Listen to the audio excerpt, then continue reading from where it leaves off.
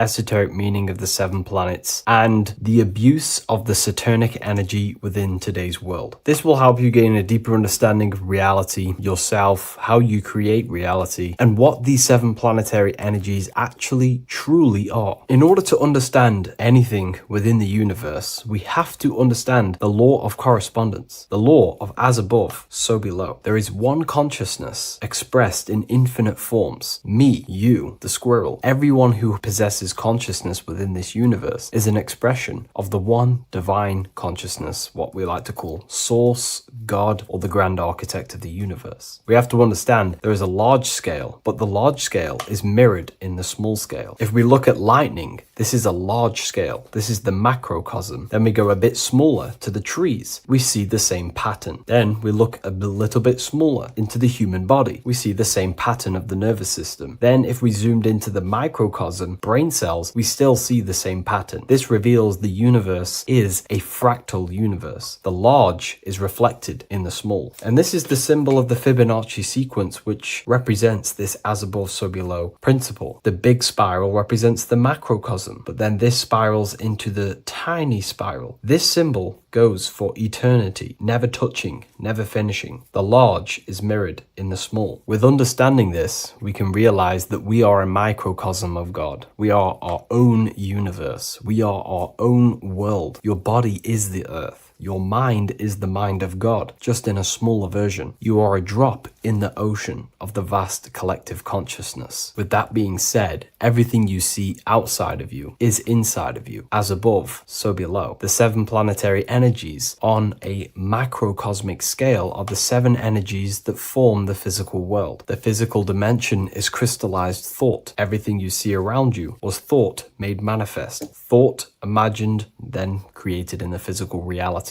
Therefore, these 7 planetary energies are 7 astral forces that create and weave the material existence. For example, if we look at a tree has 7 categories of consciousness, 7 creational forces that create the tree. This is the reason why we have 7 days of creation in the Bible. This is the reason why we have 7 days of the week for the 7 planetary energies. Monday is for the moon, Mars is for Tuesday, Mercury for Wednesday, Jupiter for Thursday, which is Thor. Thor is Jupiter. Venus for Friday, Saturn day for Saturn, Sunday for the sun. This is also the reason why we have 7 major energy centers within the body. The 7 life forces that flow through the body to give physical existence to the physical form. Man is a microcosm of the universe. With that being said, if we look at a tree is nature, and nature is the macrocosm, the creation of God's mind. And if we look at the tree, we can see 7 creational categories that go into create the tree. For example, the stem of the tree, the trunk, represents the sun. The root system, the base of the tree,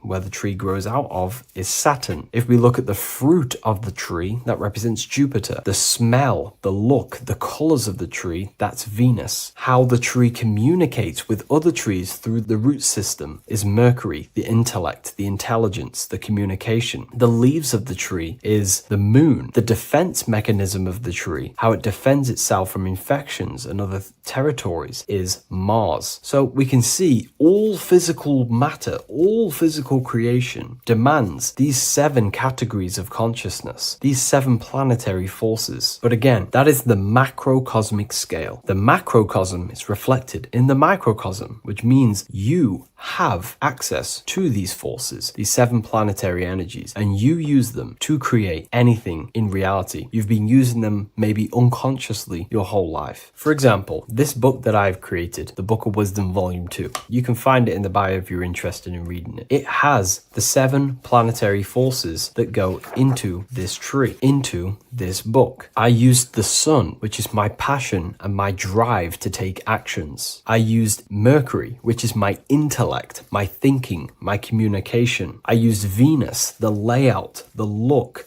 of the book. I use Mars, my defense of my work, my trademark, my copyright. I use Saturn. Saturn is my time, my discipline, my attention. I use Jupiter, which is the why, the reason why I created it. I used the moon, which is my care. My care is the generative force. Whatever you create in your reality is because you care. You care about keeping a house above your head. Therefore, you go to work and earn money. Care is the driving force to create anything in reality. What you see right now watching this video is because you care about watching this video. If you lose care about watching the video, you will turn it off and continue to do something else. All creation demands these 7 forces, hence why we have here a midsection. Sometimes we see the symbol of the earth, which is a circle and a cross in the middle, because these 7 forces create earth. But again, this video is specifically aimed to Saturn. We're going to be discussing Saturn's Saturnic energy because there is a lot of misunderstanding in today's world. And I'm going to give my perspective and my research on the energy of Saturn and how we use it and how it's being abused in today's world. Saturn externally, because remember, we have an external world, an internal world, a macro and a micro. Saturn externally in the material plane governs the foundational and enduring aspects of existence, such as the roots of plants, the bones of our body, even the insects that dwell beneath the ground. It represents the dull, hard, unyielding forces of life, symbolizing structure, limitation, and conditioning. Under Saturn's influence, things become rigid, bound by the god of time, bound by restriction and boundaries. In Roman mythology, Saturn is revered as the god of time, ruling over the cycles, beginnings, and endings. This connection with this emphasizes Saturn's role in marking the passages of life, aging,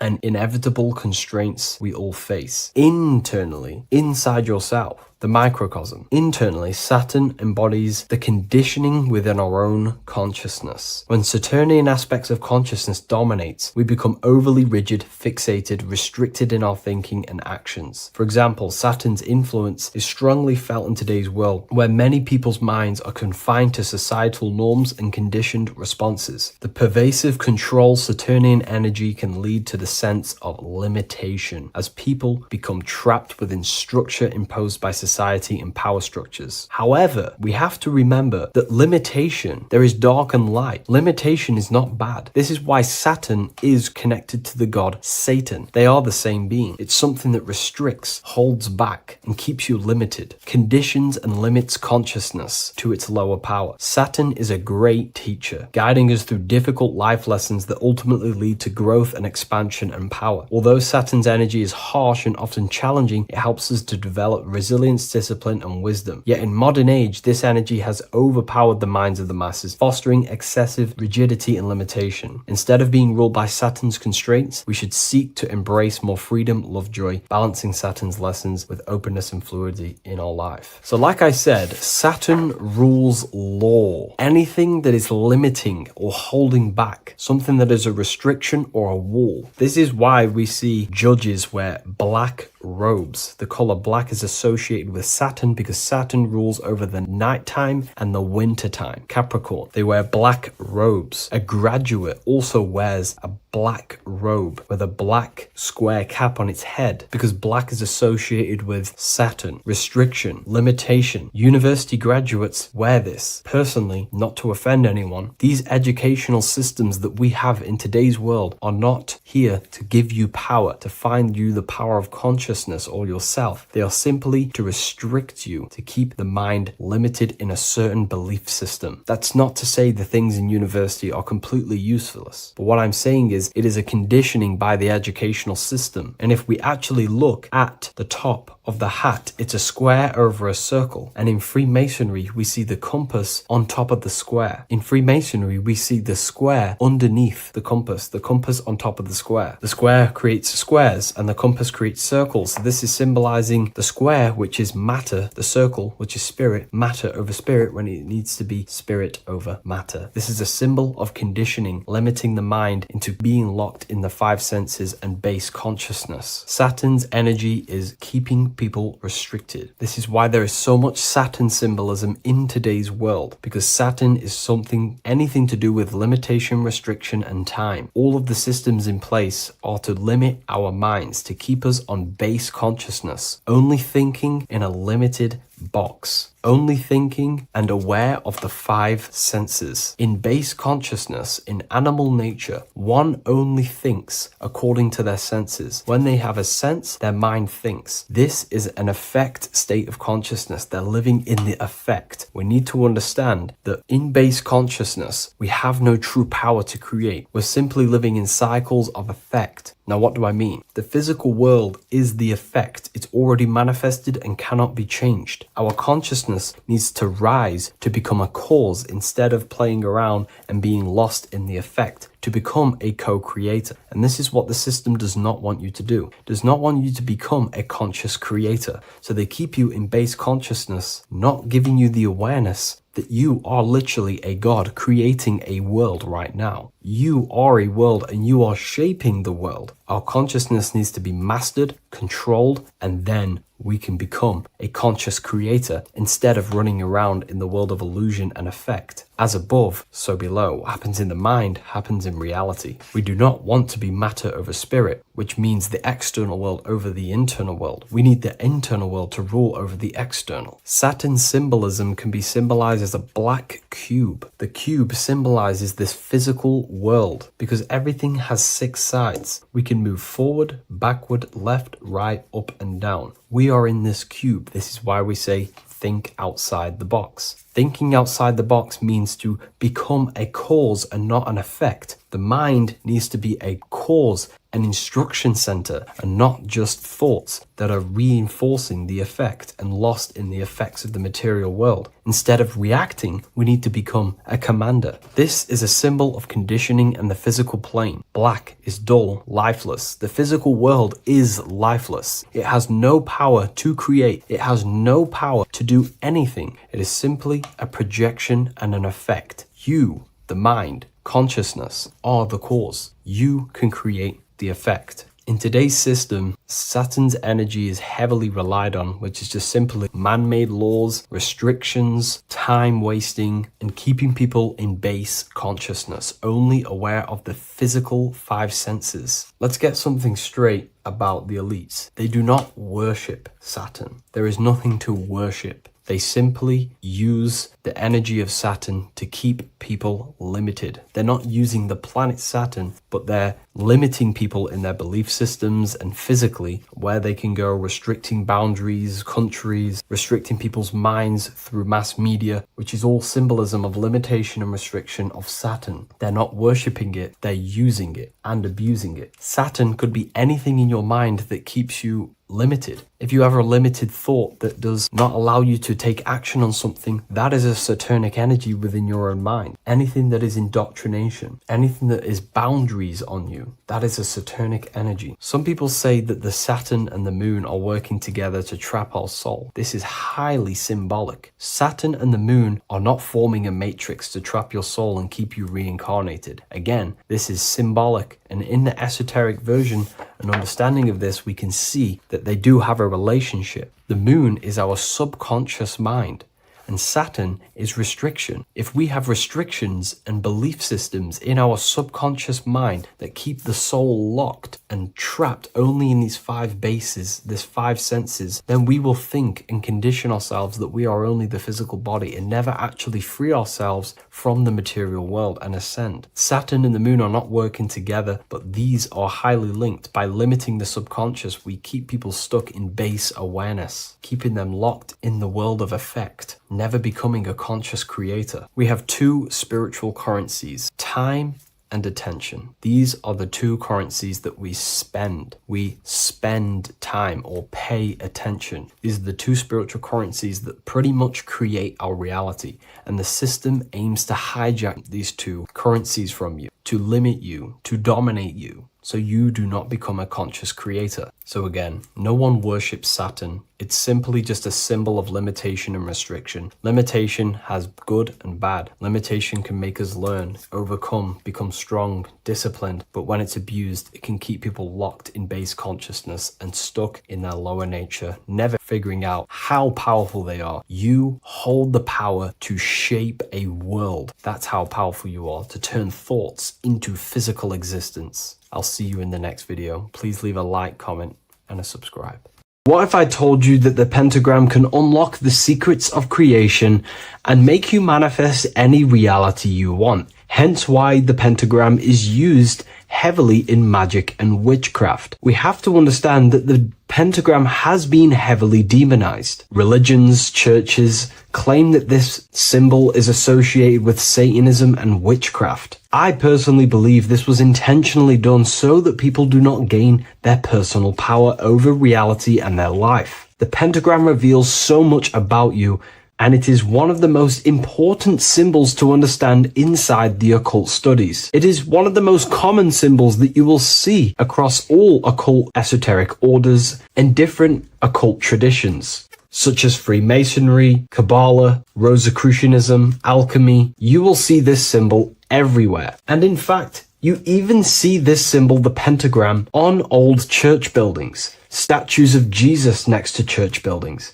You will see this symbol used by Christianity itself, which is very contradicting about the church. But I'm not here to tell you to think anything. You can simply take this information with a pinch of salt and see if it benefits you. The pentagram used by the early Christians was said to symbolize the 5 wounds of Jesus on the cross. But this goes much deeper in an esoteric explanation. The pentagram ultimately represents the 5 elements of creation. All creation falls within these 5 elements.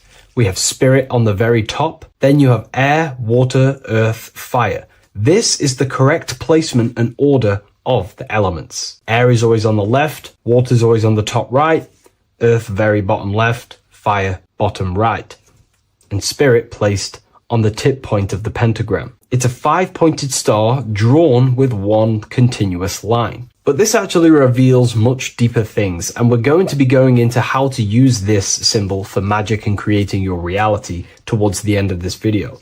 But now we're going to give you a basic understanding of the pentagram. It's showing you the 4 physical elements symbolized as triangles and spirit symbolized as a circle. The 4 physical elements are made out of the base element, spirit, or what the ancients called ether. Ether is the underlying base of all physical matter. This is the substance that animates physical matter with life force. All physical matter has its origin in the etheric substance, or spirit, what we want to call it. It is simply the life force that animates the physical thing.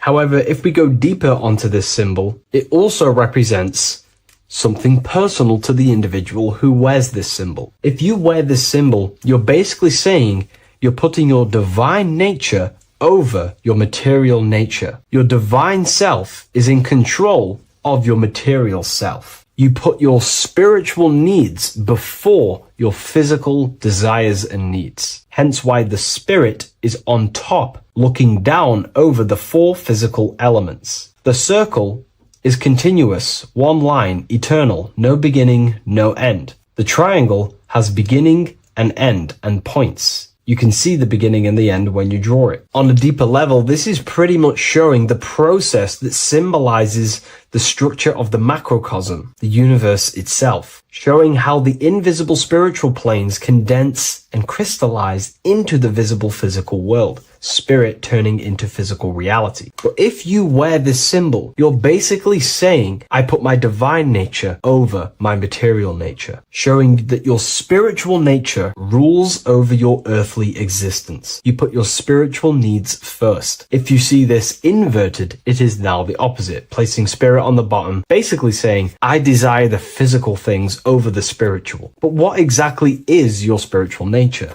Well, your spiritual nature is simply your internal self. You chase things that are immaterial, such as knowledge, love, experience, expansion, gnosis. These are the qualities of spiritual things. that the spiritual person likes to chase and desire, instead of desiring the things that are temporary in the material world and never actually lead to fulfillment. True fulfillment is by chasing spiritual things: God, the nature of creation, the self, gnosis, knowledge. But if we go even deeper, this symbol ultimately represents how reality is created. Hence why this symbol is heavily used in Kabbalistic magic and so-called witchcraft. We are all magicians. Each one of us are creating reality. There are just certain ways you can actually create reality: by becoming conscious of them, by becoming conscious of the elements and the qualities of the self that actually create your experience in your life in the present moment. If we look at the pentagram, we see that when you draw a pentagram, it is one continuous line. It is one expressed in 5. The order of the elements are very important. Spirit at the bottom, fire at the bottom right, and so on and so on. Because this is showing you the descent of the spiritual into the material, the invisible crystallizing into a material reality. As you can see, when you start to draw the pentagram, you see spirit at the very top. You're descending down to fire. Fire is the closest element to spirit. Hence why in magic and witchcraft, people like to use candles. So you're descending first into fire, then into air, then into water, then into earth, then back into spirit. Because of course, the cycle of creation unfolds itself. When you die, you return back to spirit, and then you reincarnate yourself back into physical reality if you wish and desire to. Everything is under this process of matter spiritual. In the daytime, you wake up, you're in your material body. When you go to sleep, you enter your astral spiritual body. Everything's in this continual process, renewing itself in spiritual, then material. But the reason why this is associated with magic so heavily is because each one of these elements corresponds to a different body of consciousness, a different vehicle of consciousness. Consciousness has many different vehicles it uses to create the tangible self, the physical reality. For example, consciousness has a spiritual nature. The spirit element in this case symbolizes the emanation, the descent of the one power, the one force that we are all using. Each one of us is using this one power, the power of the source consciousness,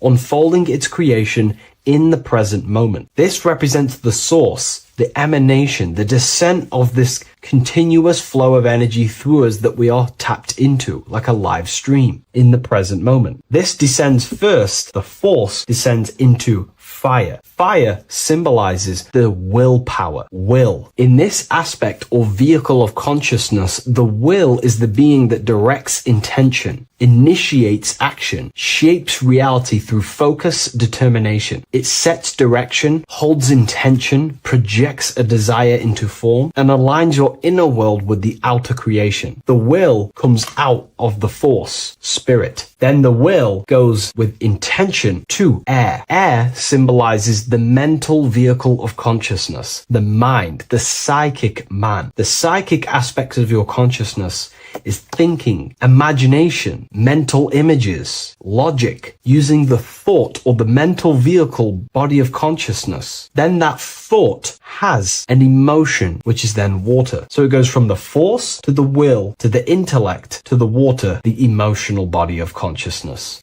The emotional vehicle of consciousness amplifies the thought into an emotional desire that you want to take action on. No one takes random actions, and if we do, we say we're very bored and we don't care. The water is the energy, the emotion you have to fulfill something. And that emotion then descends into earth, which is the physical body to take the physical action in the present moment, to fulfill that desire, to fulfill that will, that thought, that desire. And that is how reality is created all the time. Now, there is much more that you can go into with the pentagram, because true magic is about changing consciousness at will, not casting random spells. It's the ability to change the direction direction of consciousness using the power of the will to direct these forces to create change in the internal world so it can project outwardly in the external world. Because consciousness creates the external reality. What happens within us, we see change outside of us. So true magic is about manipulating the forces and the vehicles of consciousness that exist within our own mind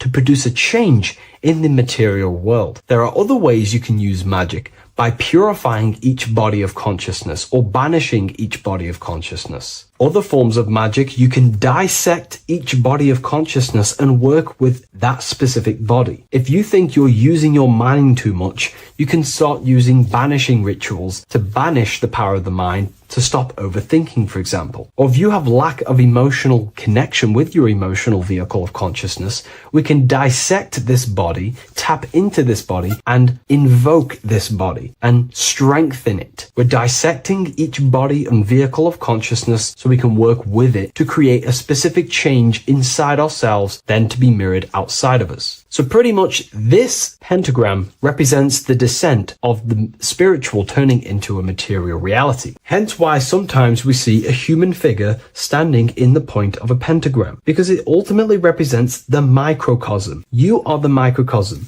You represent the entire process of spirit into matter, the invisible into the visible, the formless into form. The pentagram, drawn in one unbroken motion, captures this divine act of creation, showing how consciousness flows downward through the elements or the vehicles of consciousness to bring forth the material reality. The Book of Symbolism will teach you all about this. It was released November 17th. A lot of people have taken advantage of this. You also gain a free ebook with this copy. Every order comes with a free ebook. And if you wish to get your copy of the brand new Book of Symbolism, you can find it in the description or revivalofwisdom.com. Thank you, everyone. I'll see you in the next video.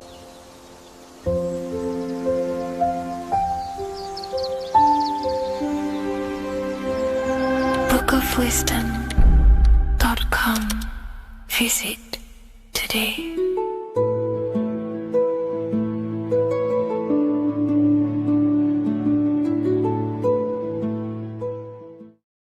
Welcome to Revival of Wisdom. This video is going to be about the flat earth and the breakdown of the whole cosmology. We're going to be digging very deep. I've got a lot of pictures and images to show you, and a lot of dots to connect. So let's start with the Freemasonry art. So this artwork we have here is the Freemasonic cosmology, as they know and believe. So what is it symbolizing? We obviously have to start off with the four pillars representing the four corners of the earth. The four corners with duality. You see, there's everything on earth. There's good and evil. Good, evil, positive, negative. Good, bad. This is the checkerboard. This is what it symbolizes. Okay. Obviously, we have the sun, the moon. The sun gives you energy. It's the anode. The moon is the cathode. It's the opposite. It takes your energy. So therefore, you become sleepy when the moon comes out. You see, everything on Earth, everything in the universe is balanced. There's complete balance, symbolized by duality. There's always two opposites. We have the all-seeing eye, and obviously 7 stars representing the 7 planets, but not planets as in we know planets. They're not physical spinning balls of gas.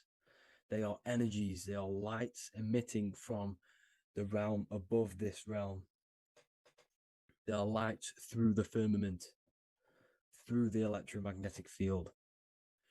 So let's go through that again. The 4 corners, duality, positive and negative, cold, dry. Everyone on Earth has an opposite. Everyone, there's 2. Okay, and then we have the sun, the moon, the 7 planets with a 5-pointed star. What's the 5-pointed star? Of course, it's the 5 elements: spirit, water, earth, fire, and air. Okay, that's what the 5-pointed star is symbolizing, the 5 elements of earth. And then, most importantly, we have the compass. The compass is very, very important, hence why it's in the center. The compass is symbolizing many, many things. And one of the most important things, but we'll get into that after. We have a boat with water outside of the earth. So we have a boat on water, symbolizing the waters separated by the firmament, the waters above, separated by the firmament from the waters within the firmament, the earth. So this is what it's symbolizing. So the compass, what's the compass? This is where the compass comes from. The Polaris, the most important star there is, because it's in the center of Earth, the sun, the moon, and the black hole, black sun. Because all creation comes from center, the seed center. Okay, but we'll get into this after. But also, this is a very important Masonic symbol because they use this symbol a lot. This is one of their main symbols, hence why Neil Armstrong has the Masonic ring with the compass on it. The people who supposedly went to the moon, which obviously they faked to push this globe model, because the globe model is based upon fear. Because the globe model, if they can sell you the globe model, they can sell you anything then. You don't know where you actually are. The globe model is to push fear upon the masses, because the globe model means there's not enough resources. There's also risks of asteroids hitting the planet. There's also risks of space extraterrestrial invasions, global warming, asteroids. You see, this is all the fear that they can gain off selling you the globe model. Okay, because they don't want you to know that this is an intelligent design. And also, they're hiding God, the creator, the source. This is why they are satanic. They are opposites. They are lefty, Lucifer, right, righteous, godly. Hence why they do the symbolism on their eyes. 666. This is another famous, what's it called? Sorry. Famous astrologer. Astronaut. This is another famous astronaut doing 666, showing that he's in the alliance of the occult. But even look at their 10th anniversary stamps. They have a Masonic compass on there. Also, the Order Out of Chaos. Order Out of Chaos, double-headed eagle. Okay, the Order Out of Chaos ring, which they wear. So all of these astronauts are in the occult. They are lying to you. They are in with this order, this Masonic New World Order, whatever you want to call it. So let's break this compass down a lot more. Because as I showed you here, the center, okay, this is what the compass is symbolizing. Let's go into the North Pole map. This is from 1595. This is a rough estimate of where this map came from. It's from around the 1500s to the 1600s, maybe 1400s. There's not an actual set date on this map because obviously our history has been tampered with.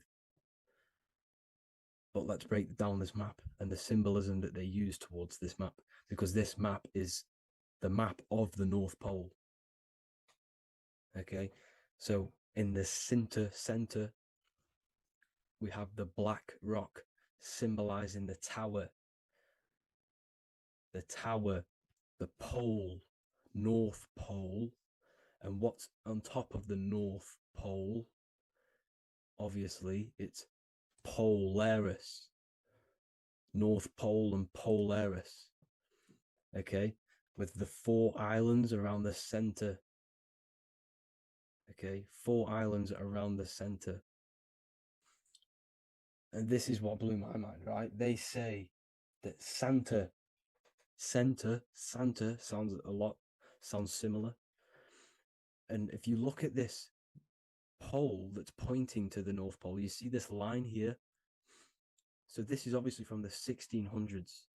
What color is Santa? He's red and white. Just like this map pointing to the center is red and white, and Santa comes from the North Pole. So it's not a coincidence that they used red and white. They're mocking this map because obviously they took over after the 1500s, 1600s.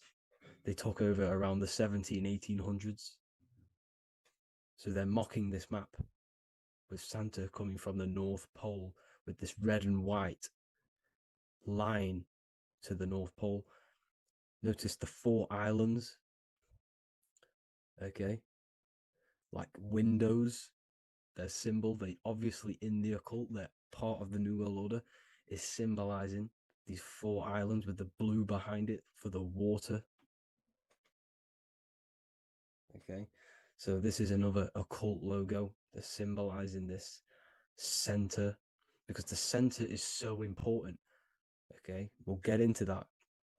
Also, we have the Mayan cosmology. This is the Mayan cosmology. This is what they created. This is their artwork with also 4 major lands around the center. You see this 4 with green in between them all. 4 major lands with the underworld. You see this underworld is also symbolized by the Masons with the coffin of the skull and bones, the deceased, the dead. Okay, so this is also mentioned in the book of Enoch. Okay, and it's called Sheol. Sheol, the underworld. Okay, and in the book of Enoch, it says all spirits of the dead go to these hollow places, that they are wait until their appointed time of judgment. And it also says in the book of Enoch, there are 4 hollow places underneath. 4 as above, so below, representing the 4 islands. As above, so below. That's where that could link in. Okay. The Book of Enoch is very important because it was found in a cave thousands of years ago and has a lot of truths about this realm and about this world we live in. So let's go back to the Mayan cosmology.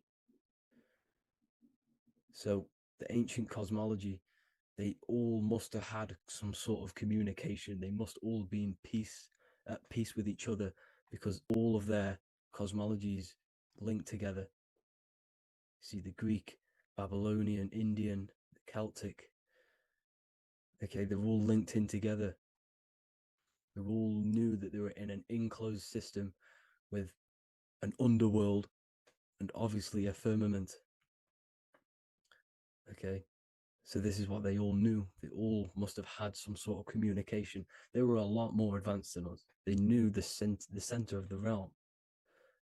Okay, and obviously the United Nations flag also symbolizes their center. You see how it has like a grid with a circle around the center. It's symbolizing that center of the realm because that center of Earth is so important. The United Nations flag, all have it. See, some different ones will have that circle around the center. Because the center is the seed. All things come from a center. So the torus field is so important because it is the spark of life. It's the building blocks of the universe, this creation. Because all things have a torus field. Just like an apple An apple, with what's in the center of an apple? A seed. Because the center is where the energies hold, is where the energies meet, and it creates that spark of life, just like your heart is the center of your body, and it has an electromagnetic field. Because the center, all things come from the center. So this is why the North Pole is so important, because this is why it's so important, because this is where the creation sparked from, the center. This is where the most electromagnetic energy is stored. So this is why the northern lights come from the center. It's electromagnetic energy. This is what the northern lights are. It's being emitted from this black hole in the center. Okay? And obviously, what else is on the center? Polaris. Polaris is the center star. Okay? So the center star is what sits on top of this North Pole, Polaris, because it's a pole of electromagnetic energy, symbolized as a black rock, a black hole, pole. You see, because all creation comes from void. Light is born from darkness. Without light, darkness can't be born from light. You see, but light can be born from darkness. This is why darkness is so important. And this is why there's a black hole in the center of our realm, like the black sun. The black sun, the Polaris star, the North Star. You see, so this is this North Pole, Polaris. This is what they're talking about. And this is why compasses are an 8-pointed star, because Polaris is symbolized as an 8-pointed star. This is where a compass will point you to. It will point you to that center. So notice how a compass has this black hole in the middle, you see, and it will point you to this meeting point, the north, because in the center is the center of the torus field of the earth. This is where the most electromagnetic energy is. You see, everything gets sucked into the black hole. Okay, this whole reality is being projected from that center point, just like your eyes suck in light. It's a black hole. Your eyes suck in the light of this light being emitted from this center place, this electromagnetic energy at the center, which is the seed of everything, of everyone. You see, just like an apple has the seed in the center in darkness, because in the center of the apple, it's dark. It's black. It's pitch black. But that's where the seeds are. That's where the life is.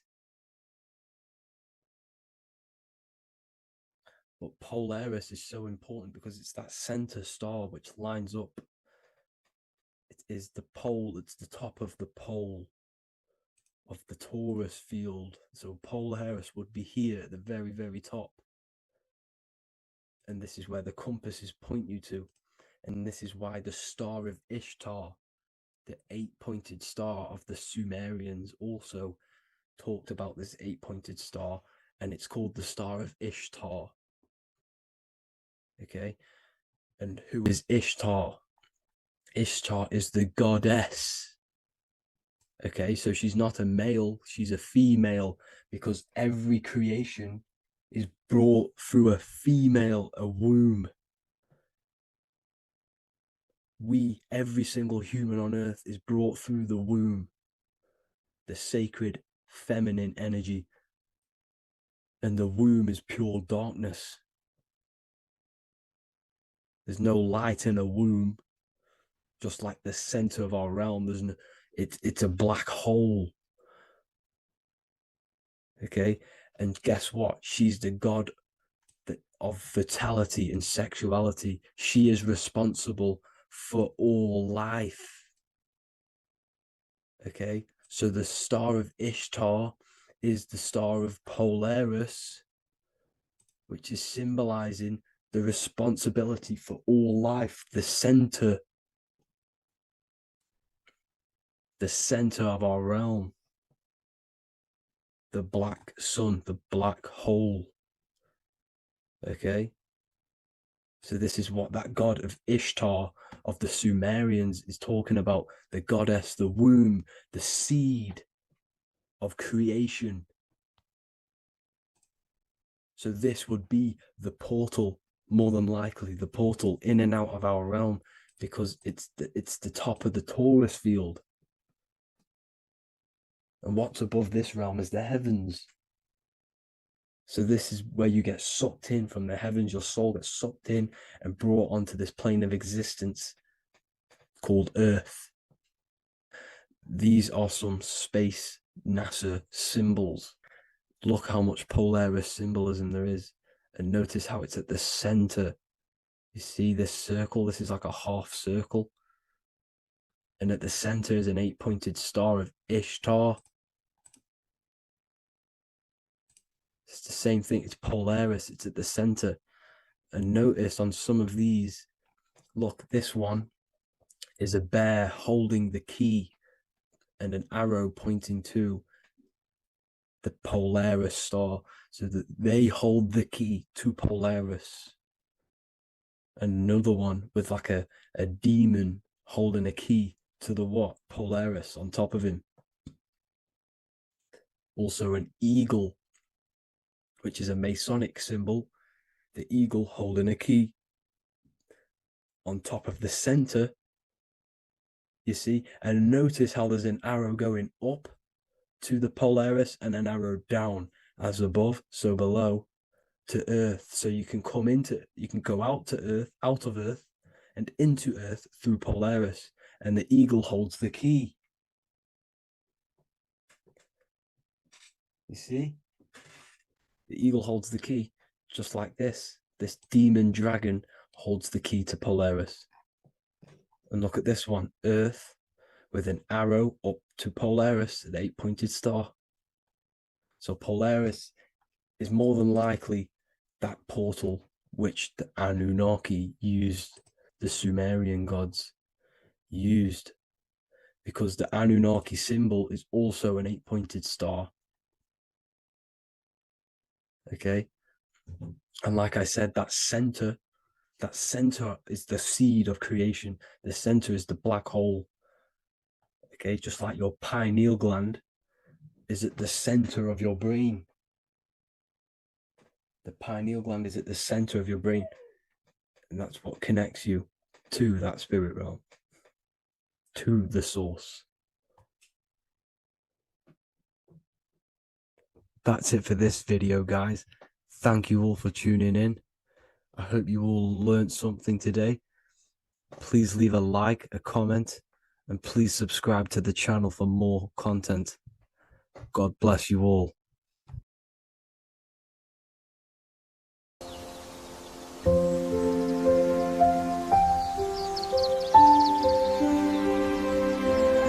bookofwisdom.com. Visit today.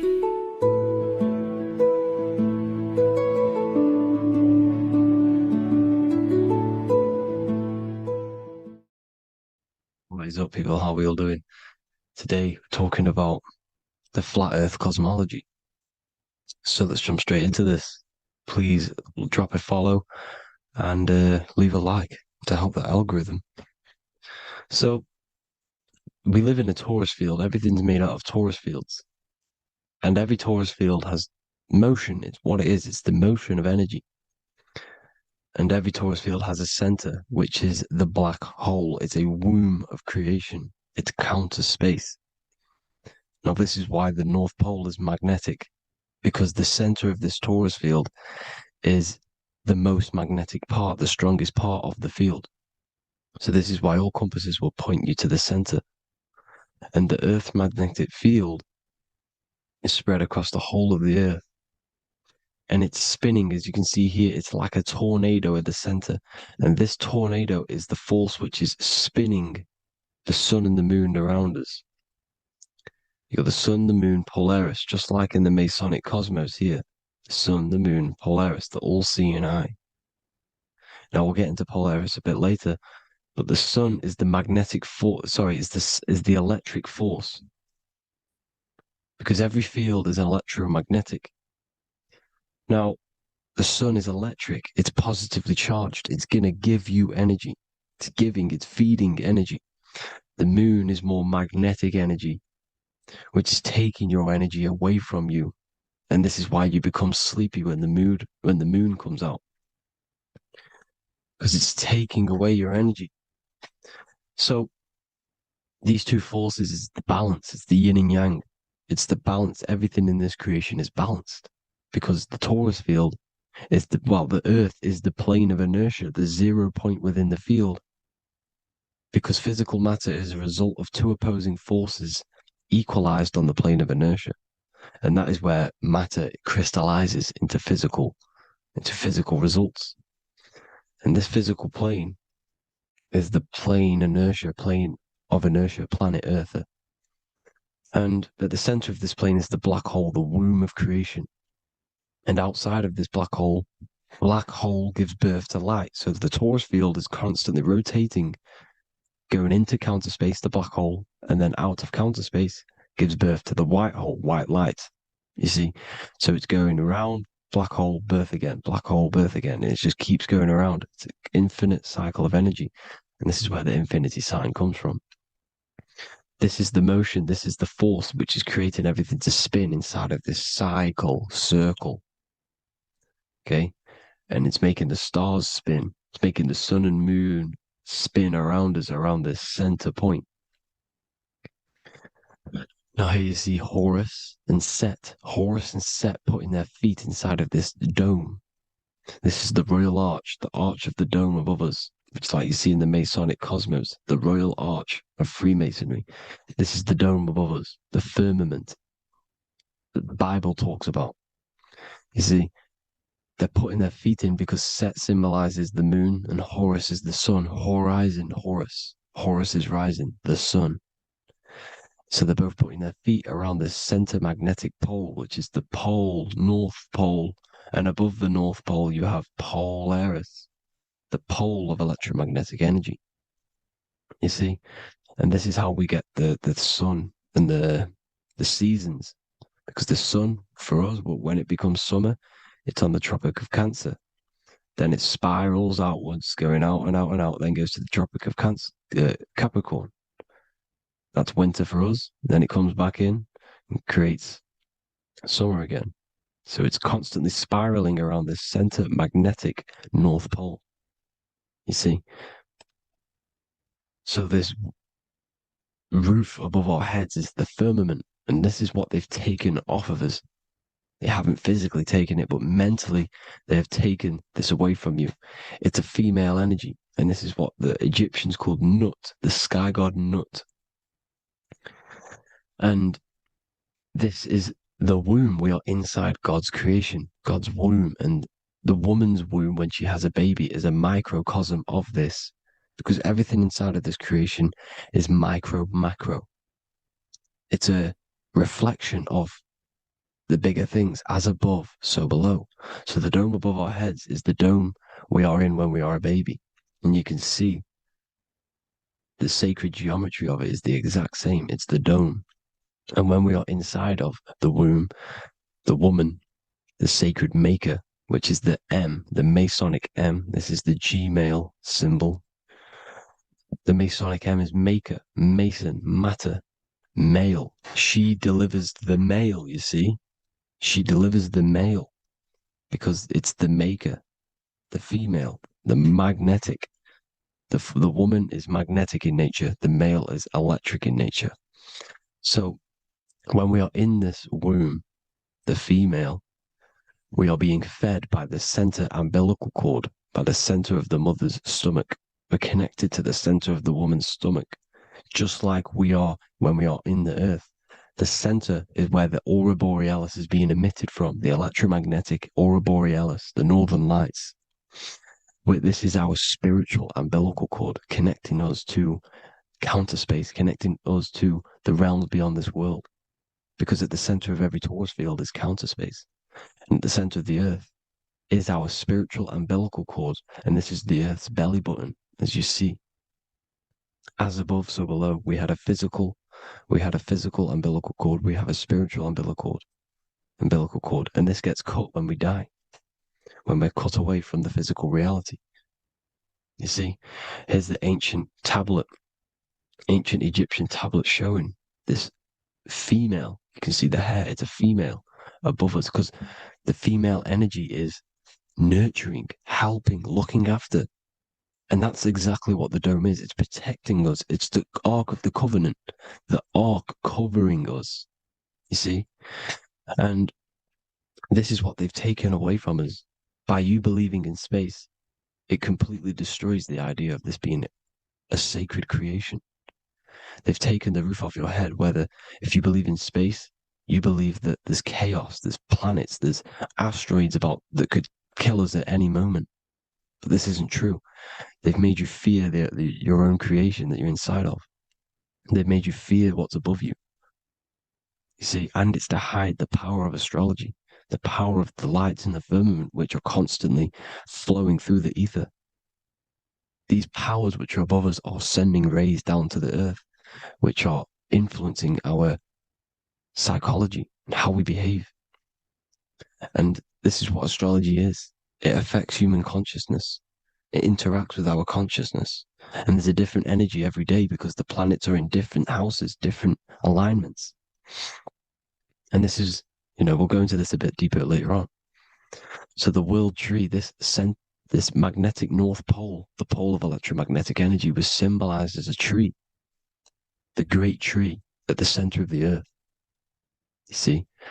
And this tree is symbolized everywhere. You can see here how the center person, this Egyptian person, is holding up the sky. This is the North Pole, the hyperboloid, at the center of every torus field.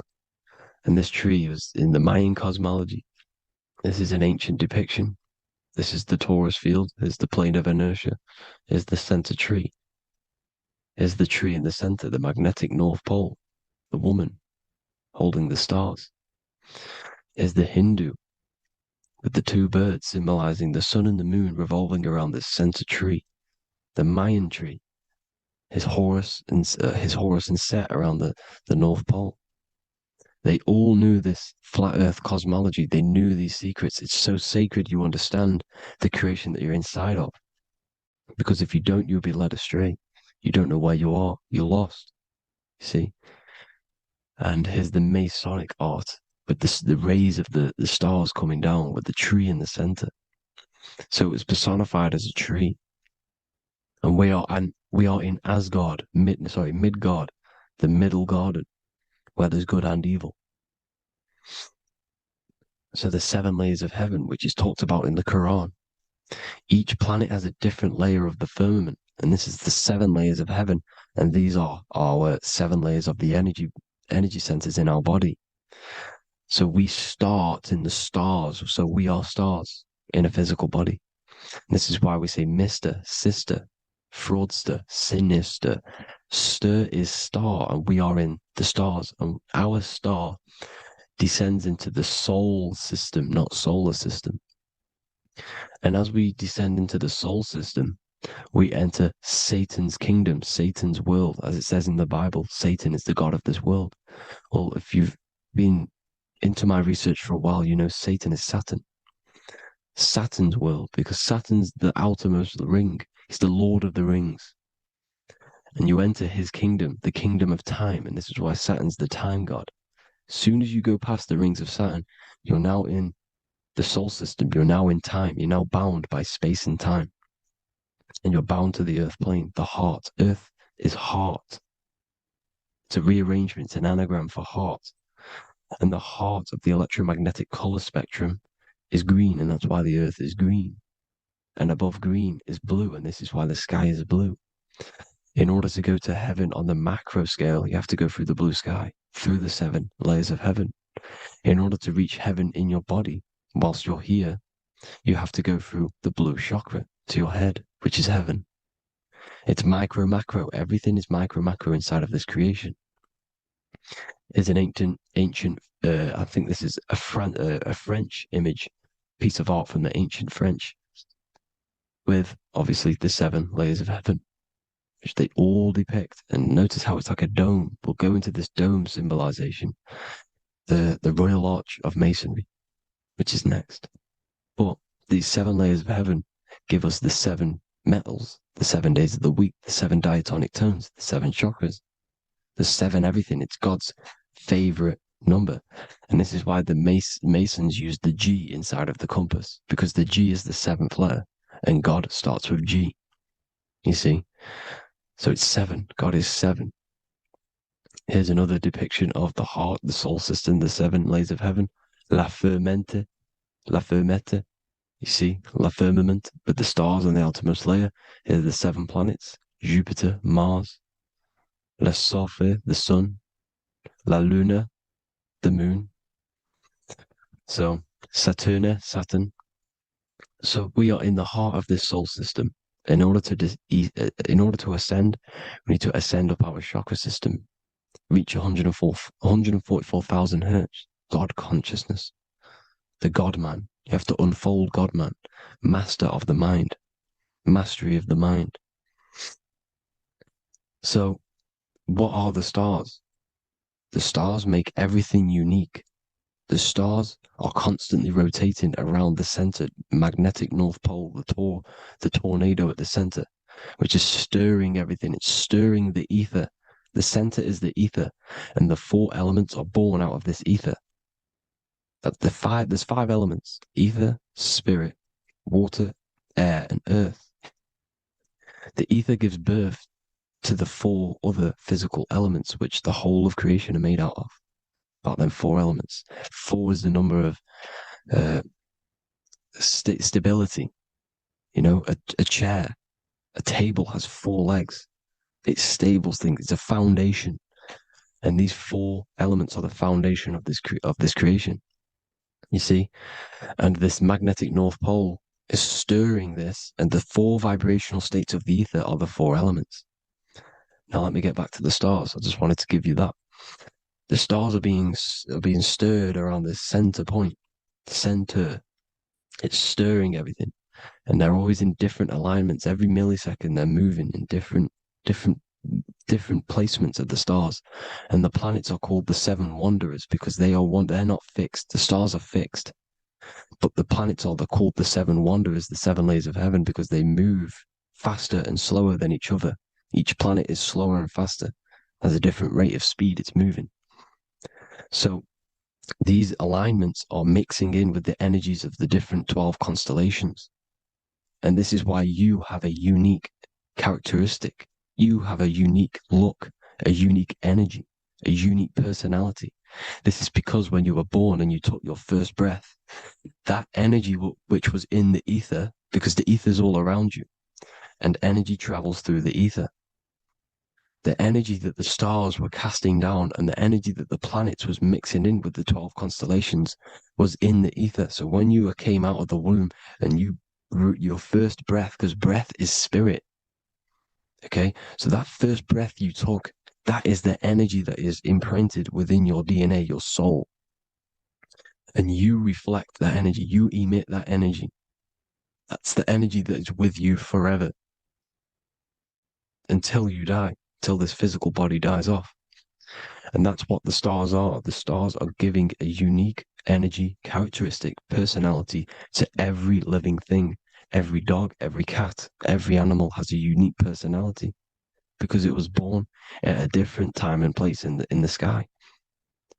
Okay? The stars are your destiny. Now, the stars are constantly changing as well. If you look at stars through a telescope, they're constantly changing and forming different forms. You can see here, it looks like water. It looks like light through water because it's the ether above us, a sea of ether. And this light is being emitted through it, and it's just constantly changing, giving different energies, each star. So this is why this is what the zodiac is. It's the expression of energy. It's the expression of the stars. And each constellation has many different personality, different energies, different traits. Each planet has different traits, depending where your planets are, depending what energies you hold. No same person, no two person have the same energy. There's no one. It could be similar, but no one's the exact same. It's because of the stars. The stars are never in the exact same split place. The planet's always in different houses. So here's some Royal Arch symbolism. Here's the Royal Arch of Masonry, as it says here. The sun and the moon, the constellations. Here's Cancer, the 7 planets, the 7 stars. Here's the Royal Arch. This is the firmament. Here's the duality. Black and white, duality, good and evil, rest and motion, dielectricity, magnetism. See? So this is what the Royal Arch is. It's symbolizing the cosmic dome above us. The womb we're in. We're inside God's womb. And here's George Washington, the Freemason, inside of the Royal Arch. You see? With the G, the Masonic G, God, 7. Here you see another depiction of George Washington with the stars in the dome above his head, his Polaris, the sky vault, Polaris. We'll get into that later. Go inside of all of your ancient churches, you will see the dome. Go to the Vatican, you'll see the dome. All of your ancient churches have this dome because it's the dome above your head. The ancients knew this. This was known. We did not live in space. It was known back then. They all knew. This is Crown Court, which is one of the most important courts in the UK. You can see it's clearly so much Masonic symbolism. You've got the 4 pillars of Masonry. The Royal Arch is like an arrow pointing upwards to Polaris. As the Disney World is under a dome. In his Polaris, the sky vault. You see? And also 666 in the symbol. Here's more 7 layers of heaven. Here's an ancient depiction. The firmament. Here's the astral plane outside of the firmament. The Royal Arch. You see? It's everywhere. Here's Polaris, the 8-pointed star. Polaris is in between the sun and the moon. It's at the center of the Taurus field. And Polaris corresponds with the pineal gland as well because it's the all-seeing eye. See?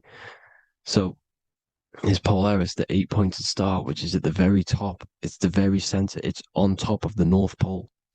And it's an 8-pointed star that's always symbolized as an 8-pointed star. Here you see the Vatican. The Vatican is a giant key with an 8-pointed star. See, it's a key. Here's the dome.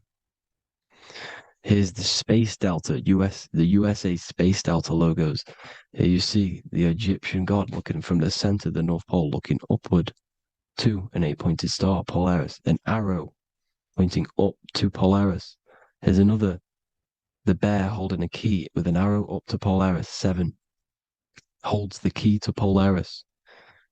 Here's an eagle holding a key above the North Pole to Polaris. Polaris, and here's another one. There's another bird, like a dragon, holding a key to Polaris. Because Polaris is definitely something to do with leaving this creation.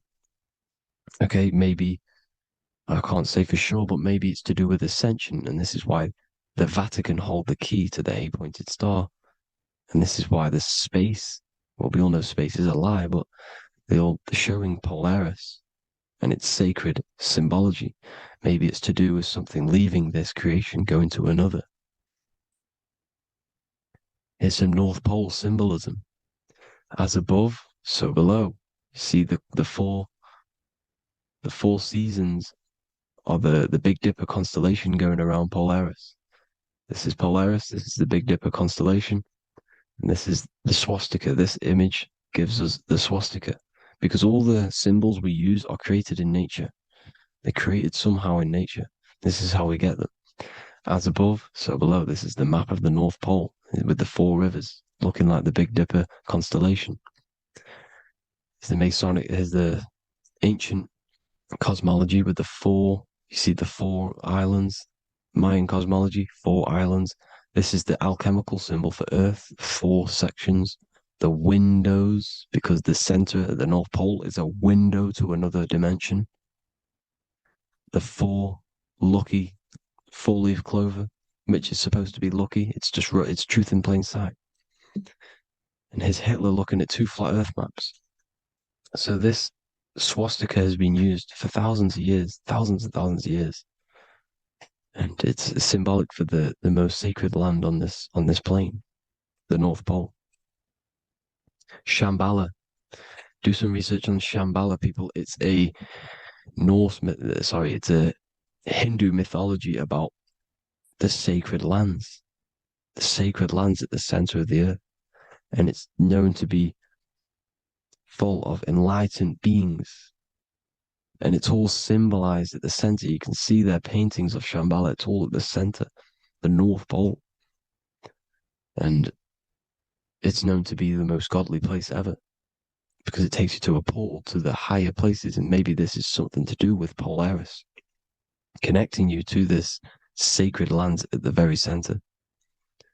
But anyways, people, thank you all for tapping in. Hope you all learned something. Have an amazing day. Please follow, subscribe, like, all the links in the description for the courses, the PDF. Please have an amazing day. God bless.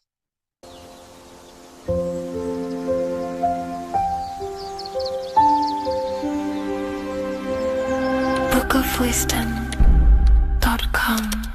Visit today.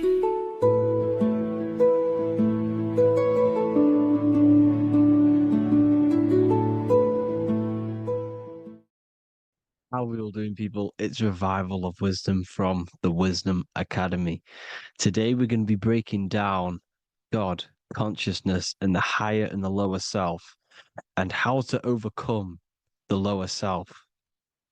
Now, the first thing you need to understand is that you are the invisible intelligence within the brain, within the body.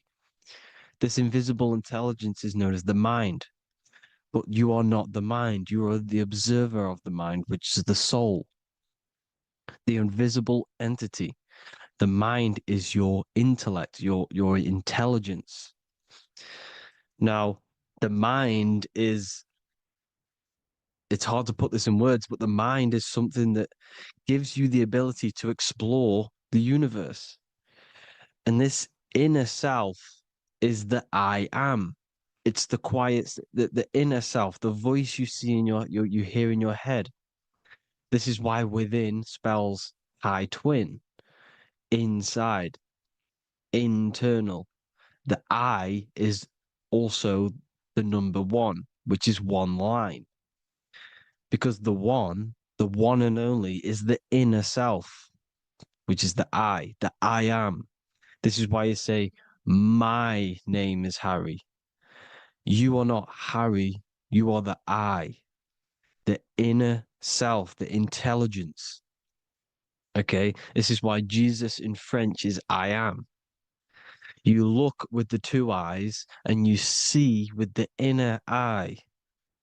I and I, the same thing. Okay, because the I inside is what gives you the perception of what you're looking at. So when someone's trying to explain something and then you catch on saying, I see now, it's because you're seeing with your inner eye, the one that gives you perception, gives you intelligence, gives you the ability to understand things. This is the internal I, the invisible self, which the physical body is nowhere near as complicated as this inner self. Is in infinite potential. God, G-O-D, generator, operator, destroyer, soul, mind, and body. Brahma, Vishnu, Shiva, the Father, the Holy Spirit, and the Son. They're all, the reason why you see God is always a triad is because it represents yourself. Your invisible intelligence is God. Me and you are the same invisible intelligence. We are the invisible intelligence experiencing the program being ran by the central nervous system and the brain. I always say this in my videos, but I have to, in order for you to understand the things that I'm going to say later on in the video, you need to understand this concept, is that you are the consciousness experiencing the nervous system, the tree of knowledge of good and evil, which is you here. You would be in this invisible intelligence right here in the center of the brain. Now, this is why the ancient Christians show God is in the brain. This is the brain stem. This is the brain.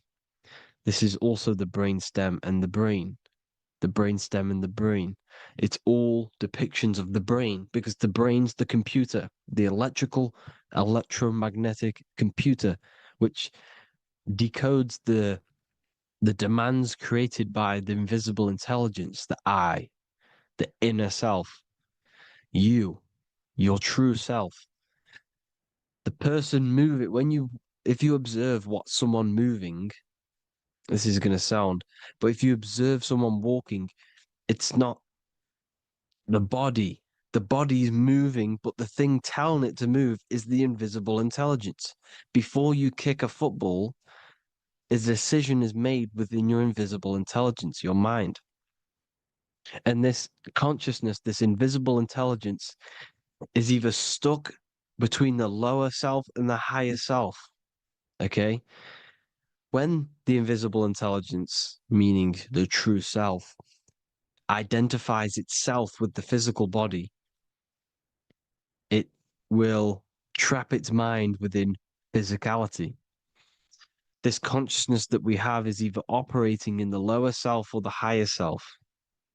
It's either feeding the material body or it's feeding the spirit. Okay?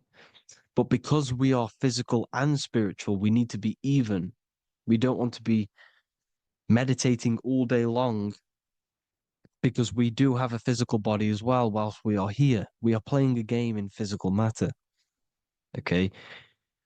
Now, the reason that you incarnated here is to learn a lesson because the mind can manifest anything it wants within the astral planes, within the world of imagination.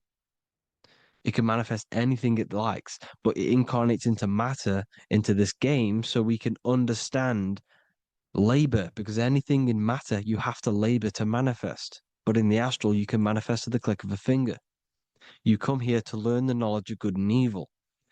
And your consciousness, I came out a bit off topic there, but your consciousness is experiencing the lower or higher self. The lower self is manifested in the lower parts of the body. Sex, food, and power, the lower three energy centers. These centers are like mini brains. You are literally thinking with these centers. And when your mind is stuck within these lower centers, you'll think, have you ever heard the term of thinking with your penis or thinking with your, you know what, as a man? Even females maybe, but mainly this is a boy saying, you're thinking with your penis. This is a truth, it's truth in plain sight. You think with these energy centers. When you're living off the lower three centers, all you care about is sex, food, and power. Eating, sleeping, and greed. Power's kind of like greed. Now, when we move up to the higher parts of the body, when we live our life within the higher parts of the body, this is considered heaven. Love, expression, intuition, and wisdom.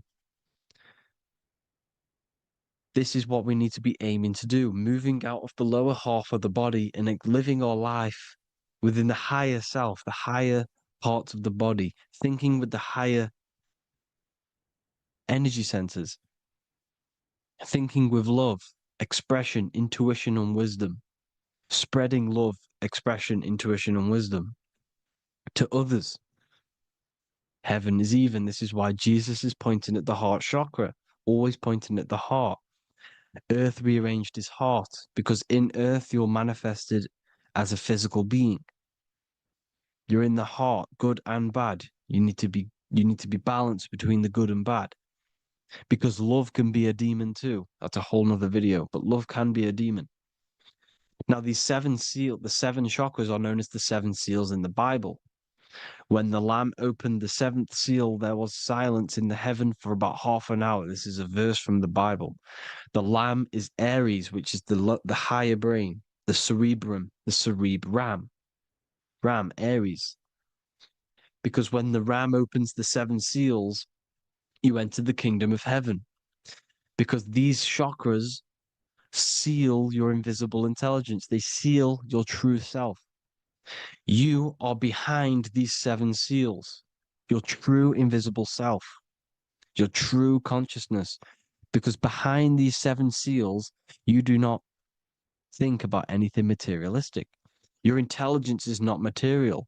It's not physical. It's not from the physical world. It does not desire the physical world. The body is the beast. The body's the animal, the lower self, which can corrupt our intelligence. It can corrupt the intelligence. Okay? Now, we need to balance these chakras so that we gain a deeper connection between this intelligence and the brain. Because when there's a strong connection between the brain and the intelligence, your body and the intelligence, you have a strong connection. Therefore, you can manifest what the intelligence is saying at all times. Meaning, when, for example, your higher self, this is intelligence, the higher intelligence is always speaking to you. It's always guiding you. It's always telling you the right thing to do. You can feel it when you're doing something wrong. You can feel that you're doing something wrong because this higher self, this intelligence knows what it needs to do here. And when there's no connection between the body and our intelligence, our true self, when we strip away, when you close your eyes for long periods of time, you will figure out you are this invisible, infinite, creative being. There's no words that I can't describe what it is, but it's the voice inside of your head that you can feel when you close your eyes. You are this being inside of the heaven, because this is heaven, this intelligence. And when there's a strong connection between the body, you can manifest everything it's saying. When everything is balanced, when you're no longer thinking with the lower centers, when they're all balanced, you're not thinking in particular with every center, you balance them all, you can manifest everything it says. Your body will act out what the intelligence is always saying. This is God in the brain, the intelligence, trying to touch Adam, representing the lower self. This is why they're not touching. Notice how Adam is resting, but the intelligence is always reaching out, stretching, symbolizing metaphorically saying it's guiding. I'm always reaching out. The intelligence, your intelligence is always guiding you. It's always reaching out to you. But Adam is ignorant of it. The lower self is ignorant of it. And that's why he's so relaxed and God is so stretching out. Because at our highest self, that when you think of when you want to better your life, that highest true version of yourself is God. When you're manifesting this, your highest self, this is God. Your truest form, your most perfect form, that is God. Your highest version of yourself, that is God. Emotions. Emotions are not what you've been taught. Emotions are not something that should be reactive, okay? You should not let the emotion be you, except that you should experience them instead of letting them become you.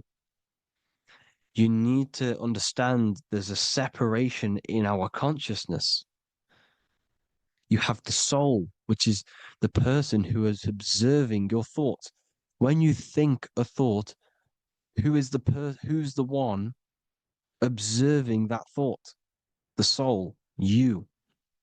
The I am, the I, the inner self, the one and only. And inside of every single body, inside of me, inside of you watching this video, there is this same intelligence that is inside of me, inside of you. And it's the exact same intelligence, experiencing a different body. And this is what we mean by the universe is mental. We all are all sharing the same ball of consciousness in a different body. The animals, the fish, the cells, all expressing this one consciousness. Me and you are the same. This is why the golden rule is treat others like others should be treated, because I am you and you are me in a different body. Now, going back, you need to identify that there's different levels of consciousness: soul, mind, emotion, and body. Okay? Your emotions are on a separate layer than the body, the mind, and the soul. So when you identify there's a difference between all of these, you do not let them become you. You do not let your mind rule you, because your mind can be corrupted. Your soul is the one that is pure good, pure love, but your mind can be corrupted. Okay? Your emotions can be corrupted. The body can be corrupted, but the soul can never be corrupted, only layered on top. You can only throw piles of programs within the subconscious, layering the soul down, but deep, deep down inside of every single one of you, there is a loving being. Because the love comes from the heart. Love is the universal emotion, expression. Now, your thoughts can become bondage, your emotions can become bondage. Now, what do I mean by bondage? By conquering the lower self, we need to conquer our own mind, because the mind is what's manifesting the lower self. When you're thinking with the lower half of the body, when you're becoming your emotions, you need to experience the emotion, not become the emotion. Do not let the emotion become you. Do not let your thoughts become you, because your thoughts are tools that you can manifest. Your thoughts are the idea. Your emotion is the energy that you can use to manifest that thought. Your emotion is energy in motion, emotion.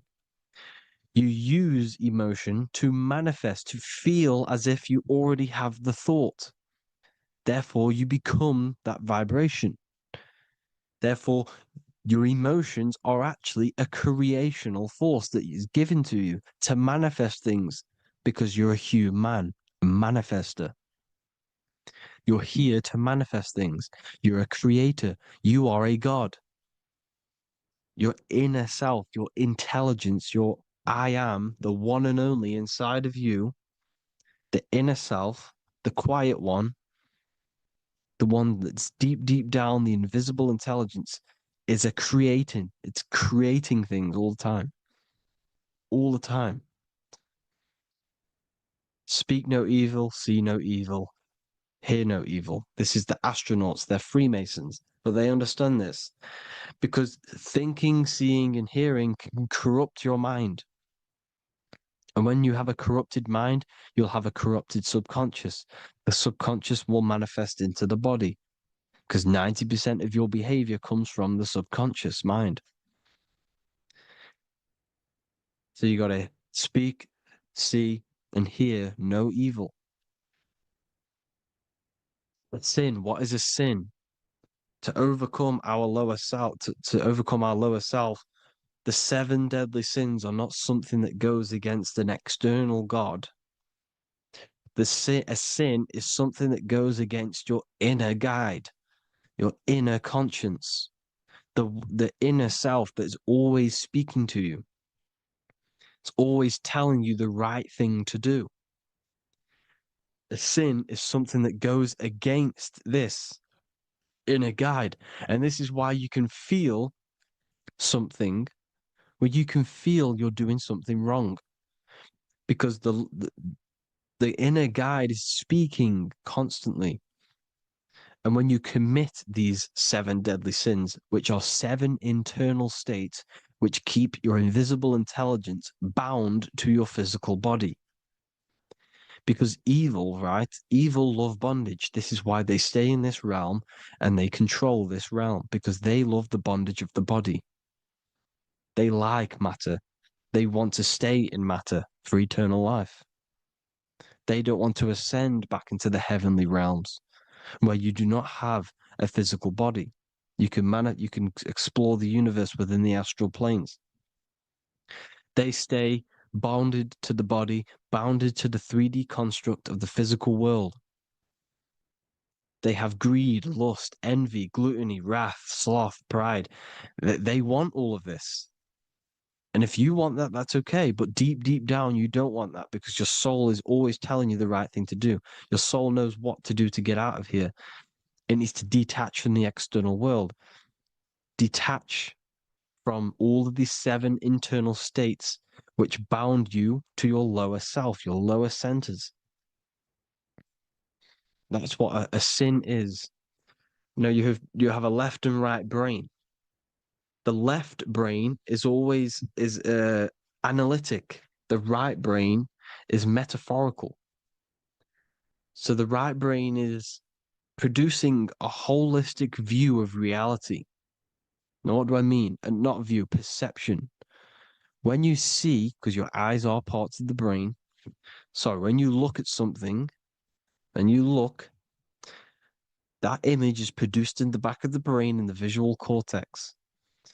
And then the right brain produces a perception, a holistic, it breaks down what you're seeing into a holistic image, a holistic perception. So, for example, if you're in a woods, the right brain sees the whole woods as one big woods. The left brain is breaking that perception down into individual trees, branches, and leaves. So the left brain's to do with duality, the right brain's to do with wholeness, unified. The left brain's dualistic, analytic. This is necessary so that we can pick things up and manipulate them and break things down. We need the left brain, we need the right brain. I'm not saying any of them's bad, but the left brain, sinister in Latin, means left. Because when you're left brained, you see everything in dualistic. You see everything is dual, when everything's actually one. We need to be focusing and strengthening our right hemisphere. I'm not saying sit in the right hemisphere all the time, but we need to be strengthening our right hemisphere. And this is why left is sin and right is right. Because when you focus on the right hemisphere, you see the holistic perception of creation. The right hemisphere sees humanity as one unified consciousness. The left hemisphere sees everyone as individual persons and egos. Because the left hemisphere is dualistic. And this is why the Bible says, cast the net onto the right side of the ship and ye shall find. John 21:6. What does that mean? Cast your energy, cast your perception into the right hemisphere of the brain, and ye shall find unified consciousness. You shall find your higher self, the one and only. If then you have been raised with Christ, seek the things that are above, where Christ is seated at the right hand of God. Wow. Powerful. What does this mean? Seek the things that are above, where the Christ is seated at the right hand of God. God is your consciousness, your invisible intelligence between the 2 hemispheres. The right hand of God is the right hemisphere. Seek the things that are above the heart. Love, intuition, expression, and wisdom. Seek the things that are above the heart, the higher self, the higher part of the body. Because when you seek the things of love, expression, intuition, and wisdom, you create a strong aura. You attract the same frequency And this frequency is heaven, God. This is the Sumerian artwork showing the lamb. This is a step symbolizing stepping upwards, raising up. He's stepping over the lamb up to the bird. His hand is going to the bird. The lamb symbolizes the lower self. Okay?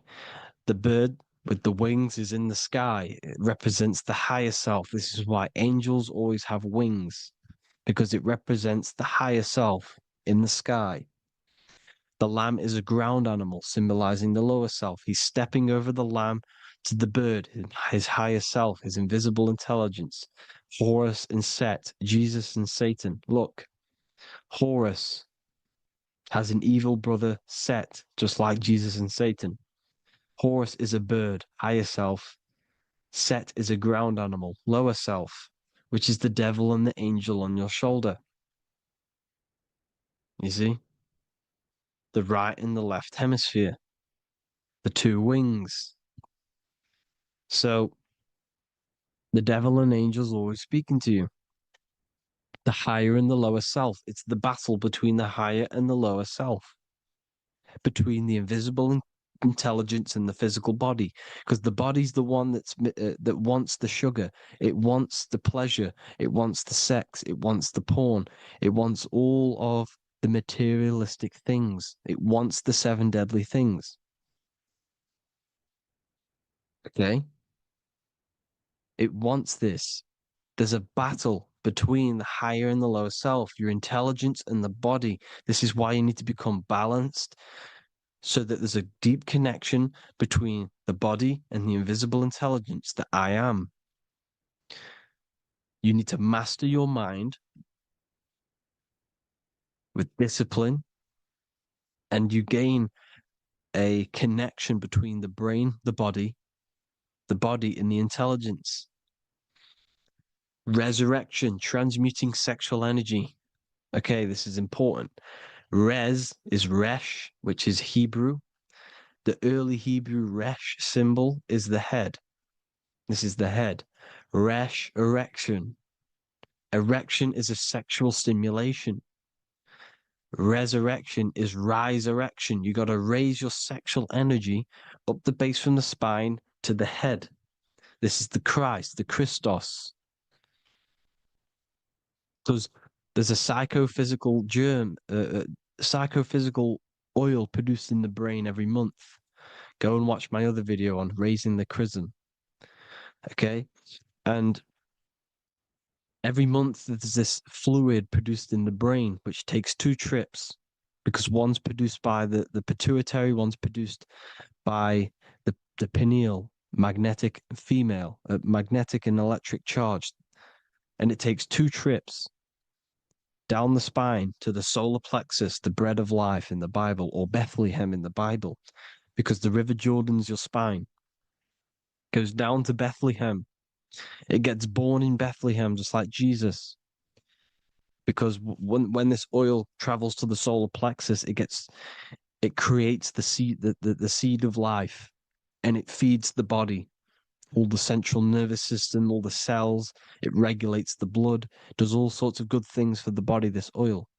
Now, when you save your sexual energy and you raise your resurrection, you awake the Christ, you raise it from the solar plexus or the sacrum bone up to the brain, you activate 100% of the brain, and this is the true resurrection of Christ. Instead of wasting the energy and giving away your sexual fluids, because behind the fluids is the energy. So when you release that fluid, the energy is out there. You've released the energy. Your sexual energy is the most potent emotional force a human could possibly feel. Same with any animal or anything. The sexual urge, the sexual emotion is the most powerful, potent emotion that you can feel. It takes over the whole body. When you feel sexually aroused, it takes over everything because it's so potent. And when you fight the serpent, when you fight the sexual energy, which is shown here in the Egyptians, the cat cutting off the head of the serpent, or Hercules fighting the serpent, or in the Greek mythology fighting the seven-headed dragon, the seven chakras.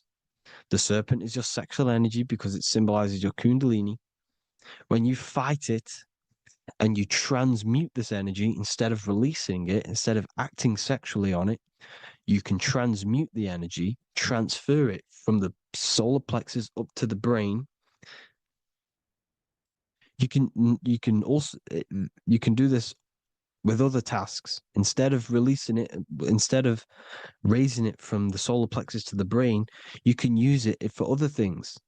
So, for example, you want to think critically. You can use it for critical thinking. You can use it for going to do exercise. You can transmute sexual energy into anything, but you can do this.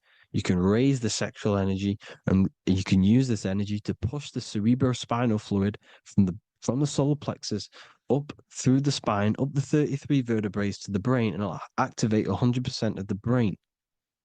And this is the resurrection of Christ. Jesus was never dead. Jesus was never rose from the dead. It symbolizes the Christ, Jesus Christ. Christ is Christos, which means oil in Greek. The resurrection of the Christ, the Christos, the oil. And when it activates 100% of the brain when it's raised, and it can regulate all the systems, it can regulate all the blood, it can regenerate the body. And this is the true Antichrist. They don't want us doing this process. The Antichrist is not against Jesus, it's against the fluid in our body that makes us live hundreds and hundreds of years and makes us live as gods. This is the true resurrection. And when you fight the serpent, you fight your sexual urges, your sexual emotion, the most strong emotion that you could ever feel. You can do this process. And this is the true secret of transmuting sexual energy. Because when you transmute the sexual energy, you can become a god. And this is why Hercules is fighting the serpent. Notice how the serpent is low. He's reaching down to it. It represents the lower self. Because the lower self wants the lust. It desires sex. The body desires sex. There's a fight between the higher and the lower self. But when there's balance, there's even. Heaven is even. When there's evenness between these, this is the kingdom of heaven. This is when heaven is on earth. So at our highest levels of ourselves, the highest level of our intelligence, this is God. God is something that we manifest. We need to achieve Christ consciousness by battling the body. There is no battle outside of the physical body. It's an internal battle. Jesus and Satan have been externalized. Nothing exists outside of you, because I explained in the beginning how you are the consciousness experiencing the central nervous system. Therefore, there is nothing outside of you. It's all internal. Jesus and Satan have been externalized. Why? Because it's business. The church is a business. It's all a business. They've created these figures to be historical when they're not historical. The Bible's not historical. It's all externalized. It's called exoteric, when the truth is esoteric, internal teachings. So, anyways, people, balance the chakras, balance the two hemispheres of the brain, balance the conscious and the subconscious. Balance is perfect, the yin and yang. You are spiritual and physical. You live in day and night. You need to be balanced. Oneness. Seek oneness. And this is the true kingdom of heaven. And when we all realize that we are all the same intelligence, the same consciousness expressed in different bodies, when we all realize this, we all realize we're all one. Doesn't matter what race you are. It doesn't matter what race you are, where you're from, your nationality, because none of you are actually from here. None of you are from the physical world. You're manipulating the physical world through the physical body. You are the I am. We all have a soul. Every single one of you has a soul. We all have souls. The reason why they say some people don't have souls is because they're trying to suppress your mind. They don't want you to know that you have a mind. That sounds crazy, I know. But a lot of people haven't realized that they have an infinite intelligence called a mind. And behind that mind, if you can observe your thoughts, the person who is observing the thoughts, you have a soul. Everyone has a soul. Don't listen to all these people saying some people don't have a soul, some people do. We all have a soul. Every single one of us. So anyway, you need to break the lower nature of yourself. At our highest levels, we are gods. Our intelligence, our universal intelligence, the I am, the intelligence that's inside of the brain, is God. Our minds are being corrupted within believing that you are the body, and the result of this is a society like today, because everyone thinks they're the body, and everyone's living in the lower nature of self, where everyone only cares about themselves. But when we realize we're all one big consciousness ball, we're all the same consciousness expressed in different bodies, there will be peace. So thank you all, people. If you do want to learn more, if you do want to read my book, it's called The Book of Wisdom. I'll put it in the description. It's an amazing book, people. It's going to give you the best understanding possible about creation, yourself, and the world. It's amazing. The Bible, everything. I have just launched a new cymatic library. A friend of mine has just added this to the website. He creates beats and he creates the purest beats. So they are actually the frequency that it tells you. Most of the stuff on YouTube and Spotify and Apple Music it says it's a certain frequency, but we know these major platforms are all playing with the frequencies of the app. So if you want a real binaural beats, solfeggio scale frequencies to meditate on or listen to throughout the day, join the Occult Library. You can get a 2-day free trial. I'll put the link in the description. Thank you all, people. Hope you all enjoyed this video. God bless you all.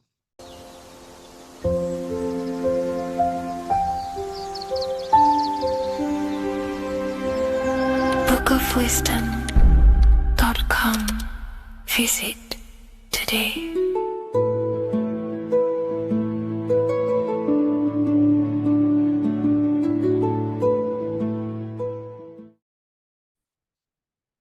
Hello and welcome to another lecture from Harry B. Joseph, also known as Revival of Wisdom, the author of the Book of Wisdom series from revivalofwisdom.com. In this lecture, you will learn how to decode Freemasonic symbolism, gain a deeper understanding of yourself, expand your awareness of consciousness and reality, and receive guidance to navigate life with greater clarity. So today we're going to be breaking down this particular piece of artwork, this Freemasonic artwork, and how this relates to you and reaching a higher consciousness. Ultimately, this is what it's about, okay?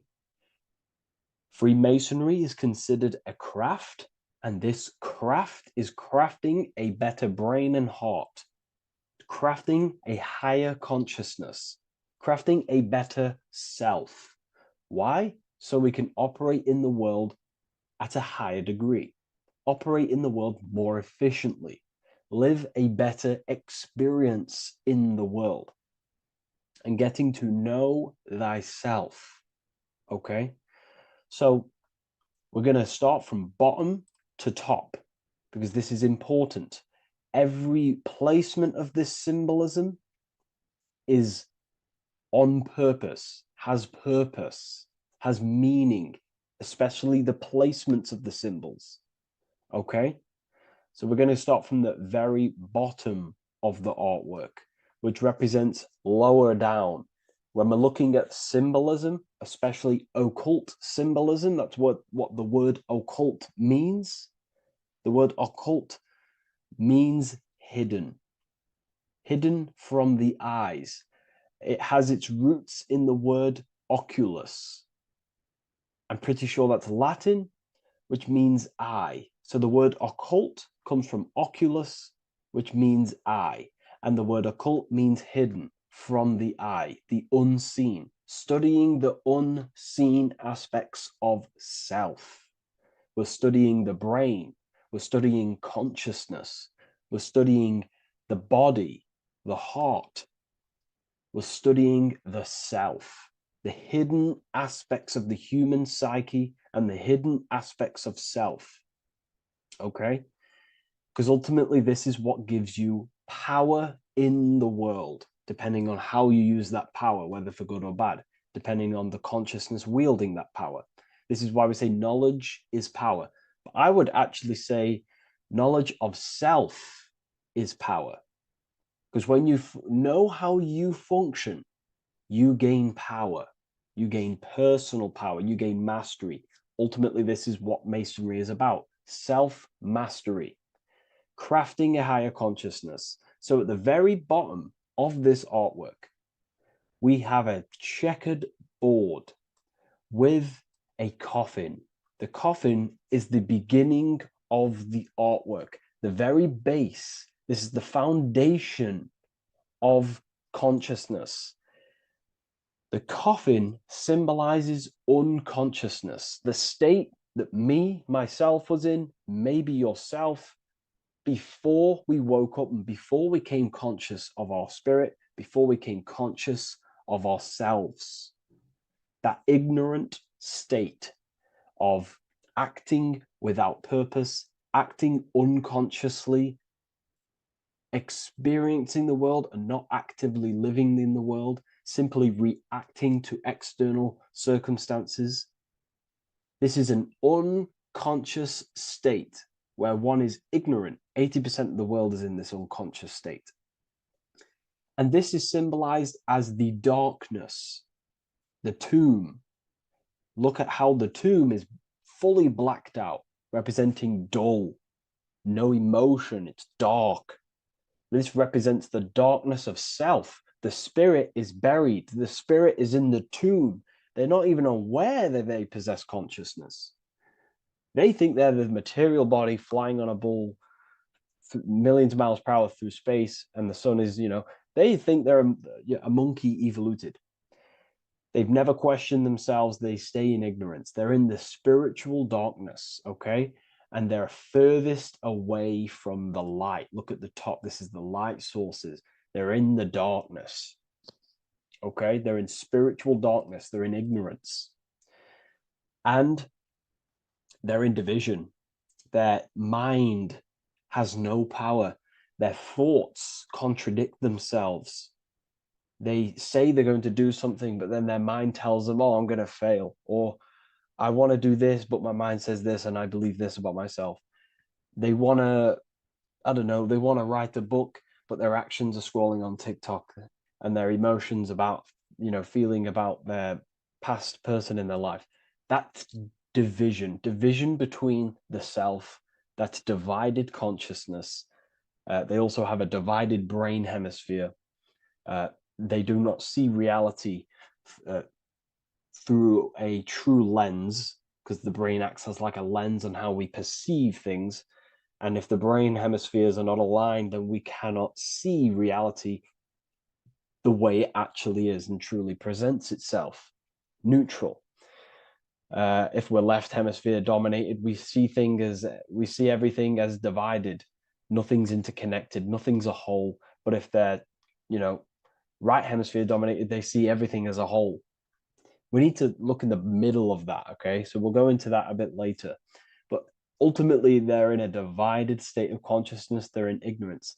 But the tomb, the tomb is symbolic of that. The tomb is, you're not even aware they are divided. They think everything's right in that state. I was like that. My family is like that. They're not even aware of themselves, and you try and say something to them, and they don't even know they're in division. They don't even recognize that they're in a bad, low, earth base consciousness. Okay. So when we get out of the tomb, which is representing by a spiritual awakening, we get out of the tomb, we realize, wow, I possess consciousness. I've woken up. You're waking up to the things in the world, and you wake up and start to see the world for what it truly is. When you become aware and you rise out the tomb, you're born again. You start to actually start looking within. You start to become conscious of your thoughts. You start to become conscious of your actions. You start to become conscious of the evil in the world. You start to become conscious of the things. You rise out the tomb. You start to become conscious of your intuition. You then step on the checkered board. The checkered board is now you realizing you're in a divided state. Okay. So you're now putting down the ego. Because remember, when you're in the tomb, the ego is fully in domination over consciousness, over your consciousness. It doesn't allow you to say that you are wrong. It doesn't allow you to think that there's evil in the world. It doesn't allow you to believe you have a spirit. It doesn't allow you to see that there is maniacs running the world and trying to control you. The ego is so stuck. But when we start to realize this is part of our awakening, we start to realize that the ego is trying to keep us safe at all times and keep us locked in that state of thinking and believing that we were in before. It's always seeking safety. Okay. So when we come out the tomb, we start to put down the ego and start to, how do I say this? We start to acknowledge that we were wrong about the world. And that is a lot about awakening. You have to acknowledge that you do not know everything. There are people with such higher knowledge. Okay. So when we come out the tomb, we put down the ego. We start to actually say, I was wrong about the world. I was a victim of mind control. I was in ignorance. I was in darkness. Spiritual dark. I'm divided. My thoughts, emotions, and actions are not aligned. My intuition and my action are not aligned. I'm not taking action on what I know is good. I'm taking actions against what I know is good. That's a sin. That's a sin against the spirit. Okay. So when you acknowledge this, you acknowledge you're in division, you then take the first 3 steps, which is the Freemasonic Blue Lodge degrees. These 3 steps. Okay.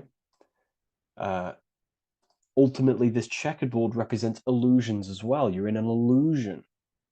Okay, this is why we see it heavily used in the music industry.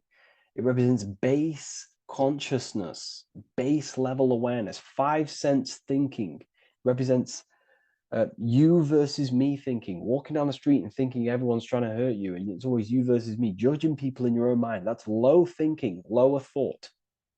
And not to notice squares. Squares are an unnatural state. They're an unnatural shape. We do not see squares or 90-degree angles in nature. It's the lower mind. So it represents base consciousness, base level awareness, only aware of the physical body, only aware of the 5 senses, never looked within. That is the base. And this is the foundation we have to rise up to the light from, up to higher consciousness. So this gives us a strong foundation when we realize this about ourselves, that we were in division. Our thoughts, emotions, actions were not aligned. Our brain hemisphere was not aligned. I'm not thinking with love of the heart. Okay. So that is the state we're in. Now, hopefully that's cleared things up about the chessboard. Before we move on, please leave a like, maybe a comment if you wish for me to discuss anything in the further lectures. Please smash the like button, and it would really help me out. And share this with a friend who is interested in the occult. Okay, so the steps are the first steps of the Freemasonic degree, the 3 Blue Lodge degrees. Now, this can be represented as the number 3, a very powerful number, a very symbolic number. Number 3 is the 3 expressions of consciousness. How do we express consciousness? How does consciousness express itself? Well, there are three ways. We think, consciousness thinks, consciousness feels, and consciousness acts. They are the three expressions that we express our awareness and consciousness. So we're looking at thought, emotion, action. We're also looking at the three brains: the reptilian brainstem, the mammal limbic brain, and the neocortex. The reptilian brain governs basic functions of the human body: breathing, surviving, scanning the environment for threats, automatic responses, eating, scanning for food, base consciousness. That's the reptilian brain. That's what most people operate their lives in, including myself before I woke up. I'm not trying to sound big-headed, but this is the truth. Ignore my tone of voice, ignore my voice, focus on the words I'm saying. If you're judging, that means you have divided thinking. It's always you versus me. So we need to get out of that thinking of you versus me all the time. That's lower consciousness. That's animal thinking. That's earth thinking. We're unified. We need to reach a higher consciousness and do not waste our mind's potential on low-level earth divided thinking. Okay? So we're looking at the reptilian brain, the mammal brain, and the neocortex. Now, the neocortex is ultimately what makes us human. It allows consciousness to operate on a higher degree. Okay? This is what makes you human. The neocortex. The neocortex. The reptilian brain, like I just said, governs natural survival instincts and the respiratory system, things along them lines of basic awareness, basic functions to operate and survive in the world, in the physical plane. And the neocortex is what allows us to critically think. Okay, it's what allows us to be human, be aware of ourselves. Okay, not. I don't think animals have neocortexes. Don't quote on me on that, but this is the part of the brain that makes us human. And it allows us to think deeply, to create masterpieces like we can. Humans have massive potential in creation. Look at the world we live in. This is because of the neocortex. It allows us to critically think and self-reflect. Now, when we start to operate from higher thought, we start to think with higher thoughts, the higher parts of the mental dimension, we ultimately start using this brain more. We start functioning from the higher brain. Now, this is why Neo from the Matrix is called Neo, because he uses he was in the reptilian brain. If you watch the film The Matrix, if you notice, he gets plugged out of the Matrix and he's plugged in on the back of his neck into the brainstem. And when he's plugged out, his name's Neo, which is neocortex, using the higher brain. It's what awakens the self. It allows consciousness to function on a higher degree compared to animals. Okay, so we're looking at thought, emotion, action. We're becoming conscious of thought, emotion, action. Becoming conscious, what am I thinking, what am I feeling, and what am I acting in the world? And what can I do to master these, to operate more efficiently in the world?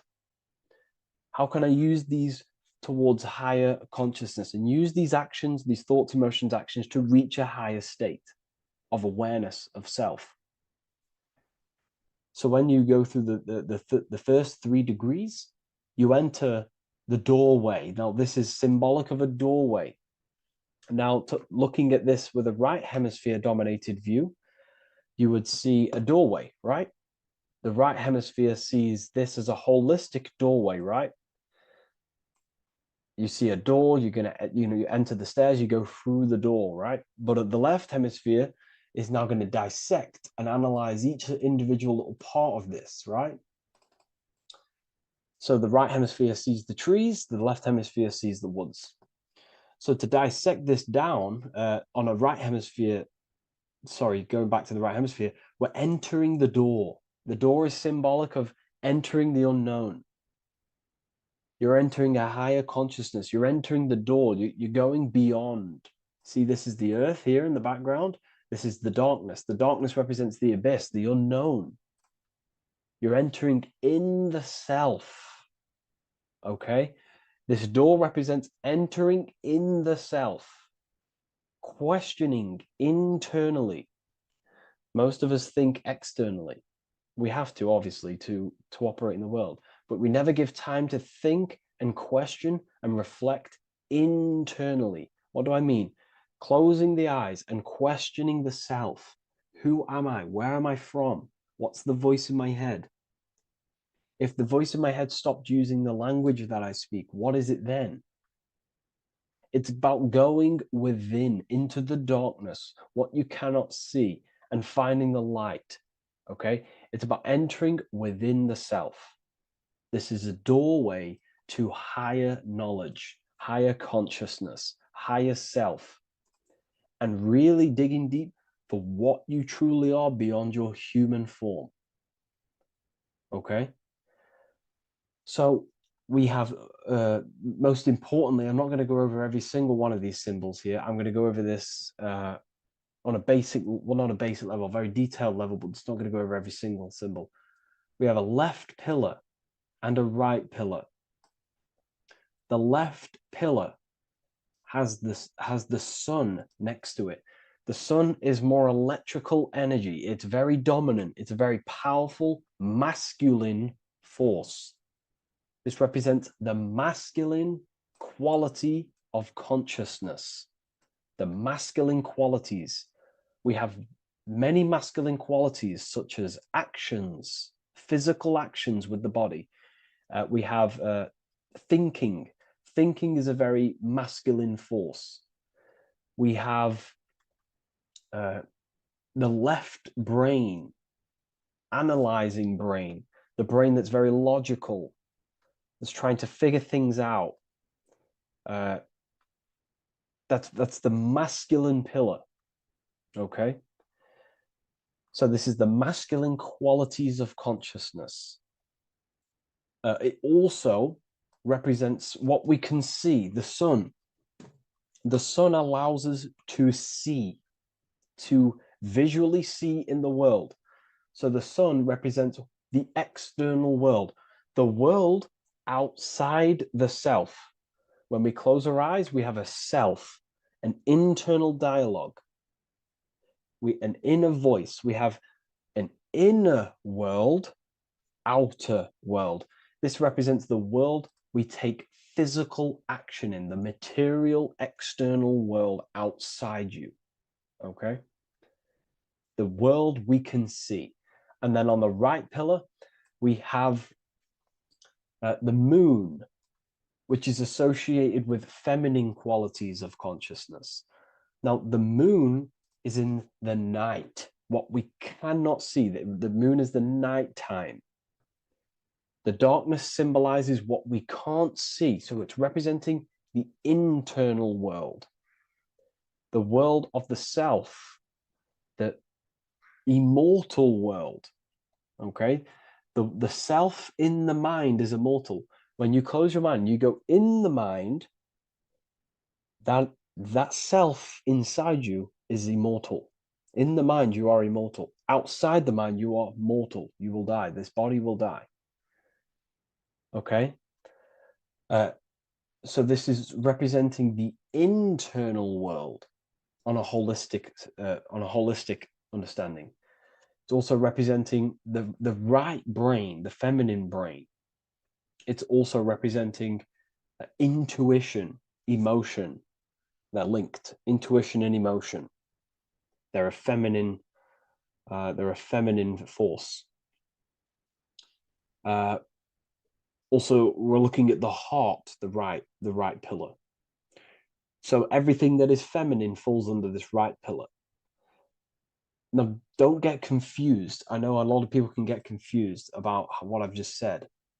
So this represents the inner world, the outer world. It also represents everything masculine and feminine.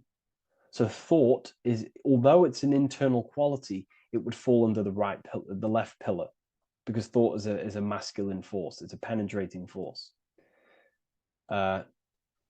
So try not to get misunderstood with that. On a holistic scale, it's also represented inner world, outer world, and how they are reflections of each other. Now, these pillars, they're the same height, they're the same structure, but just different in sun and moon, which represents their reflections of each other. Their reflections, the inner world reflects in my outer world. My external world, what I see outside of me, is a reflection of my thoughts and my internal world. So the inner reflects the outer. The inner reflects the outer. As within, so without. So we're also looking at the right and left brain. I've already gone over that. So what we need to do is build the bridge between the two to reach higher awareness of self.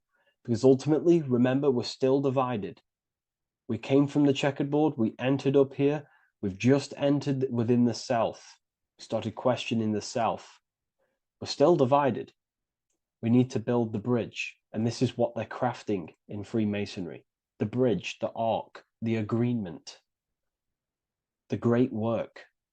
This is the crafting of aligning the left and right brain. We're also aligning intuition, feminine, with the actions. Because ultimately, the higher self is always guiding us. That's our true spirit guide. Our true spirit guide is our higher self. And the higher self ultimately exists in a higher dimension. This is going to sound crazy to some people, okay? But who you are is not your human body. And your higher self does not communicate through the language of the human material world. It doesn't communicate through English, doesn't communicate through thoughts. It communicates through intuition and communicates through dreams and symbolism. So it's all associated with the right pillar. This is the things we can't see.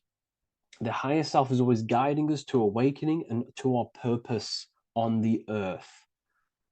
Okay, so this left pillar also can symbolize what we're born into the world with, our circumstances, our external world. What are we born into? You know, our family, our current financial situation, where you're located in the world.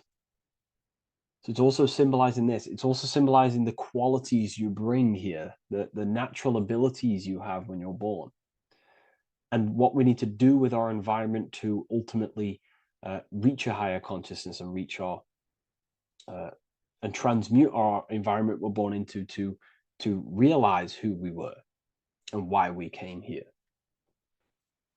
Okay, so we need to build the bridge between intuition and action, and always take action on what we know and feeling is right at all times. That's unity consciousness. And when we do this, we gain the light.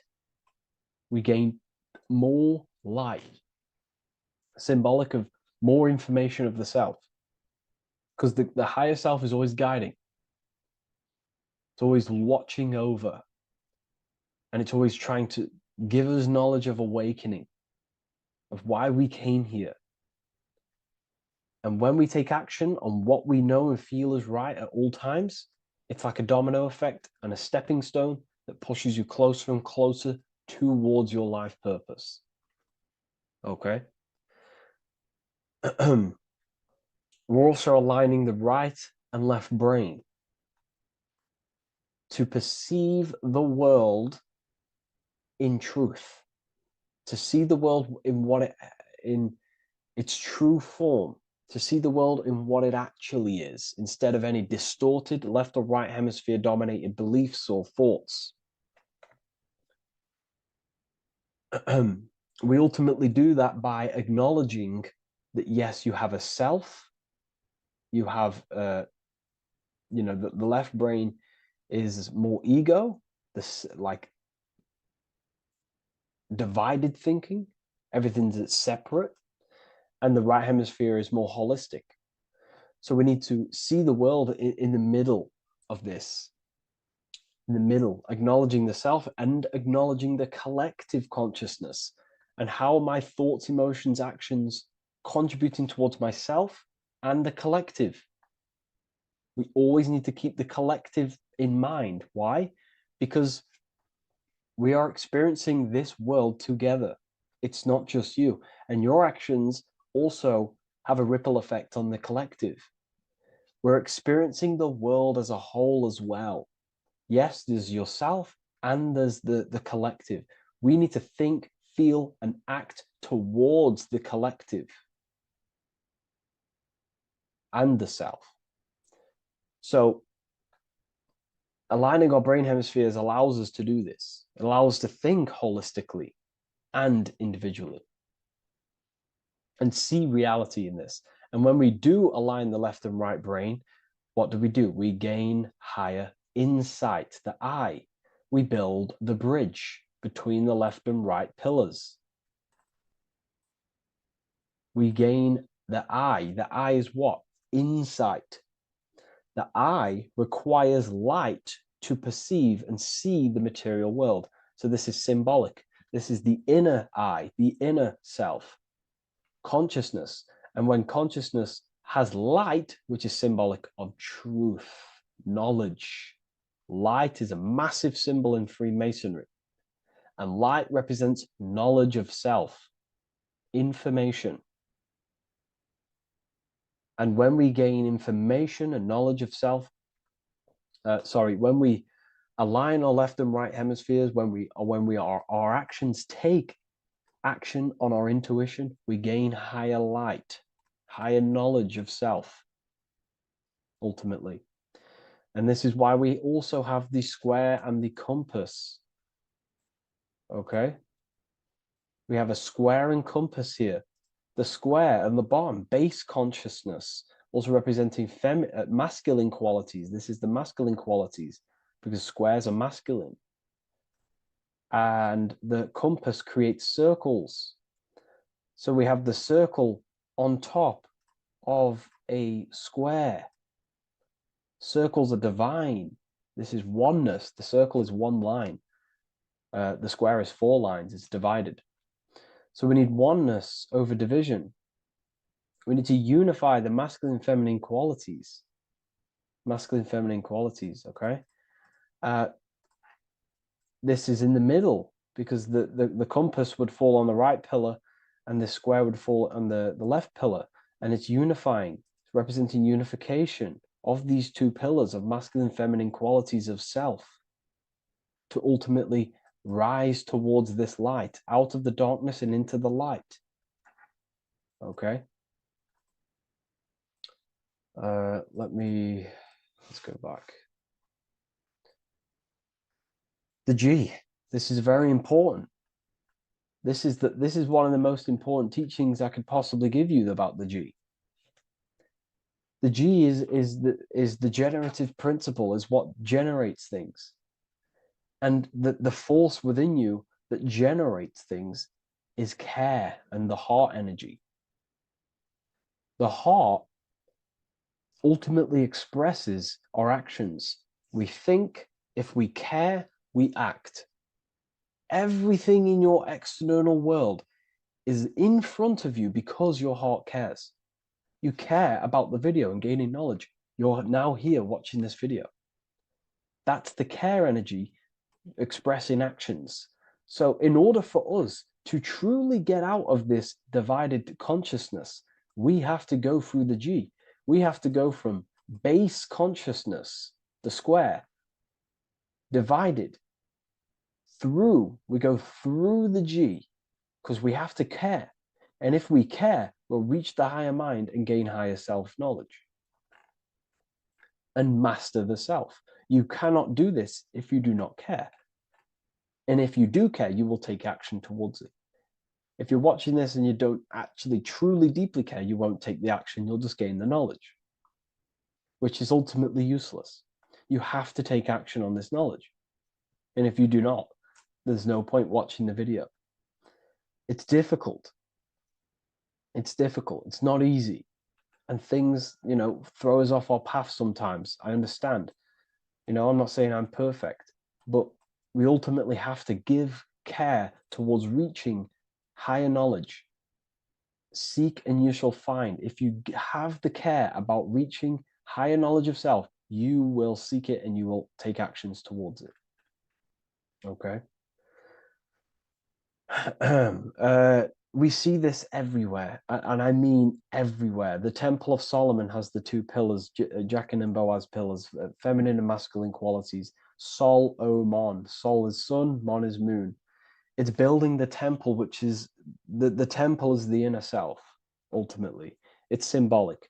The temple's not a real place.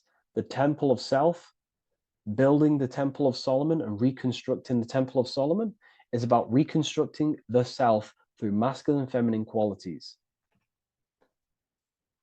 We see it everywhere. And this is very symbolic, like very symbolic. We have the two pillars, we have building the bridge, and we have a stairway that goes to what you can't see because it's going to the unknown. You have to have faith. Okay? What I'm about to say is very important. You don't know what higher consciousness is, okay, until you get a little bit higher. This is hard to explain, but I didn't know what everyone talks about what higher consciousness is. I can't give you my higher consciousness. It doesn't work like that. You have to enter in and go within and have faith, going into the unknown, because you're ultimately going into something you do not understand. Higher consciousness, I cannot give it you. You have to enter the door and take action and think, feel, and act towards it, and you will go to the place, and then you will understand what higher consciousness is. Ultimately, what higher consciousness is higher knowledge and understanding of self, what you actually are. Okay, that is what's being symbolized here. It's again in the Masonic art. We have the darkness. We have to have faith to leap into the darkness, into the unknown. We see this everywhere. Like, you'll see when I say this everywhere, and I mean everywhere, you'll see this. Every doorway has this symbolism in the ancient world, because ultimately this is what it's about, people. The door represents going within into a new light, a new room, a new level of understanding of self. Okay. Here we have Astro World. Now, this is obviously a darker aspect of this, but again, we have the two pillars. See you on the other side. That's the doorway. The other side. And I'm not going to break down, this ritual, but you can guess what I'm on about here. That's for the university, of course. I can't break that down on YouTube. It's way too deep. But there's knowledge out there that is so deep you couldn't even comprehend it with the current mind, even for myself. And this is the power of symbolism. The more you learn about yourself, the more these symbols reveal to you. It is a journey of self. And I can't give you these understandings. You have to go within and question and meditate on these symbols yourself, and have thinking exercises of meditating on a symbol and seeing what your mind does with the symbol, what it lets you think about that symbol, and you'll unlock deeper meanings. I'm going to go over one more symbol before we end this. This is the hourglass, which represents time, a very overlooked thing in today's world. We do not have unlimited time in this body. You have limited time. You will die. You will die. You have limited time in the external world. This is why it's on the left pillar, located on the left side, the external world. You are limited. The scythe represents you will be harvested. Your body will die. It'll be harvested. You will die, and you need to fulfill your mission here. You came with a purpose. You have to find that purpose by going within the self and questioning and taking action on what you know and feel is right. Unity consciousness, aligning thought, emotion, action. So if you wish to learn deeper insights, gain exclusive lectures, astral projection, self-mastery, I've just started a new section on mind control methods and how people are using this in society and becoming conscious of it. I've now opened 5 spots at a limited special price for Ethereal University. Use the code MIND, all capital letters, MIND, all capital letters at the checkout. And there's only 5 of these codes. Whoever uses them gets them. It's ultimately going to give you 20% off the university for as long as you're subscribed to the university. We go so much deeper in the university. Remember, social media is just the tip of the iceberg. Tip of the iceberg information. There are certain things I can't talk about, but I'll see you inside, and I hope you enjoyed this video. Please leave a like, comment, and a subscribe.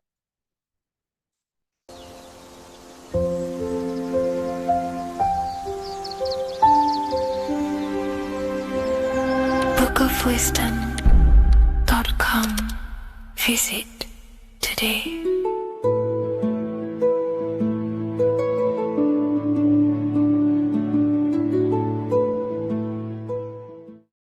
By the end of this video, you will understand the 3 expressions of consciousness, how to use them to create the life you truly want. You'll discover the hidden meaning of the word God, the secret power of the number 3, and how consciousness itself is the key to your reality. We have 3 main expressions of consciousness. We think, we feel, and we act. God is 3-fold. It stands for generator, operator, destroyer. The generator is the mind. This is what thinks, generates ideas. This is the beginning of all creation. This is the first expression of consciousness. It is the first form of consciousness, not a physical form, but a spiritual form. Then we have the operator, which is emotion. When we think something, if we have care or any emotion towards it, then we take physical action. The body, the destroyer.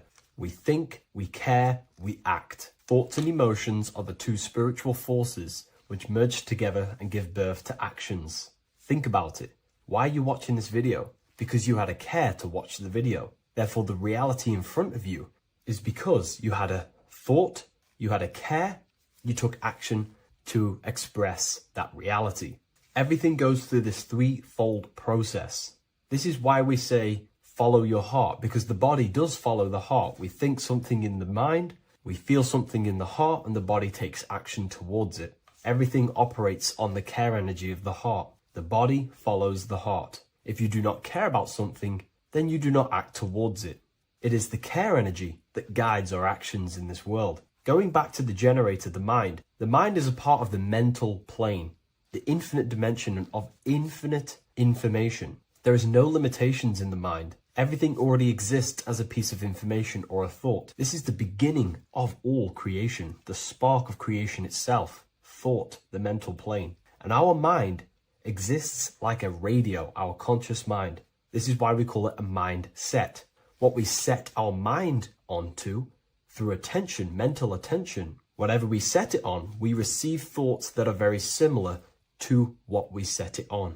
The mind is like a radio, and whatever we tune that radio to, we receive that frequency and play that song.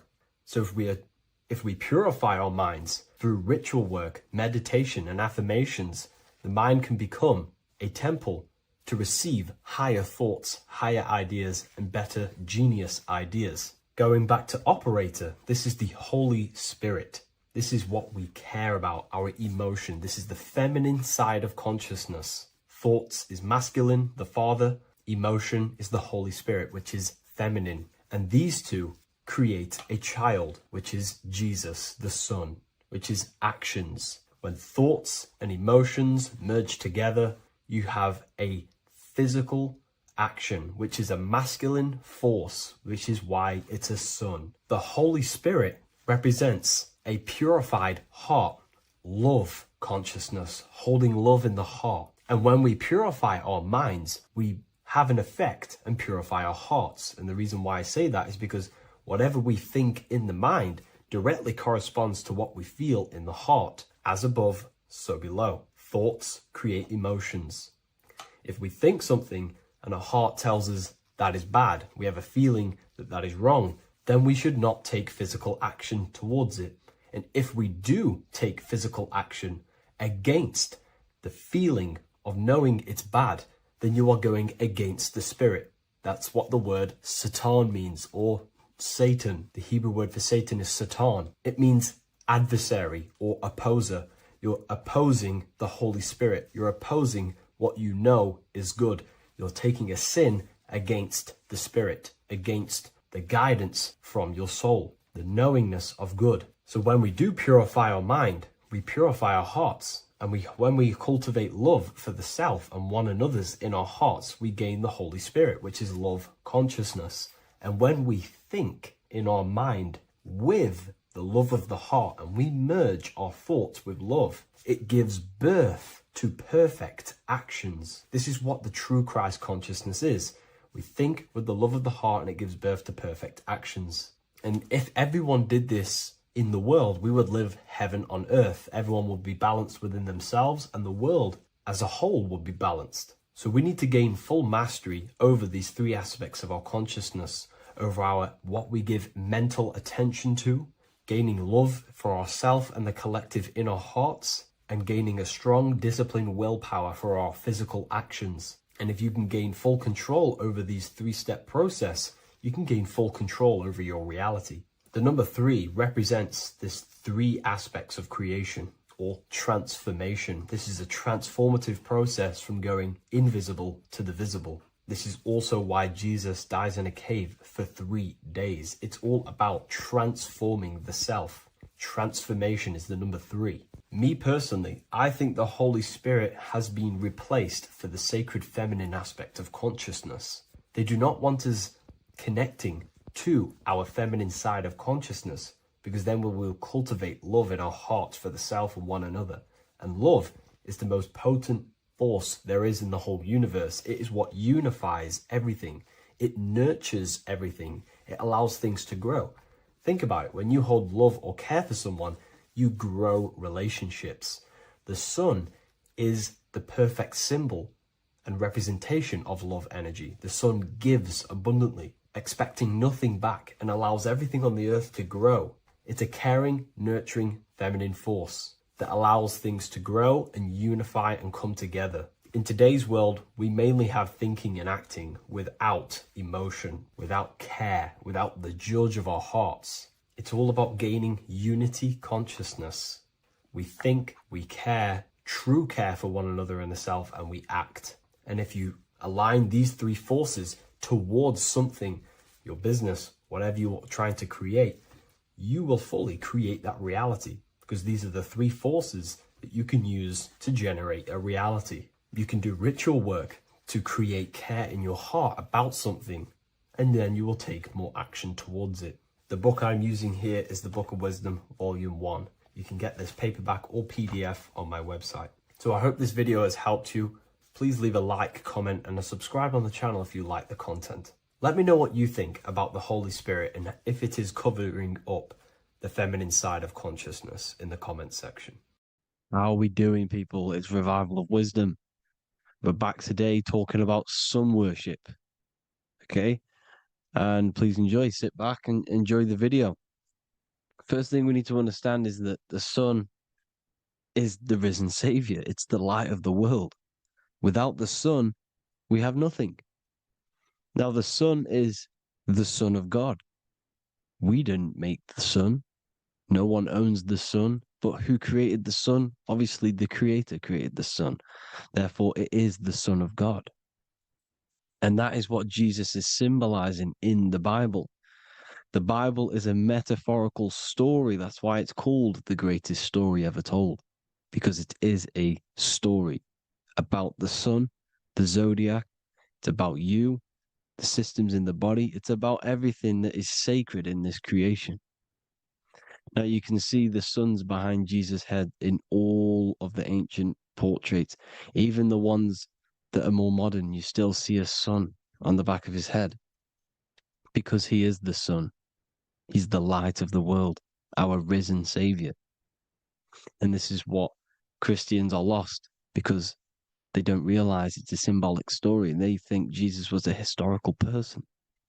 He's not a historical person. Okay, this is what we need to get out of our mind. This wasn't a historical person. It's the Son, our risen Savior. The Son is the soul. It's the soul of this creation. Because what is a soul? A soul is pure life force, pure energy. Whatever a soul inhabits, it gives life to. Like our soul feeds our body.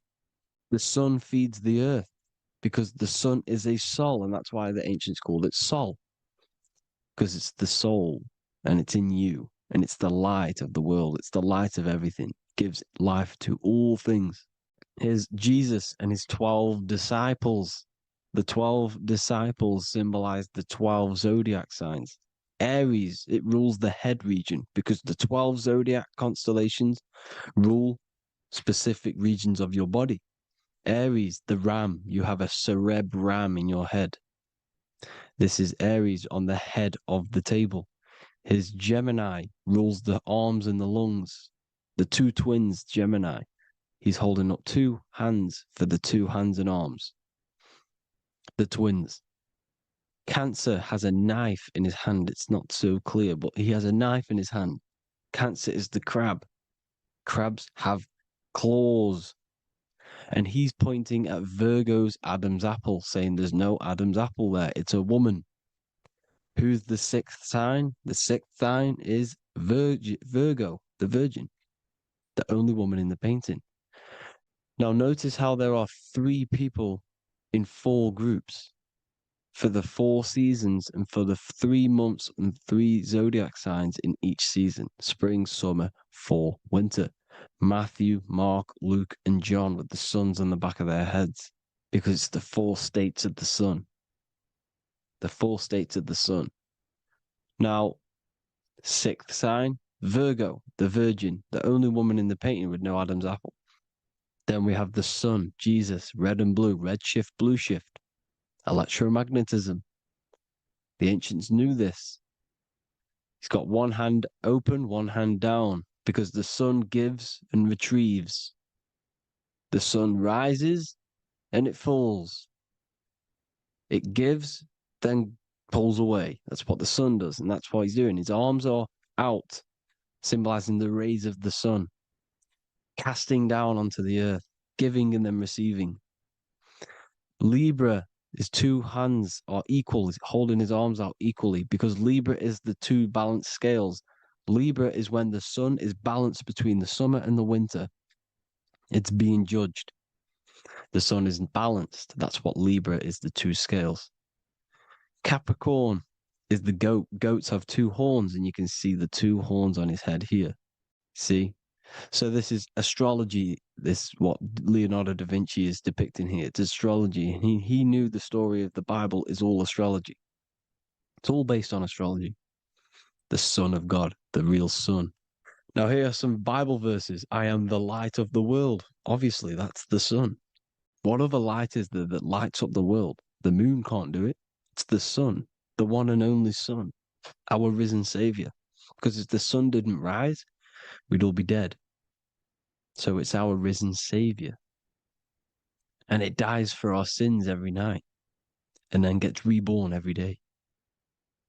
Now, Jesus calms the storm. Mark 4:35-41. The disciples are all on a boat and there's a heavy storm. But Jesus is asleep. The disciple says, Jesus is asleep. We need to awake him. They wake up Jesus, and Jesus got up and rebuked the wind and said to the waves, "Quiet, be still." Then the wind died down and it was completely calm. Well, when Jesus was asleep, this is the sun not being risen. It's not risen yet. Because in the night times, that's when the storms happen on the sea, in the ocean. And when they awake Jesus, Jesus rises because he's the sun. He rises and everything calms. Because when the sun comes, the storms go. You see? So it's the sun. It's all about the sun. Here's another, Luke 22:10. A disciple asked Jesus, "When will we know it's the end times?" And Jesus says, "As you enter the city, a man carrying a jar of water will meet you. Follow him to the house that he enters." Well, this is clearly talking about astrology, the topic that Christians think is satanic when they don't realize the whole thing's based on astrology. Because the end times is the end of Pisces, which is the two fish, which is the age we've just gone out of. And you can see all these ancient churches here with two fishes because they knew it was the age of Pisces. There's an ancient photo, ancient artwork with the two fish, Pisces. And the end times, as it talks about in the Bible, when Christians think the world's going to end or something. But no, it's just the end of Pisces. As you enter the city, a man carrying a jar will meet you. Follow him to the house. The house is the zodiac sign that he enters. And the zodiac sign is Aquarius, because that's what it is, a man carrying the water. We know this is astrology because a woman, that is a woman's job in the ancient times. In the ancient times, the woman used to get the water. You would never see a man collecting water back then. That was the woman's job, whilst the man builds the houses, for example. You see, so we know it's talking about astrology because astrology is the man holding the bucket of water. It's the end of Pisces. Now we are in Aquarius. And of course, Luke 24:36, the risen Savior, the Son. Now, the Son is also born on the 25th of December, a virgin, just like Horus, Mithra, Buddha, Krishna, Hermes, and thousands of other gods, all born on the 25th of December. Well, it's because the sun moves 1 degree northward on the 25th of December. And on the 22nd to the 24th, it stays in the same degree because it's moving south. But then on the 22nd, it stays in the same degree on the Southern Crux constellation. And the ancients called this the sun dies on a cross because the cross is the Crux constellation, the Southern Cross. And it stays on that same degree for 3 days on the cross. The sun dies on a cross, and then on the 25th, moves 1 degree northward, bringing back the summer, the light, the warmth, the growth of crops. And this is the sun being reborn again, a virgin, because it's pure. And here's Mithra, another sun god before Jesus was around, before Christianity. It was Mithraism, and Mithra, Ra is Ra, the sun god, Egypt. It's all about Ra, the sun. You see the crown of thorns on Jesus' head, symbolizing the rays of the sun. And here are the rays of the sun on the back of Mithra's head. Krishna, the sun. Buddha, the sun. Horus, horizon. All born virgins, all did miracles, all resurrected. Dead for 3 days. Well, here he is, dead for 3 days on the cross. And resurrected, because it's the most ancient religion ever been on the face of the earth, the worship of the sun. And we should worship the sun, because without the sun we are nothing. The sun feeds us, feeds the earth, feeds everything. Without the sun we are nothing. It's been reversed, and now we're worshipping man, when we're worshipping a man called Jesus was never real. It's all about the sun, the most high, the most powerful, potent, celestial body in the sky, the orb that feeds us every day. It dies for our sins and rises every day. It's the sun. Now on the Holy Communion Day, it's the worship of the sun. They give out mini suns. Here's Jesus holding a sun. And they raise the sun on Sunday because they go to worship their sun god on Sunday. not Saturn day, not Moon day, Monday, but on Sunday when the sun is exalting. And they hold suns up above their heads because the sun rises. They're symbolizing the sun rising above their heads as Savior. It's the sun. It's the Holy Communion Day. And here's Jesus giving a piece of himself to the children. It's the sun, the light. Judas was known as a backbiter, a backstabber, because he stabbed Jesus in the back. He betrayed Jesus. Well, this is just another astrological story about the constellation Scorpio, because the Scorpio is the J, looks like a J. J for Judas, the scorpion, the backbiter. Scorpions backbite, they bite with their back. And what does Judas do? He betrays Jesus by kissing him to let the warriors know who they need to get. So he kisses Jesus and Jesus gets stabbed in the back. Well, when you get stung or bit by a scorpion, they leave like a kiss. So Judas kisses him and gets betrayed. Well, this is because the sun, when it hits Libra, it's balanced. The sun is balanced because it comes through summer. Now the sun's starting to die. The sun's starting to die. It hits Libra. And then as soon as it hits the Scorpio, it gets betrayed because now the sun has to fall to winter and Saturn is there waiting to take over the darkness of the winter. So he gets stabbed in the back by Scorpio, Judas, the scorpion, the backstabber. You see, it's an astrological story. Here's Mary. Mary means marry, which means pure. The sun is pure. No one gave birth to the sun but the God. And it's born every day. It's born every day on every year. It's born pure. There was no controversy. There was no, activity for the sun to be born. It's pure. Now, the 7 metals come from the 7 planets. The sun gives you gold, and this is why the sun is golden. It looks gold. And this is why the banks are backed by gold, because gold is the most valuable metal, because it's the sun, the most valuable celestial orb in the sky, in the heavens. Well, here's Jesus, another ancient symbol of him being crucified on the cross with the big sun, the Southern Crux constellation. The sun dies on the cross constellation. And if you go to the old etymology dictionaries, you will see sun and son is the same word. They come from the same etymology roots.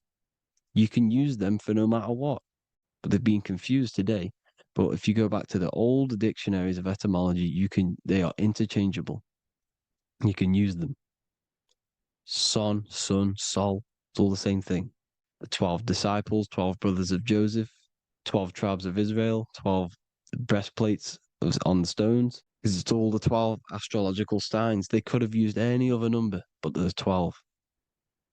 Because 12 is the mind, which is God. 7 is the number of matter, which is man. 7 energy centers in the body. 12 cranial nerves in the brain, because it's the mind.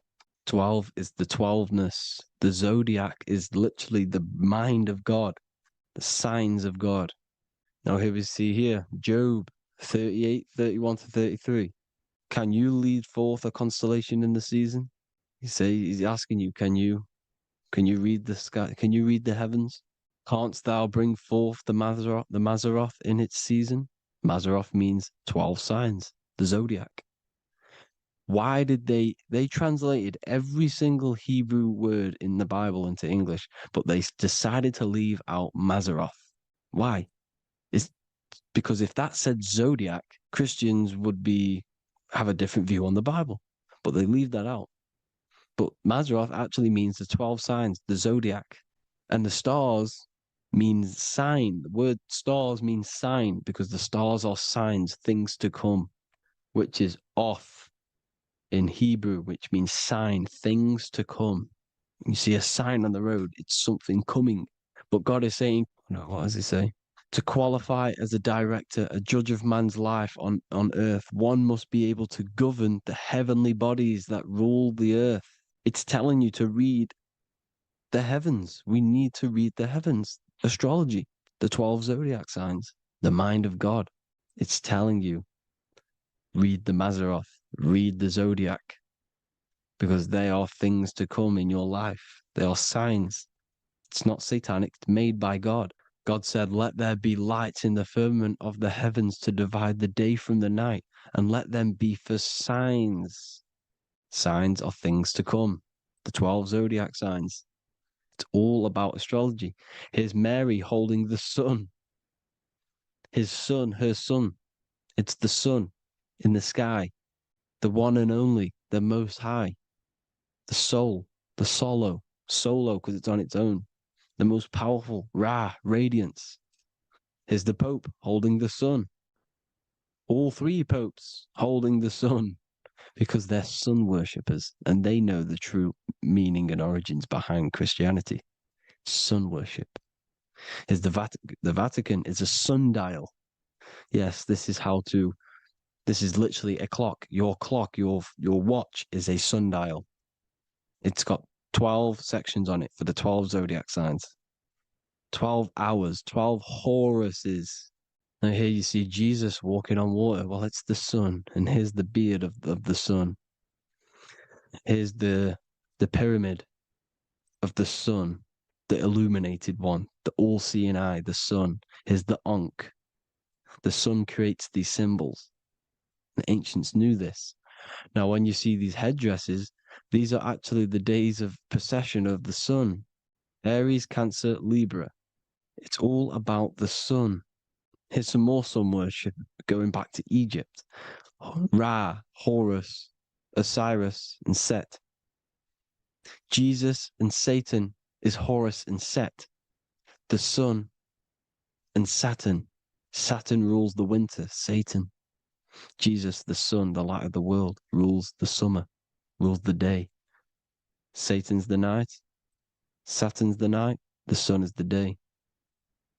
The evil brother, Satan. Well, Horus comes, this is where we get the word hours from. There are 12 Horuses. The sun moves in 12 Horuses, 12 hours. Where's Horus? What hour is it? Where's Horus? His Ra, 12 noon, Ra, radiates, powerful, the most high sun. That's why he has a sun on the top of his head. These are the four states of the sun. Set, sunset. This is why we say sunset, because the sun is setting. His sunset, his Horus, horizon, the Horus is rising, Ra radiating, and the sunset. Then midnight is Osiris. Here's another ancient symbol for the sun, the scarab. Ra, the sun, scarab. It's got the word Ra in it because it's the sun. And here's the sun on top of the scarab with the wings. Because scarabs roll dung up hills and then they'll let it fall down the hill to gain more matter. To gain more bigger, like a snowball effect. And the ancients saw this as a process of the sun because the sun climbs up the hill and then it falls. So they used the scarab to symbolize the process of the sun. The sun climbs and falls. Here's an ancient Egyptian cat cutting off the head of the serpent. Well, the cat is cutting off the head of the serpent, symbolizes the sun cutting off the nighttime. When the sun rises, it cuts off the nighttime. It cuts off the serpent. The serpents represent darkness or evil. Oh, there's some more symbology of the sun and the heavens, the arch, the royal arch, the firmament, the sun inside the firmament. These are all ancient churches, and they all depict the firmament with the sun inside. Is the ancient cosmology, you see, because it's all about the sun. Everything's about the sun because the sun is our orb made for us to sustain life and this inside of this creation, inside of this firmament, the royal arch of heaven. Here's the Freemasons depicting it. Here's the Masonic royal arch. But you can even see the zodiac signs. Here's Cancer, the checkered board. It's the royal arch of the firmament. Obviously, they don't want to tell you that. You live in space, apparently. Some more sun worship. Here's the beard of the sun on the water. They all have this long beard. And why do they say amen? Amen at the end of every prayer. Amen is a sun god, a creator god. It's all about the sun. So thank you all, people. Hope you all enjoyed. Hope you all gained some knowledge and insight. Please give me a follow, drop a comment, drop a like. Have a good day. Love you all.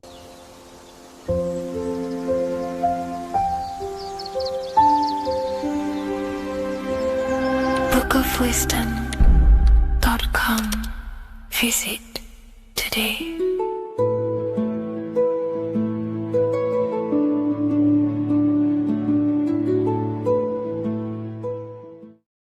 Before you call the Baphomet evil, make sure that you watch this video until the end so you gain a full understanding on what the Baphomet truly is.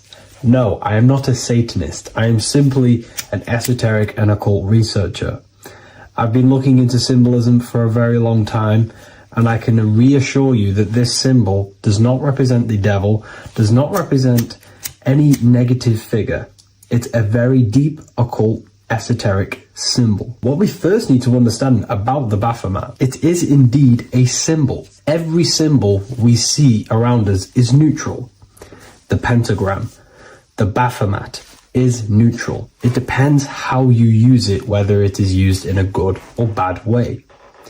Everything is neutral. It's your mind's perception that gives it a positive or a negative charge. First of all, let's break down the Baphomet symbol. Let's look very closely at the Baphomet. We have clearly the 4 physical elements corresponding to the Baphomet.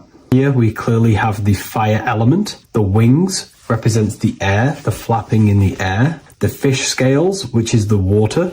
And this dome figure representing the earth. The soul is incarnated into 4 bodies. We have a mental body of consciousness, intellect. We have an emotional body of consciousness, which is all to do with intuition and energy. We have a spiritual body of consciousness, our astral body, and a physical body of consciousness for the physical earth.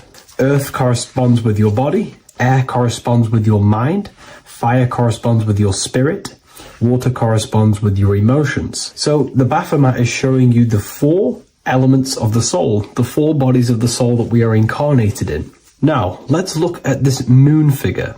We have the moon. The moon represents the internal world. It represents what we cannot see. The sun represents our conscious mind, what we can see, what we're aware of, the physical world. The moon represents what we are not aware of. It represents our internal world. Remember, we have 2 worlds. You're an individual. You have a dual nature. Individual. You have an internal world. When you close your eyes, you have an internal voice, an internal world of thought and emotion, and an external world of this material body. The moon represents the internal. The moon on top represents the moon controlling the mind, represents the inner world controlling you. Now this is very symbolic in the occult world. If the inner world is controlling you, then you have no control over reality. This is the devil horns. You know the devil horns? The moon crescent?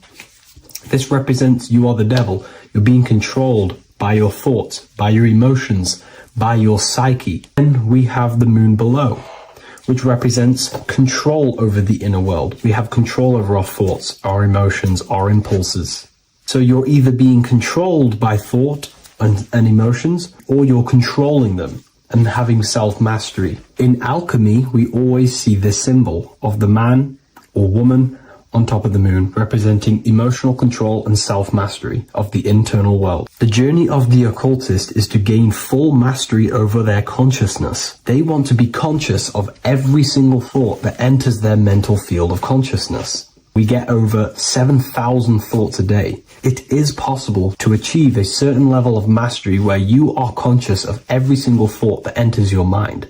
This is one of the end goals of self-mastery and occultism, as this gains your personal power. When one achieves this, they are then able to direct the mind in one place and one place only, becoming more effective in manifestation and creation, because we are microcosms of the divine. We are creators. This is the gesture of as above, so below. The inner world and the outer world are mirrors of each other. The inner produces the outer. Your physical life circumstances are a result of every thought you thought in the past. The inner projects the outer. If you want to produce a change in the outside world, you got to produce change in the inner world of consciousness first. As above, so below. As within, so without. This corresponds with absolutely everything in the universe. Now we have the goat head, which represents the animal self. This represents the lower carnal mind. Lower carnal mind, which is earthbound, because a goat is on the ground. It's not a bird, it's on the ground. It represents the lower self, the beastie nature, the one that tells us to hate, to steal, to eat all the time, to consume. It's the beast within us, the beastie side of our consciousness. It has a human body resembling this. The human in the beastie nature, or we have the spiritual nature, the higher self. In essence, this symbol of the Baphomet represents the higher and the lower self of human consciousness. It represents the higher and the lower. To conclude all of this, the Baphomet is a symbol that represents the two paths that one can take. We can take the beastie path and become an instinctual animal, our body, or we can take the divine path of reaching our higher self. It is a symbol that represents the higher and lower self and the four different bodies of consciousness. In essence, this does not represent Satan or the devil. The devil represents the lower aspect of our human psyche. The war between Jesus and Satan is symbolic and allegorical for the war that happens within our mental field of consciousness. The internal war between good thoughts and bad thoughts, positive emotions and negative emotions. It is the constant war inside the battlefield of your own mind. Jesus, Satan are symbols, characters that are symbolic of aspects of your own consciousness, because the universe is mental. The only thing that truly exists is your mind. Therefore, all of these ancient spiritual texts like the Bible, the Bhagavad Gita, the Quran are all symbolic of what's happening inside of our mental body. It is the inner chaos that can destroy our life. Or when we create structure and restructure our inner world, we can live a peaceful life. If you are struggling from the internal world and you want to gain mastery of yourself while learning the occult secrets, join Ethereal University, a community of like-minded individuals who are all striving for the best versions of themselves. We host live calls and we have an abundance of lectures that you can watch. Or check out the Book of Wisdom. This is volume 2. I'll leave all the links in the description. Have an amazing day.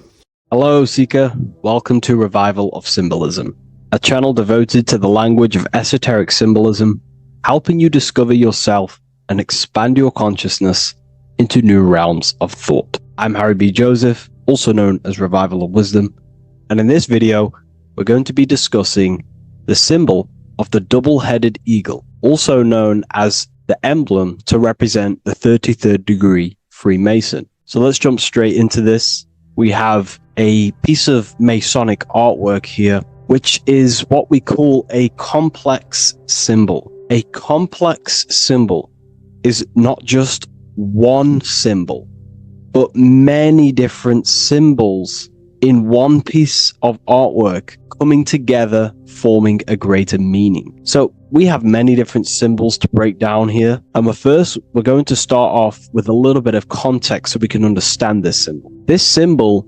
represents the 33rd degree Freemason. Once you reach the 33rd degree of the York Scottish Rite Mason system. So once you reach this level, this symbolism corresponds to that individual. So therefore, this piece of artwork is representing the consciousness, the mindset, the ways of thinking, the ways of viewing the world of the 33rd degree Mason. It represents the consciousness of the 33rd degree Mason. And this is what esoteric symbolism is about. Esoteric symbolism is symbols and emblems representing states of consciousness and teachings within the forces of consciousness. So let's jump straight into this. The first thing that I see when I look at this piece of symbolism is the double-headed eagle, okay? The double-headed eagle. What is this eagle doing?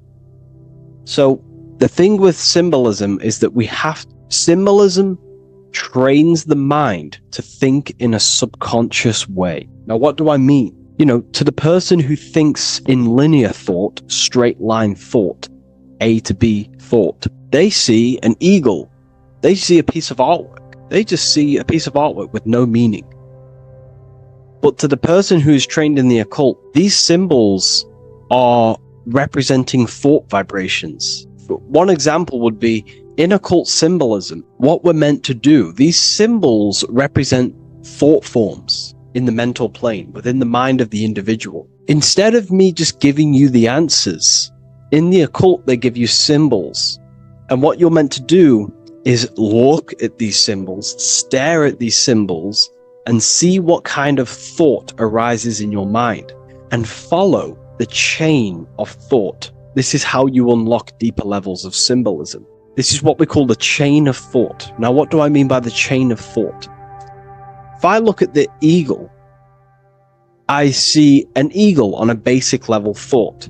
But then that thought leads to another connection, because this is how thought works. Whatever the character of the thought we think is, or whatever the vibration of that thought, for example, the character of the thought right now would be an eagle, then that leads to another thought. For example, flying. Then flying is connected like a chain to another thought, higher perspective. So we follow the chain of thoughts until we unlock the deeper levels of the meaning of the symbol. And this is what the occult seeks to do. Symbols make and force the individual to go inward. You look at the symbol, it's not a direct meaning, but you have to go inward and start to think and follow the chain of thought that this symbol is connected to until you find its deeper meaning that relates to the individual, to you, to a teaching or a force of consciousness or a state of consciousness. Okay? It's very difficult to explain in words because symbols transcend the barrier of words. Okay? So what we're looking at here is a eagle. And what does the eagle do? Well, the eagle has the ability to fly above the earth.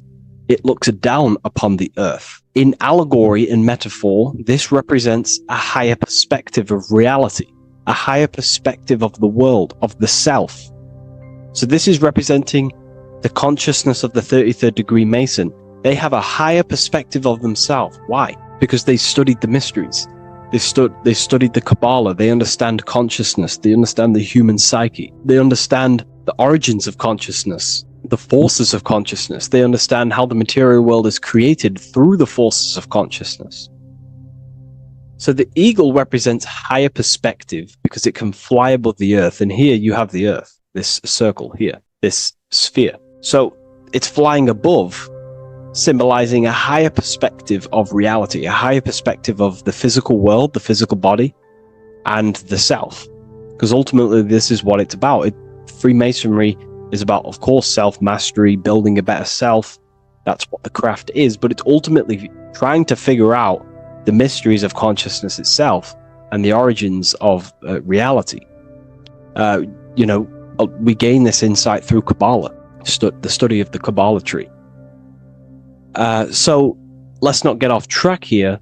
So the eagle ultimately represents a higher perspective of reality because it can fly. On a deeper level, it also represents the astral body because the astral body can fly above the material plane. It has no connection, no limitation to the physical plane. It does have a connection to the physical plane because all of the dimensions, the mental, the astral, the etheric, the physical, are all interwoven to each other. However, it also represents the activation of the light body, hence why we see this light rays around it. But that's a bit too deep for now. Let's go a little bit deeper into about the basics of this symbol. If you look at this eagle here, this eagle's looking backwards, and this eagle's looking forward. So this is forward and backwards. This is symbolizing time. So we have an eagle looking into the past and an eagle looking into the future. This is called the mastery of time. This is how you master time. You have a crown in the middle of these two heads. A crown. A crown is something worn by royalty, and royalty has a lot of power. So this is symbolizing personal power and mastery. How do you gain your personal power and mastery over time, over the past and future? Well, it's very simple. In order to master time and master your future and master your past, you have to look at the forces in your past that have led you to this very moment. Here we have a triangle which represents the number 3. Remember, in this middle, which is the present. So you have to look into the past to see what thought, emotion, action, the number 3, the 3 expressions of consciousness. Consciousness expresses itself through thinking, feeling, and acting. That's how consciousness manifests itself in 3 different ways. You have to look into your past to see what thought, emotion, and action has led you to this very point in your life in the present moment. And what you can do now, which is your power, the present moment is your power, you can ultimately change your thought, emotions, and actions now to create a better future. You observe the past to see what thought, emotions, and actions created your present moment. You notice the mistakes and you change the now through thought, emotion, and action to generate a better future. This is how you master time. Now, keep in mind, this is always in the mind of a 33rd degree Mason. Someone who is highly, mastered, they keep this in mind. Just like they keep in mind what thoughts they are paying attention to. 33rd degree Mason has a lot of self-mastery power, and they hold conscious thought. Most people think unconsciously and without power. A 33rd degree Mason is trained, their mind is trained. Therefore, their mind thinks powerfully. They do not think randomly, because they understand thoughts are the seeds to physical creation. All physical creation is a crystallization of thought. So ultimately, this double-headed eagle representing left and right, and the crown in the middle represents mastery over time. That's how you master time. Again, here we have the eagle standing on top of a sword. The sword is, of course, on a basic level, the sword represents power. Because if I hold a sword to you, I hold the power over you, because you will more likely fear. But if we go even deeper, the sword cuts through the air. When you swing it, it moves through the air. Therefore, it's a symbol of the air. Because you can't really make a symbol of the air, because air is invisible. So the sword is a symbol of the air. And the air is one of the 4 physical elements in alchemy. We have water symbolizing emotion. We have fire representing the spirit. We have earth symbolizing the physical body. Then we have air symbolizing the mental body. The mental body. So the mental body is symbolized by this sword. A sword has to be continually sharpened. If you don't sharpen the sword over a long period of time after using it, it will become dull and it won't be very effective. This is an allegory symbolizing the human mind, because the human mind is like a sword. If you do not sharpen your mind, you will lose control of your mind. When you stop doing the meditations, when you stop being conscious, when you stop doing the affirmations, the mind falls back into old, unconscious thinking patterns, and we start to lose control of it. The mind is seen as a sword within the occult, because this is pretty much your tool. Your mind is your tool. This, just like the sword is a tool. Your mind is a tool to create reality. So we need to make sure this tool is always sharpened, that we stay on top of the mind, hence why the eagle is on top of the sword, symbolizing control over the sword, mastery over thought. This also goes into thought forms. In the occult, there's something called thought forms.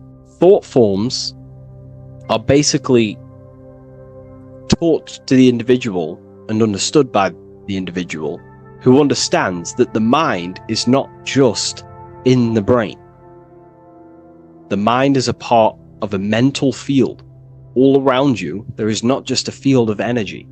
There's also a field of mind surrounding you. It's a mental universe. And this field of mind is what we call the mental plane. The field of mind is where all of the possible thoughts in the universe infinitely express itself. So each area has different thought forms. Each postcode, each place you go has different thought forms. This is why if you walk into a cathedral, for example, an ancient, amazing structure, your mind instantly becomes, you're amazed. You feel different when you walk into these areas because all around you is a mental field. And there's something called thought forms. Thought forms are basically what religion call spirit guides or angels, helpers. This is what thought forms are. Thought forms are basically, if you dwell on the thought that you are going to lose your girlfriend, for example, let's use a negative example here, because a lot of people can relate to this, or your boyfriend. Let's keep it simple. Everyone can relate to this at some point in their life, hopefully, or if not, it's okay, no worries. It's just an example that most people can relate to. If you constantly dwell on the thought that you are going to lose your partner, what we have to understand is that the mental plane, what we have to understand is that the forces within consciousness, within what we call the universe, is always trying to give you what you want to create. That's your right. The universe or mind or consciousness, whatever you want to call it, is always trying to unfold what you want to create. It doesn't know the difference between something you don't want to create or do want to create. Whatever you think about is ultimately what this power of consciousness or the universe will try and manifest. This is why we have to gain mastery over our thought, because thought are basically the seeds that we impress into the dimensions. So we have a mental dimension, we have a higher, middle, lower subplanes of the mental dimension or the mental plane. Then that's just thought. The mental plane is just thought. Below the mental plane, thought takes the body of imagination, which is what we call the astral plane. And the astral plane also has higher, middle, and lower subplanes. Then we have the etheric plane. The etheric plane is basically an energetic copy of the physical plane. So you have an etheric brain, you have an etheric body. It's just basically an energetic, exact copy of everything that is physical. So if we think something within our mental body and we dwell on that thought, the more attention you give, the more you feel that anxiety about losing your partner, you're literally forcing energy and direction and attention into this thought idea, which manifests itself within your own aura. Your aura is basically, it's not just your electromagnetic field. Your aura has many different levels. It has a physical level, it has an etheric level, an astral level, and a mental level, layer. So it has a layer for each one of these bodies. If you dwell on this thought and you keep giving attention, power, you start to imagine this because you're worrying about it. You literally create a elemental or energetic substance that clouds your aura. And this is what people have been called demons, people call spirit guides, whatever you want to call it. This is what it is. It's a thought form. But this is not something that's come after you. This is something that the individual has created. And wherever they go, this cloud of thought forms that they've manifested literally clouds their aura. You can see it within the astral plane and the mental plane. You can see how it's affecting them. Wherever you go, you start to randomly think about it. You keep thinking about it. It's infecting you. It's like a demon. It's tormenting you. but it's simply just a force, an astral force, and a mental cloud that they've manifested within their aura. Thought forms. The 33rd degree Mason has very powerful thought forms. And this is, if you're a Mason yourself, and you're not aware of this, this is why it's great to be around a 33rd degree Mason within your lodge, because they have very powerful thought forms, and you being in the present of them, you're also taking on his thought forms, and they can assist you. We're all affecting each other through thought transference through the mental field or the mental plane. Okay. Now I'm not going to go too deep into that because, people can use that knowledge for really bad. But ultimately it represents thought forms also, symbolized by these clouds. Clouds are a symbol of thought forms, because they manifest themselves as basically like a cloud form energy within the aura of an individual. So this represents the mastery over the intellectual side of consciousness, of thought, sharpening the mind, gaining mastery. Then we have 33 in a triangle. A triangle in alchemy symbolizes, the upwards triangle, the upright facing triangle symbolizes the element of fire. The downright facing triangle represents the element of water.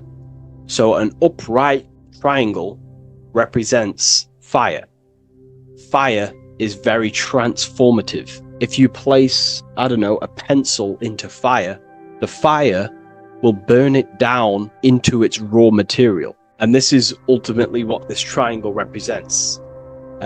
It represents the consciousness of the 33rd degree Mason, who has basically transformed themselves from ego consciousness, only dwelling within the limits of their ego, their old belief systems of thinking they were the body, only reacting to five sense thinking, linear thinking, low base consciousness, not knowing right from wrong. It's basically transforming themselves. They have burnt themselves down to their raw soul form, and they understand that they are a soul, and they've experienced by casting off all the attachments to consciousness. This is why there is the number 33 within this triangle, because 33 is the age that Jesus dies. It's also the number of the Kabbalah tree, because the Kabbalah tree has 10 Sephiroths, 22 pathways, and one hidden sphere called Dart, which all adds up to 33. And the Kabbalistic tree of life, just to give you a bit of context, basically is a blueprint of how God manifested the world, and you are an expression of God. So it's also representing how your soul fell into matter, how consciousness creates matter. And it's also a diagram of how reality is not fixed, but it's ever unfolding creation through these forces of consciousness. So the Kabbalah teaches a way back to source consciousness if you go from the bottom of the tree to the top. And in order to go to source consciousness, you have to die symbolically. It's the death of the self, the death of the ego, the death of the old self, the old belief systems that you had. That has to die. The old person has to die to give room to be spiritually reborn, so you can actually figure out who you actually are. Your ego has to die. Now, that's not saying ego death, but you have to basically give away all of your old belief systems to then be spiritually reborn. That's why Jesus dies at 33 and is resurrected. Ice melts from ice into water at 33rd degree. So it's symbolic of transforming. And again, the upright triangle is the fire element, symbolizing burning things to its base raw material.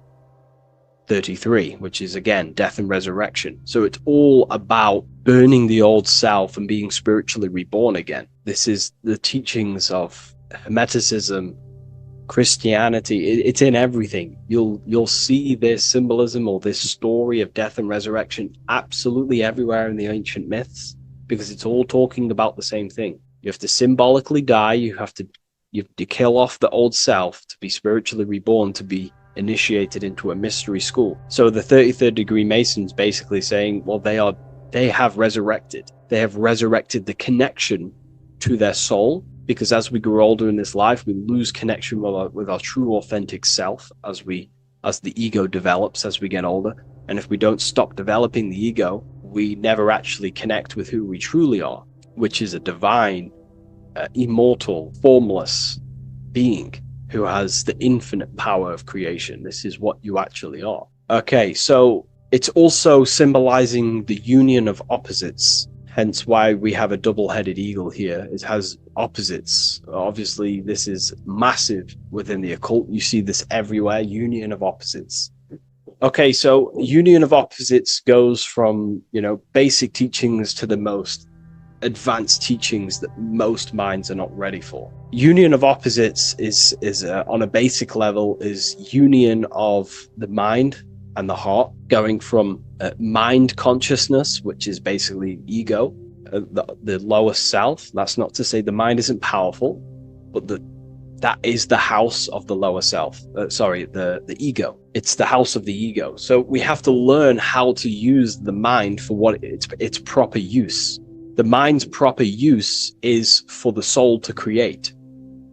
However, we're not taught this in school, so we've basically developed a false personality within our minds, and our minds have become a vessel for a false identity. So what we need to do is integrate the heart, which is the soul self, the true self, with the true powers of the mind. And the mind is basically a powerhouse of creation, infinite possibility. And that's the mind's true usage is for creation, not a false identity. So it's about integrating the mind and heart. It's also symbolizing a balanced mind, and we do this by aligning the left and right hemispheres of the brain, which help you perceive reality for what it truly is. Because the two double-headed eagles, they're joined together, so it's union of opposites. So it's about reintegrating the female and male aspects of self, such as the left and right hemispheres of the brain, the mind and the heart, all working as one system. When we align the left and right brain, we see reality for what it truly is. Now, what do I mean? Most 90% of people, I'm not putting anyone down, if you relate with this, it's fine. We're all here to work on ourselves. I'm not putting anyone down. People with a left hemisphere dominated view on reality see things as a very logical.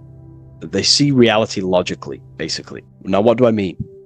They see things as this is science, that's mathematics, that's religion, that's metaphysics. They're all separate and divided because that's what the left hemisphere does. The left hemisphere basically dissects everything down. The way the brain works is truly magical. The right hemisphere of the brain allows us to basically see a bigger perception on reality. It sees the bigger picture. The bigger picture, for example, the woods. It sees the woods as a whole unified woods.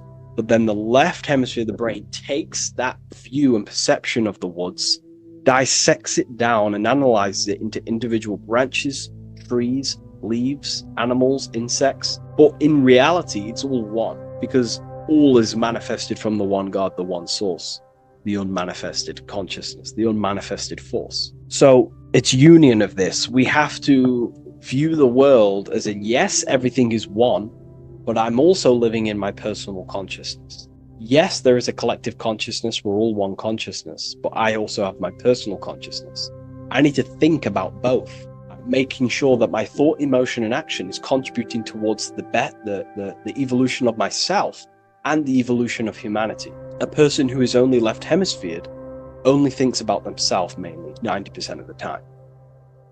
They only, they're trapped in ego, and the individual can't see pattern recognition, really. Pattern recognition is more the right hemisphere because it sees the whole. So it's about aligning the brain hemisphere so we can actually see reality for what it is, so we can, without distortion or illusion, and be neutral. Okay, we have light rays. Light rays are very symbolic within the occult, especially Freemasonry. Light rays are symbolic of force. Force and form. These are the two dualities within the occult. Force and form. The internal world is force, external world is form. Everything outside of you is a formation of force. No force ever takes place on the physical plane. All force takes place within mental, astral, or etheric. The physical world is form, formation. Therefore, what is the force that drives you? What is the desire that's a force? Emotion, force, thought, force.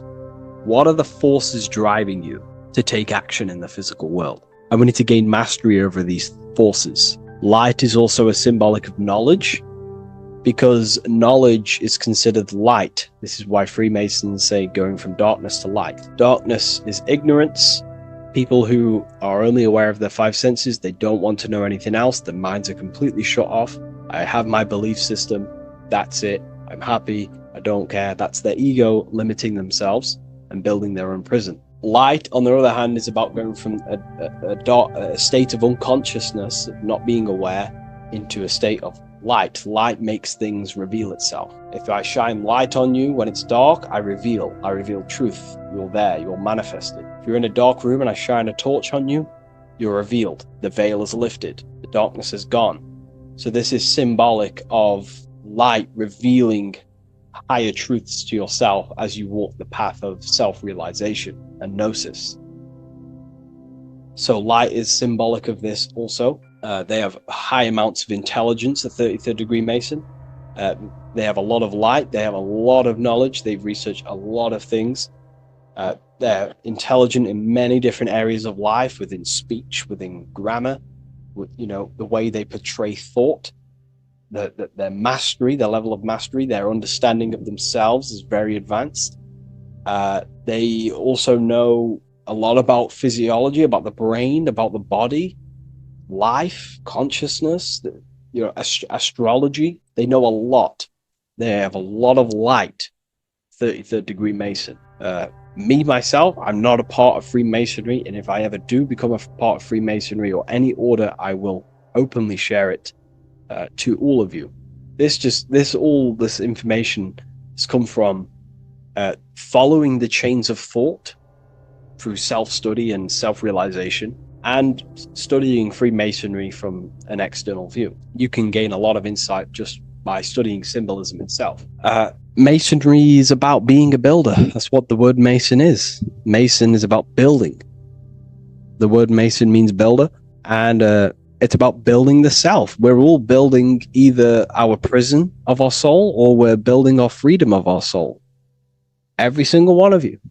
Every time you reject something that if you reject if you did something wrong and you reject you being wrong, someone tells you were wrong, but you reject that, or they try to give you a piece of information and you reject it, you're building your mind's prison, stone by stone. But the person who has an open mind to all things is freeing their mind, freeing their soul. So we're all builders of our soul, and we're all builders of reality also. And we're all building Earth. This is the building project is Earth. We're all contributing towards it through our thoughts, emotions, and actions. These are our God-gifted powers: thought, emotion, action. These are our rights to operate in the world. These are your buttons to control the character in the game. So I hope this information has given you a lot of insight about this symbol. Please leave.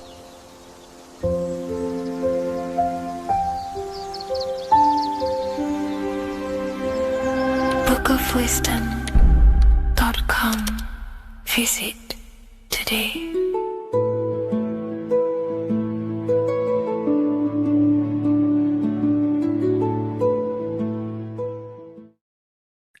What if I told you that reincarnation is real and that there is a metaphysical, spiritual science behind this? Most people leave this world just as lost when they entered it. That they carry their fears, attachments, and addictions with them, only to be born again, trapped in the same cycle, repeating the patterns of lifetime after lifetime. This lecture is not just about preparing for death. It's about mastering yourself before death, so you don't take them burdens with you. Because the truth is, whatever addictions, fears, and unresolved emotions you cling to in this life, you carry with you into the next. Unless you break free now. You must master yourself before death. Death is not the end, it is the great passage. But how we transition depends on our mastery of the self. This was symbolized by the Ouroboros, the snake biting its tail. Every ending is a new beginning. It's an infinite cycle of consciousness. Now, your human body is basically an antenna tapped in to a stream of consciousness. Just like a radio is tapped into a specific frequency to play that radio. Your body is basically an antenna, a crystal picking up the consciousness of God. You are on an ever-ending journey, a journey of learning and expansion of the mind into new fields of thought. This was symbolized as the Ouroboros. When you die, it is a new beginning. It's a transitioning, not an ending. Everything is eternal in this universe as consciousness is formless and constantly transforms into new forms of life. Let's break down the word death. Death contains the word ether. Now, the ether can be found in the word heart or earth. Ether. Everything in this plane comes from the etheric plane. The etheric plane is the barrier between the physical plane and the spiritual plane, the astral plane. The astral plane is the screen that you have in your mind that allows you to imagine a red apple, for example. This is the imaginative plane where thought forms start to take form. Everything begins as a thought, then the thought form becomes an imagination, then energy, then physical. Everything in the physical plane is a shadow of thought, all objects manifested as thought.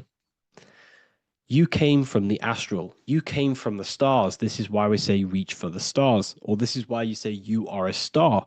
Cis star, miss star, fraud star, stir is star. And when you become famous, you become a superstar and you gain a star on the Hollywood floor. You are a star. The ether. The ether is the infinite energy source which all things come out of and return back to. This is the cycle of life and death, summer and winter, day and night, sleep and awake. The ether is the infinite energy source which all things come from and will return back to. Okay, sorry about that little error. The ether is the boundless source of energy from which all things emerge, to which all things return to. We can see this in the cycle of the sun. The sun does this wave of creation. It rises and it falls. We have the day and the night. The daytime represents our conscious mind when we are alert. The nighttime represents our subconscious mind when we are inside the spiritual realms. The nighttime is spirit, the daytime is matter, spirit and matter. Awake and asleep, conscious and subconscious. We see this in the yearly cycle. Summer is life, winter is death. Spring is the morning, summer is midday, autumn is evening, winter is the night. Everything is a macro and a micro cycle of being born out of the ether and returning back from life and death. Life and death is manifested within the cycles of the sun and everything outside of you, as within, so without. This is why we say sleep is the cousin of death.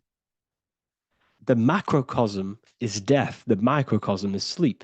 Every time you go to sleep, you are essentially it's a miniature death. You're entering into spirit and then returning back into matter in the morning when the sun rises. Everything is a reflection of the macrocosm cycles. Preparation for death. The first thing we must do in order to prepare for death, for life after death, in order to stop being reincarnated in this cycle of materialism, in order to progress as a soul, because remember, you are a soul in a body. Just like the sun gives power and life to the earth, your soul gives power and life to your body. When you say I, you're referring to the soul. And your soul can be stuck underneath layers of false identifications. Who you believe yourself to be is merely a collection of subconscious programs running within your mind. Now, that's very deep. That is very, very deep. Who you think you are is a part of your thinking mind. Your name, your job, your reputation, your family, your friends. These things are not you. They're all aspects of the thinking mind. What happens if you meditate and you turn off the mind? Then all these things do not exist. You're left with the pure soul, the pure awareness, the pure observation. If you turn off the thinking mind, you're no longer your body, you're no longer your reputation, you're no longer your friends, you're no longer your job and your labels. You are the soul. That's the true you, the observation of the mind, not the thinking mind.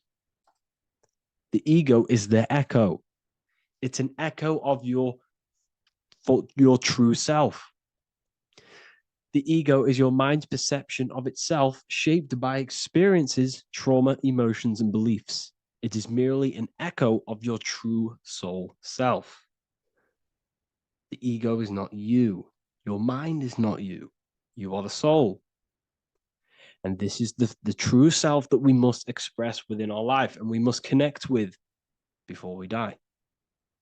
Because when we die under the echo, under these false layers of the emotions, the traumas, the experiences, the addictions, the emotional attachments, when we die underneath all of this, when we don't know our true self, the soul is still hidden. The true you is hidden underneath these layers of false identification. We must remove these layers of false identifications. We must remove them. We must destroy the echo. Remember, the ego, you never had an ego when you were a child. When you were a child, you were pure. You didn't, you didn't show off things. When you were a child, you were pure. You expressed yourself freely with you didn't hide anything. You didn't hide any aspect of yourself. You didn't suppress any aspect of yourself to fit in as a child, as a baby. Because the ego was not here when you came here. The ego grows with experience. The ego is a false perception of yourself while being incarnated in this material world. It's your mind's perception of itself and it's created through your experience. Remember, you are unconditioned consciousness, and your experiences, thoughts, traumas, emotions, and beliefs have conditioned your consciousness into believing you're only a physical body, but you are the soul. We have to remove these layers. How do we remove these layers? Like I said, the best thing, meditation. Meditation. There is a great meditation that you can do every single morning and every single night time. You can sit there and repeat over and over before you meditate. You can repeat that you are not this, you are not that, you are not this. You can label them one by one. Start with, I am not my body, I am not my job, I am not my name, and then detach from absolutely everything until you are left with nothingness. And when you start to meditate, detach from everything. Nothing matters. I am here right now. And what will be left? The only thing that will be left is the language that your mind is using. Now, this is very deep. Not many people will tell you this, but I've lingered in meditation many times. And I can tell you from experience that the only thing left once you detach from everything is the language that your mind is attached to. So whether that's English, Italian, French. Once you detach the language of the mind that that little voice in your head's using, you're left with the soul. Once the mind is switched off, you're left with the soul, and you have detached from all of these external things. You're left with the soul. That's you. That's the power. That's the source of all creation, where everything you've ever done has come from. Every thought, every idea has come from your soul. Number two, that's meant to say number two. Sorry about that. Mental addictions and emotional addictions. Okay. These two are very important. Mental addictions, this could be thought patterns, this could be the labels that we've just been talking about. Then you have emotional attachments, which is maybe you're too attached to an external thing. Maybe you're too attached to your phone.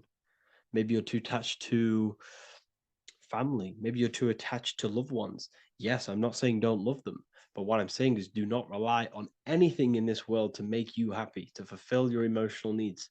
Everything is found within you.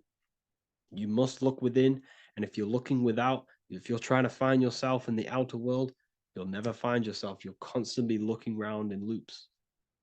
Because nothing, you cannot find yourself in the outer world. Nothing will long-term give you long-term validation. Seeking validation in the outer world will leave you soulless, leave you feeling empty inside and sad and depressed. You have to find yourself within. You have to detach from everything you are relying on to give you emotional stableness. You have to detach from all. Yes, love your children. Yes, love these people, but do not rely on them. Because everything in this world is temporary. Do not conform to this world. The Bible tells you this. Everything in modern society nurtures the body, but neglects the soul. They keep you addicted to as many things as possible. Smoking, you have to detach. Drugs, you have to detach. Alcohol, detach. You cannot rely on anything. This is why this path is very, very difficult to walk. But I'm showing you the way. These are the things you must do before death. You have to detach from absolutely everything. If you die and your mind and soul is still addicted to these worldly things, then you guess what? You're going to reincarnate. You're going to reincarnate because your mind is still thinking about these material earthly things. And if you are operating in that vibration, you're going to project that vibration and come back here. You have to detach. You have to master the soul and master the mind. Like I said, the matrix is designed to keep you addicted to as many things as possible. Your phone, food, smoking, drugs, alcohol, clubbing, all of these things. Everything in society is made to trap your soul and reincarnate in this world. That's why it's very, very, very difficult to walk this path. Very difficult. Matrix, matter tricks. John 2:15 to 17. Do not love this world, nor the things it offers you. For when you love the world, you will lose God. Do not love this world, nor the things it offers you. Do not conform to the pattern of this world, but be transformed by the renewing of your mind. Great quote. Do not conform to the pattern of this world, but be transformed. Let this world transform you. Learn from this, expand from this, but do not be mentally and emotionally attached. Okay? What good will it be for someone to gain the whole world yet forfeit their soul? Like I said, everything in the Bible is telling you the truth. You just got to read it correctly. This is spirituality. This is spirituality. The Bible is spiritual. It's a spiritual text. We must disconnect from everything outside of us and connect with the true soul. Here we have the Egyptians showing you the soul leaving the body. Here we have the soul here. Here we have the Masons showing you the soul coming out.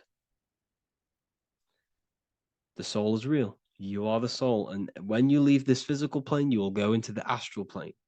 That's where you came from. You came from the astral. You came from the stars. You incarnated into this physical body. Your consciousness fell into this material form to experience limitation, to experience a 3D world. So in order to ascend properly before we die, we have to let go of all the attachments. Every addiction you have, write them down. And one by one, tackle them. before you die. You have to, or else you will reincarnate.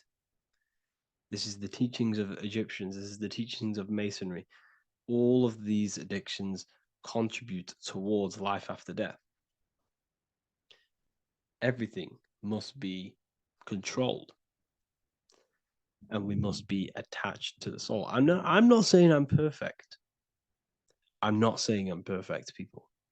We're all not perfect. We're all under psychological operation by the government.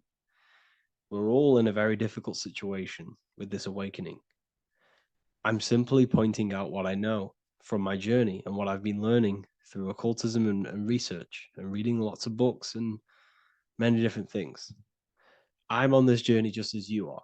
Maybe I'm further. Maybe you're ahead of me. We don't know. But this is what I'm sharing with the world. This is what I'm sharing with my research. And this is what makes sense. It's common sense. Look at everything around you. Everything's made to feed the body, not the soul. So, my beautiful watchers and fans and supporters, I appreciate every single one of you, and I hope this video has supported your journey. If you're feeling lost in life, if you're searching for deeper answers, whether you're seeking clarity, looking to expand your studies, or ready for personalized mentoring, this is your chance to connect with me live and receive insights tailored just for you. Start your path to self-mastery and enlightenment inside the world's best esoteric school. Your journey starts now. Tap the link in the description if you want to join Ethereal University, or feel free to check out my books. I thank you all, and I really appreciate for 100,000 subscribers on YouTube. I love every single one of you. Make sure to drop a like, a comment, and subscribe to the channel if you're new.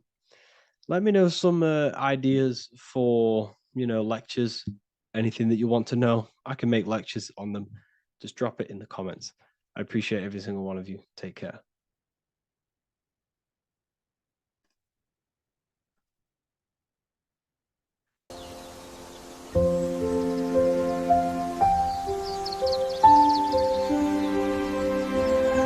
bookofwisdom.com. Visit today.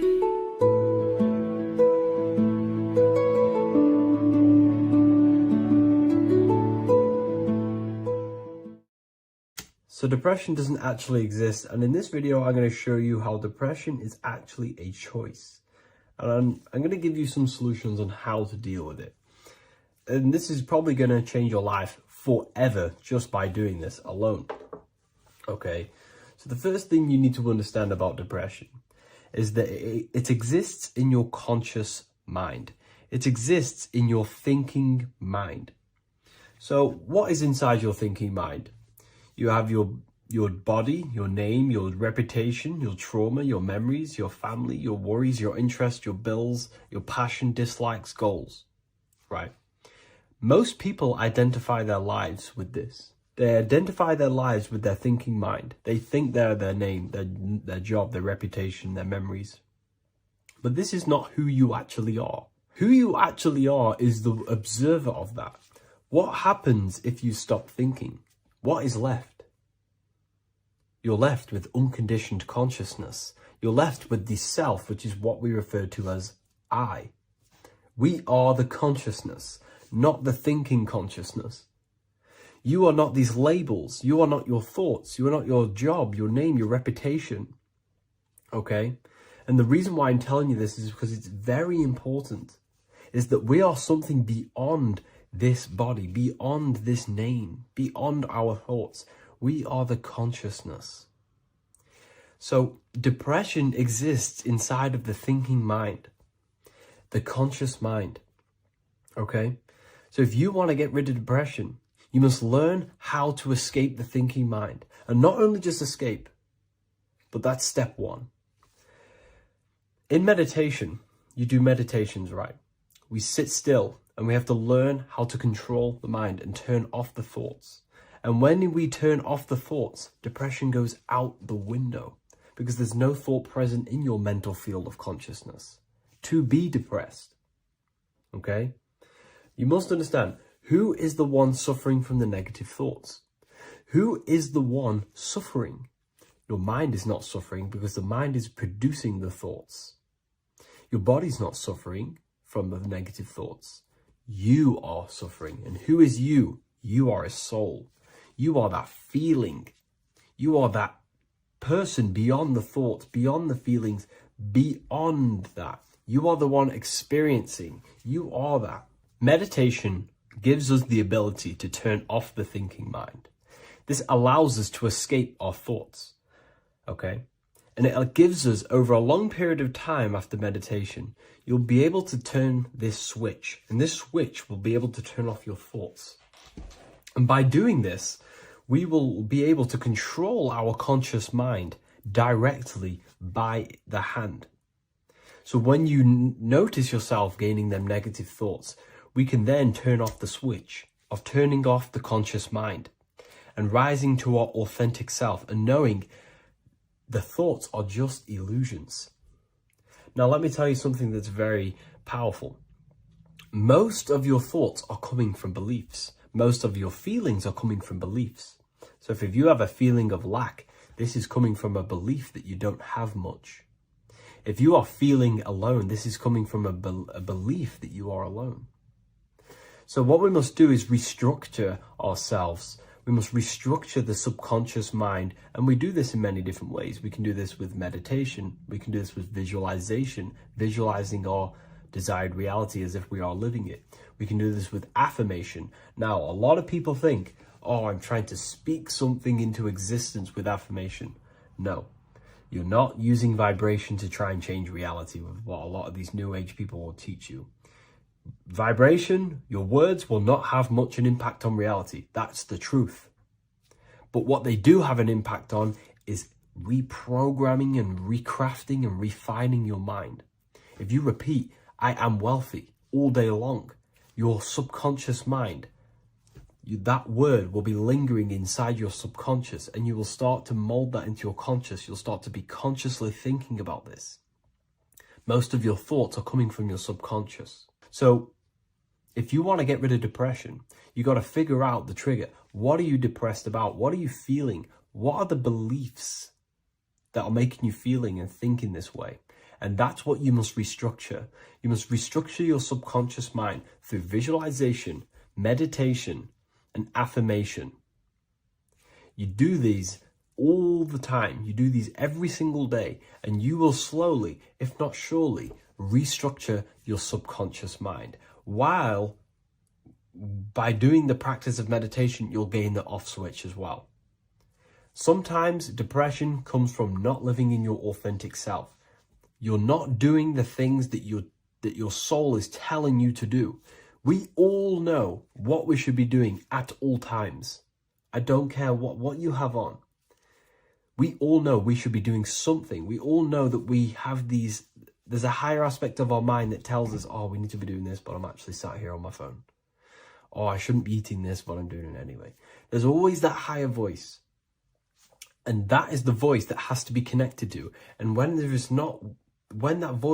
body's not acting out the voice of the soul, then the soul becomes sadder, and suffers more and more and more. There has to be a connection between the soul, the mind, and the body. They have to work in unison. Okay? So I hope this video helps with depression, with whatever you're going through mentally. What if I told you that the pentagram can unlock the secrets of creation and make you manifest any reality you want? Hence why the pentagram is used heavily in magic and witchcraft. We have to understand that the pentagram has been heavily demonized. Religions, churches claim that this symbol is associated with Satanism and witchcraft. I personally believe this was intentionally done so that people do not gain their personal power over reality and their life. The pentagram reveals so much about you, and it is one of the most important symbols to understand inside the occult studies. It is one of the most common symbols that you will see across all occult esoteric orders and different occult traditions, such as Freemasonry, Kabbalah, Rosicrucianism, alchemy. You will see this symbol everywhere. And in fact, you even see this symbol, the pentagram, on old church buildings. Statues of Jesus next to church buildings. you will see this symbol used by Christianity itself, which is very contradicting about the church. But I'm not here to tell you to think anything. You can simply take this information with a pinch of salt and see if it benefits you. The pentagram used by the early Christians was said to symbolize the 5 wounds of Jesus on the cross. But this goes much deeper in an esoteric explanation. The pentagram ultimately represents the 5 elements of creation. All creation falls within these 5 elements. We have spirit on the very top, then you have air, water, earth, fire. This is the correct placement and order of the elements. Air is always on the left, water is always on the top right, earth very bottom left, fire bottom right, and spirit placed on the tip point of the pentagram. It's a 5-pointed star drawn with one continuous line. But this actually reveals much deeper things, and we're going to be going into how to use this symbol for magic and creating your reality towards the end of this video. But now we're going to give you a basic understanding of the pentagram. It's showing you the 4 physical elements symbolized as triangles and spirit symbolized as a circle. The 4 physical elements are made out of the base element, spirit, or what the ancients call ether. Ether is the underlying base of all physical matter. This is the substance that animates physical matter with life force. All physical matter has its origin in the etheric substance, or spirit, what we want to call it. It is simply the life force that animates the physical thing.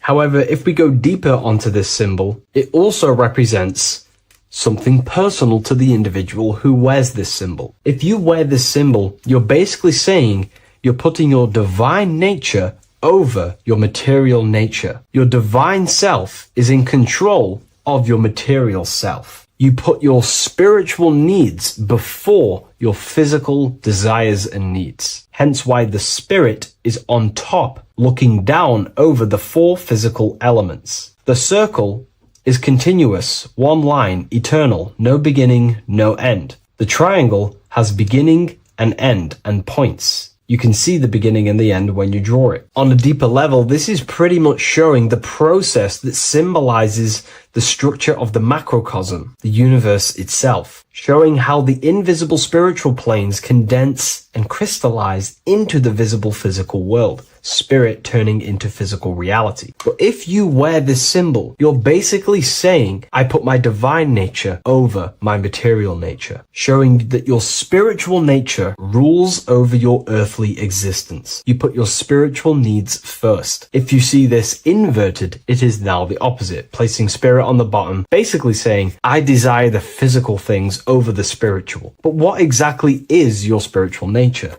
Well, your spiritual nature is simply your internal self. You chase things that are immaterial, such as knowledge, love, experience, expansion, gnosis. These are the qualities of spiritual things that the spiritual person likes to chase and desire, instead of desiring the things that are temporary in the material world and never actually lead to fulfillment. True fulfillment is by chasing spiritual things. God, the nature of creation, the self, gnosis, knowledge. But if we go even deeper, this symbol ultimately represents how reality is created. Hence why this symbol is heavily used in Kabbalistic magic and so-called witchcraft. We are all magicians. Each one of us are creating reality. There are just certain ways you can actually create reality by becoming conscious of them. By becoming conscious of the elements and the qualities of the self that actually create your experience in your life in the present moment. If we look at the pentagram, we see that when you draw a pentagram, it is one continuous line. It is one expressed in 5. The order of the elements are very important. Spirit at the bottom, fire at the bottom right, and so on and so on. Because this is showing you the descent of the spiritual into the material, the invisible crystallizing into a material reality. As you can see when you start to draw the pentagram, you see spirit at the very top. You're descending down to fire. Fire is the closest element to spirit. Hence why in magic and witchcraft, people like to use candles. So you're descending first into fire, then into air, then into water, then into earth, then back into spirit. Because of course, the cycle of creation unfolds itself. When you die, you return back to spirit, and then you reincarnate yourself back into physical reality if you wish and desire to. Everything is under this process of matter spiritual. In the daytime you wake up, you're in your material body. When you go to sleep, you enter your astral spiritual body. Everything's in this continual process, renewing itself in spiritual, then material. But the reason why this is associated with magic so heavily is because each one of these elements corresponds to a different body of consciousness, a different vehicle of consciousness. Consciousness has many different vehicles it uses to create the tangible self, the physical reality. For example, consciousness has a spiritual nature. The spirit element in this case symbolizes the emanation, the descent of the one power, the one force that we are all using. Each one of us is using this one power, the power of the source consciousness, unfolding its creation in the present moment. This represents the source, the emanation, the descent of this continuous flow of energy through us that we are tapped into, like a live stream in the present moment. This descends first, the force descends into fire. Fire symbolizes the willpower, will. In this aspect or vehicle of consciousness, the will is the being that directs intention, initiates action, shapes reality through focus, determination. It sets direction, holds intention, projects a desire into form, and aligns your inner world with the outer creation. The will comes out of the force, spirit. Then the will goes with intention to air. Air symbolizes the mental vehicle of consciousness, the mind, the psychic man. The psychic aspects of your consciousness is thinking, imagination, mental images, logic, using the thought or the mental vehicle body of consciousness. Then that thought has an emotion, which is then water. So it goes from the force to the will to the intellect to the water, the emotional body of consciousness. The emotional vehicle of consciousness amplifies the thought into an emotional desire that you want to take action on. No one takes random actions, and if we do, we say we're very bored and we don't care. The water is the energy, the emotion you have to fulfill something. And that emotion then descends into earth, which is the physical body to take the physical action in the present moment, to fulfill that desire, to fulfill that will, that thought, that desire. And that is how reality is created all the time. Now, there is much more that you can go into with the pentagram, because true magic is about changing consciousness at will, not casting random spells. It's the ability to change the direction of consciousness using the power of the will to direct these forces to create change in the internal world so it can project outwardly in the external world. Because consciousness creates the external reality. What happens within us, we see change outside of us. So true magic is about manipulating the forces and the vehicles of consciousness that exist within our own mind to produce a change in the material world. There are other ways you can use magic, by purifying each body of consciousness or banishing each body of consciousness. Other forms of magic, you can dissect each body of consciousness and work with that specific body. If you think you're using your mind too much, you can start using banishing rituals to banish the power of the mind, to stop overthinking, for example. Or if you have lack of emotional connection with your emotional vehicle of consciousness, we can dissect this body, tap into this body, and invoke this body and strengthen it. We're dissecting each body and vehicle of consciousness so we can work with it to create a specific change inside ourselves, then to be mirrored outside of us. So pretty much this pentagram represents the descent of the spiritual turning into a material reality. Hence why sometimes we see a human figure standing in the point of a pentagram, because it ultimately represents the microcosm. You are the microcosm.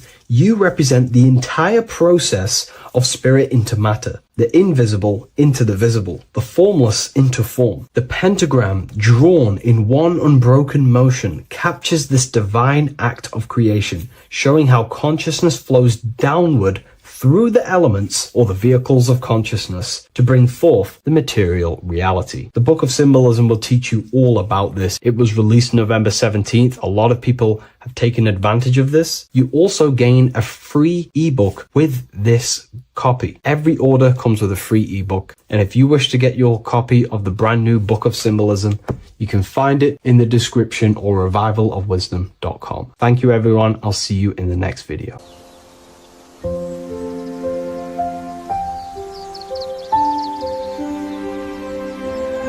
bookofwisdom.com. Visit today.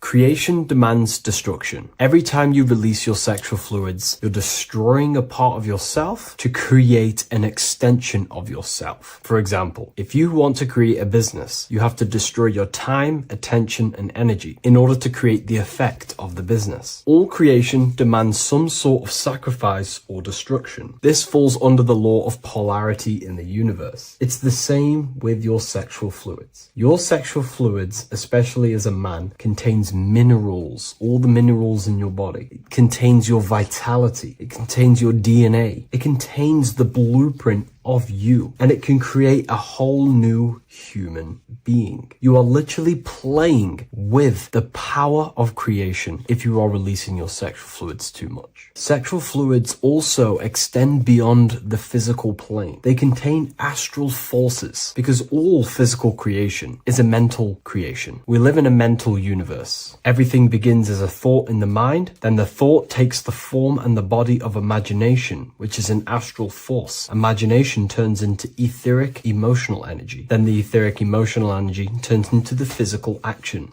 and the physical manifestation. We live in a mental universe. Therefore, these dimensions do not exist separately. They are permeating and mixing in with all. Your physical body has an astral body. Everything physical has astral forces behind it. Semen is known as the astral fluid of the soul. It feeds nerves, the channels of life force and consciousness within the body. And every time you release it, you're destroying a part of your vitality, your brain, your nerves, your energy levels, your creativity, and your DNA to create an extension of you. Therefore, it is a sacred fluid within your body and not something to be played with and to be released too much. Think about it. This is a very creative energy, your sexual fluids. It can create a whole new human being. This is how powerful it actually is. It is the power of creation, and the misuse of this power can destroy your own vitality and your life of your body, because that life you are giving in order to create an extension or a child is the same life you could keep inside of you and not waste to recycle and regenerate the body. Sexual energy has been for thousands of years associated with regenerating the body, longevity of life, and maintaining youth.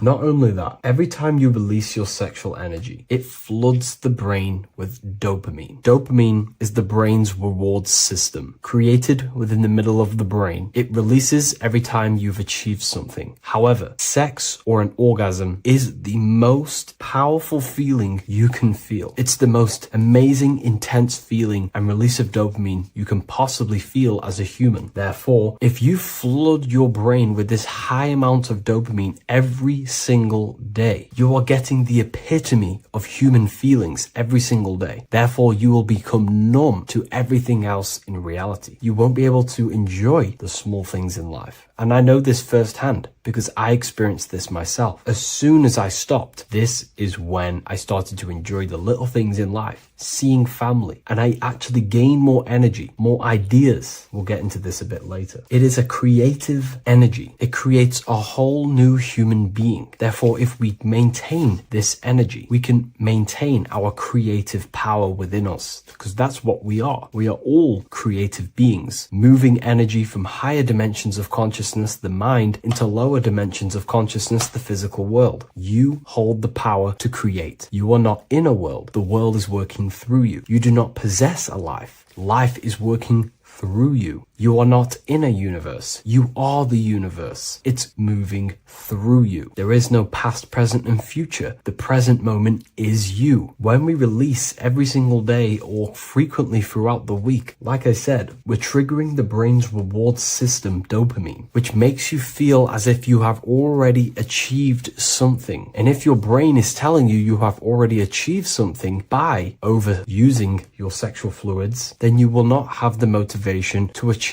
other things in your life. I know this firsthand. I became very lazy. I didn't want to work. I didn't want to do anything because subconsciously my brain felt as if I've already achieved. If we look at the symbol of the Baphomet, we notice the Baphomet has horns and a goat head. Now we look at the word horny. When you become sexually aroused, it's known as horny, which is the horns, representing the lower mind. The lower mind is the mind we use for our animal instincts. We have two parts of our mind. A higher mind, which is contained of higher thought, which chases spiritual things such as love, wisdom, knowledge, and God. Then we have a lower mind, which chases the things of the material world closely associated with the ego, chases validation, material gain, status, and physical sensation, physical pleasures. It is these physical pleasures that can keep you in an endless loop, making you feeling empty inside, because nothing material can ever satisfy our internal world. Nothing. You can achieve millions of dollars. You can achieve your dream house, your dream car, your dream watch. And if that is the only thing you are chasing, you will feel empty inside when you achieve it, because nothing of this material plane can satisfy you. Nothing of the lower mind can ever satisfy you. This is why we must sacrifice the lower mind and overcome the lower mind and the lower instincts. One thing I found amazing when I mastered my sexual urges and my lust is that my mind became a lot more clear. The thoughts and the time and the attention that I used in my mind to go towards lust, sex, and chasing these things was taking up a lot of mental space, time, and energy. But as soon as I removed it and mastered it, my mind became an open vessel for higher thoughts to be received from the higher mind. The mind is like a radio antenna. Whatever we attune it with, that's what we receive. If we're constantly thinking about lust and low-level pleasures, we're going to just receive low-level thoughts. But once we remove all of the lower mind and we conquer our physical body and physical urges, our mind becomes an open channel for divine thoughts and spiritual thoughts. This is what most people call today as downloads. You receive wisdom from your higher self. Not only do you receive more wisdom, you just receive more power to create. The male and the female come together to create a child. That's how you were created. Now, the law of correspondence teaches as above, so below. It refers to everything in the universe. Therefore, in order for you to create a reality, to give birth to something, you have to bring together the masculine and the feminine. Your masculine forces are willpower and actions. Your feminine forces are emotions and imagination. When you combine the willpower, action, emotions, and imagination and combine them together, you can give birth to reality. But it's important to only give birth to things that are spiritual, that are good, that are for the benefit of yourself and humanity, and not for the ego and the lower mind. Killing our lower mind is essential for spiritual ascension when we die. The thoughts that we give the most attention and energy to when we die are pretty much the same thoughts that we're going to think when we die. When you die, your physical body and external world is stripped and you're left with your internal world of consciousness, more than likely be resonating within the lower astral plane before you move on to any higher dimensions of the astral. It's important that we kill any addictions such as sex, food, attachments, emotional attachments to people, any desire for material things before we physically die. The Hindus taught this, Buddhism taught this, the ancient Egyptians taught this. We have to remove the desires in our heart for material and things before we physically die, because when we die, we cannot fulfill physical pleasure. Therefore, we will create our own suffering within the astral dimension. So sex is the biggest part of this. We have to remove the desire for sex or releasing any of our sexual fluids before we physically die to master ourselves. And not only that, it's going to benefit the way you feel, the way you think, the way you act towards people once you have mastered this. Porn psychologically damages you. You are quite literally the person in the corner of a room watching two other people give pleasure to each other. Psychologically, that is not good. And what happens in darkness is always revealed in light. What you do in your alone times will show in your confidence, in your eye contact, in your presence, in your aura, your energy. You cannot hide things that you do in the dark, because they always reveal themselves in a subconscious way, whether physically or through an energetic spiritual way. Sex can be known as sacred energy exchange. You are exchanging energy, bioelectrical energy. It's a scientific fact that when you hold hands with another person, your brain waves of each individual become synced. Your emotions sync. And you exchange electromagnetic energy because you are an electromagnetic being. When you have sex with someone, you are literally exchanging emotional energy. Your aura is not just an electromagnetic field. It is literally a manifestation of your internal consciousness. Your consciousness contains your thoughts, your beliefs, your traumas, your emotional state. And this manifests externally through the vortex of your heart into an energy presence around your body. This is why you can feel sad when someone else is sad next to you, because their energy is merging with yours. When you have sex with someone, you are quite literally exchanging consciousness, beliefs, traumas, emotions, feelings, vibrations, and your consciousness merges with their consciousness. So be careful with just having casual sex. Now, I'm not here trying to say never release, never have sex with your partner. I'm not saying that. I'm saying take caution with these things. Take my teachings with a pinch of salt. If it benefits you, that's great. I'm not here to tell you how to live. I'm simply giving you my research and the things that have helped me in my life on my esoteric research, awakening, or spiritual path. I don't like calling it a spiritual path, because it's not spiritual. It's simply just life, the knowledge of consciousness and the self. So I hope this video helps. If you'd love to read this book, I'll leave a link in the description. This book I wrote myself called The Book of Wisdom, Volume 2. What is good, people? We're back with another video. And today we're talking about the chakras. Let's jump straight into this because I know there's been a lot of requests for this video.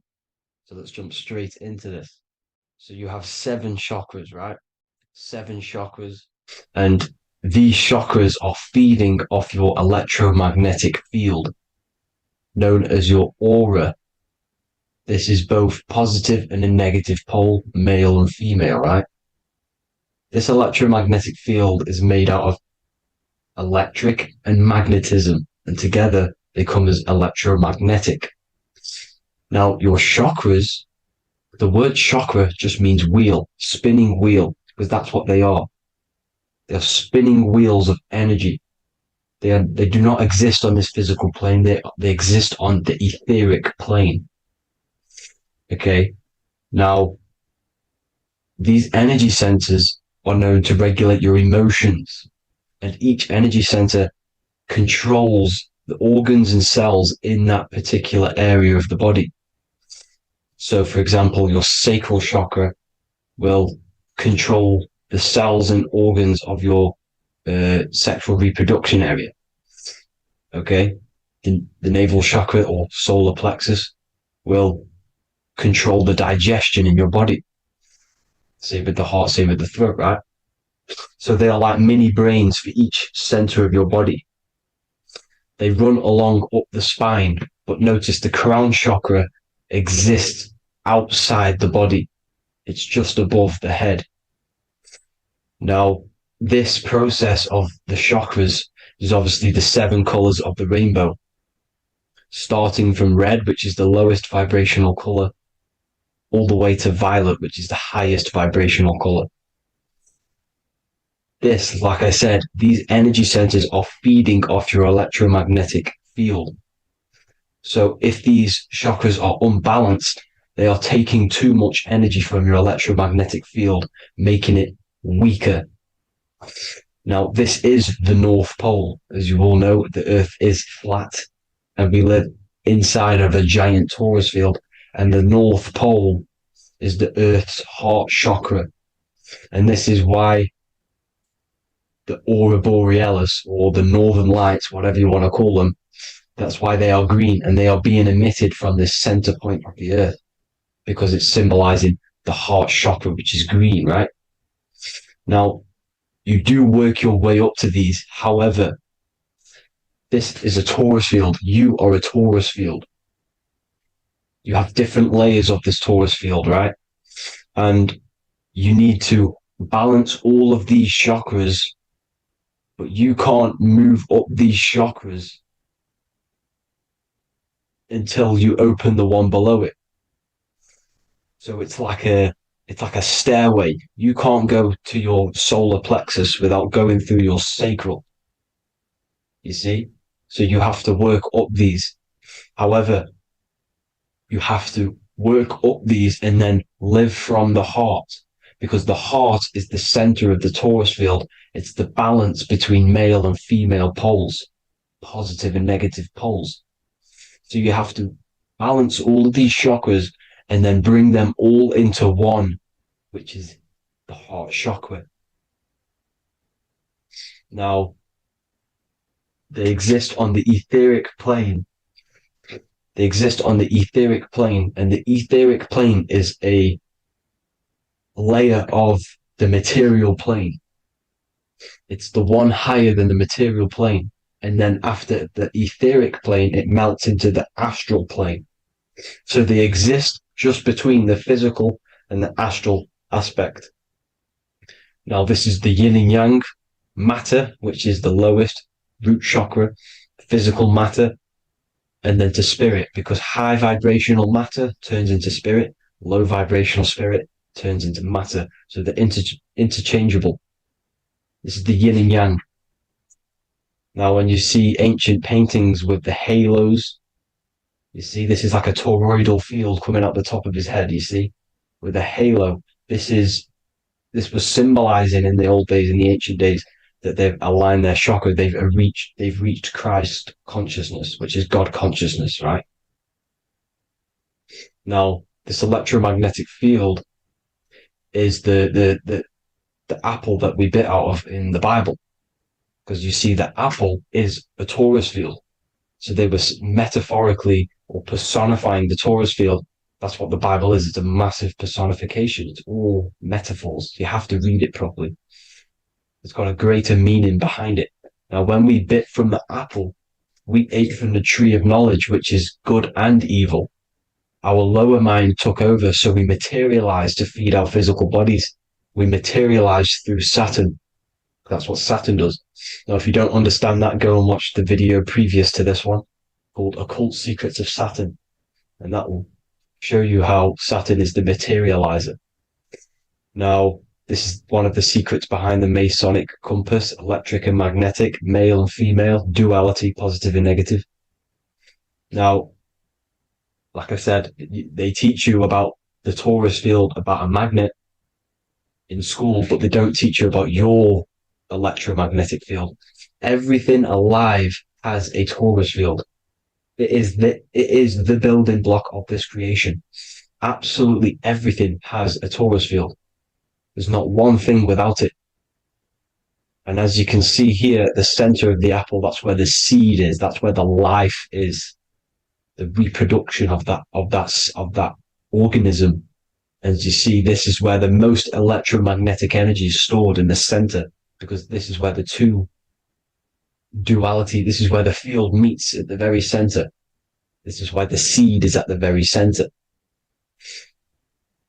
Now, your spine is a elongation of the brain.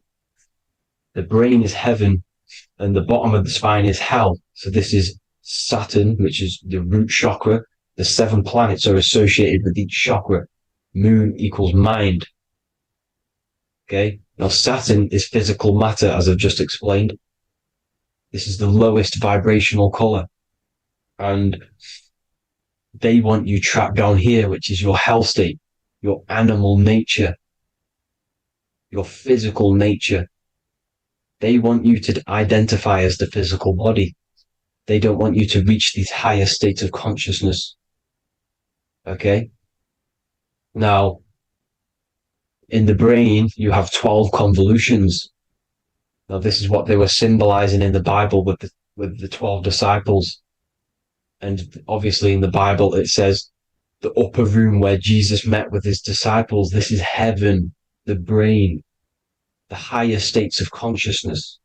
Now, this is your North Pole. This is Jacob's ladder.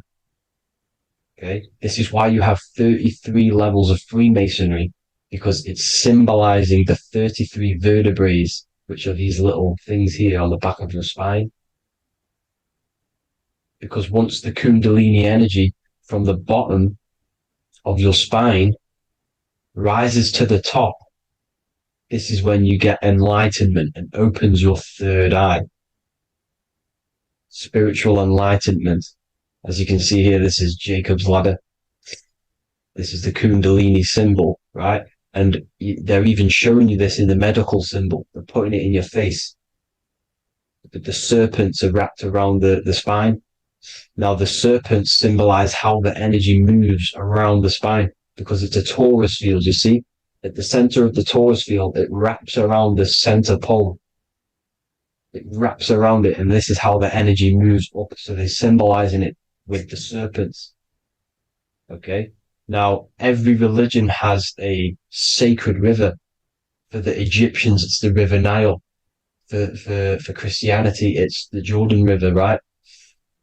This river is the canal, the energy canal at the center of your spine, all the way leading to heaven, to the Holy Land. This is the chamber which the energy rises up, right? Now, they used to say the gods descended from heaven to man. This is just heaven. This is the mind state. And they said the gods were connected by a rainbow bridge. That's the chakra system, the rainbow bridge. Okay. Now, the ancients called this place Midgard, Earth, where both evil and good live, right? Midgard. But you can go to heaven, which is a pure mind state, because once you're in heaven, nothing negative can ever bother you. That's completeness, pure Christ consciousness. Now, this is why Jesus dies at 33.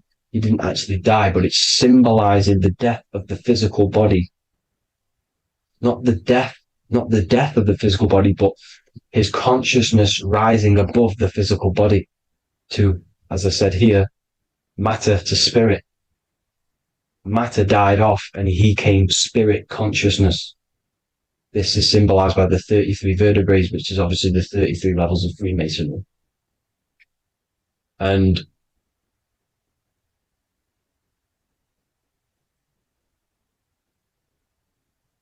now the pineal gland, which is at the very top of this Jacob's ladder, or the River Jordan, the canal, your 33 vertebrae on your spine. This is where the pineal gland sits, right? At the very top, at the center of your brain. Now, there's multiple ways this was symbolized. The Eye of Ra, which is used by the Egyptians. Now, this pineal gland is the seat of consciousness. This is where your consciousness is stored, right? And the ancient Sumerians used the pine cone, hence why it's got the word pineal gland, the seat of the soul consciousness. It produces DMT, dimethyltryptamine, which is known as the spirit molecule. And the pineal gland is wrapped in microcrystals, and we all know crystals transfer frequency and energy. Now, radios use crystals.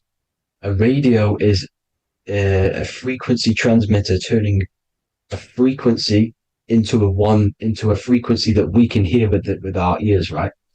Because all the radios are actually playing right now in your ears. However, our ears can't pick it up, so the radio transmits it into a frequency that we can hear using crystals.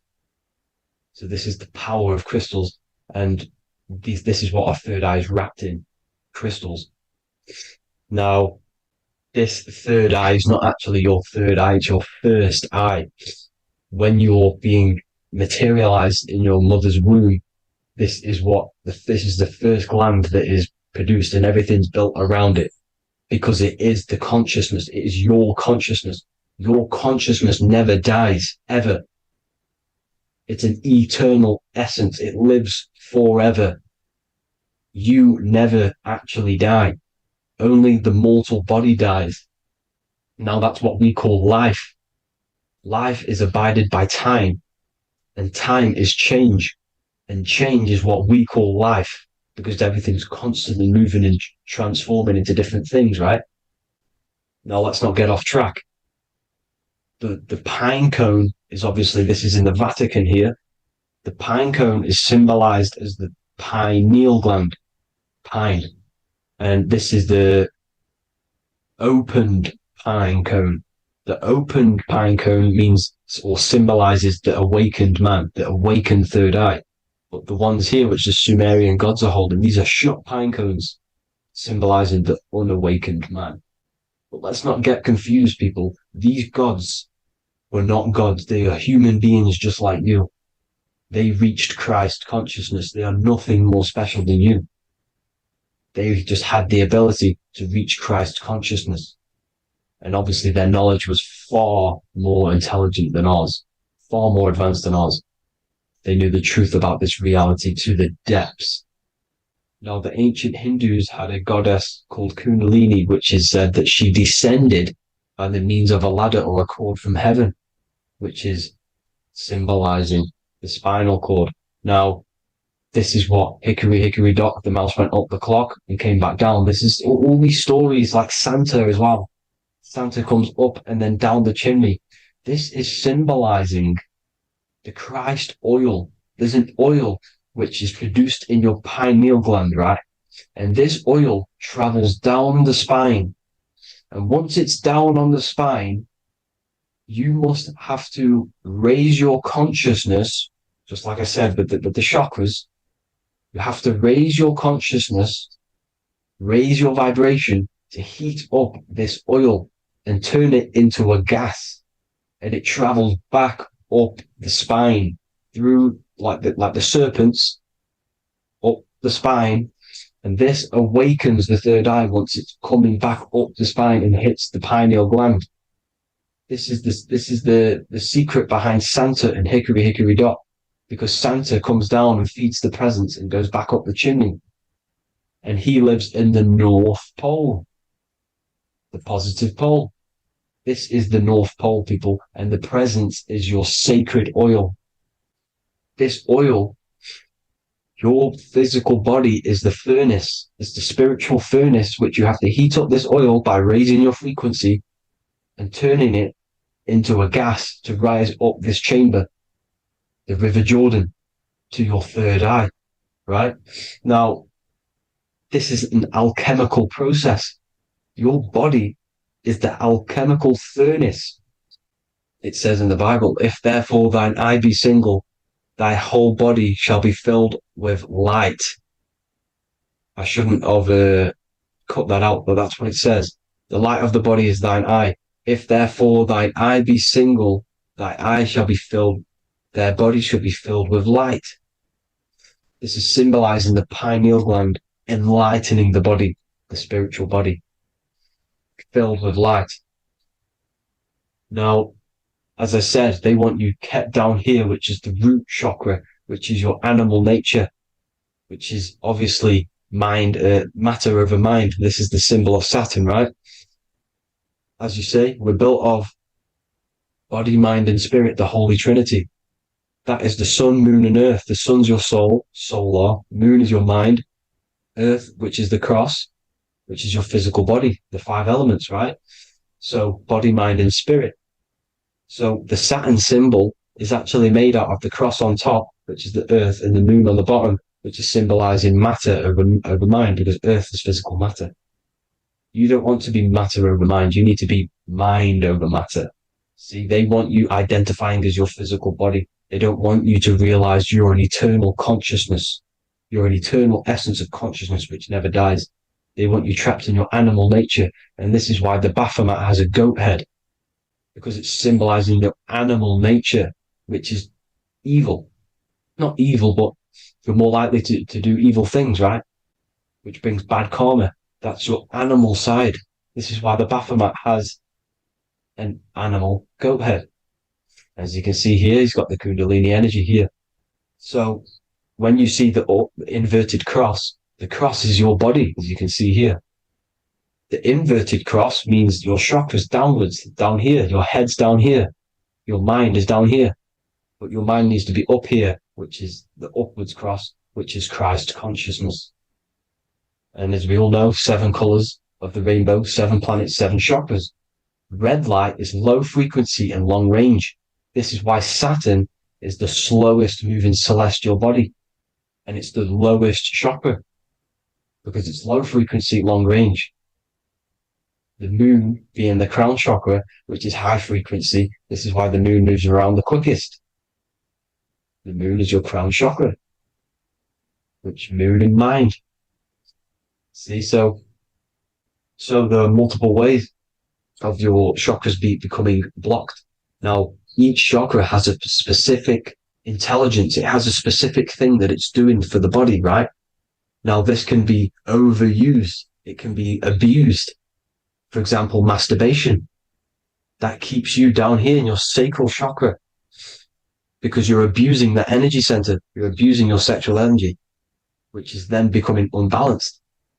So this is how energy, this is why these centers are pulling more energy out your electromagnetic field, because these centers are wheels. The chakras just mean spinning wheel of energy.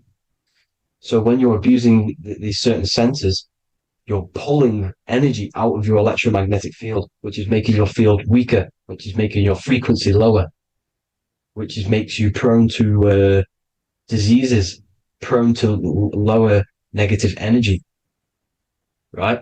So you need to align these chakras. You need to unbalance them. And as you can see here, you can screenshot these to see how they're blocked. I'm not going to go over each one because it'll take me forever, but have a little read yourself. This is why they're blocked. Now, the ancients used to say Aum when they meditated.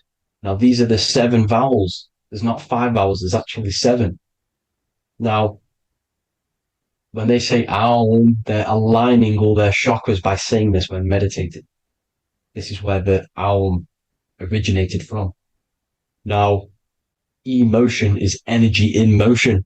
So if you're feeling a certain way, that's the energy you've put in motion. It's a reflection. We live in a mirror reality. Everything's mirrored. Everything's mirrored. As within, so without, as above, so below.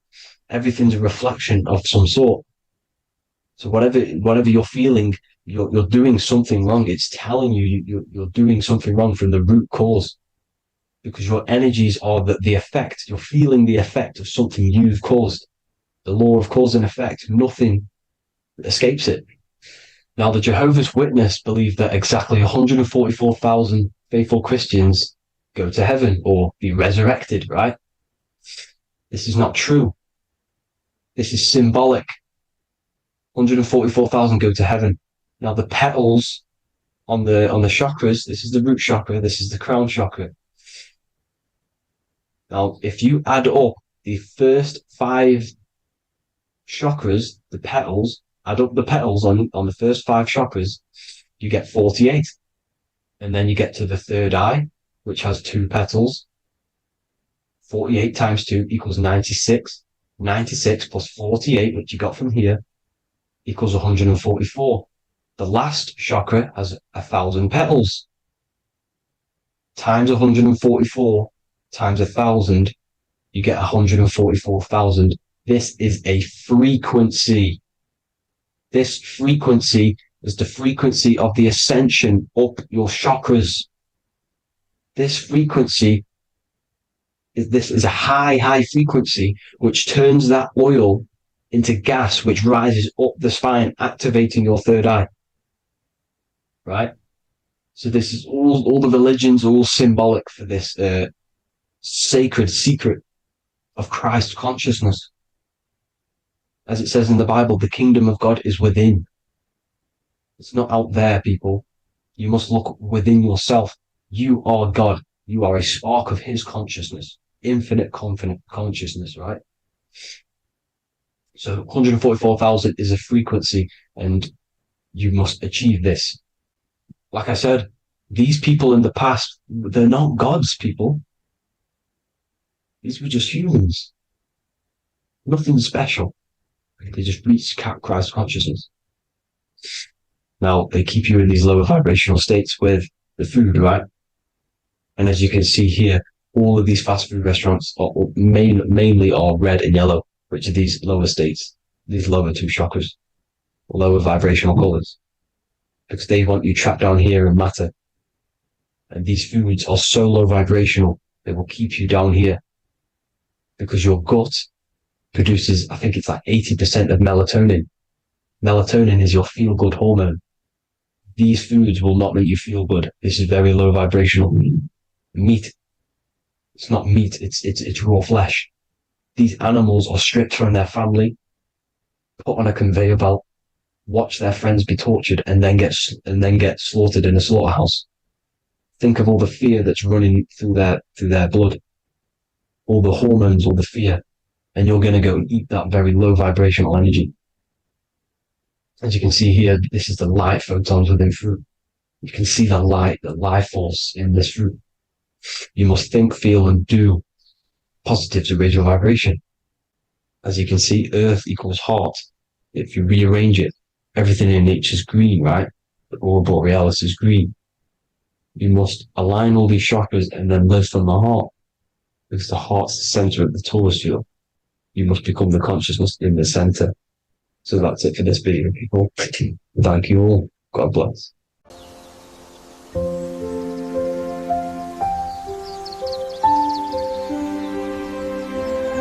bookofwisdom.com. Visit today.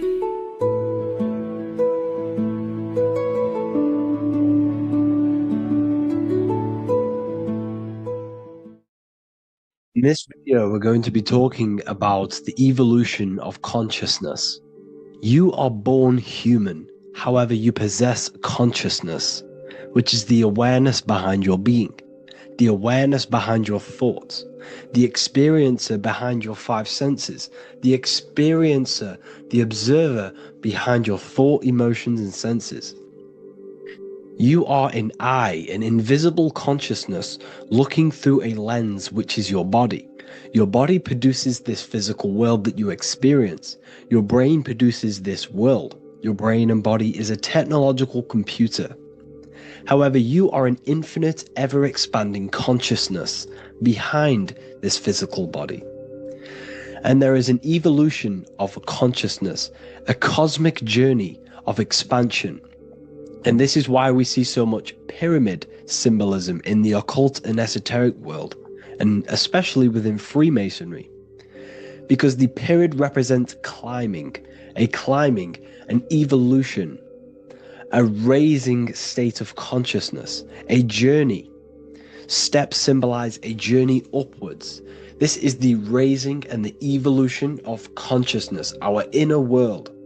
The transmutation of our inner selves, of our souls and consciousness and our minds. So when we see this pyramid, we're seeing a evolution, a way up to source consciousness.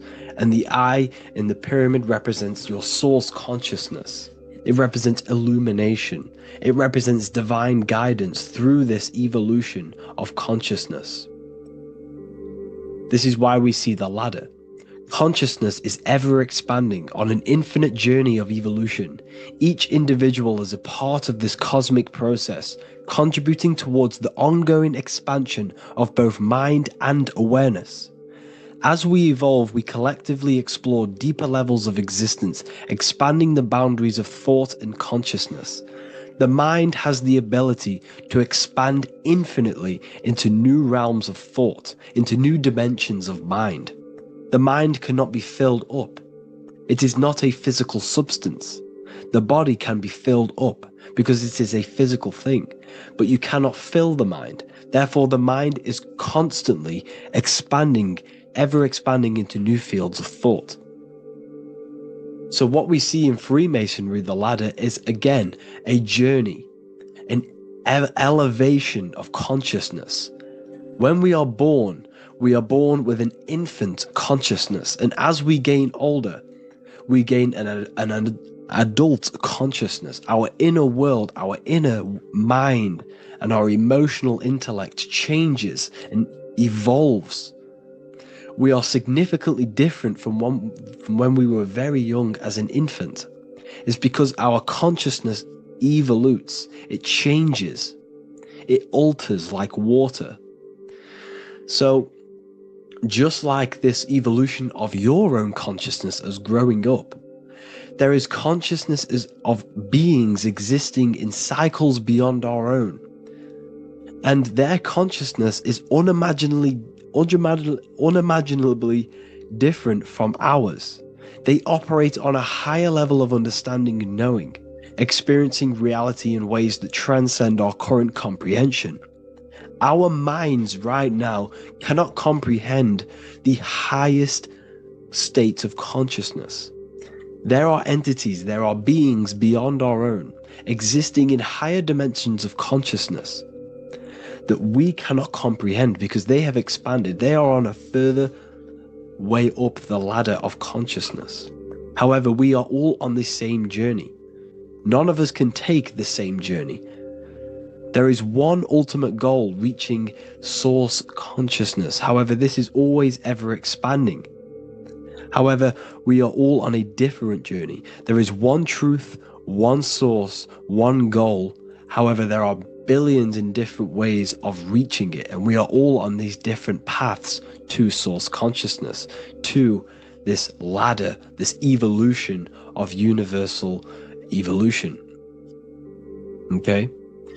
Their awareness is attuned to new dimensions of existence, reflecting a more advanced stage in the cosmic journey of consciousness evolution. So when you take DMT, you are shot into these higher realms of consciousness where you meet these beings who look similar to these images.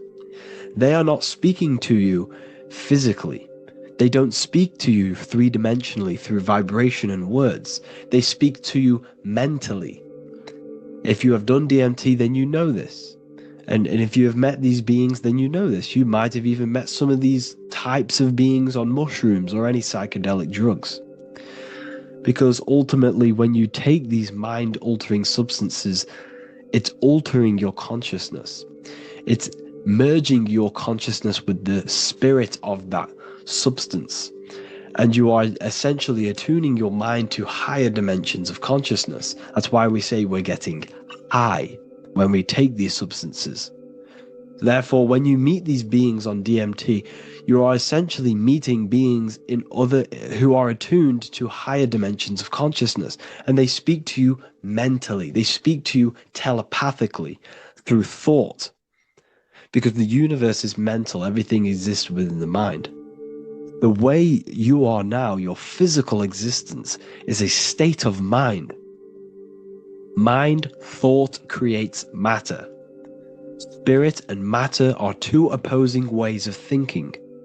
If we have a very spiritual mind, we have an expanded mind, we are a spiritual person through the mind. However, if we have a very low state of consciousness where we think about food, sex, lust, and all physical things, then we have a physical consciousness. Matter and spirit are two opposing forces, two ways of thinking. The mind attunes itself to different levels of understanding in different dimensions. So, essentially, this is what we're looking at. The body is a vessel for the fluidic, formless consciousness, a temple that houses the essence of our awareness. While the five senses are limited to perceiving only the physical plane, the mind transcends these limitations, capable of perceiving the full scope of reality. It is through the mind that we access deeper truths beyond the material, tapping into boundless nature of existence. Physical existence is a thin band, a thin layer of reality.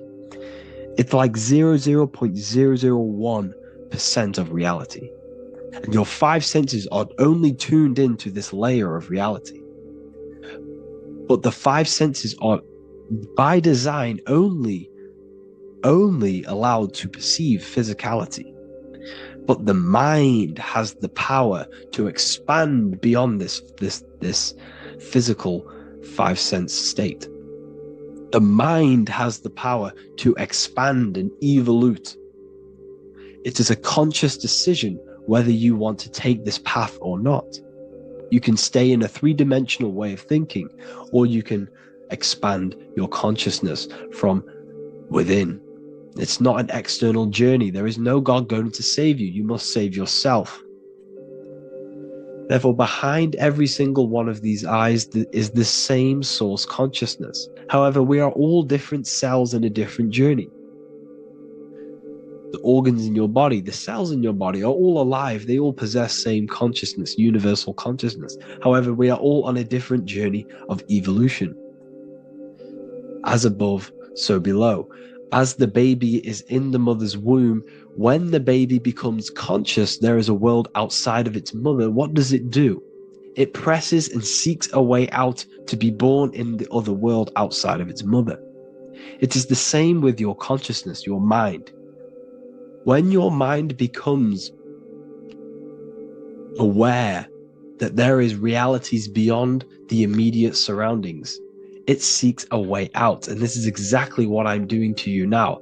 I am now expanding your mind and telling you there is other ways of reality. There is other dimensions of consciousness which you can access through inner transmutation, through different ways of thinking, spiritualism, and meditating and connecting with yourself and detaching from external things. We can upgrade our consciousness. Your body is a womb. Why Jesus says you must be born again to see the kingdom of God, because you are born physically and then you must be born again spiritually, awakening your inner consciousness. So like I said, as the baby is in the womb, it's the same principle. As above, so below.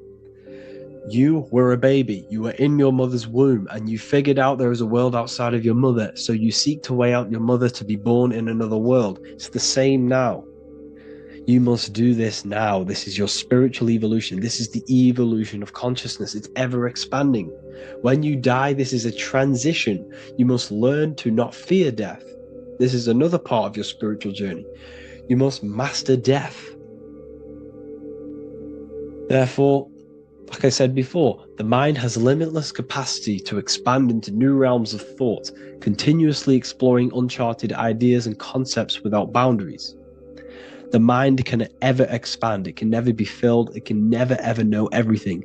There is infinite fields of knowledge, infinite fields of thought. Your current state is just one stage on an infinite pathway. You won't remain human forever. The human experience is a crucial phase where we learn to balance polarities, master the fundamental laws of the cosmos.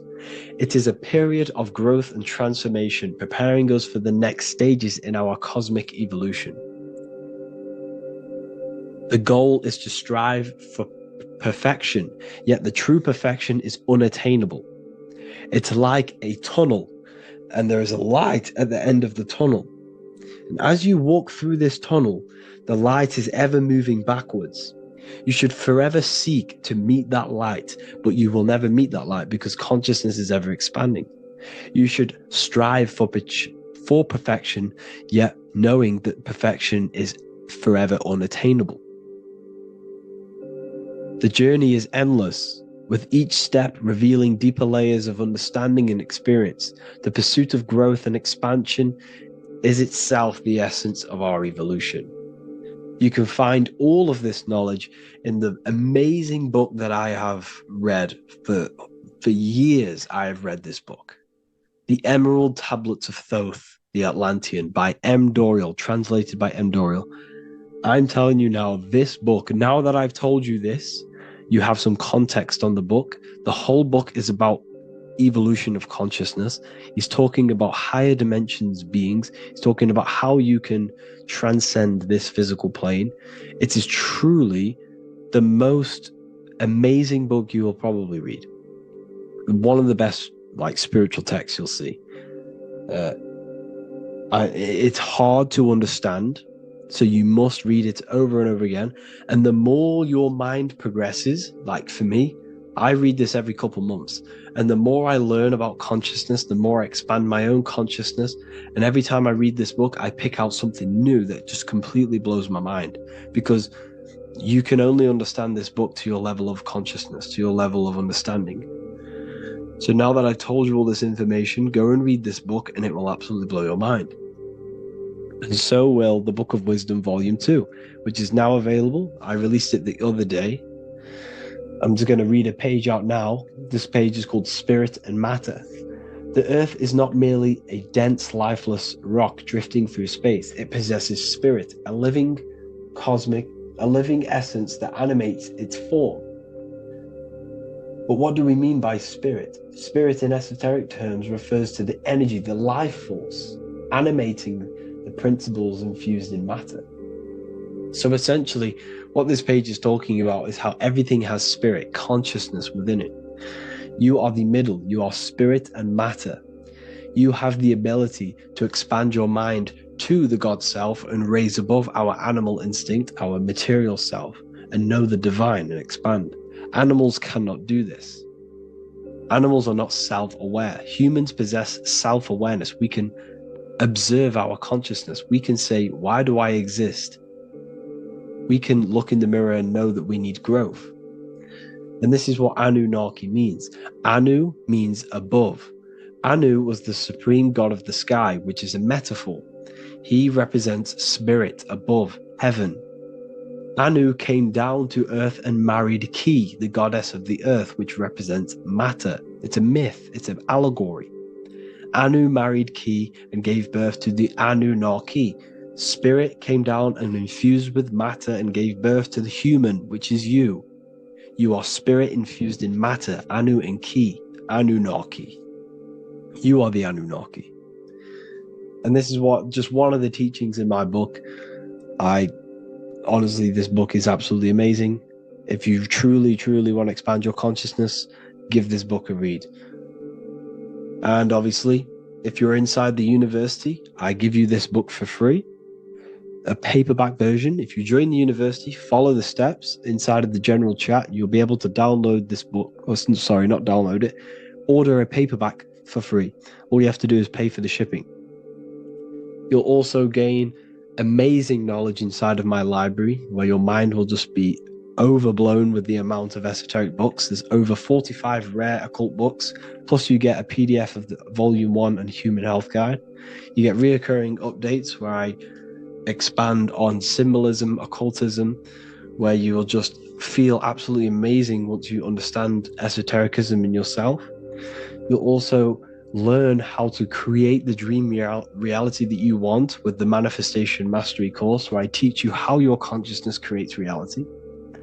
You'll have a real lectures where I post lectures on symbolism, occultism, esotericism. There's a conscious community and live calls and Q&A where you can ask me questions and I'll answer your questions. I just want to say thank you to everyone who has joined the university. Thank you for even liking and watching this video. Any support I just appreciate every single one of you. Please, if you can, leave a comment and a like on this video and let me know any videos you want me to make in the future. And I will start uploading a lot more to the YouTube. So yeah, thank you all for tuning in today. Have an amazing day.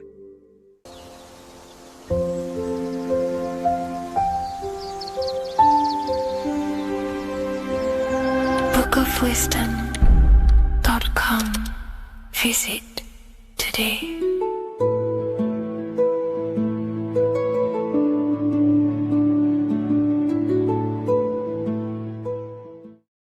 What is good, people? It's Revival of Wisdom. I hope you're all doing well. And this video is how to raise your holy oil or your kundalini. Let's get straight into this. So this is a monthly cycle. Every month, when the moon is in your zodiac sign, this oil is released. Now, the moon is in control of monthly cycles. For women, it's the menstrual cycle, and as well, this holy oil cycle. The moon changes sign every 2 and the 2.5 days, and passes through the zodiac signs in 27 days. So the moon tells the day, the sun tells the time, the stars tell the month. This reality is a massive clock, if you like to say. It's a cycle. Okay. The moon controls the night, emotions, water, fluids, and the mind. Okay. So this oil is produced in the colostrum. It's produced in the colostrum, which is here, right? This is where you get Santa Claus from. Now, the colostrum is at the center of the brain, and it is next to the pineal gland and the pituitary gland.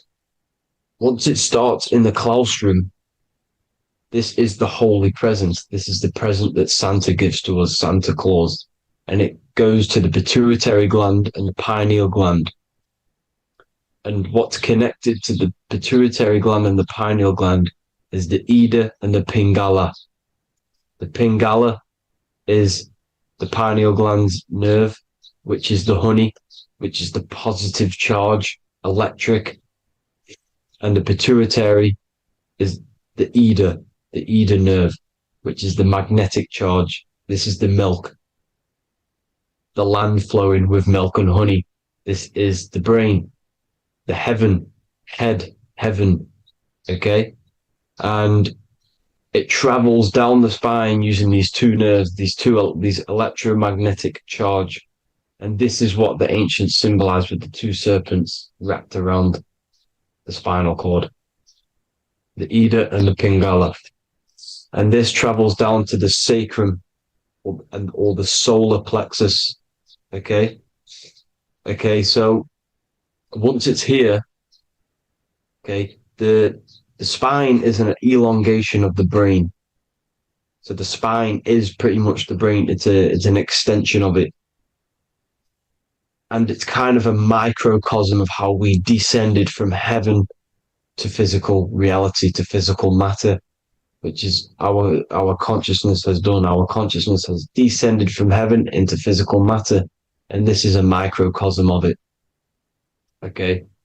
So once we're in the sacrum bone, this holy oil, like I've just explained, this holy oil starts in the Santa colostrum, goes down the chimney to the sacrum.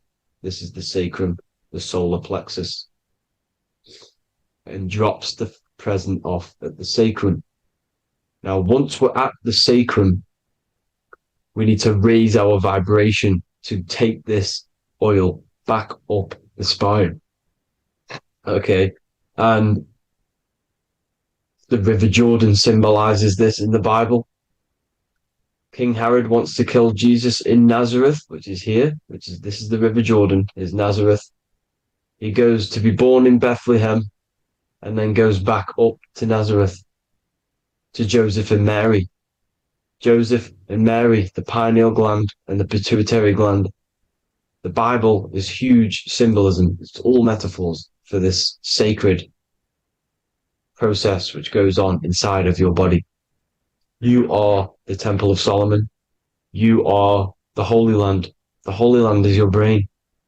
Once this oil is at the sacrum, you need to raise your vibration in order to take it back up.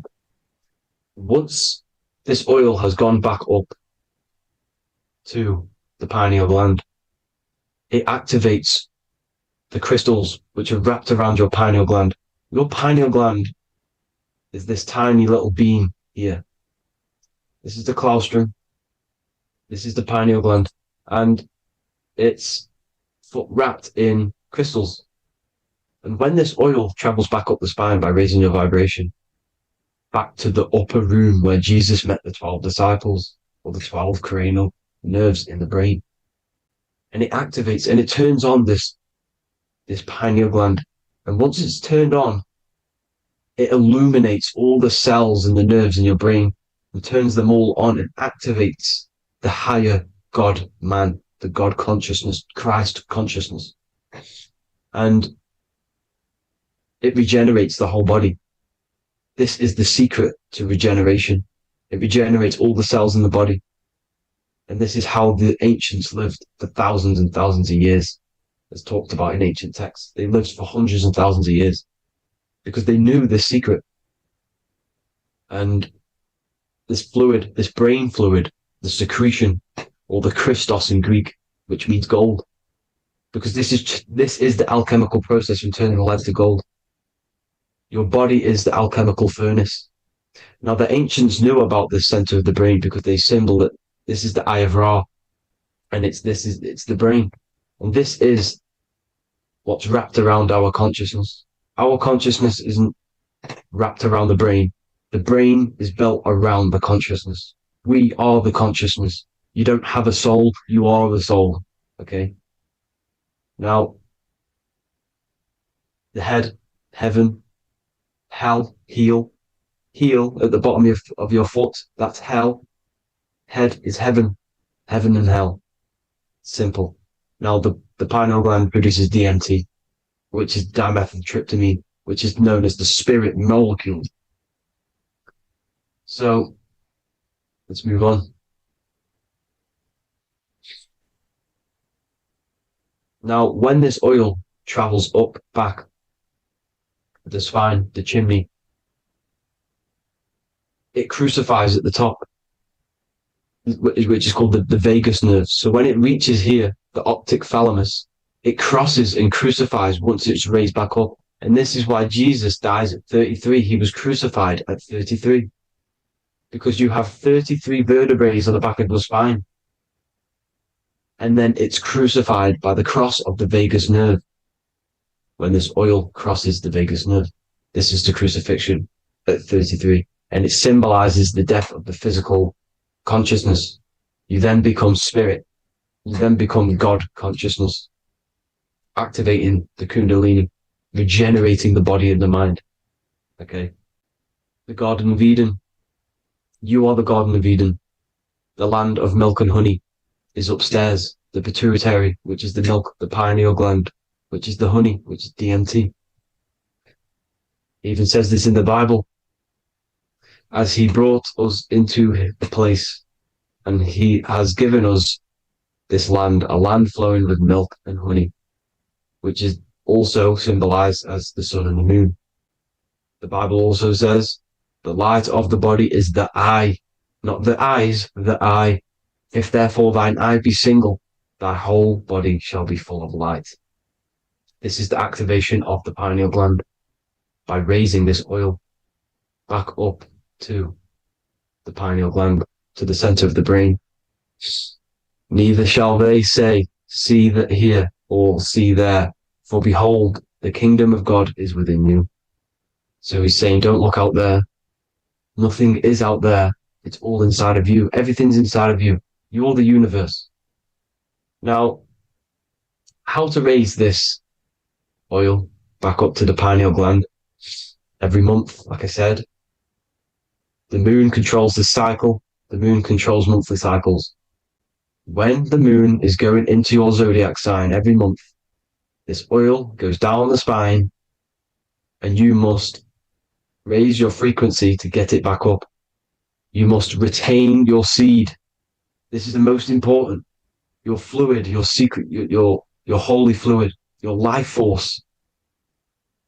You can't let that go.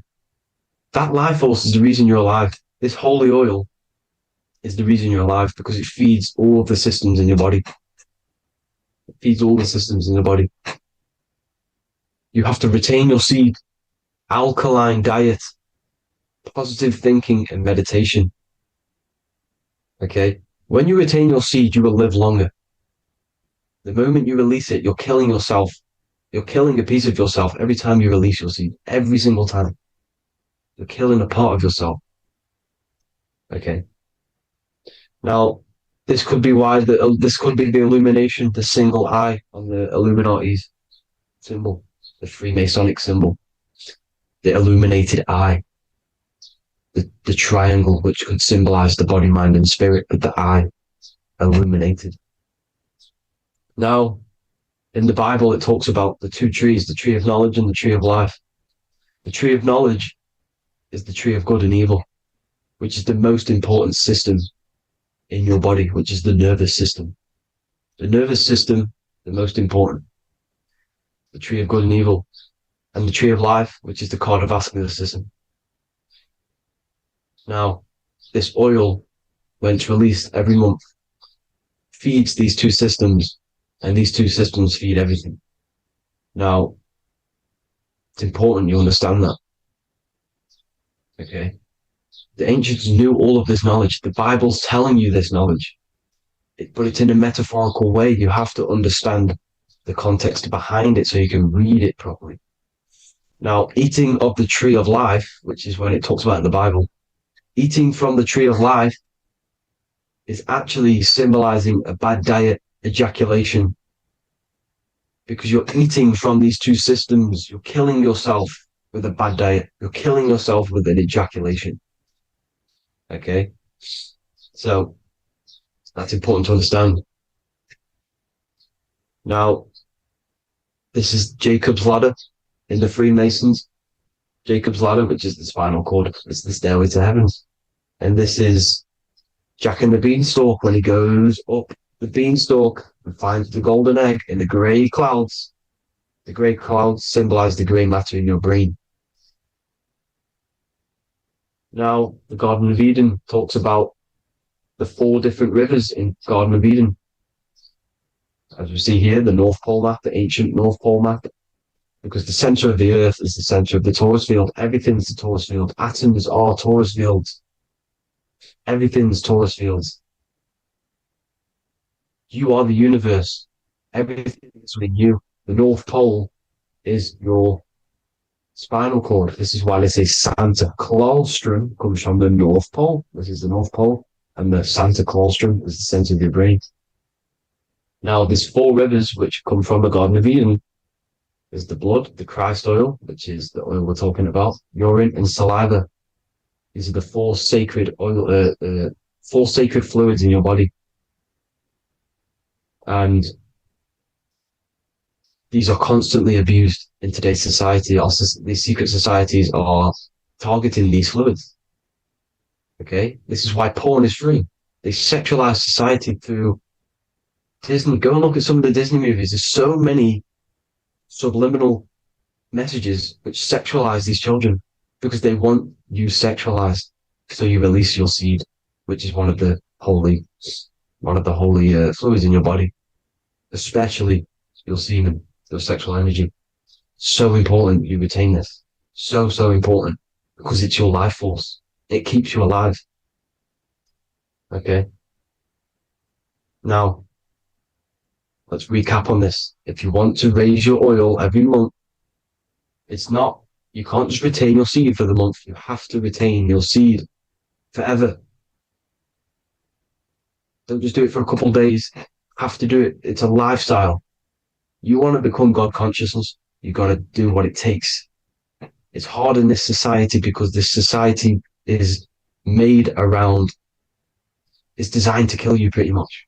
It's designed to keep you in these lower states of consciousness with all the bad food, the chemicals in the food, the chemicals in the water, the sexualized TV programs, sexualized adverts, sexualized TikTok and apps, videos, subliminally stimulating you because that is your weakness, sex. It's your weakness. Now, you have to retain your seed, meditation, and an alkaline diet. Why alkaline? Because acidic is low vibrational. This is the color spectrum. And what's the highest vibrational color? Violet. It's the lowest, red. You have to have an alkaline body in order to raise this oil. When you drink, when you have a bad diet, when you drink alcohol, when you smoke, this destroys the oil. It destroys the oil in your sacrum and it can't be raised again, can't be raised up. This is why it's so important. Without that oil, you don't live. That oil makes you live. It feeds everything in your body. It's crazy how we're not taught this. It's insane. But that is how you raise the oil, people. I hope you all gain some knowledge out of this video. And I hope this assists you on your journey, your spiritual journey. And please like and share this video. We need this knowledge out to the public to wake up humanity. Thank you all, people. God bless.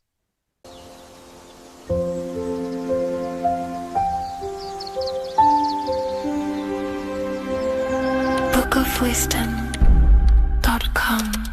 Visit today.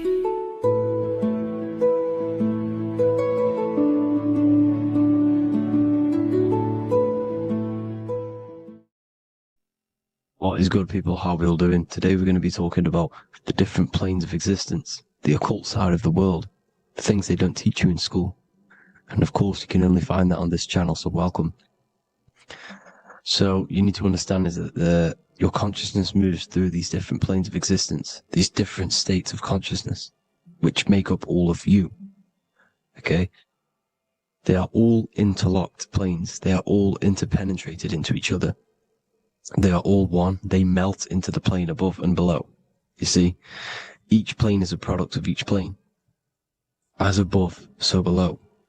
Now, the higher you go, the more fluid, the more dreamy, the less dense it becomes. The lower you go, the more denser it becomes, the more solid it becomes. The lowest plane is the physical plane, which you are obviously aware of. You are inside of the physical plane now. But while you are in this inside of this physical plane, you are indeed inside of all these other bodies which you have not awakened yet. You have to awaken these different bodies. You have these bodies. Okay? It's like a ripple effect. And the center is the most dense, the most solid. This is Earth, heart, the heart of the ripple. And the lower you, the further you go out from the center, the more dreamy, the less fluid, the more fluid, the more less dense it gets until you're one with the all. You see? And this is what it's like. This is what this system is. It's like a ripple effect. Now, let's jump straight into the planes. First, you have the physical plane, made out of 4 elements. 5 elements. The ether is the mother of the elements. It's the womb of the elements. It's the 5th element. And it gives birth to the 4 other elements. 4 is stability. Tables have 4 legs, and this is why the ether gives birth to 4, because it's the foundation of the physical world. Fire, earth, water, air. They are not pure. Each one of the elements melts into the other one. For example, earth and water both share cold. Water and air both share wet. You see? They compose of each other. They melt, they mold into each other based off the vibrational state of the ether. That's what it is. The 4 elements are the vibrational states of the ether. Okay? So you have the 4 physical elements making this, physical world. It's the lowest world. It's the world of effect. This world, whatever you see, whatever you experience, it's the effect. You can't change anything by manipulating this world. You got to manipulate the higher worlds to affect this world, you see? As above, so below. This is the lowest plane. It has 3-dimensional. It's the 3rd dimension. Space, height, and thickness. That's all it is. Front, backwards, upwards. You see, it's 3-dimensional. We cannot perceive the hidden side, which is the interior of this existence. We cannot perceive the interior from our exterior view. We are looking into this world. Okay? This is the exterior view. We can't see what's inside of that. That's the 4th dimension, which is the next one. It's the most gross and dense plane. 4 states of matter, the most slowest vibrational molecules exist in this plane. Above this plane, you have the ether. Okay? The word ether and either are the same thing, because either connects 2 scenarios in languages. I either support Manchester United or Liverpool. Either is connecting them 2 scenarios. The ether is doing the exact same, as you can see here on the planes of existence. It connects the astral world, which is very important, to the physical world. It's connecting these 2 worlds. So it's the ether. It's the ether. The ether is pure potential. Energy flows through the ether. It is pure energy, pure potential. Okay? The physical body is an exact copy of the etheric counterpart body. So every physical object has an etheric energy double. It's like a blueprint of that object. Every single object has an energy double, and that's the etheric double. Okay? The etheric body determines the shape of our physical body through its lines of force. All through life, it rebuilds and restores the physical body. physical problems show up first in the etheric body, because as above, so below. You manipulate the higher planes, it will manipulate this plane. And this is why sorcery works. You know, contact with astral plane entities. We'll get into that a bit later. So the reason why we can't see this plane, this energy world, which is all around us, which we are inside of right now as we speak, is that the molecules that compose it are further apart than those of the physical plane, making it invisible to the two eyes. That we can't perceive it. Our eyes cannot physically suck in that sort of information, and our brain cannot decode it. This is why, you know, they brainwash us with all these programs to keep us asleep, to keep these other bodies we have asleep, so we don't find out about these other bodies, and it's to make you believe that everything's just a material. Only the material world exists. They don't want you to know is that everything that you see is a result of something you cannot see. As above, so below. There are realities within this reality. This is what I'm breaking down now, these different planes, on how this reality works. So your etheric double is your energy body. You can see here the physical, etheric, astral. Astral is your spirit. The ether is a part of the physical plane. It's like just above the physical plane, but it's still part. But then the astral plane is completely separate. It's another plane, but they're all interlocked. Don't think they're apart. They're all interlocked. They're all one. They all melt into each other. The chakras that we have are inside of our etheric body. They are our sense of organs which tune us to the fourth dimension. These 7 chakras connect us to the astral world, the fourth dimension. Okay? They are points for the flow of energy from the universe / 7 planets, because the 7 chakras are your 7 planets, and the 7 planets are connected to the astral world. They are feeding these 7 centers in our body. They connect us to the universe, to our etheric counterpart, and then to us, supplying the physical body. Because the energy comes from above. As above, so below. These 7 centers, these 7 etheric chakras, are being supplied with energy from the universe, the 7 planets, the solar system. Then it supplies the physical body. You see? So the ether is very important. And this is, you know, that the ancients understood the science of the ether, and they could, you know, harness free electricity from it, because it's all around us. The ether is all around us. And this is what they were doing. They were harnessing free energy using the ether. The astral plane, the fourth dimension, very important plane. Very, very important. We've all been there. Every single one of you has been there. Okay? The fourth dimension is unseen of what we see. It's the interior of the exterior that we see. We see the third dimension, but we cannot see beyond what's making this third dimension. This is the fourth dimension. Okay? It's the dream world. This is where you go when you dream. Okay? This is where you go when you dream. It's the place of disembodied spirits or ghosts, entities, whatever you want to call them. When you hear ringing in your ears, that is not tinnitus. That is an entity around you. Okay? That is an entity around you. The fourth dimension is where thought forms exist. Mental images. Thought forms as in what you see in your mind when you think of an image, because the mind is the highest plane of existence. Mind is the highest plane of existence. And it manipulates all of the planes below. So it goes the mental plane, then the astral plane. So the thought is in the mind, the mental plane. That just the thought alone, no image, but then the form depiction, the thought form exists. It manifests in the astral plane as a sort of image, an entity, a living conscious being. So this is why thoughts are things.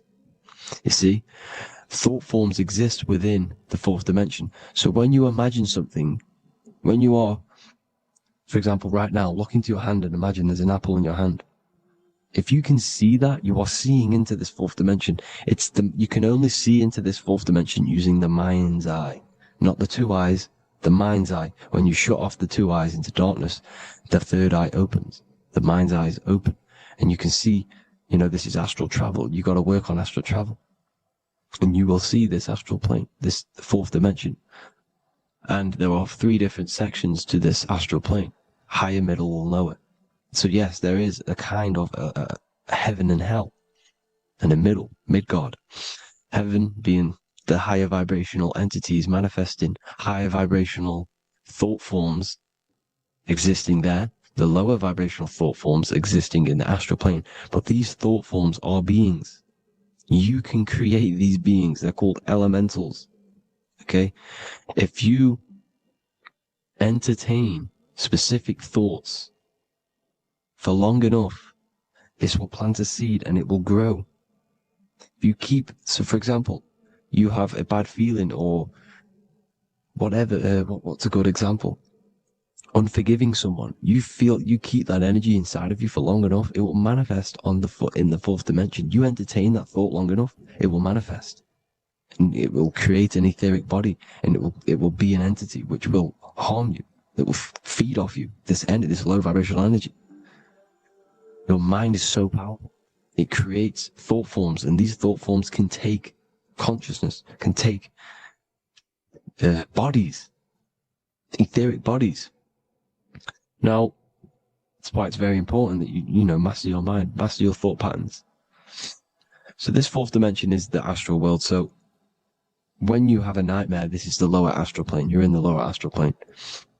Whilst this physical body rests at night, your consciousness, you awaken this other body, your consciousness goes inside of this other body, whilst the physical body lays asleep. You see? So it's all inside of you. This is what you need to understand. You just haven't awakened these bodies yet. You can awaken them. You just got to awaken them. Okay? The next is the mental plane. This is the mind, the source, pure cause, pure motion, the most less dense, the most fluid. No form. There's no form to the mind. Astral plane is the first plane where a form takes existence, pretty much. The mental world has no form. It's pure mind, pure intelligence. Thoughts alone exist here without any images or manifestation. The most fluid, the most dreamy, the most causal plane. All of the rest take the effects of this plane.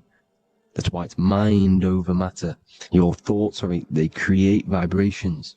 Each vibration is vibrating on a specific frequency, which creates mental images, creates effects down here on this physical plane.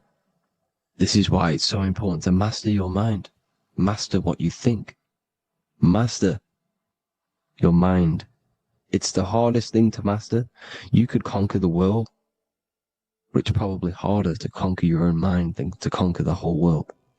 I can promise you that, because the mind can play tricks on you.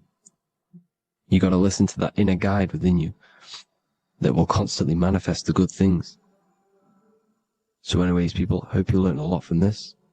Please work on trying to activate these other bodies. I will maybe do another video on trying to activate these bodies if you wish. Please comment down below if you would like to see that. And have an amazing day. Please like, subscribe, comment down below any video ideas you want me to do, any information you want me to spit. Thank you all. Have an amazing day.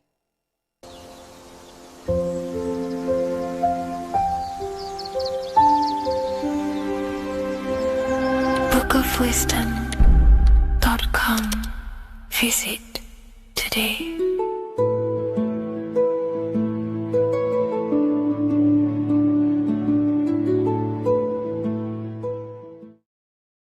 What are we all doing, people? Survival wisdom. Today we're going to be breaking down the Bible and its real, true metaphysical meaning. All of these slides within this video is taken from my book, The Book of Wisdom. So you can get all of these slides. So the Temple of Solomon, you are body, mind, and soul, which is the Holy Trinity. The moon, sun, and earth.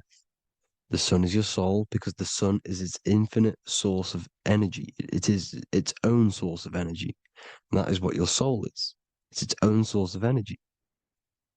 The moon is mind. This is why you call people a lunatic. You're a lunatic. Luna means the moon. And inside of your mind, you have a specific mood. Mood is moon. And mind in German is Mond. And the word Mon means moon. And earth is your physical body because your body contains of the four elements, the four physical elements.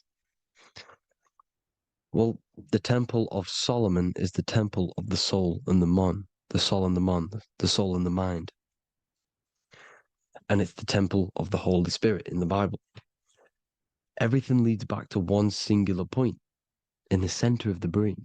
The brain is not the mind. It's mind over matter. Okay. The brain is the physical manifestation of the mind. The brain is the electrical computer which decodes the light waves given to it by the mind. This is why everything in the body leads back to one singular point. And we'll go over this in a minute. But this is controlling the physical body. This is the within. If you rearrange within, it spells high twin because within you is your twin, your true self. And it's just an entity in the center of the mind. And if you shut your eyes, you can feel it. Your awareness is in the center of the brain. So there's just an empty chamber in the center of the two cherubs, the two brains. They are two separate brains. They're two hemispheres. And the empty chamber, when scientists chop it up and see it's just an empty chamber, well, because you can't see in that plane of reality, you cannot see the mind. You cannot see thoughts. It is invisible to the human eyes, to the visible light spectrum, to the two eyes. The reason why we call it the third eye in the center of the brain, it's not the third eye, it's your true self. It's the mind and soul. It's an eye because it does see. It's the all-seeing eye that you always see here. There's some Masonic artwork showing the two pillars, the two cherubs, the two hemispheres of the brain, and the inner eye. This is the eye that sees all things. What do I mean by seeing all things? Not physically. It sees the mind. It's what, because your soul is watching the mind. You can observe the mind. You are not the mind. And if you meditate deeply enough, you can go beyond the mind.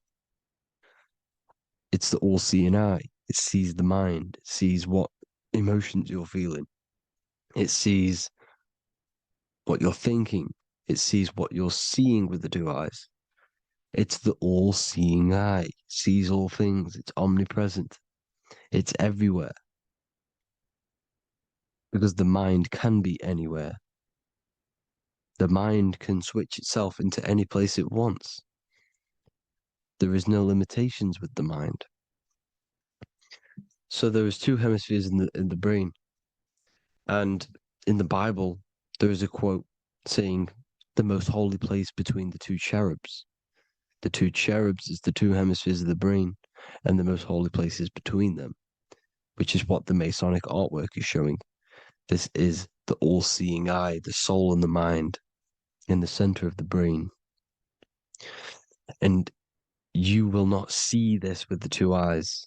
So when scientists come to seeing the empty chamber in the center of the brain, they wonder because they do not understand the occult side of the world. They do not understand the layers of reality. How the two eyes, everything physical comes from the unseen. Everything seen comes from the unseen. Now, the two hemispheres of the brain play a major role in our lives. The right hemisphere is the artist. The left hemisphere is the scientist. The right hemisphere controls the left side of the body. The left hemisphere controls the right side. So there's a crossover. Now, the right hemisphere is to do with your feminine energy, creativity, unification, metaphors, visualization, intuition. The left hemisphere is to do with sequencing, facts, materialistic details, language, and logic. So they keep us normally trapped within the male aspect of our mind, which is the left hemisphere. You know, if you listen to Spotify, Apple Music, and radio, they're all tuned to 440 hertz, which shuts down the right side of the brain, makes you left brain dominant. And we learn, well, 90% of people learn to write with their right hand. They're taught to learn with their right hand, which is to do with the left brain. You see, so we are being trapped within this left side of the brain, which is all to do with logic, thinking logical, not creative. You know, very analytic.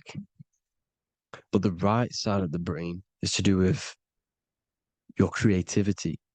So the right side of the brain is perceiving reality as a holistic perception. Now, what do I mean? If you're riding through a woods, for example, if you're riding through a woods, your right hemisphere is seeing the whole woods as one unified woods. The left hemisphere's job is to break down the perception given to it by the right hemisphere and break it down into individual trees. So what am I saying? The right hemisphere is seeing humans and everything in creation as one unified consciousness. The left hemisphere is seeing individual egos. This is why the left hemisphere is the place of the ego, the right hemisphere is to do with the higher self. They're both needed, though. I'm not saying one's better than the other. It's balance. Now, they don't want you to see the unified picture, perception of creation. They want you to think everything is individual, everything doesn't come from the one, because all things come from the one. And we experience the two in this reality, dualism. In order to understand the one, we have to experience the two to advance. So, anyways, let's get away from the two hemispheres. The right hemisphere, like I said, is to do with the higher self. And this is why in John 21:6, it says, cast the net onto the right-hand side of the boat and you will find fish. Meaning, cast your energy, cast your perception into the right hemisphere of the brain, and you will find God, unification, and higher self. You will see things from a unified perspective. How we are all one, because we are all the same consciousness. The same spark that is in me is in you. This is why I am you and you are me. We are all the all-seeing eyes of God, just split up into individual bodies. We are all made up of the same essence, consciousness. And that consciousness, that mind and soul, is in the center of the brain. You are just in different avatars. And until we see this, we'll forever be divided and conquered. Until we figure this out as a collective consciousness, we will forever be divided and conquered and ruled over. This is why the Bible says, ye are gods. You are the sons of the Most High, because we are. We are the Word made flesh. We are God made flesh. Mark 16:19. So then after the Lord had spoken unto them, he was received up into heaven, head is heaven, H-E-A, and sat on the right hand of God. God is the consciousness in the center of the brain. Heaven is the head, and the right hand of God is the right hemisphere of the brain, meaning he sees things in unification, creativity, intuition, the higher mind, the higher brain. When Moses crosses the Red Sea is the corpus callosum, moving from the left to the right hemisphere of the brain to see unified perception of reality. Head, H-E-A, heaven, same root word. This is why the ancients always depict God in the center of the brain. Here you see ancient Christian artwork showing God in the center of the brain, the light. Here you see it here. Here you see Ganesh, an Indian god, which is the brain. Here you see the Father, the Son, and the Holy Spirit in the dome, the brain. This is the brain, because you are God made flesh. That's what consciousness is. The upper room where Jesus meets the 12 disciples. It's the upper brain on the upper room. The upper room is the chamber, the empty chamber in the center of the brain. That's the room. And the 12 disciples are the 12 cranial nerves in the brain, which pretty much rule the body, all the cranial nerves. The tree of life, the cardiovascular system. This is why in Genesis it says the tree of life was in the midst of the garden. Midst meaning middle, because the middle of the body is the cardiovascular system, which is controlling all of the systems in the body. The tree of knowledge of good and evil is the nervous system. It's the spine and brain. This is what's detecting good and evil. The brain is the electrical computer with the left and the right hemisphere, decoding the dualistic world, decoding the light waves given to it by the external world. It is an electromagnetic computer. It is artificial intelligence. It is very intelligent, the brain and the nervous system, the human body as a whole. But the tree of knowledge of good and evil is the nervous system, because it is the tree that detects good and evil, makes you learn good and evil in this dualistic reality. Here you see Adam and Eve around the tree of knowledge of good and evil. Adam and Eve, male and female energies, with the serpent in the tree, and the tree of knowledge of good and evil. Well, this is the spine, the brain, and the serpent is the kundalini up the spine. The serpent is the S. That's why S, serpent, the letter S is the serpent. Sex and serpents make an S noise. You know, the Bible cursed the serpent. So we don't figure out the true religion. The true religion is raising the kundalini and becoming God-man and reaching our higher states, our true God self. Because once the kundalini is saved and hits the pineal gland, it activates 100% of the brain, when we're only using around 20 to 10% as of right now without the kundalini awakening. So when you use it, you're activating 100% of the brain. You're activating all the dormant brain cells. You're regenerating the body. And this is the serpent in the tree of knowledge of good and evil. This is the spine, brain. This is Adam, Eve, the male and female energies. The light of the body is the eye. Therefore, if thine eye be single, thy whole body should be full of light. Matthew 6:22. This is the single eye in the center of the brain. It is not the pineal gland. It is what's inside the pineal gland.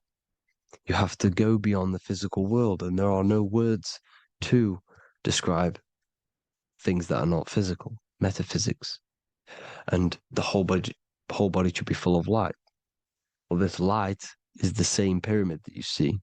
You are the pyramid with the all-seeing eye on top. This is why the ancients built the pyramids with the stairs in the middle symbolizing the spine, because once you open all the chakras and balance them and raise the kundalini, you activate all of the brain, which gives enlightenment. The word enlight in ment. Ment means mind, light in the mind. Enlighten the mind. And this is enlightenment. We are the temple. And Jacob called the name of the place Peniel, for I have seen God face to face. Within spells high twin. Within you is the God self, which you need to manifest into the external world. And he's seen God in Peniel, the consciousness. He's seen his true self, consciousness, in the pineal gland. Genesis 28:10, Jacob's ladder. Jacob, he took a rock there and laid his head on it to sleep. Jacob had a dream. He dreamed there was a ladder that was on the ground and reached up into heaven. Head is heaven. The rock he fell asleep on is the sacrum bone, because he's symbolizing the oil that comes down the spine, hits the sacrum bone and rests there, falls asleep, and it looks up and it sees the ladder to heaven. Because when you raise this oil, you become the God man. You become God in heaven. You can leave the body at will. Do you not know that your body is the temple, that your body is the temple of the Holy Spirit? Corinthians 16:19-20. Or do you not know that your body is the temple of the Holy Spirit within you? Your body is the temple of the Holy Spirit, the soul and the mind within, the center of the brain, the temple of Solomon, temple of the soul and the mind. Romans 8:10. Christ is in you. It's not external. When you give where attention goes, energy flows. When you give your energy to external things, your attention, your worship to external things, you're giving energy, meaning it's draining you, and you're feeding something within the astral plane, a mental thought within the astral plane. So with you realizing that the Christ is in you, that you don't have to worship anything outside of you, this means that you're internalizing your energy. You're not giving your energy, because where attention goes, energy flows, which means you become more present. You become healthier because you're not giving off all of your special electromagnetic energy that's charging you. This is why the religions ran by the Vatican is all external. They're exoteric. Exoteric means external teachings. The esoteric is the internal, the hidden teachings. In Psalms 82, I have said, ye are gods, and all of you are children of the Most High, because we are the Most High, split up into individual bodies. That's what consciousness is. Consciousness is the Most High, and we have to raise ourselves to the Most High. Brahma, Vishnu, Shiva, the Father, the Son, and the Holy Spirit. Why is it always a trio? It's a trio because it symbolizes us, the soul, mind, and body. The mind is the bridge for the soul to be in the body. What is the soul? It's the life force. It's the watcher. It's the all-seeing eye. The soul sees into different realities, and it gives life to the body of every reality it goes in. This is why you always see light around the all-seeing eye, because it is the energy, the life force, the light, life, L-I. Life is light, and it's the eye because it sees into the different realities. It sees into the dream world. When you're going to sleep at night and you dream, it's not a dream. It's another reality. You're a multi-dimensional creature. We live in a multiverse. There's infinite amount of yous. And there is a version of you which is the highest self in a reality somewhere. And this I has the ability to switch realities, which is exactly what astral travel is. Astral travel is the ability to switch reality beyond the 3D construct of this world. The Father, the Son, and the Holy Spirit, Brahma, Vishnu, Shiva. Brahma, the soul, inhabits different bodies. This is why they have different heads. Vishnu, the mind, symbolizing gnosis, meaning knowledge. This is the serpent. The serpent symbolized knowledge. Shiva, the body. Father, the Son, and the Holy Spirit. The bird, the soul, because the bird symbolizes the soul. This is why you have here the Egyptians showing you the soul leaving the body. Here you see here with the twin head, the same head, and it's a bird. This is the soul self. This is the ego self. The Egyptians knew this. They knew all of this. Of course they did. Now, the whole story of Jesus is all metaphorical for the process which goes on within your body. Your neck and head is the holy grail which the sun and the moon creates. Sorry, the sun and the moon creates the fluid within the holy grail, the brain, the skull. And the moon creates the milk. Sorry, the moon makes the milk. the sun makes the honey, the land flowing with milk and honey in the Bible.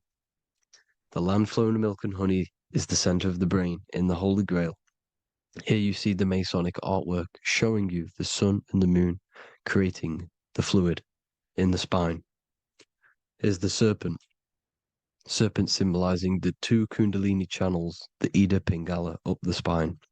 Here's the furnace raising the Kundalini, raising the oil, heating it up, and rising it to the crown. You see? So here you see more Masonic art, seeing the sun and the moon creating the holy fluid in the brain, in the cup, filling the cup. This is why it's a cup, because it's the Holy Grail. This is the holy oil in the center of the brain that gets released down the spine, which is Jesus coming down from heaven. It comes down the spine, down the River Jordan in the Bible. This is when Jesus goes from Nazareth to Jerusalem. He comes down the River Jordan, and Joseph and Mary are in Nazareth waiting for Jesus' return. Joseph and Mary symbolize the pineal and pituitary gland, which produce the two oils created by the sun and the moon. And he returns. When he returns, he gets crucified at 33, because there's 33 vertebrae at the back of the spine, and it crosses the vagus nerve.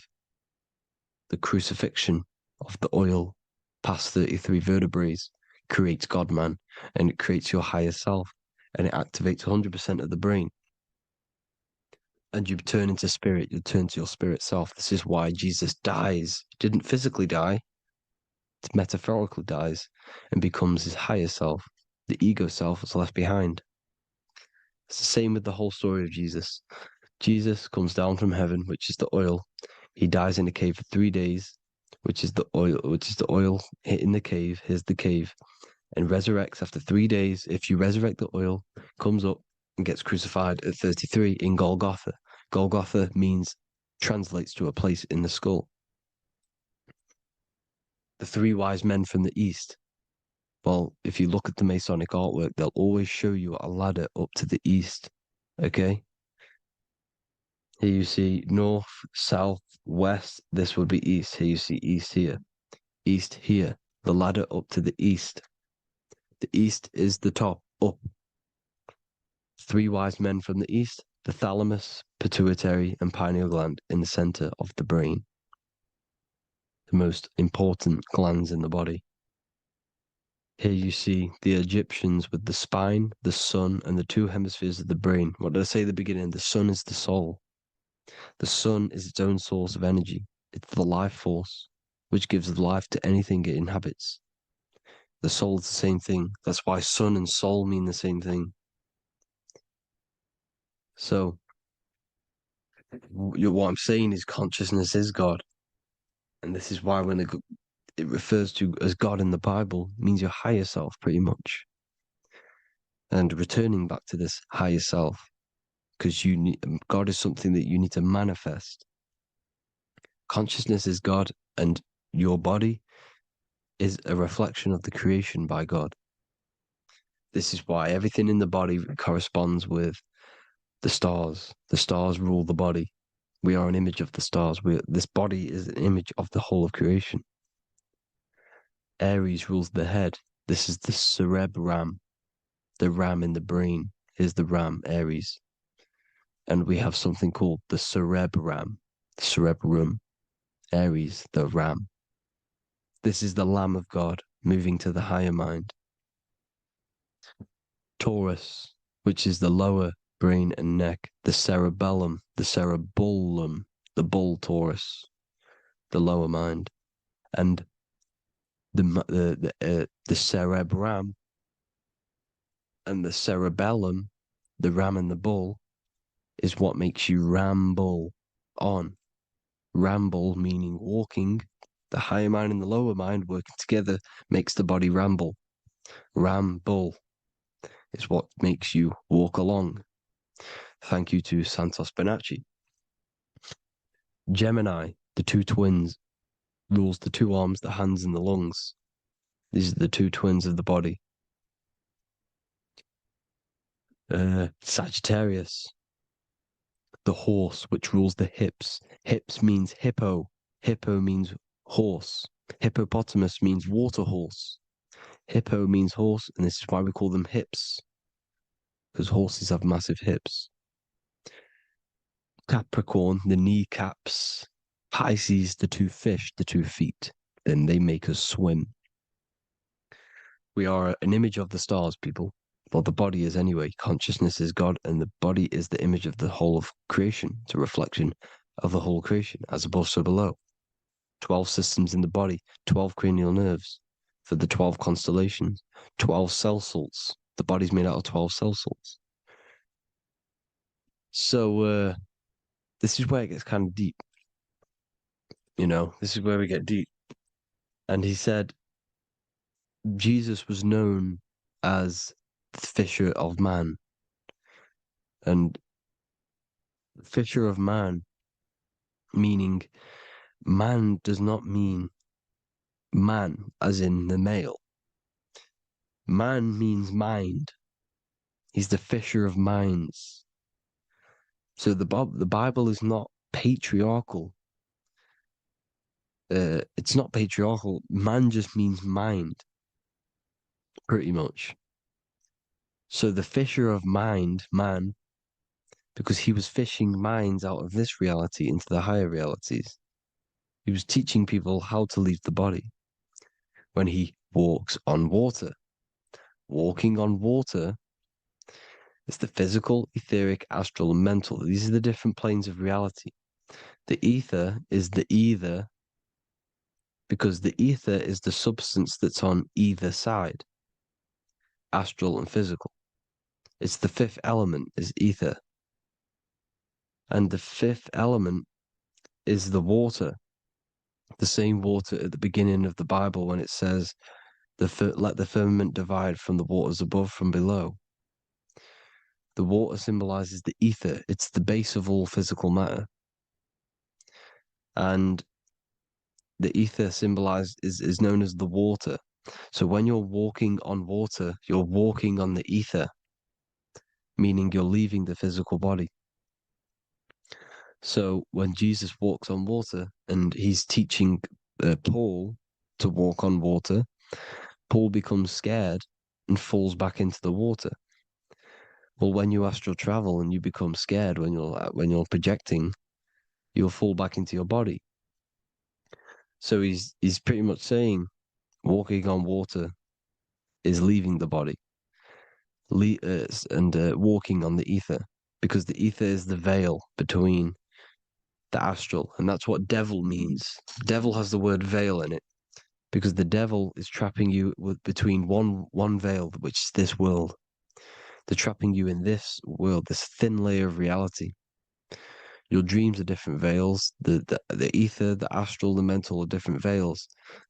Devil is deveil. Deveil. You need to escape being stuck in one reality and live in between realities. And this is when you truly become a multi-dimensional being, because your soul is just the eye. That's what you are. You're just an eye, and you see into different worlds.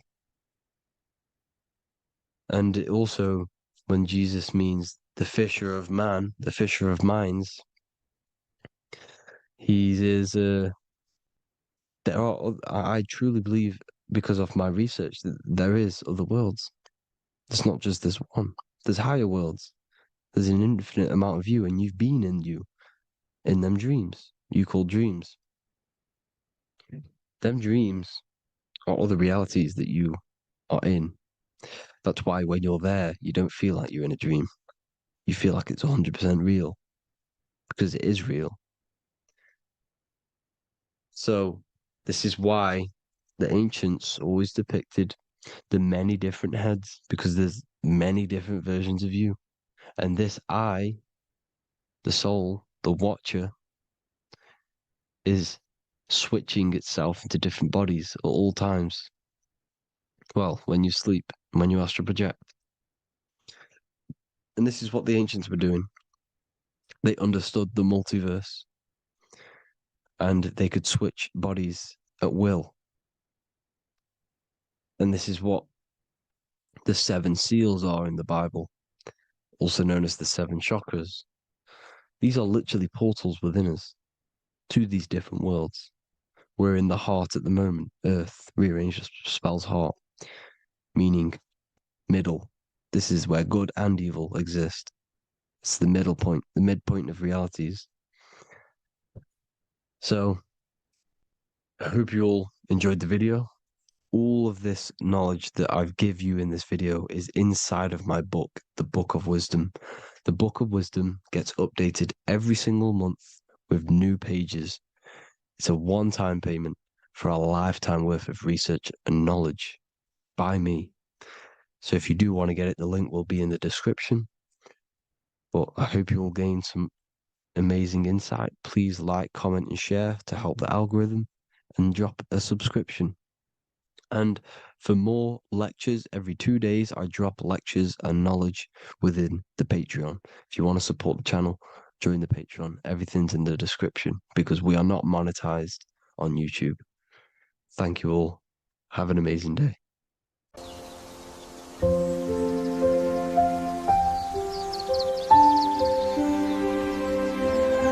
bookofwisdom.com. Visit today.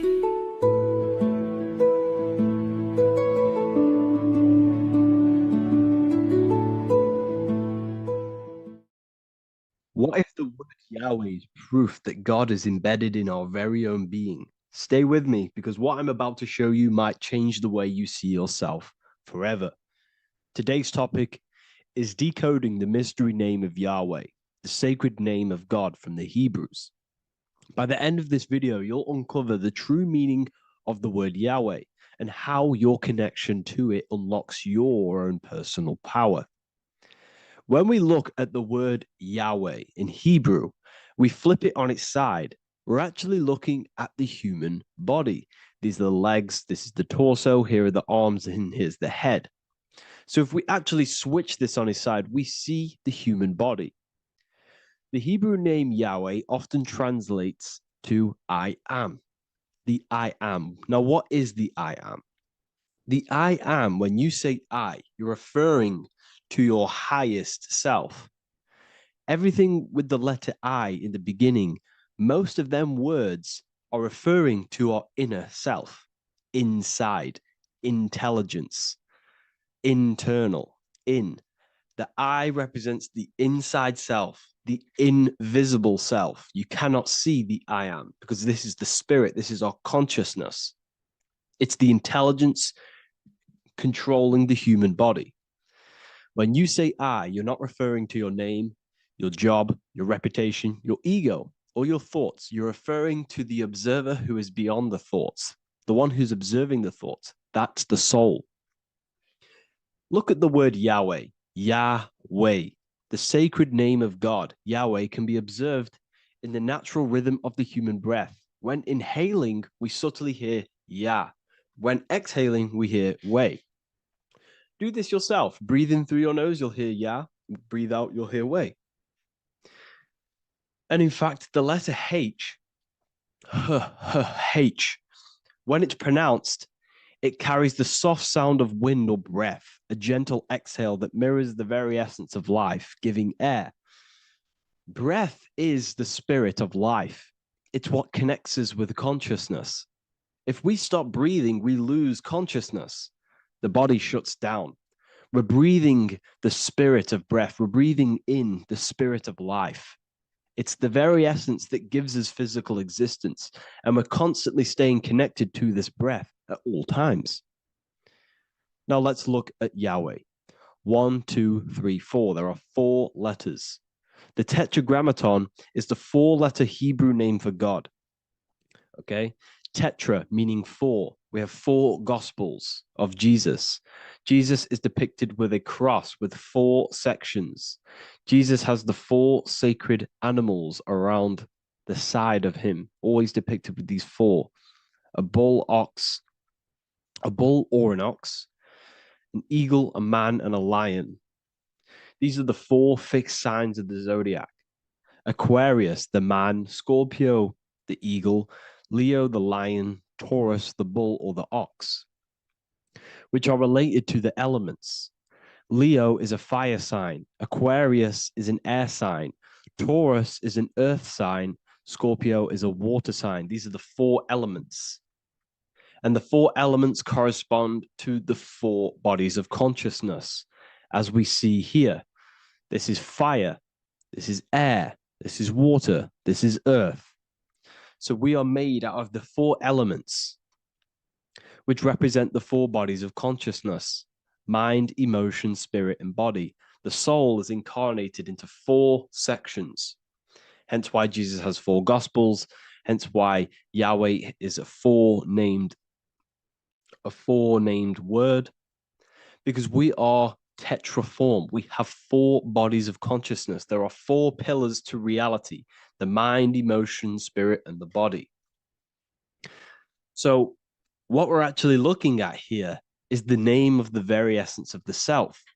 Yahweh represents the universal consciousness that we're all tapped into, because the body is like a radio. The body is basically a radio antenna, which is picking up the stream of consciousness, and we're all the same consciousness, just experiencing it in a different body. And Yahweh is the name for this intelligence that we're all acting out, that we're all manifestations of. So now let's look at the word Yahweh, where we read it this way in Hebrew, which is 10565. 10565 in the Hebrew letters and the numerical values. And the DNA is made up of 4 bases. These 4 things which create the DNA. This basis is the genetic code for all living things. Each DNA strand is held together by sulfur bridges that appear in a repeating pattern of 10565. This pattern matches the numerical value of the Hebrew letters of Yahweh, Yod, He, Vah, He, which are 10565. This means the structure of DNA, the code of life, follows the same number sequence as the sacred name of God, Yahweh. This is a factual observation. So we're looking at 10565. So let's look over this one more time. Yahweh represents the breath, Yahweh, inhale, exhale. It translates to I am. It's written in our DNA. The word Yahweh on its side looks like the human body. Now, this is where things get a little bit deeper. 10565 adds up to 26. The number God, well, the word God adds up to 26. Allah adds up to 26. There are 206 bones in the human body, 26. 26 adds up to 8. 8 is the number of infinity. We are all the infinite consciousness. Consciousness will never die. It's immortal. It's infinite. We are all infinite. We are not these skeletal structures. We are Yahweh, the universal consciousness. The creator of all things is our essence.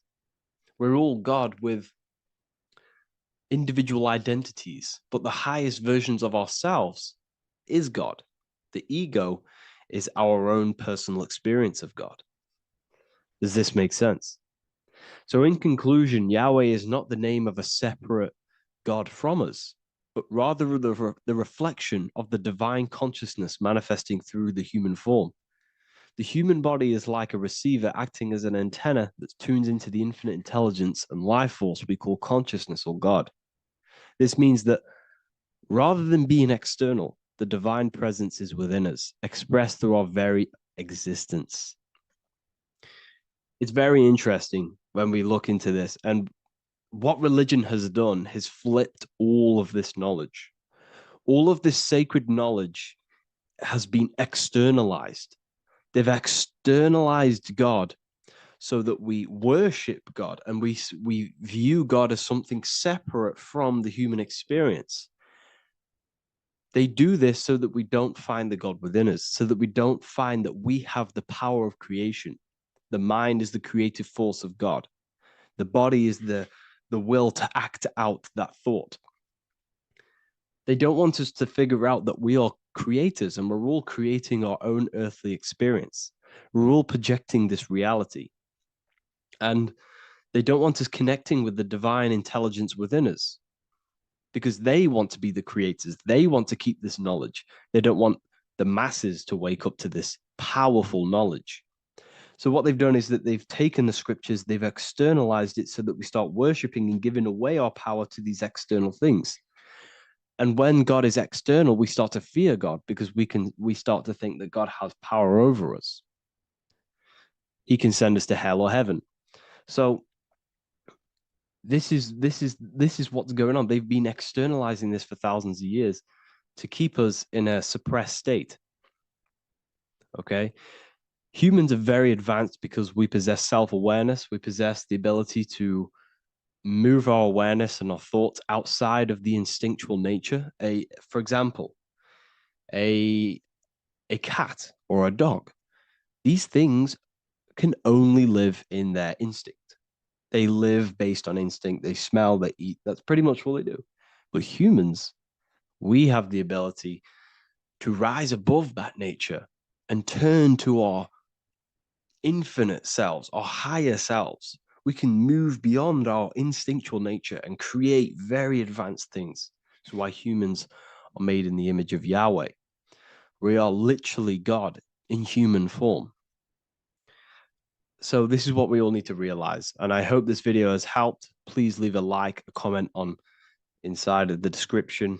I'll have some links to my books and my university. The people who have read them have just absolutely changed their lives. You could probably see that in the comment sections if someone leaves a review of the book. We also have Trustpilot. But yeah, I thank you all. And I'll see you in the next one.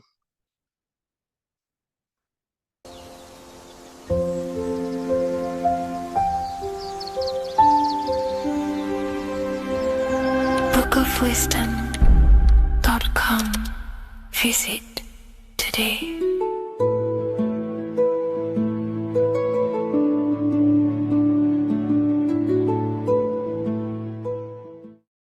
Watching pornography makes you see people as objects. It does a lot of psychological damage to the human mind. And if you truly want to progress in life, your spiritual journey, mastery, whatever it is, mastering your sexual urges is essential to become powerful, successful, and become the best version of yourself. And there are some occult practices that I used to help master this urge. They're not really techniques, they're more mindsets, which will definitely help you overcome your urges. So if you want to quit pornography today, this is the way forward that I used to create this version of myself. Before we go into the tactics, we must understand that whatever we do in darkness comes into light some way or another. If you watch pornography, you know you have a problem, you keep this to yourself. We all naturally do. These things are private, and what we do in our private time molds our subconscious mind, and we keep it away from people. But whatever we do in darkness always comes to light. If you're doing things you don't want others to see, such as watching pornography, it will come out through a subconscious force. It will come out in your eye contact. You won't really be able to make eye contact with the person you're attracted to. It comes out in your energy, your aura, your presence, your confidence. All of this plays a role in molding your consciousness. And especially women can pick this up so easily. Females are more subconscious, males are more conscious. Females speak indirectly, males should speak directly. If a woman is hungry, they will say, "I'm hungry." "Are you hungry?" But a male will say, "Let's go get some food." You have to see the underlying subconscious messages in women because they speak in more of a subconscious language. Men speak in a direct language. And maybe even men will pick this up. If you want to be taken seriously in the business world or your career, whatever it is, this is essential for your body language and your personal power. So you must master your sexual urges. Releasing your sexual energy, your sexual fluids, removes the life in your eyes.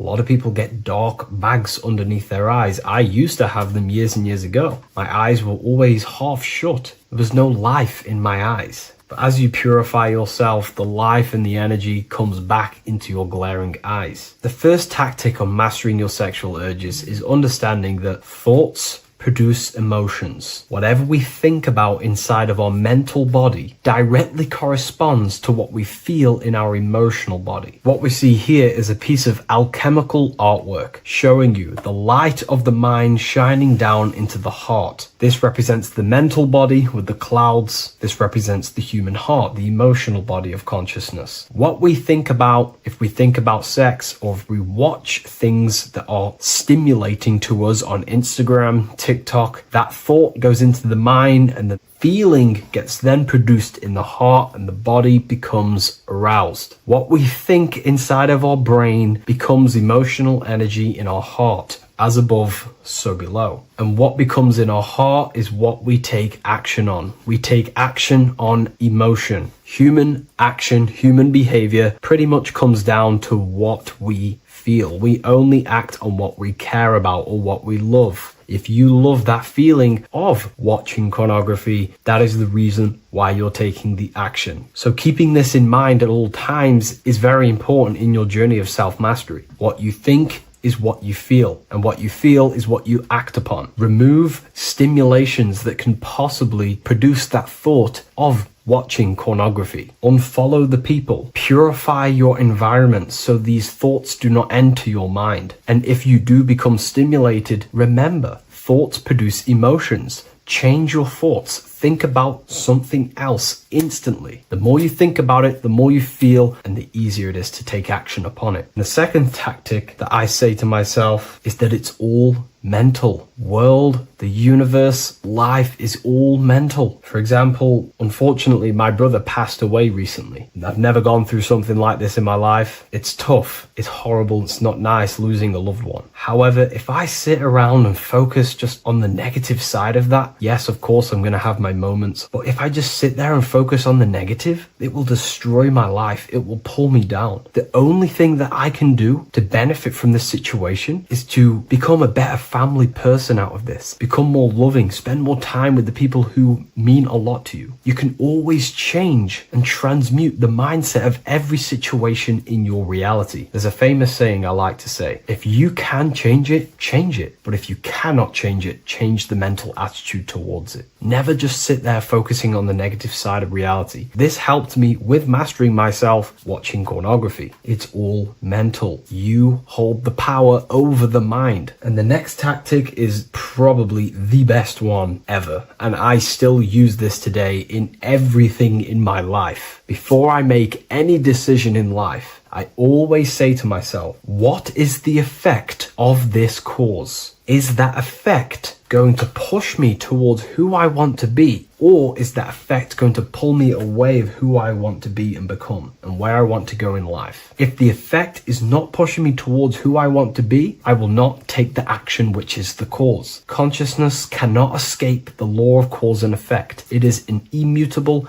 inchangeable law that is governing your consciousness and your mind. You have to keep this law in mind because it is the law that is creating and crystallizing your reality. Any decision you make, what is the effect of this cause? The law of cause and effect is a force that you cannot escape. So you have to work with this law and become conscious of the law. So before you do take the action, what is the effect? Is watching pornography going to push me towards who I want to be and where I want to go? If it's not, do not take the action. That's where willpower comes in. You can do little exercises for willpower, meditation for 30 minutes of not thinking. You can do rituals that strengthen the connection to your mind with your willpower. At the end of the day, the willpower is the most essential force in the consciousness. Another thing is remove any music that talks about it. Even the words will be producing thoughts in your mind. What you feed your consciousness is ultimately what you project back outwards. Don't listen to the rap music. Don't listen to any music that talks about it. Try and remove this from your environment. These tips that I've given you don't just work in quitting pornography. These work in every aspect of your life, and they will dramatically change your life if you become conscious of them and actively use use your mind. Don't fall under the spell of becoming unconscious. Never act unconsciously. Never think unconsciously. Never feel unconsciously. Stay on top of your mind. Be the observing eye in your mind. Never fall unconscious. Of course, we all need to sleep, but I mean in the waking times. And this is why learning about yourself or consciousness is essential for every aspect of life. Business, your career, money, whatever it is. Whatever you're doing in your life comes down to understanding human consciousness. And that's why I wrote these books, so you understand yourself, so you gain your understanding of the functions of your own mind, body, emotions, and how you are creating reality. That's why I wrote the book of symbolism, because symbols are not just symbols. These symbols represent forces and aspects of the human psyche themselves, and they are veils, they are keys that help you remember and become conscious of what has fallen unconscious in your mind. We're simply just becoming conscious of what we are unconscious of, and becoming conscious of them and using these powers. You want to take your life to the next level? Feel free to get the book of symbolism. I'll leave a link in the description.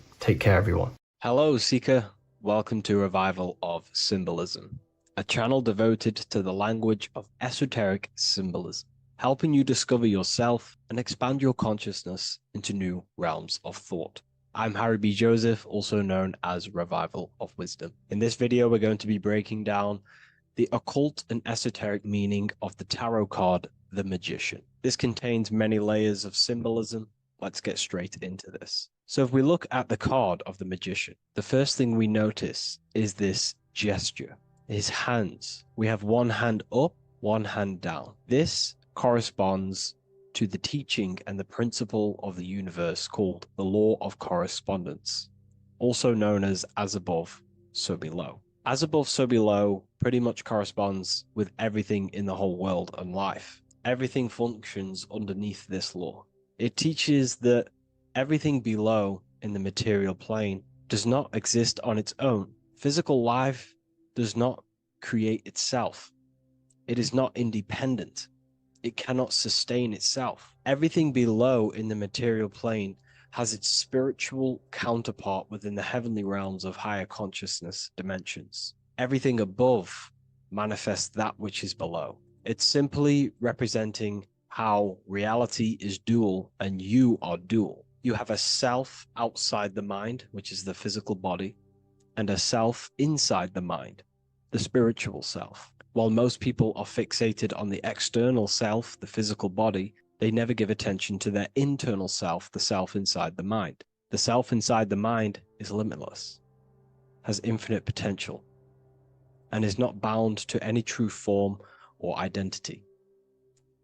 The internal self is the immortal self, the higher self.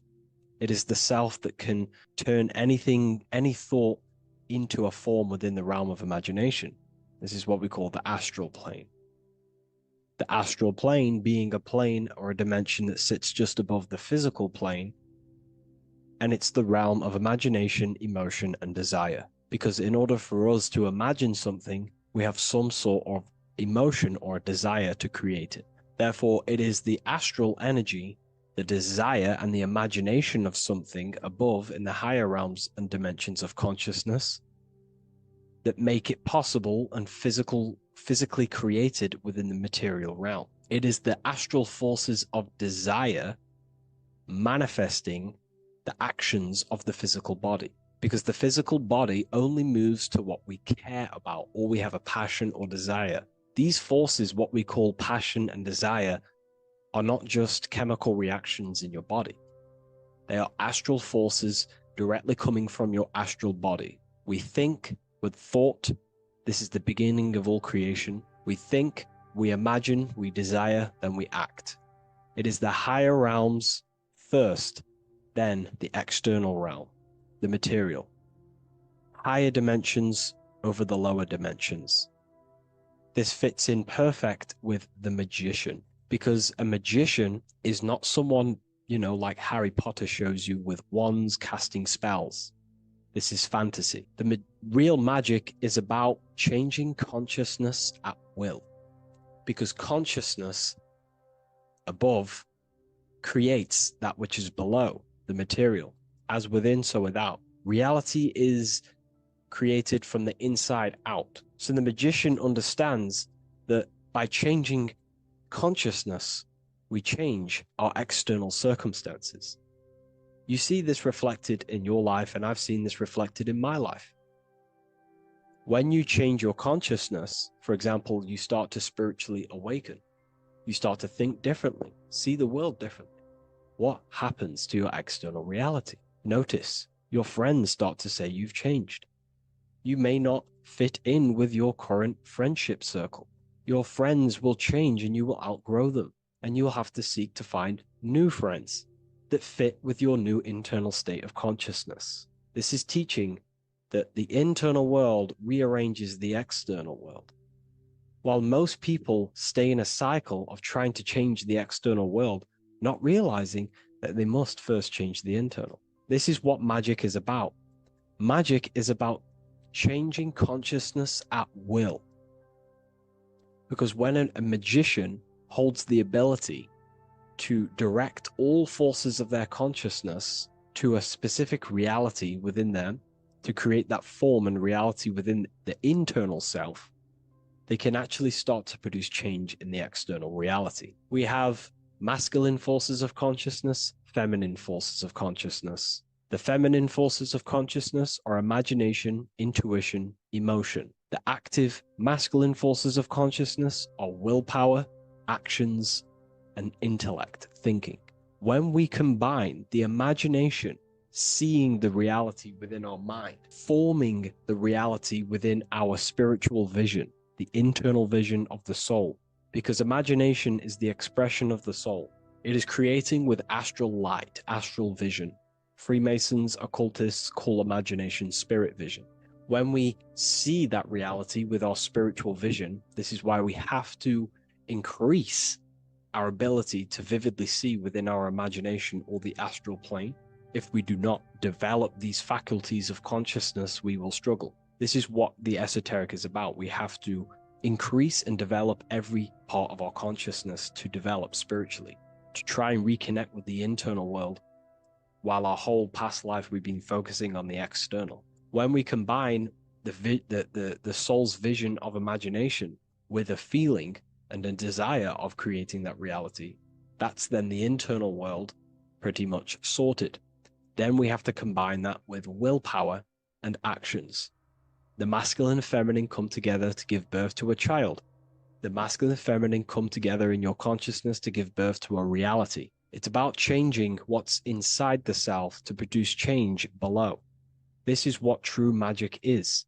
Look at the word magic, magi, and the word imagination, imagination. Imagination is about working with the forces of the soul and the forces of consciousness, producing change in consciousness at will to produce change in the external. This is what this represents. Changing above so we can change below. No point trying to change the external world, because the external world is already formed. It is a form, it is an effect. So to produce true change in the external world that lasts long term, we must first gain control over ourselves and produce change internally.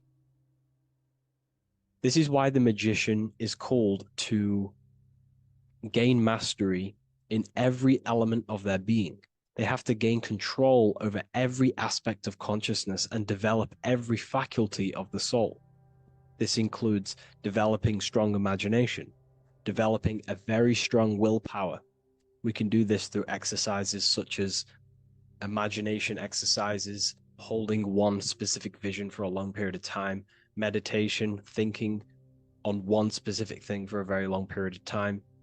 This will increase the willpower. It's also about gaining control over the subconscious impulses, the subconscious thinking patterns that seek to control us. It's about gaining control over every aspect of our consciousness. This is what a true magician is. And this is what the true spiritual path is. Developing every faculty of consciousness. It's a never-ending journey of self-mastery. If we look at the magician, we see this infinity symbol rising just above his head, symbolizing the mind being filled with higher knowledge. The mind aware of higher dimensions. You see, the mind is the cause, physical reality is the effect. We need to raise our consciousness from effect consciousness to causal consciousness to truly become a magician and a master of our reality. What do I mean by effect consciousness? Most people live in the realm of effect and reaction. Their consciousness, their mind, emotions, and imaginations are constantly thinking, feeling, and imagining the things that have happened to them. Instead of doing this, we need to change this state. Instead of reacting, we need to become the cause. Instead of thinking and imagining and feeling the realities that's already gone past and things that have happened to us, we need to change this so we use the powers of the soul, the powers of consciousness as imagination, emotion, the intellect, as causes and not reactions. This is how we truly become a magician and apply this principle of as above, so below. We need to think, feel, act, imagine, and use all the faculties of consciousness and the creative powers of the soul to cause things, to create a better future, to imagine a better outcome, instead of dwelling in reactivity, because reactivity will create a constant cycle of negative manifestations. If we sit around and moan, complain, think, imagine, feel the things that have happened to us in the past, the mind is the cause. And if the mind is in that state of reactivity, it's just going to constantly create more negativity in your external reality. This is what it's all about, as above, so below. You can see the sword here. The sword cuts through the air. The air is one of the 4 physical elements. Fire represents the spiritual body of consciousness. Water represents the emotional body of consciousness. Earth represents the physical body of consciousness. Air corresponds to the mental body of consciousness. So this sword is a symbol of a sharp mind. The mind needs to become very sharp and very disciplined and very controlled, both consciously and subconsciously. What does this mean? We have to gain control over the mind. We have to become more conscious of the thoughts that are happening inside our mental field, because the mental field of consciousness is pretty much the birth of all creation. We think, imagine, feel, then act. So we must gain a sharp intellect, a sharp mind, a sharp, powerful mind. The sword is also a symbol of power. So this is a symbol of a powerful mind, a mastered mind. This is your sword. This is your tool to create, because you are a co-creator. As above, so below literally tells you that you are God itself. The same powers God used to think everything into existence, such as nature, the stars, the human body, the macrocosm, the world. God thought the world into existence. We live in a mental universe. All creation is first thought, then manifested physically. The same powers of thought God used to create the world is the same power that you use to create your world. You are cut of the same fabric of God. You are a microcosm, as above, so below. God is the macro, you are the micro. What is the wand? The wand is not real. This is not a real wand you cast spells with, but a symbol. The symbol of the wand represents direction of consciousness, willpower, and attention. We have 2 spiritual currencies which pretty much create our experience and reality: time and attention. That's why we say we spend time and I pay attention. These are your currencies. These are how you create and generate reality.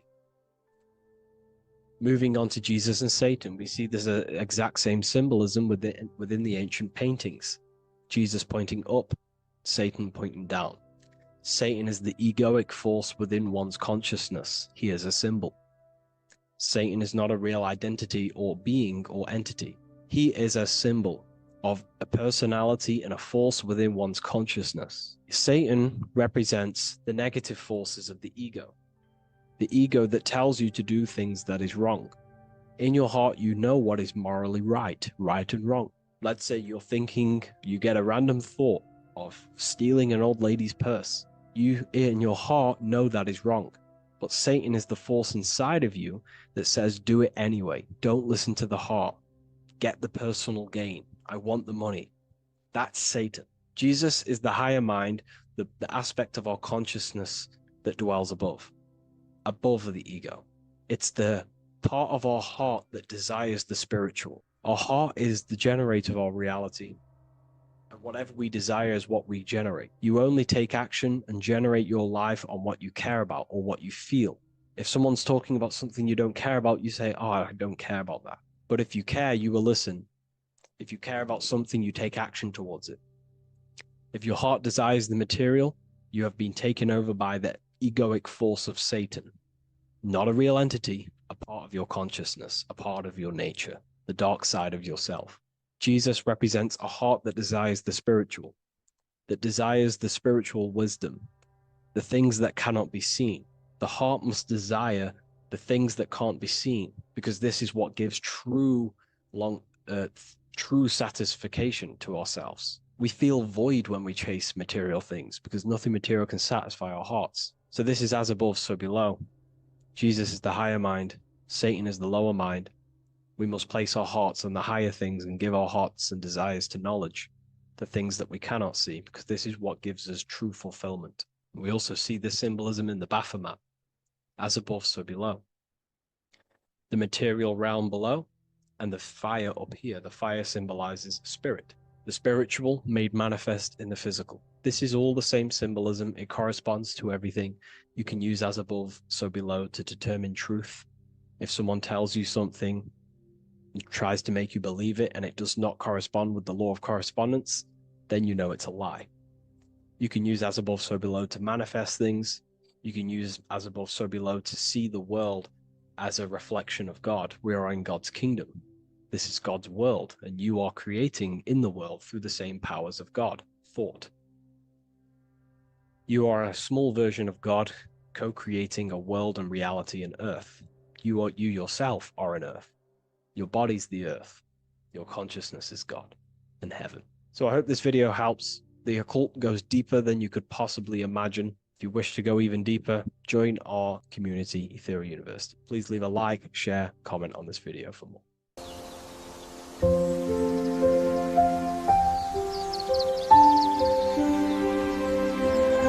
bookofwisdom.com. Visit today.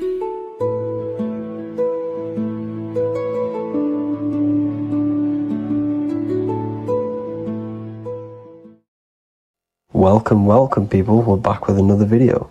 I will now be keeping track of my YouTube and trying to upload every week. In this video, we'll be talking about the chakras. The chakras are the 7 attributes of God, and they are the 7 planets. These are literally vortex portals within us that connect us to these vices and characteristics of God. Each one of these energy centers are a spinning wheel of energy which controls the cells and organs in that particular area of the body. For example, it's literally a mini brain for that area of the body. Each chakra has a vice which you need to turn to a virtue in order to climb up through the system. They work like a stairway system. You have to go through each chakra in order to unlock the one above. This process is turning matter into spirit as you descended from spirit to matter. Saturn is Satan, that's why it's the lowest chakra, and that's why the devil is red, because red is the lowest vibrational color. When you are in these lower states of consciousness, you are in your animal nature. This is your physical side of your nature, and you are mainly being driven by your animal instincts or your ego. Moving back to your higher self or your spirit self is not an easy process. It takes a while. However, with discipline, consistency, and motivation, you can achieve this, and this is what the ancients called Christ consciousness. Once you have achieved this, it is basically a state of mastery of the mind. You no longer lust for the lower animal nature things. Now, let's start with the root chakra. This is located at the base of your spine, and you can feel this chakra by tensing your anus. This energy center is in control of your survival needs, your vitality, stability, and security. Now, if this chakra is unbalanced, you will feel insecure, fear, anxiety, unstable, low self-esteem, anemia, over or underweight, and constipation. In order to balance this chakra, you need to feel grounded, embodied, stable, calm, centered, a sense of safety, and trust in yourself and the world around you. The next chakra is the sacral chakra, which is located around the belly button area. You can feel this chakra just by sucking in your belly. This chakra is to do with relationships, self-worth, creativity, empathy, and most importantly, sexuality. This is the most important one in order to start to raise your vibration overall, is giving up the over-sexualized nature. In order to balance this chakra, you need to come into harmony with all the toxic relationships that you have. Get rid of the fear, the anxiety, the isolation, and 100% get rid of the over-sexualized nature. Lust is one of the most lowest vibrations you could possibly feel. It is literally manifesting hell. In order to work on this chakra, you need to feel self-worth. You need to do creative things, empathy, healthy relationships, and 100% being confident. The next chakra is the solar plexus. This is to do with personal power, will, metabolism, eating, happiness, and your self-esteem and self-identification. You can feel this chakra just above your belly, below your ribs, and you can suck in this area. If this chakra is blocked, you will feel lack of confidence, difficulty in manifesting your desires, low self-esteem, misuse of power, misuse of dominance, weak will, and shame in yourself. Biggest one for this chakra is overeating, as it's to do with metabolism. If you are overeating, you are literally unbalancing a lot of your lower chakras, not just the solar plexus. In order to work on this chakra and balance it, you want to have a positive self-identification. You want to feel happy, a happy self-esteem, effectiveness to people, not overeating, and a strong willpower. Now for the heart chakra, one of the most important chakras. Chakra is to do with love, understanding, trust, hope, openness, compassion, balance, and forgiveness. The most important because your heart is the tree of life in the body. It is the center of the toroidal field. It is the most powerful chakra. Your heart is 5,000 times stronger magnetically than your brain. Once you have hit the heart chakra and you start surpassing the heart chakra, you are now turning matter into spirit, as the lower three chakras are dense and physical, and the above the heart chakra are turning to spirit. As you can see already, this is a hard and long process of working on yourself physically and internally. The symptoms of a blocked heart chakra would be lack of love or too much love, difficulty to accepting or giving love, lack of compassion, loneliness, and lack of emotional fulfillment. Finally, a lack of connection with a divine or to nature. In order to balance this chakra, the most important thing and the most powerful thing you can do is loving people, accepting and giving lots of love. Second most important thing to balance the heart chakra is balance. You need a balanced life. You need balance in all aspects of your life. Now for the throat chakra. This is a very important chakra as it's to do with communication. A symptom of this being unbalanced is a lack of self-expression and putting on a front all the time, acting with the ego. In order to balance this chakra, you need to constantly self-express yourself. You can't be putting on a front. That voice inside your head, you have to let it come outward. Don't just block it off with a wall. Self-expression will lead to you gaining friends who actually like you for being you, and not these fake friends that you have to put on an ego for. In order to balance this chakra, you need to express yourself, express the word that's within you. Don't be lying to people, don't deceive or be deceptive. The next chakra is the third eye chakra. This is starting to get very advanced and you are coming very close to spirit.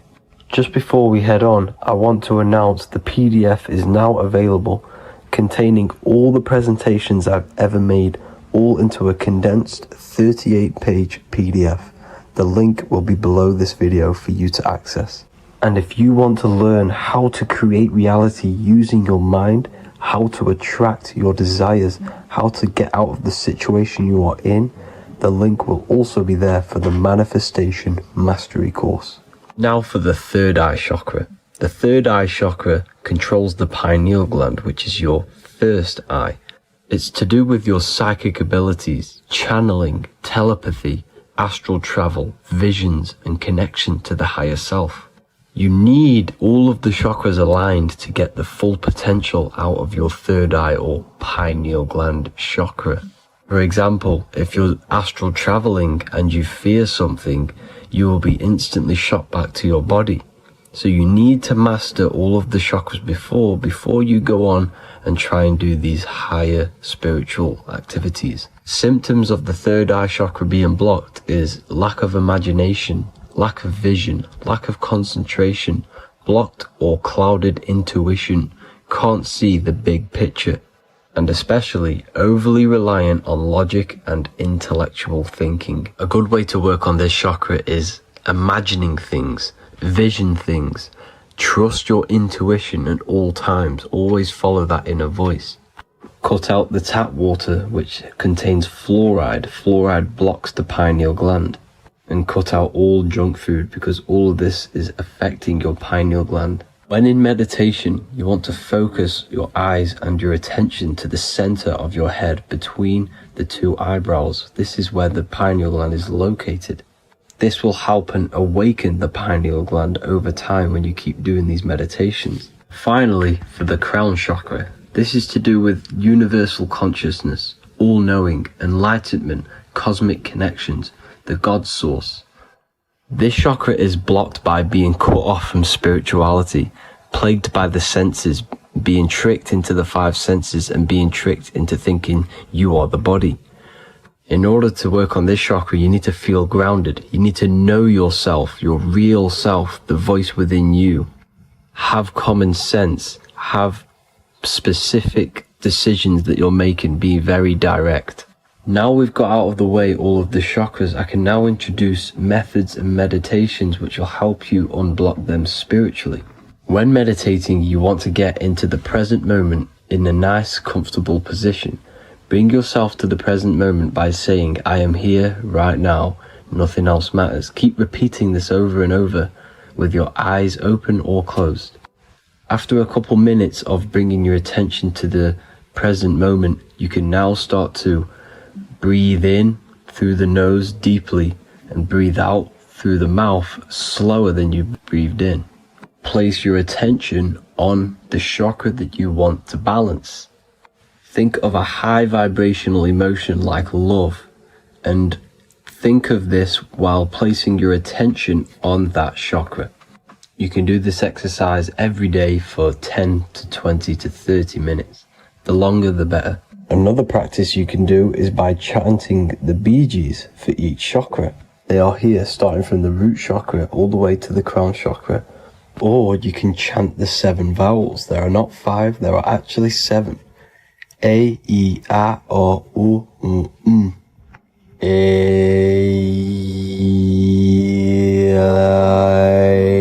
O. This is the proper way of pronouncing the 7 vowels. These are so powerful because these are the only things that exist. It is literally the sound of God.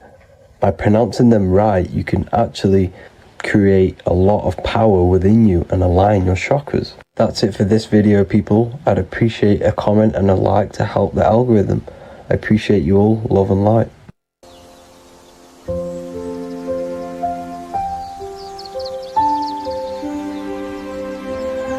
bookofwisdom.com.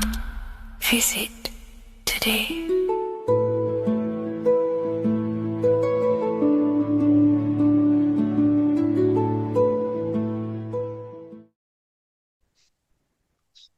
Matthew 21:1, Jesus went into the temple of God.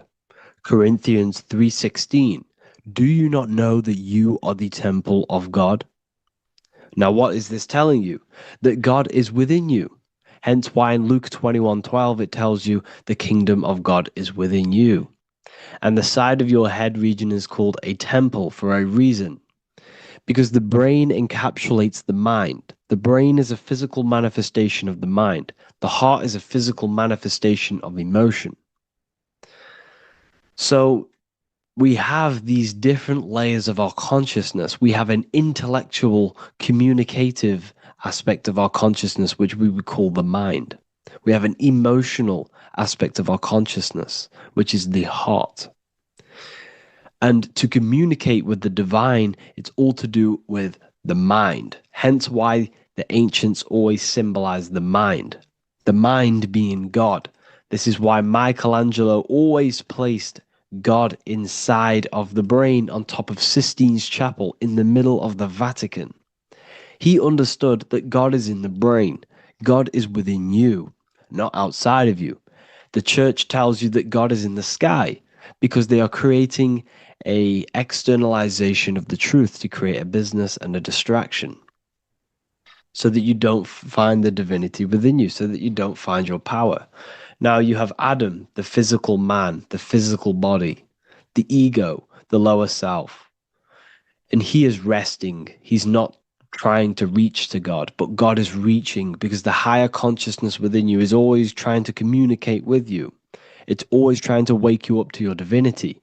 But the lower mind, the lower self, Adam, the physical self, is always in ignorance of truth, always in ignorance, and stays in a materialistic way of thinking, which is the lower animal self.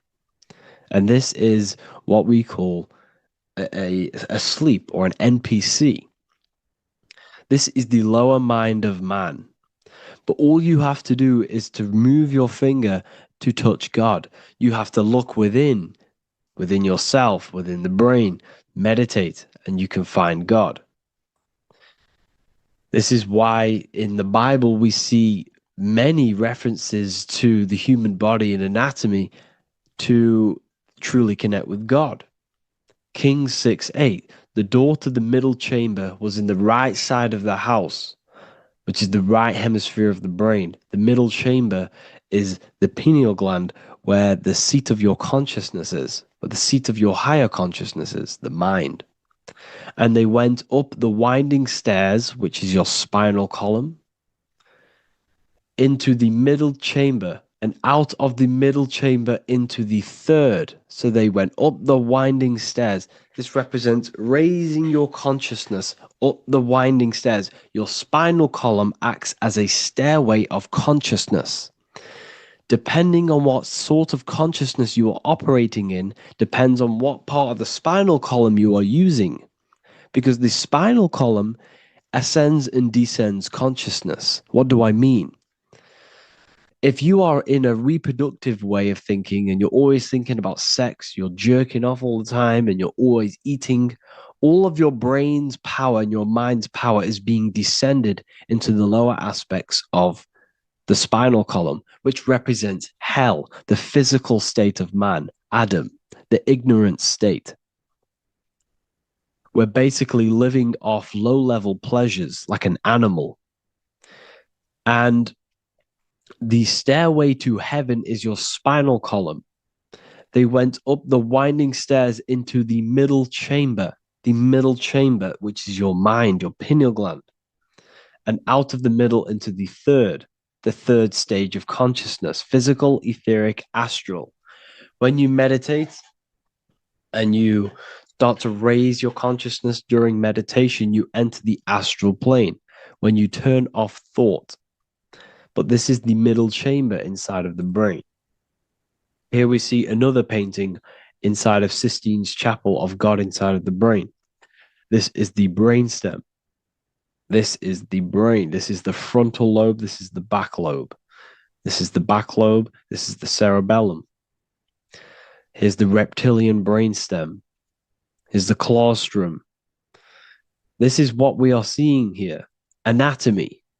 Here is another one in Sistine's Chapel in the middle of the Vatican. This is depicting the brainstem. God's neck looks exactly like the brainstem. Here we see a real brain compared to God's neck, because the neck is just below the brainstem. And this is what they are symbolizing, because they knew that God is within you. God is a part of the human body. God is inside of the body, because the body is a vessel for consciousness, for universal consciousness. Inside of you, inside of me is the same spark of consciousness. And this same consciousness is spread out into every living essence because everything comes from the one source, the one God, the one consciousness. Matthew 6:22-23. The light of the body is the eye. If therefore thine eye be single, thy whole body shall be full of light.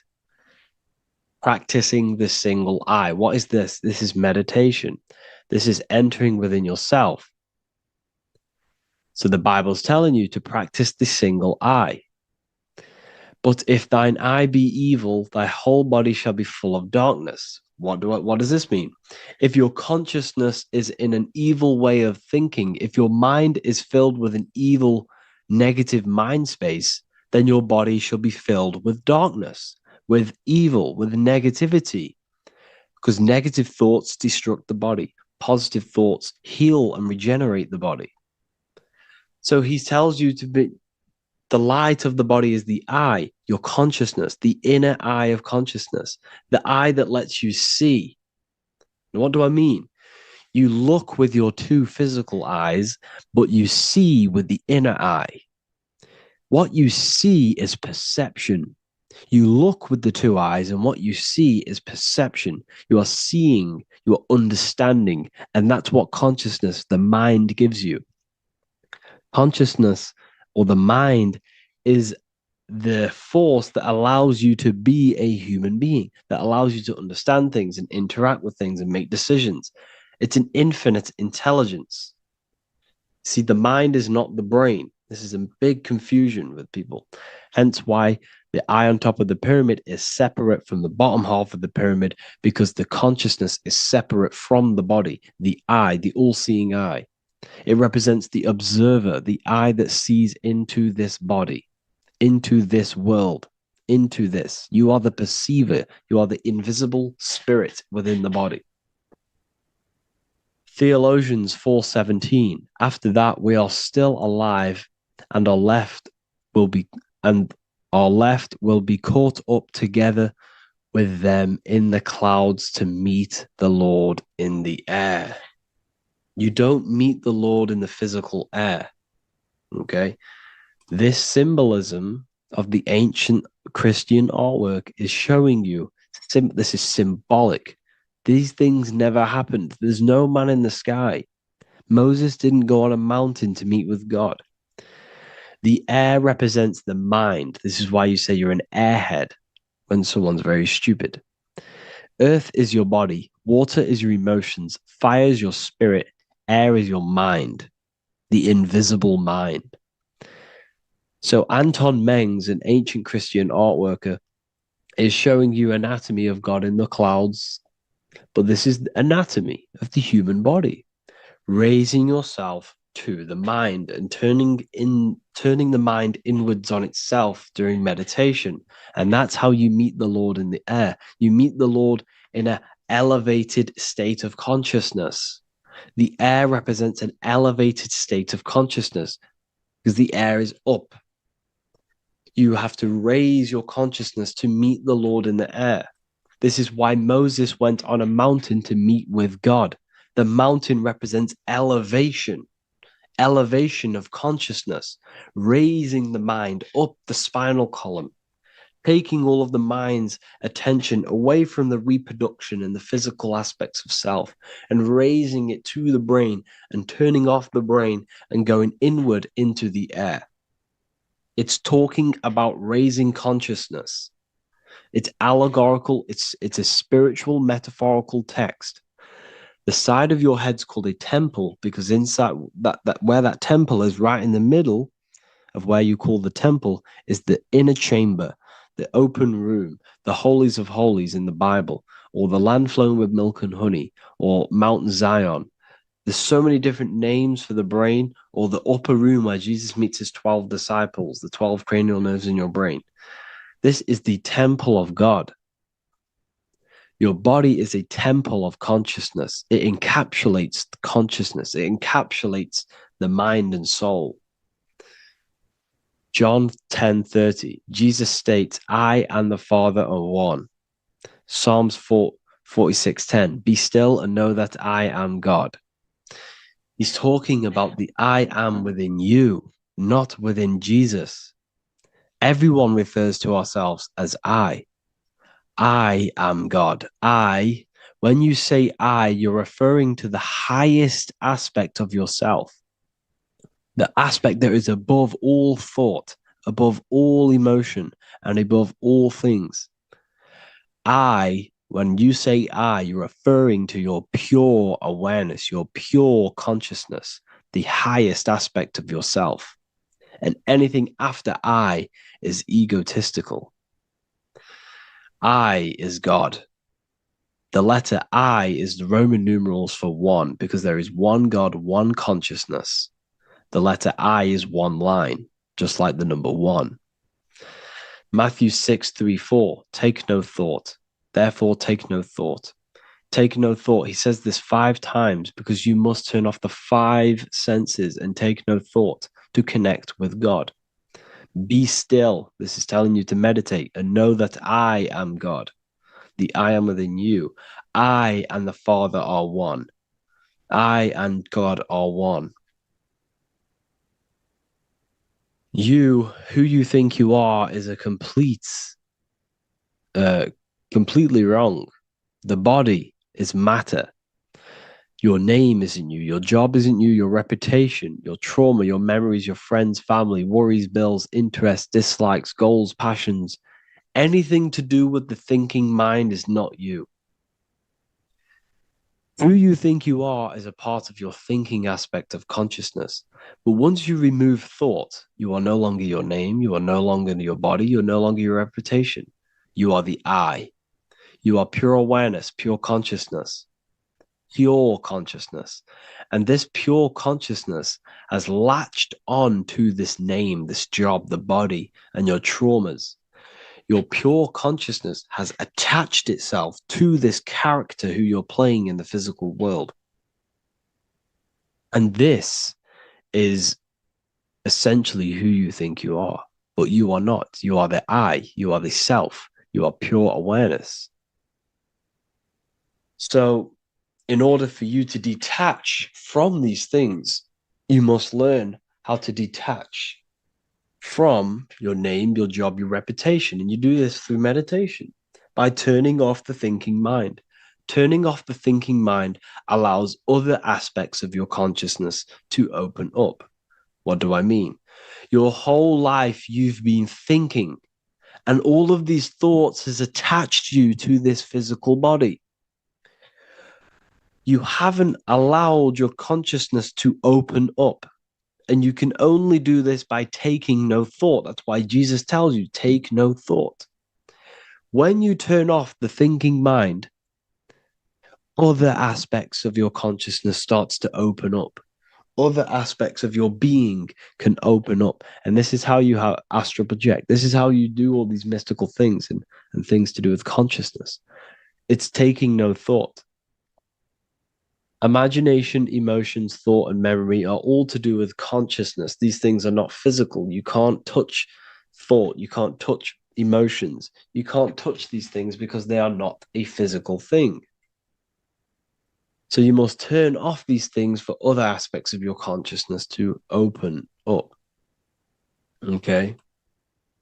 So essentially, the Bible is a metaphorical, astrological, numerological, metaphysical, spiritual, encoded text that talks about human anatomy, spirituality, and the true nature of the human experience. Everything they teach you in school is to make you think that you are this body. Everything they teach you in church is the externalization of the true teachings of Jesus. Jesus was telling you to meditate. Jesus was telling you to practice the single eye. Jesus was telling you to look within yourself and find God. He wasn't telling you to pray to him. Mark 16:19, he was taken up to heaven and sat at the right hand of God, the right hemisphere of your brain. John 21:6, cast the net onto the right-hand side of the boat and ye shall find fish. Fish is understanding. The boat is your body, your brain. cast your awareness into the right side of your brain and you will find understanding, because the right side of your brain is all to do with the creative aspect and the intuition and the spiritual sides of your consciousness. This is why God is here. This is why Michelangelo depicted God in the right hemisphere of your brain, because this is all human anatomy.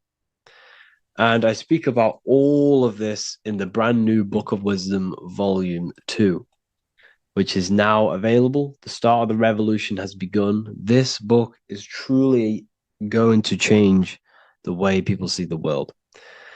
It's got so many more topics than the last one. It's truly a revolution. It's written in so much detail. It's very practical. I cannot wait to share this one with you. I just want to say thank you for the opportunity for me to create this book, because without you, I couldn't have created this. And I just love sharing my work with you. And I thank every single one of you for the support, the watch, like the views and the likes, everything, especially the people who have joined the university and stuff like that. And for people who have joined the university, you do get a free Book of Wisdom paperback if you just go to the general chat and follow the description, follow what the instructions that I gave you in the chat, and you'll be able to order a free Book of Wisdom if you are inside of the university. Plus, you get all of my other books, 2 books, and over 45 occult books on occult and esoteric things. You get lectures, live calls, a community, a manifestation mastery course, and a whole library and reoccurring updates every month, every week. So yeah, I hope you all enjoyed this video. Thank you all. Please leave a comment to help the algorithm, and leave a comment on what videos I should make. And yeah, I'll get to uploading on the YouTube a lot more now. The second book is now released. I have a lot more time on my hands. No longer using my energy to create the book. I'm now going to redirect this mental energy into the YouTube. So there will be a lot more content coming. So I need some content ideas. So feel free to comment some ideas, some YouTube videos that I can create. Thank you all, people. Have an amazing day.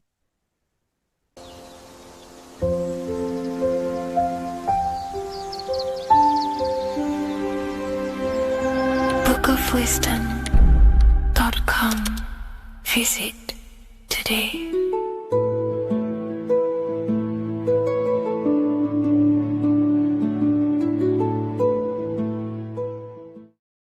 Neo is plugged in on the back of the neck, which is the reptilian brain stem. The reptilian brain is all to do with survival mode, survival state. It's always scanning the environment for safety, whether that's physically, emotionally, or mentally. It does not think. It is instant. For example, do I smack the guy or run off? If something happens to you, like a car's coming really quick to you, you do not think about this. The reptilian brain is the animal instinct that will instantly move your body on the instant reactions. Hence why it's the closest brain to the rest of the body. It has instant access to the electrical nervous system to control the body at instant reactions. Now, Neo is plugged in on the back of the neck, which is the reptilian brain. Therefore, the matrix is the body itself. It is the lowest state of consciousness. This is what it represents. The word matrix means womb. It translates to womb because your body is a womb.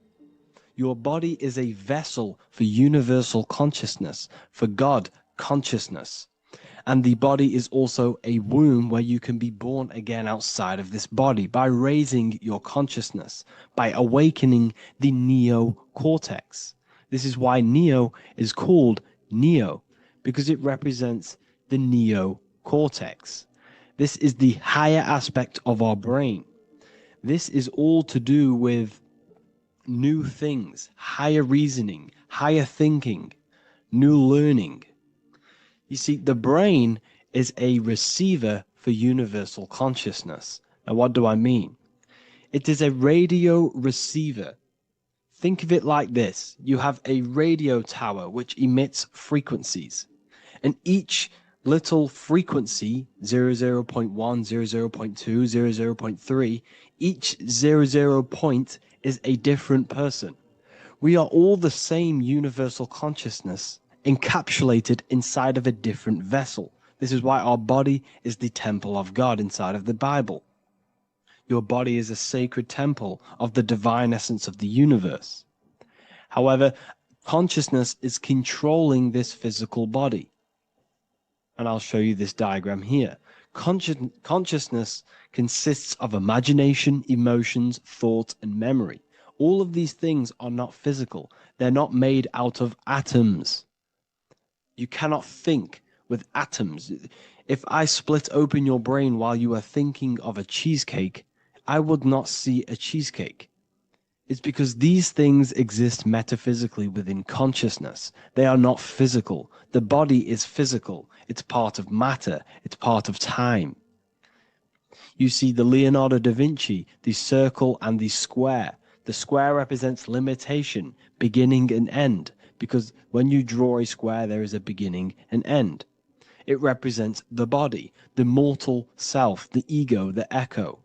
Then you have the spirit raised above, which represents spirit over matter, mind over matter. Invisible forces create physical forces. Everything physical exists in non-physical. This is also the Freemasonic square and compass, why the square is below the compass, because the compass creates the circle, which is spirit or mind. Then you have the square, which is matter. Mind and matter are the same substance. Mind creates matter through thought. Everything in this physical universe manifested through thought. Everything began as thought. So you are spirit and matter. You have a material body and a spiritual body. And you are right in the middle. This is why humans are very, very important. Because we have an animal nature, the reptilian brain, and a higher consciousness, the neocortex. And we must awaken out of the matrix, which means womb, which is the body. And neo is waken up from the lower self, the reptilian brain, and moves into the neocortex. Because the brain is a radio receiver for consciousness. Now, what do I mean? I went over this before. Your consciousness is controlling the brain. The brain is a computer. And when our consciousness, our imagination, our emotion, our thoughts, and our memories are all contributing towards just survival things, food, safety, fear, all of these things, and our consciousness is locked into a survival state, we are using the reptilian brain. We're no longer thinking. You don't think with the brain, but the consciousness is thinking, which activates the different parts of the brain. When we think for higher reasoning, we use the neocortex. It stimulates the neocortex. When we think about survival, we're using the reptilian brain. So therefore, when Neo wakes up, he wakes up to the higher aspects of consciousness, which is only utilized by the neocortex, by learning new things and expansion of the mind and expansions of consciousness. Okay? So the whole matrix is to keep you designed, well, the whole matrix is designed to keep you in a survival state, in the three-dimensional awareness. They want you constantly scanning for safety, scanning for food, scanning for emotional safety in relationships and other people. You see, they do not want you to think.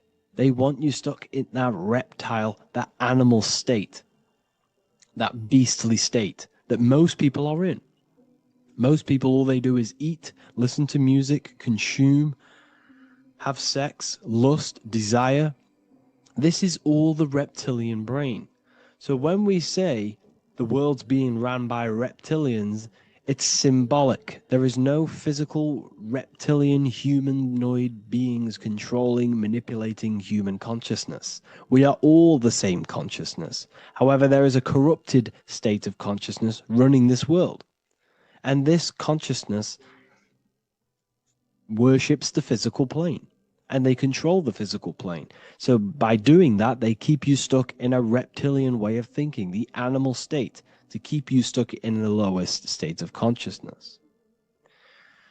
Now, this is the god Osiris, which represents the reptilian brain. None of the Egyptian gods ever existed. They are all symbolic for the brain and anatomy of the human body. Osiris represents the reptilian brain. As you can see, this anatomy compare to the brain stem and Osiris statue found in Egypt. And we also see an ancient artwork of Osiris with green skin and two reptile crocodile alligators next to him, which also symbolizes the reptilian survival state of human consciousness and the activation of the reptilian brain. This is what it symbolizes. Now, this is what the Matrix is all talking about. It's talking about the awakening, the expansion of consciousness. The word divine is dive in because you connect with the divine by diving inward. There is no man in the sky going to save you. You must connect with the self. Know thyself. Truth comes from within. All of these things I'm telling you comes from within you. I'm just pointing it out. All of this is self-realization. A lot of people say, well, what are my sources? My sources is knowing thyself, observing thyself, using the neocortex of critically thinking, sitting down and thinking about yourself and having deep realization of yourself. You can realize that your thoughts are not of this physical world. It's quite simple. The brain does not think. The brain does not imagine. The brain does not hold memory. All of these things exist in consciousness, the one consciousness, but we are all fractal, infinite parts of. This is the eye on the triangle, consciousness being given down to the rest. This is separate. Consciousness is separate from the rest of the pyramid. The pyramid is your body. Neo is the one consciousness. This is the Egyptians symbolizing the one consciousness giving Ankh, which is life, to all the different life forms. However, you can see that the central sphere is giving a big Ankh to the humans, because humans, like I said, possess the advanced consciousness, an advanced brain that allows us to turn above our reptilian animal self. For example, we can go against our reptilian lower animal nature and turn to our godly nature. Animals cannot do that. They are stuck in instinct. They are stuck in a reptilian animal way of thinking and operating. Everything they create is to survive. We can turn against our lower nature and create for amazing things like buildings, architecture, technology. We can use our creative consciousness for anything we wish, not just survival needs. And it's the same with your spiritual journey. You can raise your consciousness beyond this animal state that they try to keep you in through fear, consumption, food, and the reptilian brain. We must awaken, start to think critically, and awaken to our divinity. Because the mind, the consciousness within you has infinite potential to expand. There are infinite fields of knowledge that you can explore. The mind can never be filled. It can never ever be full of knowledge. It always expands, and that's why you are alive. That's why you are part of this universe. That's why the science always says the universe is always expanding, because the universe exists in your mind, and the mind is always expanding into new fields of thought, new fields of knowledge and information. And that is your whole sole purpose, of expansion of mind and expansion of consciousness, and the exploration of the mind of God. We are living in the mind of God. You are a thought in the mind of God. You must awaken out of this body. This is why Jesus says you must be born again to see the kingdom of God. You must be born again. You must raise your consciousness beyond physical limitation and awaken to your divinity. And this is pretty much it for this video. I hope you all understand this, that this is all symbolic for consciousness.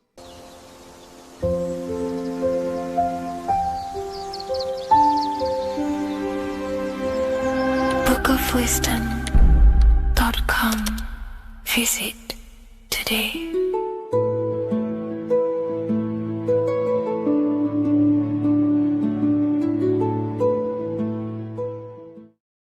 Before you call the Baphomet evil, make sure that you watch this video until the end so you gain a full understanding on what the Baphomet truly is.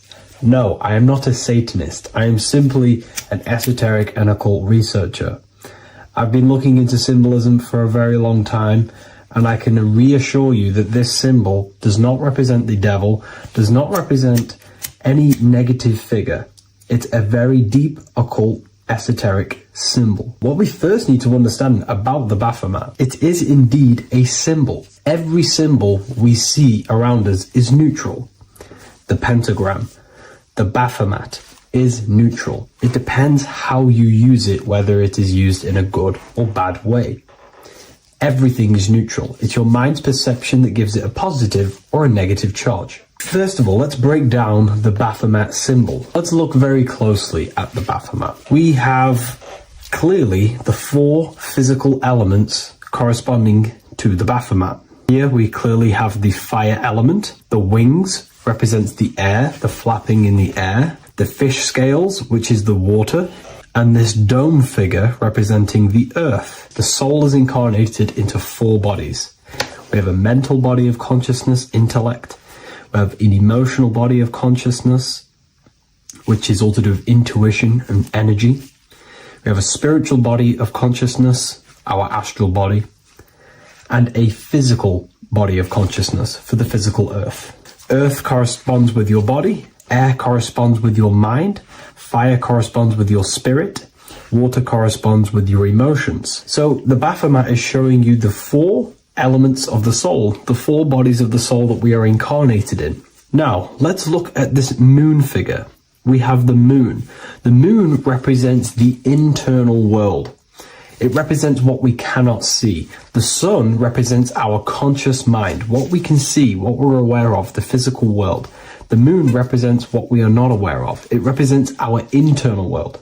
Remember, we have 2 worlds. You're an individual. You have a dual nature. Individual. You have an internal world. When you close your eyes, you have an internal voice, an internal world of thought and emotion, and an external world of this material body. The moon represents the internal. The moon on top represents the moon controlling the mind, represents the inner world controlling you. Now this is very symbolic in the occult world. If the inner world is controlling you, then you have no control over reality. This is the devil horns. You know the devil horns? The moon crescent?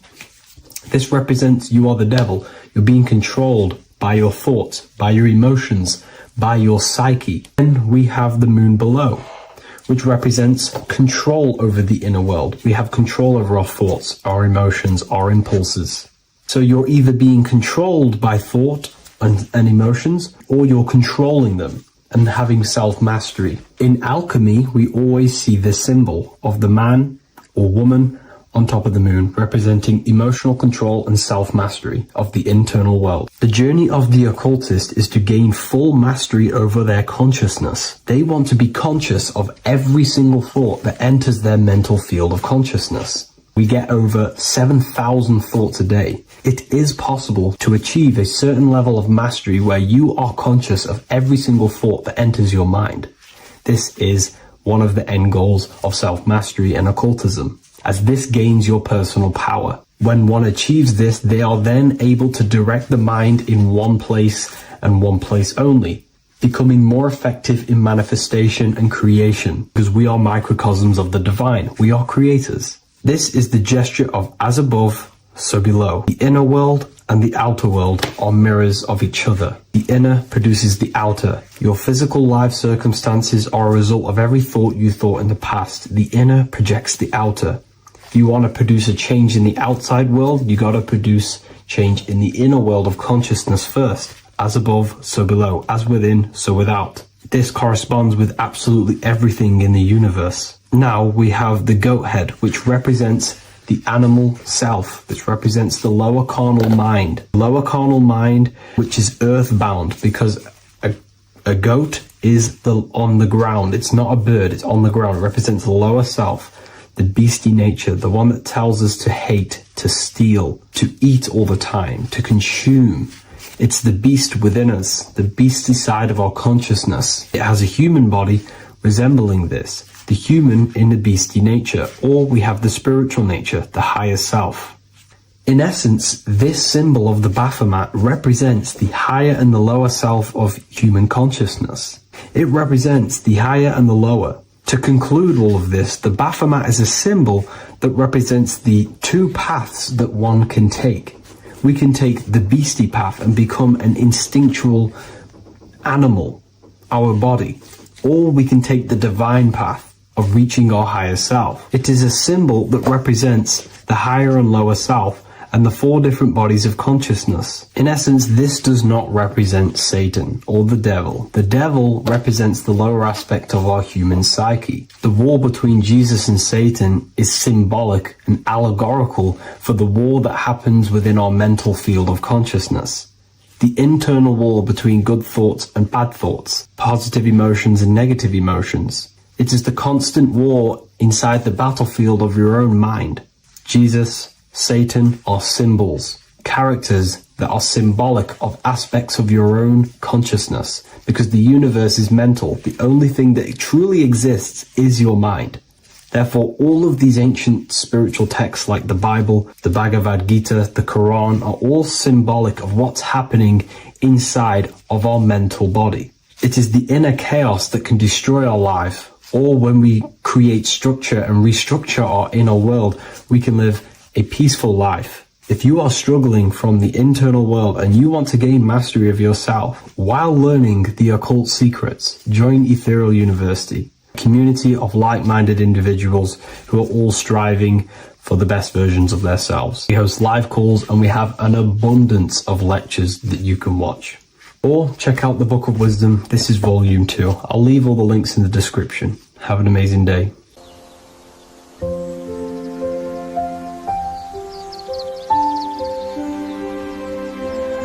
bookofwisdom.com. Visit today.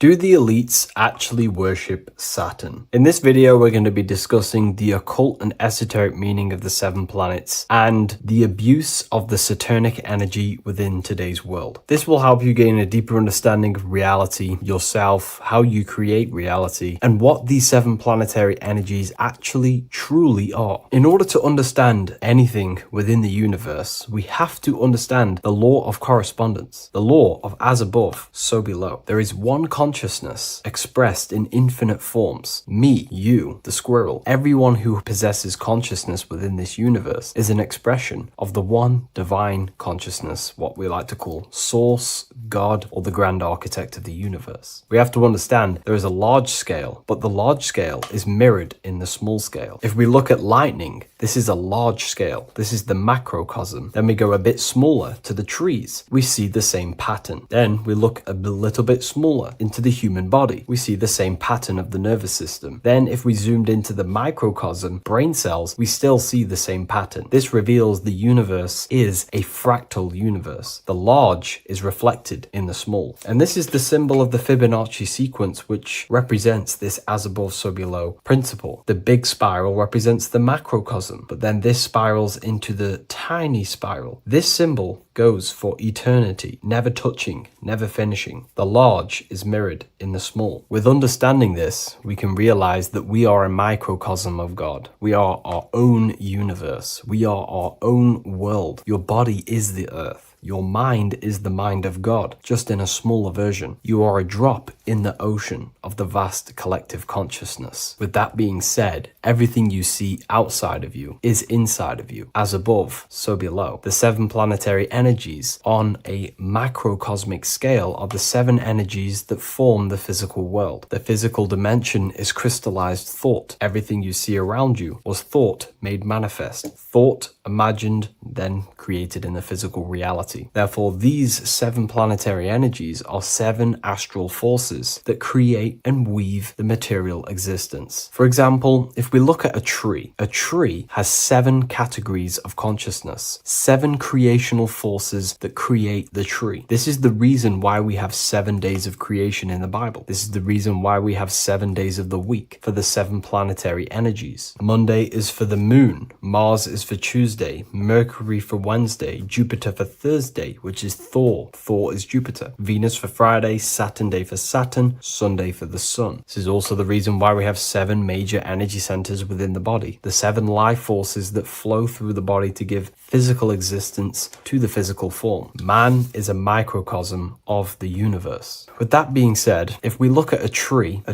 is nature, and nature is the macrocosm, the creation of God's mind. And if we look at the tree, we can see 7 creational categories that go into create the tree. For example, the stem of the tree, the trunk, represents the sun. The root system, the base of the tree, where the tree grows out of, is Saturn. If we look at the fruit of the tree, that represents Jupiter. The smell, the look, the colors of the tree, that's Venus. How the tree communicates with other trees through the root system is Mercury, the intellect, the intelligence, the communication. The leaves of the tree is the moon. The defense mechanism of the tree, how it defends itself from infections and other territories, is Mars. So we can see all physical matter, all physical creation demands these 7 categories of consciousness, these 7 planetary forces. But again, that is the macrocosmic scale. The macrocosm is reflected in the microcosm, which means you have access to these forces, these 7 planetary energies, and you use them to create anything in reality. You've been using them maybe unconsciously your whole life. For example, this book that I've created, the Book of Wisdom Volume 2, you can find it in the bio if you're interested in reading it. It has the 7 planetary forces that go into this tree, into this book. I used the sun, which is my passion and my drive to take actions. I used Mercury, which is my intellect, my thinking, my communication. I used Venus, the layout, the look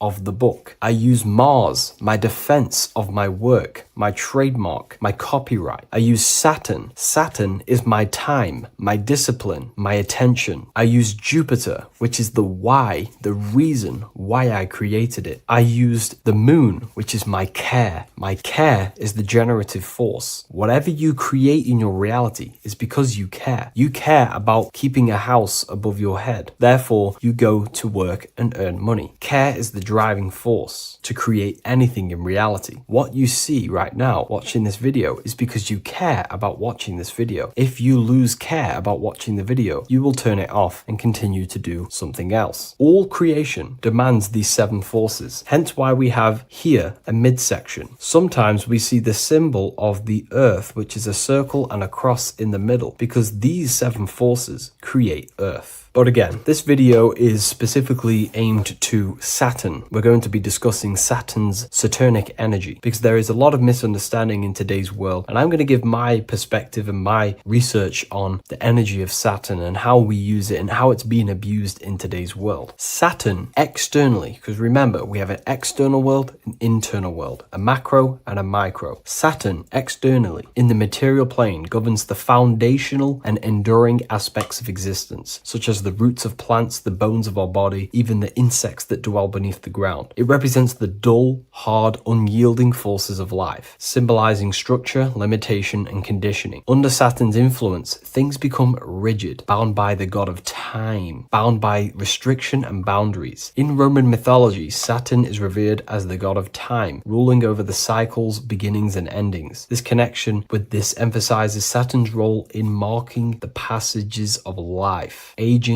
and inevitable constraints we all face. Internally, inside yourself, the microcosm. Internally, Saturn embodies the conditioning within our own consciousness. When Saturnian aspects of consciousness dominates, we become overly rigid, fixated, restricted in our thinking and actions. For example, Saturn's influence is strongly felt in today's world, where many people's minds are confined to societal norms and conditioned responses. The pervasive control Saturnian energy can lead to the sense of limitation, as people become trapped within structure imposed by society society and power structures. However, we have to remember that limitation, there is dark and light. Limitation is not bad. This is why Saturn is connected to the god Satan. They are the same being. It's something that restricts, holds back, and keeps you limited, conditions and limits consciousness to its lower power. Saturn is a great teacher, guiding us through difficult life lessons that ultimately lead to growth and expansion and power. Although Saturn's energy is harsh and often challenging, it helps us to develop resilience, discipline, and wisdom. Yet in modern age, this energy has overpowered the minds of the masses, fostering excessive rigidity and limitation. Instead of being ruled by Saturn's constraints, we should seek to embrace more freedom, love, joy, balancing Saturn's lessons with openness and fluidity in our life. So like I said, Saturn rules law. Anything that is limiting or holding back, something that is a restriction or a wall. This is why we see judges wear black robes. The color black is associated with Saturn because Saturn rules over the nighttime and the winter time. Capricorn, they wear black robes. A graduate also wears a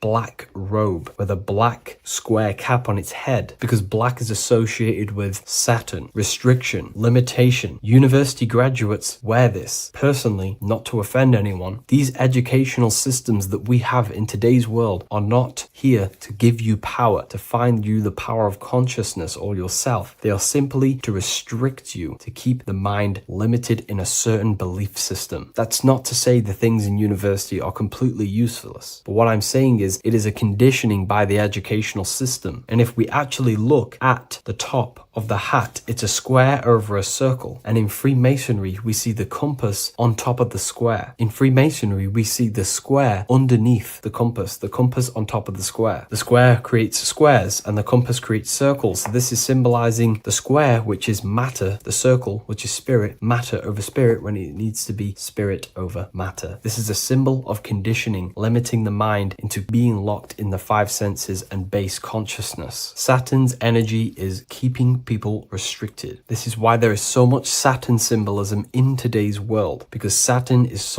anything to do with limitation, restriction, and time. All of the systems in place are to limit our minds, to keep us on base consciousness, only thinking in a limited box, only thinking and aware of the five senses. In base consciousness, in animal nature, one only thinks according to their senses. When they have a sense, their mind thinks. This is an affect state of consciousness. They're living in the affect. We need to understand that in base consciousness, we have no true power to create. We're simply living in cycles of affect. Now, what do I mean? The physical world is the effect. It's already manifested and cannot be changed. Our consciousness needs to rise to become a cause instead of playing around and being lost in the effect, to become a co-creator. And this is what the system does not want you to do. It does not want you to become a conscious creator. So they keep you in base consciousness, not giving you the awareness that you are literally a god creating a world right now. You are a world and you are shaping the world. Our consciousness needs to be mastered, controlled, and then we can become a conscious creator instead of running around in the world of illusion and effect. As above, so below. What happens in the mind happens in reality. We do not want to be matter over spirit, which means the external world over the internal world. We need the internal world to rule over the external. Saturn's symbolism can be symbolized as a black cube. The cube symbolizes this physical world because everything has 6 sides. We can move forward, backward, left, right, up, and down. We are in this cube. This is why we say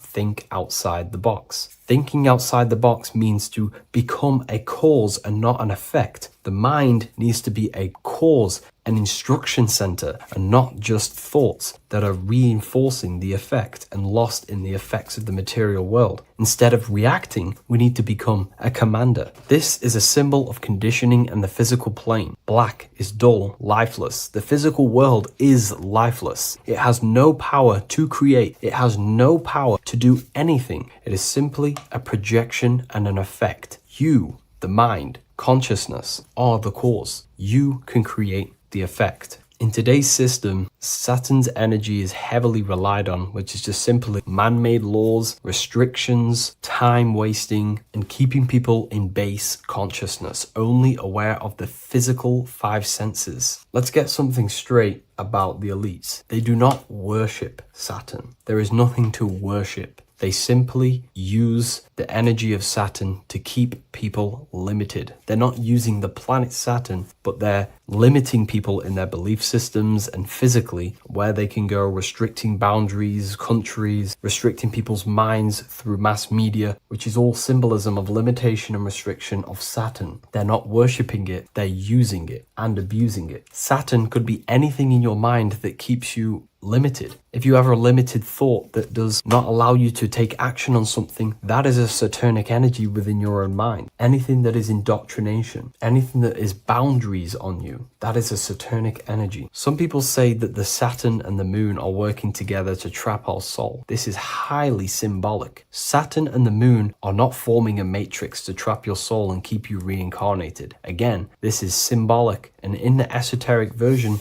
and understanding of this, we can see that they do have a relationship. The moon is our subconscious mind, and Saturn is restriction. If we have restrictions and belief systems in our subconscious mind that keep the soul locked and trapped only in these five bases, these five senses, then we will think and condition ourselves that we are only the physical body and never actually free ourselves from the material world and ascend. Saturn and the moon are not working together, but these are highly linked. By limiting the subconscious, we keep people stuck in base awareness, keeping them locked in the world of effect, never becoming a conscious creator. We have two spiritual currencies, time and attention. These are the two currencies that we spend. We spend time or pay attention. These are the two spiritual currencies that pretty much create our reality. And the system aims to hijack these two currencies from you, to limit you, to dominate you, so you do not become a conscious creator. So again, no one worships Saturn. It's simply just a symbol of limitation and restriction. Limitation has good and bad. Limitation can make us learn, overcome, become strong, disciplined. But when it's abused, it can keep people locked in base consciousness and stuck in their lower nature, never figuring out how powerful they are. You hold the power to shape a world. That's how powerful you are, to turn thoughts into physical existence. I'll see you in the next video. Please leave a like, comment, and a subscribe.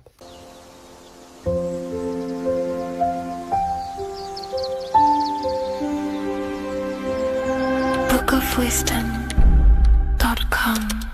Visit today.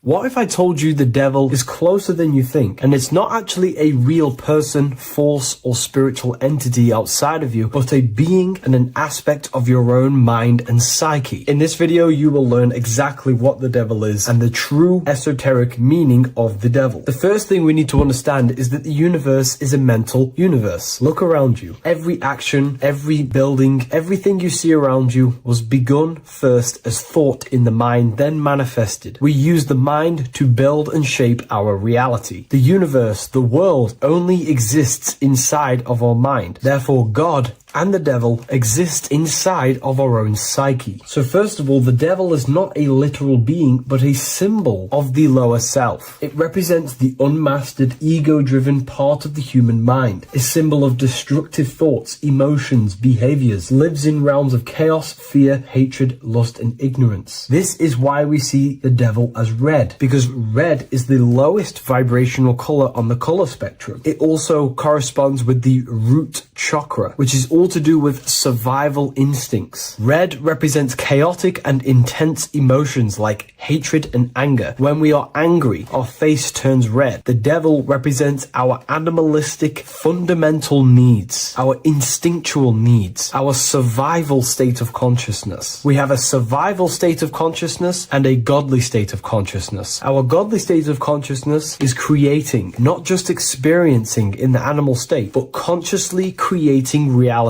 This is why we see the devil with a goat head, an animalistic head. And the head is where the brain is. The animal head represents living off instinct, the part of our mind that lives on urges, impulses, and instincts. Eating, sex, power, ego-driven actions, and ego-driven thoughts. Animals are only aware of themselves. Animals live on instinct. They have no ability to consciously create like humans. This is our lower desires for the material world. That's not to say the material world is evil. However, when our consciousness is only seeking material things, this leads us down a path of self-destruction, because nothing material can ever satisfy our soul. Everything material is temporary. Therefore, the devil represents the part of us that seeks only material desires, only material fulfillment, the ways of thinking where we only think about ourselves and ego-driven thoughts. It also represents the unchecked, unconscious self, where we have no mastery over our thoughts, over our emotional impulses, and no mastery over our actions. We're living in instinct and impulsive states, which causes chaos, selflessness, destruction, and keeps us bound to our lower material 3D state of consciousness. It's important to recognize that the word devil was never present in the earliest Gospels. Instead, what was mentioned was a spirit of evil. This distinction is crucial because it underscores that the idea of the devil, as popularly conceived, does not actually exist as an independent entity. Rather, it is a personification of the lower aspects of the human mind, a facet of our own consciousness. The term spirit of evil was not meant to denote a specific deity or being, but rather any force of negativity, whether it manifests as a destructive thought, emotion, or action. A spirit is a force, an energy, and we have three forces that create our reality: thoughts, emotions, and actions. We have full control over these three aspects, which transform and mold reality. A destructive thought, a destructive emotion, a destructive action is a spirit of evil, and it originates from the darker aspects of the human psyche. So now, because we're on the topic of the devil, we have to look at the pentagram, which is obviously connected to the devil heavily. The upright pentagram represents spirit, air, water, earth, fire. Upright, which represents spirit, the most important element on top of the earthly elements, showing spiritual principles over material principles. As spiritual beings as we are, we have to put our spirit first, our higher self first, and material things second. Why? Because material things never satisfy us long term. Seeking material fulfillment will leave us feeling unfulfilled in the long run and very unhappy, and we can lose ourselves in illusions. We have to put our spiritual principles first. Seeking wisdom, knowledge, connection to the divine, and connection to our higher self is what gives us true fulfillment in our hearts and souls. But when we see this pentagram inverted, we now have spirit on the very bottom, which now represents earthly principles on top of the spiritual principles. We're putting our earthly elements on top of our spiritual element, which this inverted pentagram represents no longer caring about spirit, no longer caring about our invisible internal world, and only caring about this external body, food, sex, material things, cars, money, and all the things outside of us, the world outside of our mind. This is what true Satanism is. Satanism is not worshipping an external deity, but it is worshipping the self, only fulfilling the ego's desires. This is what true Satanism is, and we have all been conditioned to live in this state. Satanists want us to believe that there is an external deity called Satan or the devil, and the reason they do this is because they trick us, making us believe that we are not Satanists, while they are actually conditioning us to be self-seeking, ego-driven people, where we only care about sex, food, material things, and money, which is actually conditioning us to be Satanists. 80% of the population today are unknowingly involving themselves in Satanism, which is ego-driven thoughts, actions, and emotions, dwelling and living in this state where we only care about ourselves. When we are spiritual, we realize we are all one. We are all one consciousness family, and we need to do things that help and contribute towards our collective experience, helping others instead of seeking to serve only the self. The angel is depicted with wings, which represents elevation, higher self. The devil is represented with an animal horns, which is on the ground. A goat is on the ground, which represents the lower self. This is the elevated mind and the lower material mind. Horus, the bird, higher self. Set, the ground animal, lower self. Jesus and Satan. These are two forces, two characters that exist within the human psyche, not real entities. They are forces of our minds, and there is a battle between our higher self and lower self all the time within our own minds. There's always a part of us that's telling to do one thing and another thing, to do something bad and to do something good. There is this battle inside of our own consciousness. Here we have the human spinal column. The human spinal column is showing you the higher and the lower self. The higher self represents the head. The head is where the mind is. This is the creative essence of the universe. This is where all material things begin as a thought in the mind. We create with the skull, with the brain. This is our higher self, the heavens, connected to the heavens, the sky. And the lower end of the spinal column is where our reproductive organs are, where our gut is. Our reproductive organs and our gut is all to do with survival. The lower end of the spinal column, lower instinctual 3D based consciousness. The lower end of the spinal column is where our lower self dwells. Eating, consumption, power, and sex, lust. These are all emotional forces and instinctual based organs that are not inherently evil, but when we dwell and live off this lower end of the spinal cord, it keeps us in low states of consciousness. Our goal to raise to our higher mind is to balance this, not to overeat, not to abuse power, not to abuse sex and lust, but to master these organs and gain the ability to say no to these organs so that we can raise to our creative side of consciousness. Instead of dwelling in our instinctual nature, we can turn to our creative nature and consciously become a builder and constructor of reality. This is the true way of raising consciousness. This is the stairway to heaven, out of the animal consciousness to the higher consciousness. To wrap all of this up, it's all about gaining control over our instinctual lower nature and allowing our spirit to rule over our body and not our body ruling over our spirit or mind. The moment you let a thought become instantly an action is the moment you are an impulsive person. We are all trained to be this way. It is okay if you are in this state. The moment you let a thought turn straight into an action without questioning, that is the mind controlling you and you not controlling the mind. We need to gain control over the mind, and we do this through many different ways, through meditations,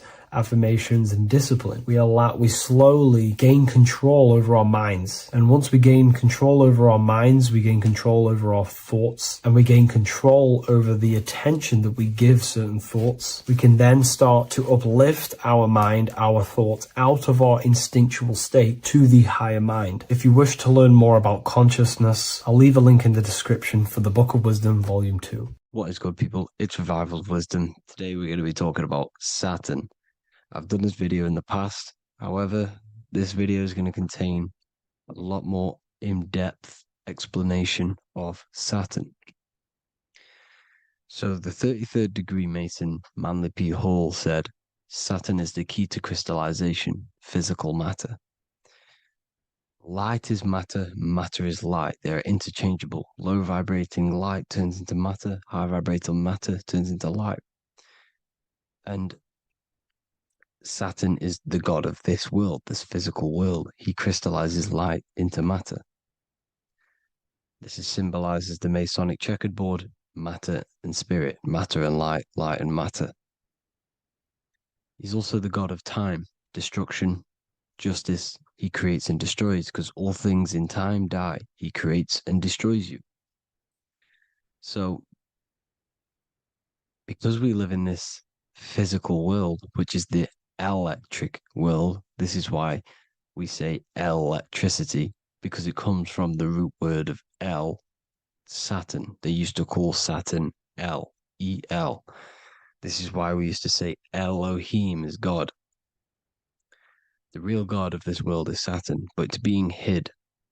This is being hid. Jesus is Saturn. All of this is Saturn. It's all Saturn worship.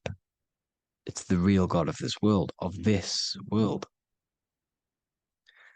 So, physical matter is a result of two opposing forces equalized on the plane of inertia, because everything is created out of electromagnetic toroidal fields. And these two poles equalize on the plane of inertia, which gives you planet Earth, plane of inertia. The plane of inertia is what Saturn is. It's the ring around the center of the plane of inertia. Thank you to Walter Russell saying physical matter is a result of two opposing forces on the plane of inertia. This is what Walter Russell says, so please check out his work. He's got many books, many books on light and electromagnetism and stuff like that. So I advise you to check him out. So the torus field gives you the binary code 0 and 1, the female vagina and the male phallus. This is the code for this world. Saturn crystallizes physical matter. Now Saturn is the most outermost layer of the 7 layers of heaven, where it says in the Quran, it says, Allah, it is He who created the 7 layers of heaven. Saturn is the outermost layer. He's the top. He's the most high. So when we say the most high, we're referring to Saturn. He's the most high before the firmament, before the stars. So Saturn is the god of this world. He's the Lord of the Rings. He wears the crown. The crown is the rings. Crown, Chronos. So the planets are luminaries. They are lights. They are beings. They are energy, conscious energy. And we're in the heart of the solar system. Saturn is the outermost layer. He is the one of this world. He's the god of this world. Now, on the North Pole of Saturn, you have the hexagon. Add up all the sides. It creates the 6-pointed star. Or it can be created as a cube. The cube is very important. The 6-pointed star is very important.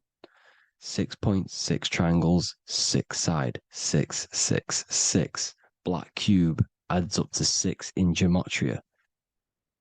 Now, what did I say in the beginning? Saturn crystallizes the physical world. He creates physical things out of light. You are a light being. This is why we say human. Hue means the light spectrum. Hue, man, we are light manifested into physical forms, human. And we are incarnated through Saturn. Satan, same thing. The number of the beast is 666, and the 666 comes from the 6.6 triangle, 6 sides of Saturn, 666. We are all known as carbon-based life forms. Carbon, the atomic structure of carbon, is 666, 6 protons, 6 electrons, 6 neutrons. We are materialized into our physical bodies through Saturn, through the number of the beast. These bodies are the beast, it's the animal. The divine, the Christ, is the consciousness within, because you're a physical, spiritual being combined into one, hexed into one, hexagram. This is a hexagram.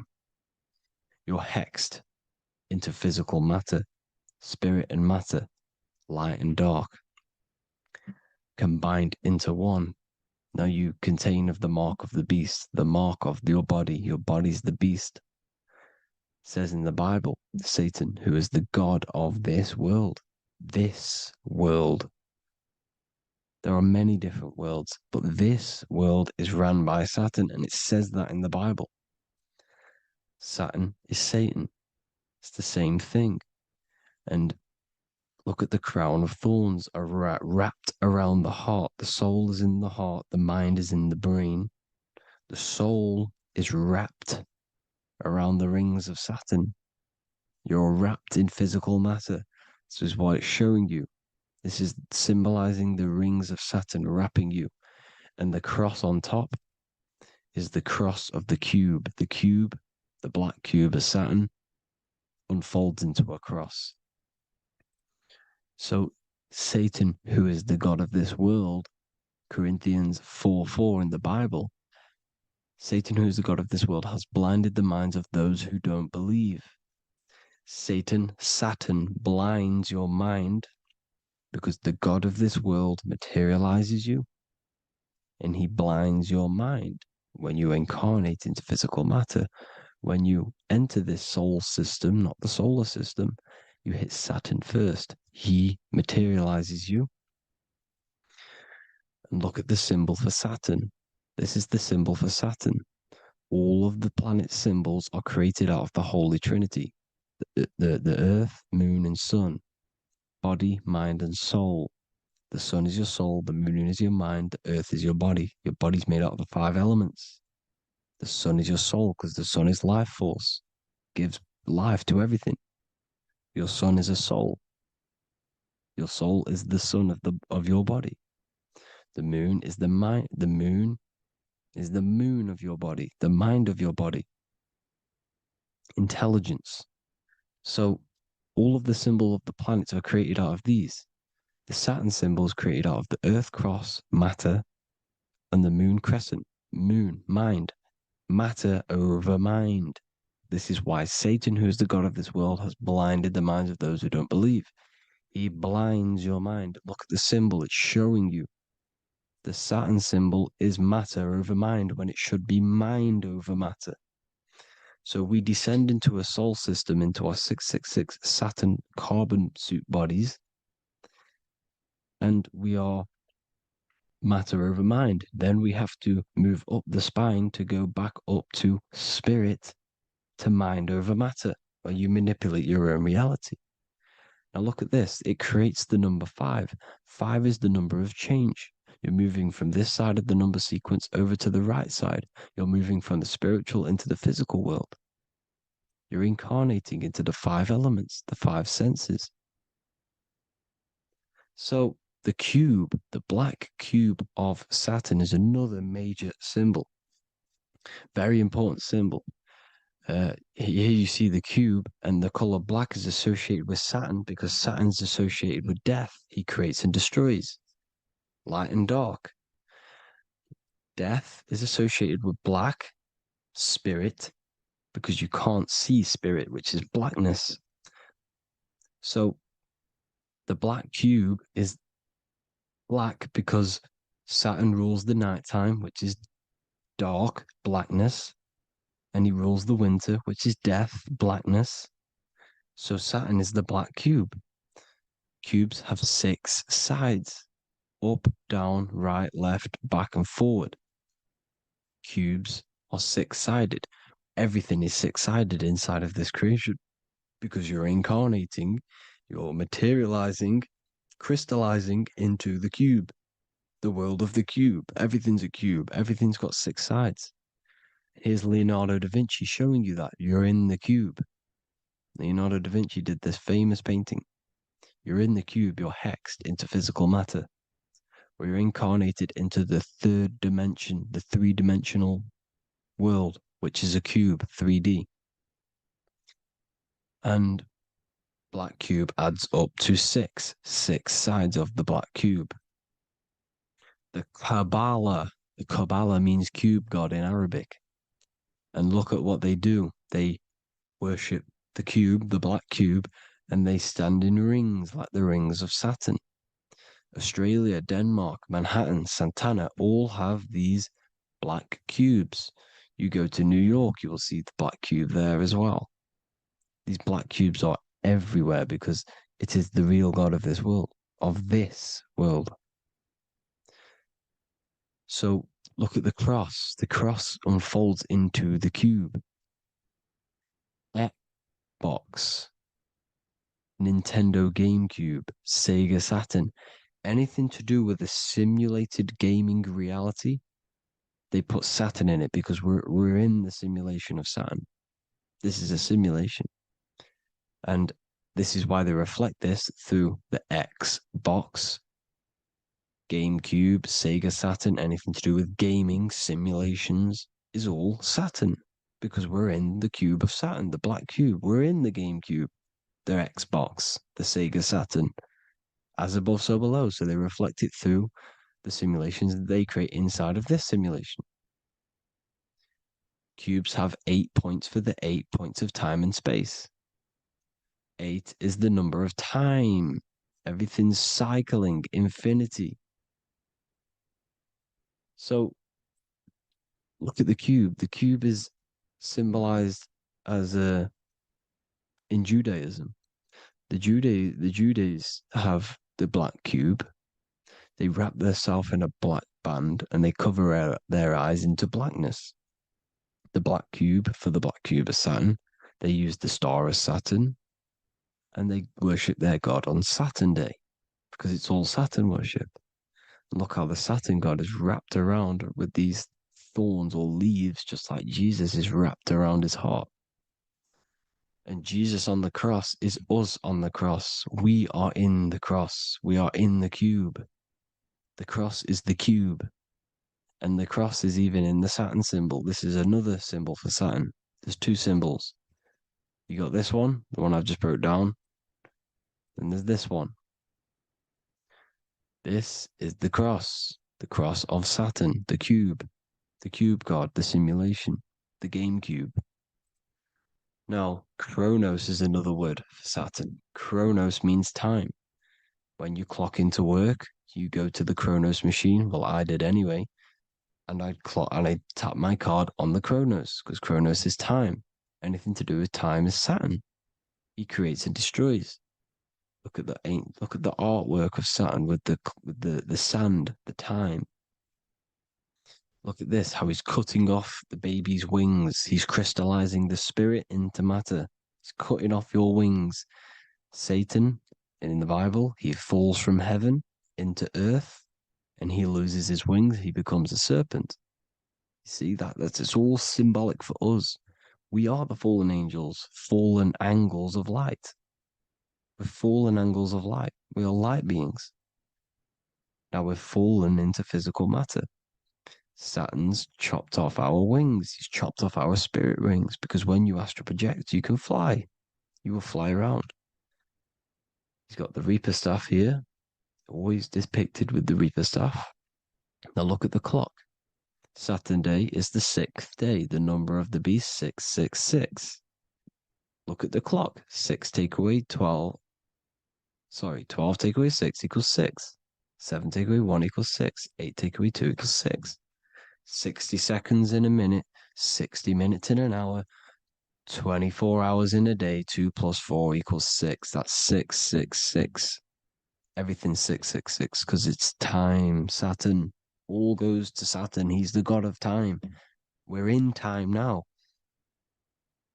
We're in time. We're in the time, which is God, the god of this world, the god of time.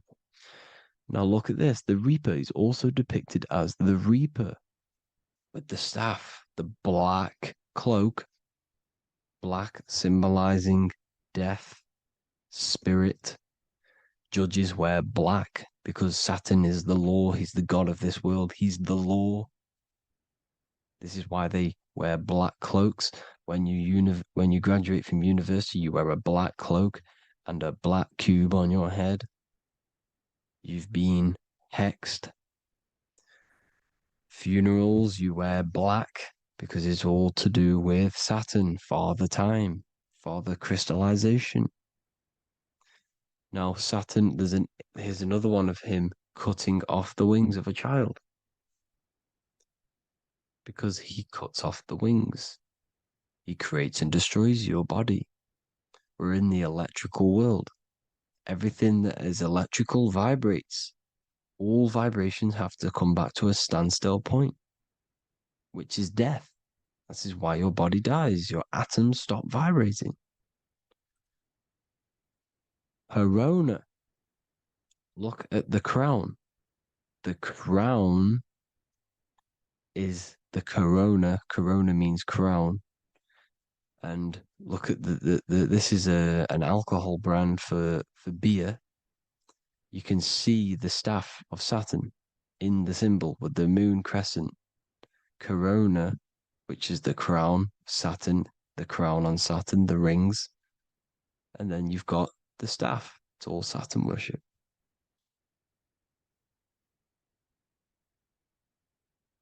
Is the black cubes of 9/11.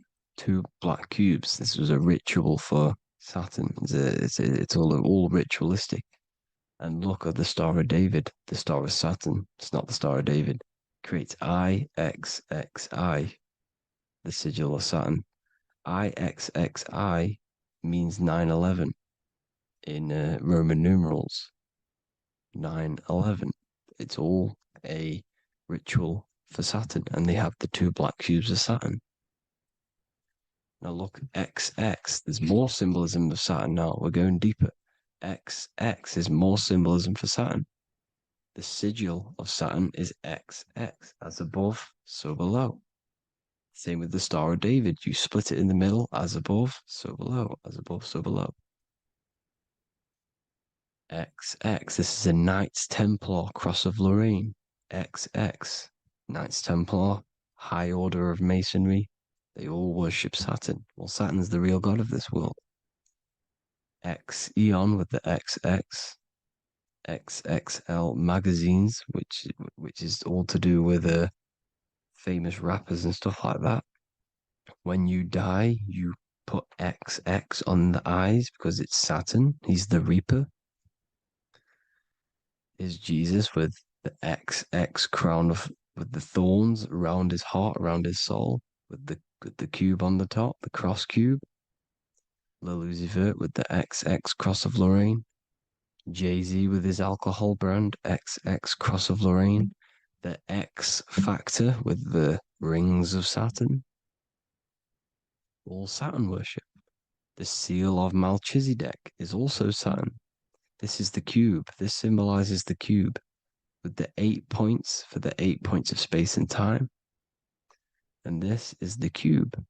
It's another ancient symbol for Saturn. Here you see the star of Saturn with the Melchizedek symbol around it, which is all to do with Saturn. Here you see an altar, the Holy Grail, the Melchizedek symbol on it, and they're worshipping it. This is why we wear rings, wedding rings for the rings of Saturn. It all goes back to Saturn. Earrings. The 8-pointed star of the ancient Sumerians is all Saturn. It's all Saturn. So the ancients, the symbols of Saturn goes on forever. It's in all of the major corporations. You can see it everywhere, the rings of Saturn. Toyota is an obvious one. Internet, Nike, Target, Sega, Saturn. It's all Saturn worship. All Saturn worship. Because he is the real god of this world. Here's Kanye West's album with a Saturn here. Here's Michael Jackson's album saying X, escape. There's the X again. The X, escape. You have to escape this reality. Maybe that's what he's pointing at. Here you see it on the dollar bill. The star of Saturn. Here you see it again on the dollar bill. So that is it for today's people. I hope you all gain some insight on Saturn. Please like, comment, and share if you can. Subscribe if you like the channel. Please have an amazing day. God bless.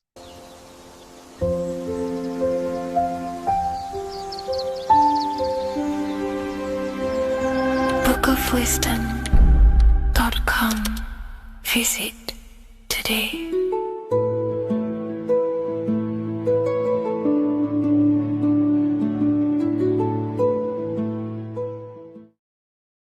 How are we all doing today, people? It's Revival of Wisdom, and today we're going to get real deep. This video is going to get real deep. A lot of people are not going to be ready for this sort of knowledge. Okay, you really have to do is to really deprogram the mind, because everything we've been taught is a complete lie, is to keep us trapped. Okay, this is really advanced knowledge. Now, let's get straight into this. All of the ancients depicted other worlds, and they called this place Midgard. Midgard is the mid-garden, the middle garden.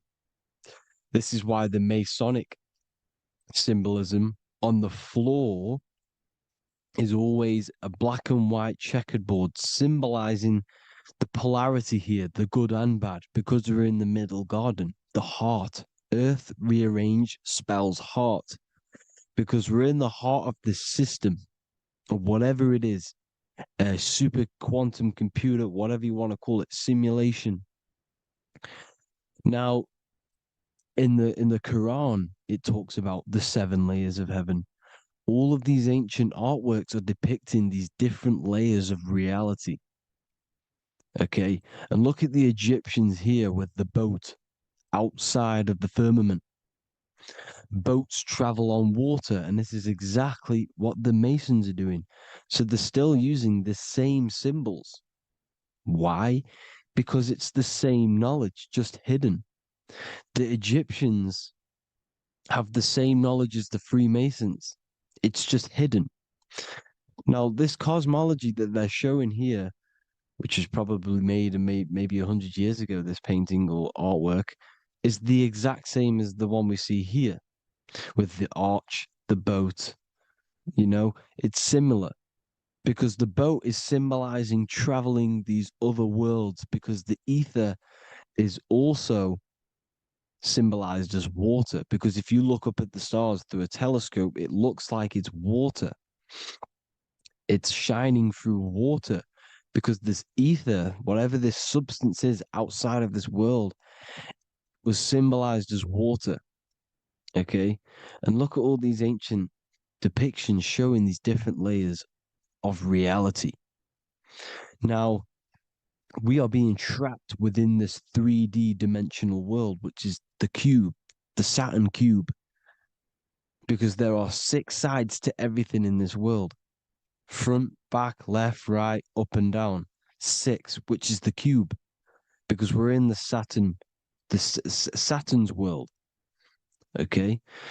Now, always been depicted as a tree of life, the tree of the universe has always been depicted as this tree.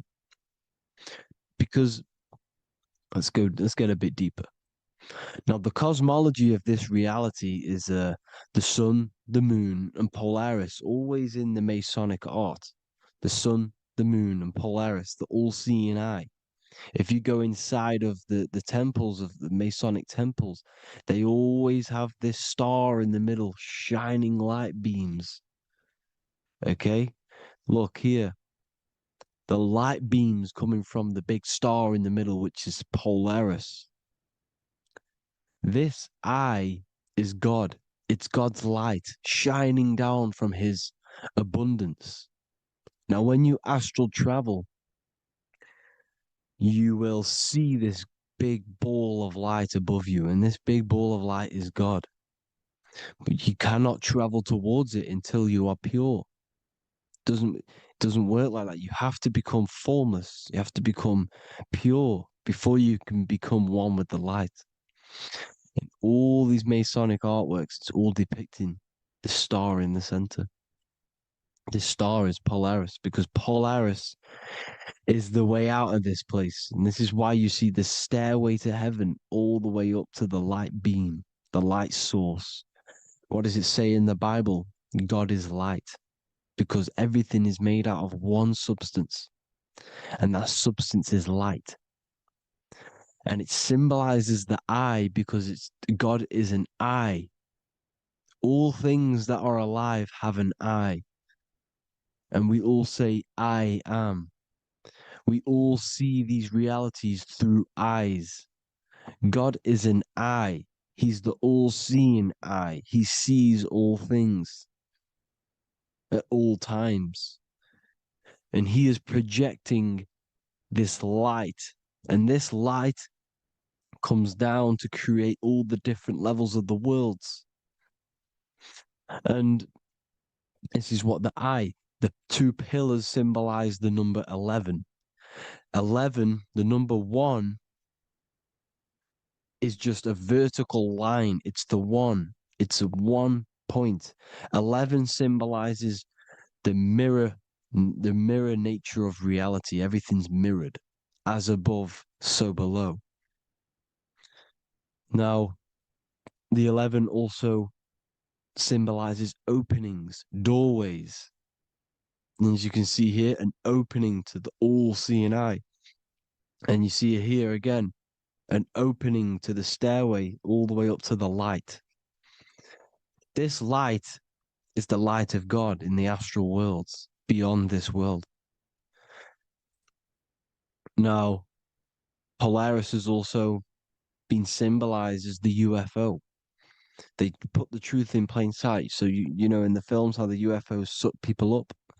That's what Polaris is doing. If you ascend beyond this world, if you do not ascend beyond this world, you will be reincarnated in this world. The whole thing is to outgrow this consciousness to the plane above. And I'm not just making this up. I'm going to be bringing in scriptures after this.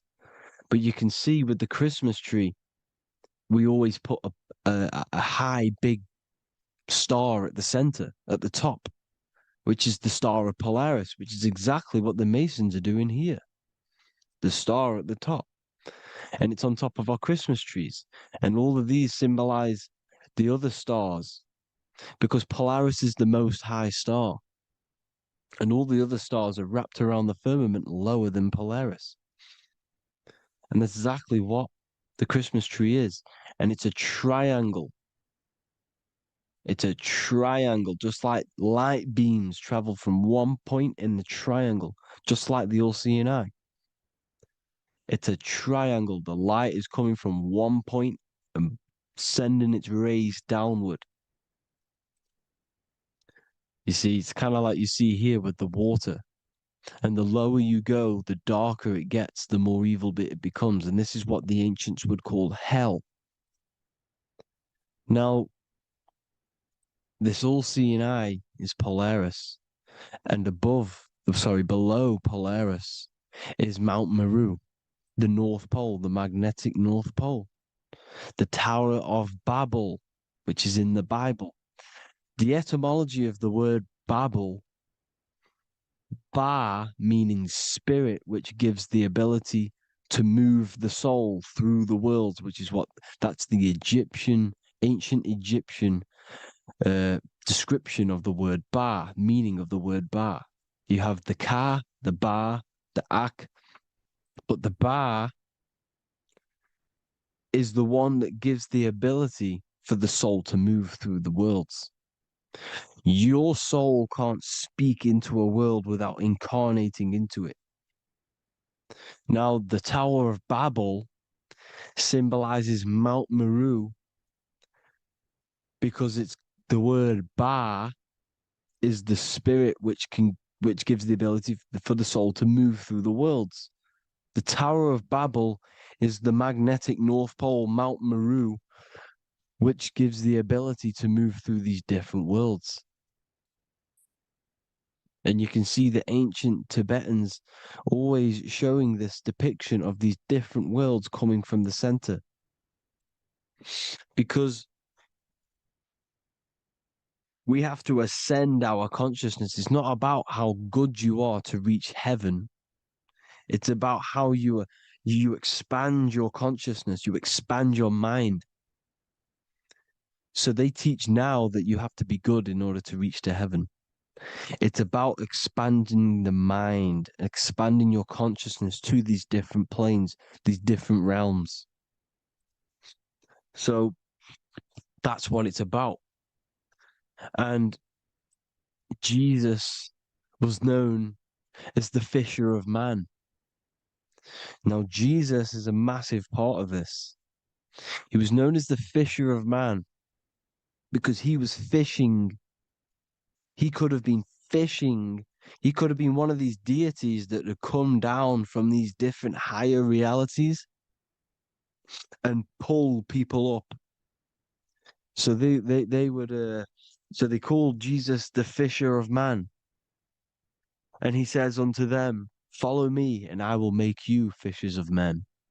So these deities that we see in the past, like Buddha, Krishna, Hermes, Thoth, Jesus, could all be these entities who were coming down to pick up the minds that were worthy enough to see the higher planes of reality. And this is why they called him the fisher of man. Now, when Jesus walks on water, there is a parable with Paul. And he says, but Jesus immediately said unto them, take courage, it is I, don't be afraid. He's talking about astral travel here. He's talking about leaving the body. Because when you leave the body in astral travel to see these alternative realities, you can't be afraid because fear is a bondage, which is what the Emerald Tablets talks about. Lord, if it's you, Peter replied, tell me to come to you on the water. The water. Come, he said. And Peter got down from the boat, walked on the water, and came towards Jesus. But when he saw the wind, he was afraid and began to sink. When you become afraid in astral travel, you sink back into your body. Lord, save me. So this is talking about Jesus pulling people up into different realities. And you can see the fish is the symbol of Jesus. Is another symbol of Jesus, a fish. Because fish symbolize deep occult knowledge. Because fish travel the depths of the ocean. And they symbolize us because we are fish underneath the ethers. And Jesus was pulling people up. You see, so the Bible is a people today believe the Bible is a book telling you how to reach to heaven, how to become godly and reach heaven. But you've got to become the Jesus Christ to see these alternative realities. Now look at the Emerald Tablets is a massive part, and it speaks so much about these different realities. Look what it says here. This is in Emerald Tablet 3. Then in my heart grew a great longing to conquer the pathway that led to the stars, which is exactly what the Masons depict in all of their art. Look, the ladder to the stars. And then he goes on to say, years after years, I sought after wisdom, seeking new knowledge, following the way, until at last my soul, in great travail, broke from its bondage and bounded away, broke from the bondage of the body. Free was I from the bondage of earth men. Free from the body, I flashed through the night. The stars. The stars are a massive part in the astral world. Each star is a different reality. And the true astrology is the star that you came from. You came through a star to reach this, to reach here. There is a reason why you are here. There's a reason why you have the personality traits, because your soul came from a specific star. This is why we call them stargates, because they are gates in and out of this reality. And Polaris is the way out to the higher worlds. Now look, far into space, my soul traveled freely into the infinite circles of light. Beyond knowledge were some planets and great gigantic beyond dreams of men. Then he goes to say, lift up your flame from out of the darkness, fly from the night and ye shall be free. Lift up your flame. Your flame is your soul, because it has to be lifted up out of the darkness. This is the darkness, this world, this body is the darkness. Because it's a bondage. You need to break free. You need to learn how to astral travel, people. You have to learn this. If you want to get out of this world, you have to learn how to astral travel and see the other realities. Traveled I through space-time, knowing my soul at last was set free, knowing that now I must pursue wisdom until at last I pass to a plane hidden from knowledge, known not to wisdom, extension beyond all that we know. So he's talking about he went to a place where we cannot even comprehend here, a place that is not even known to earthmen. He's telling you he's ascended out of this world to the planes that are beyond. And it says here in the Emerald Tablets, man is in process of changing to forms that are not of this world. Grows he in time to the formless, a plane on the cycle above. Know ye must be one, ye must become formless before ye are one with the light. The light, the same light that I was talking about, the Masonic light with the triangle, God, the one source. Ye must become formless before ye are with the light. Formless, you have to leave the body. You have to leave the body. You have to gain the ability to leave this body and travel to these other worlds. Now, it says here, not as man am I, for free have I become of dimensions and planes. In each I take on a new body. In each I change my form. Know I now that the formless is all there is of form. You see, all things created come from the things that, all things that you see come from the things that you cannot see. All of us have the same spark of consciousness, the same I am. Every dog, every animal, every human has this same I, this same thing which sees through the eye. It's formless. It it takes this formless entity is the same entity of us. We are all the same entity in different bodies. And this entity it was represented as the flame, the cosmic flame, which is inside of all of us. And this is why the Masons depicted your spine as a candle or the Holy Grail. You would either see this or a candle with a flame on the top, because the Holy Grail is your consciousness, which is on top of your spine, which is the candle. Now, Jesus, Thoth, Buddha were all these deities which were coming down to lift people up because they were fishermen of men. And he would lift you up to the higher worlds, out of this world, to the ones above. Now, Thoth, you can see him here, he's leading the way. He's holding someone and he's leading the way with knowledge and power. He was leading the way to other worlds, out of this world. There's no point trying to change this world. This world will stay the same. It will stay the same. You have to get out of this world. And that's what they're telling you. That's what they're keeping you from. They're keeping you stuck within this thin layer of reality. So what the Masons are doing, they have the ability to astral travel.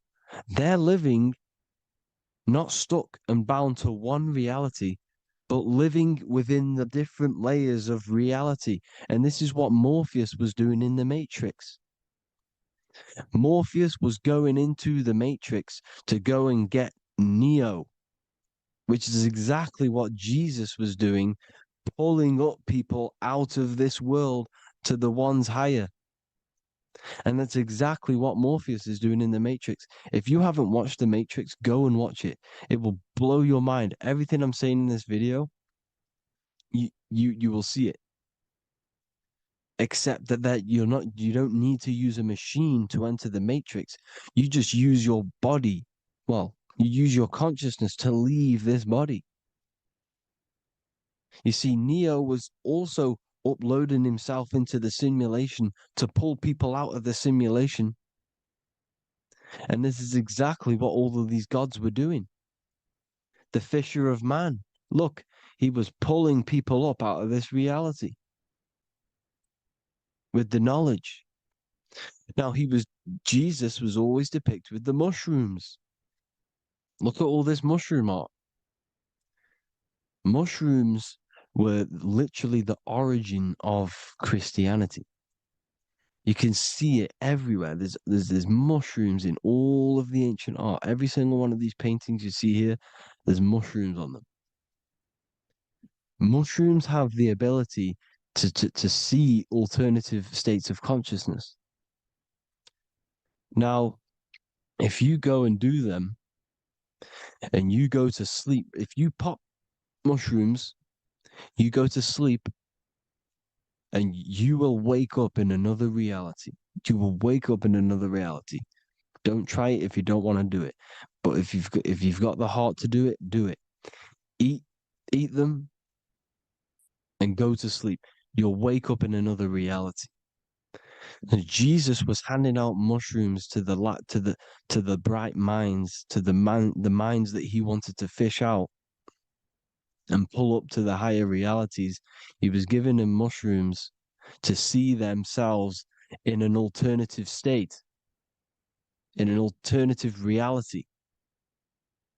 This is why there was so much mushroom art, and it's not just ancient Christians; it's Sumerians, it's the Mayans, the Celtics, the Egyptians,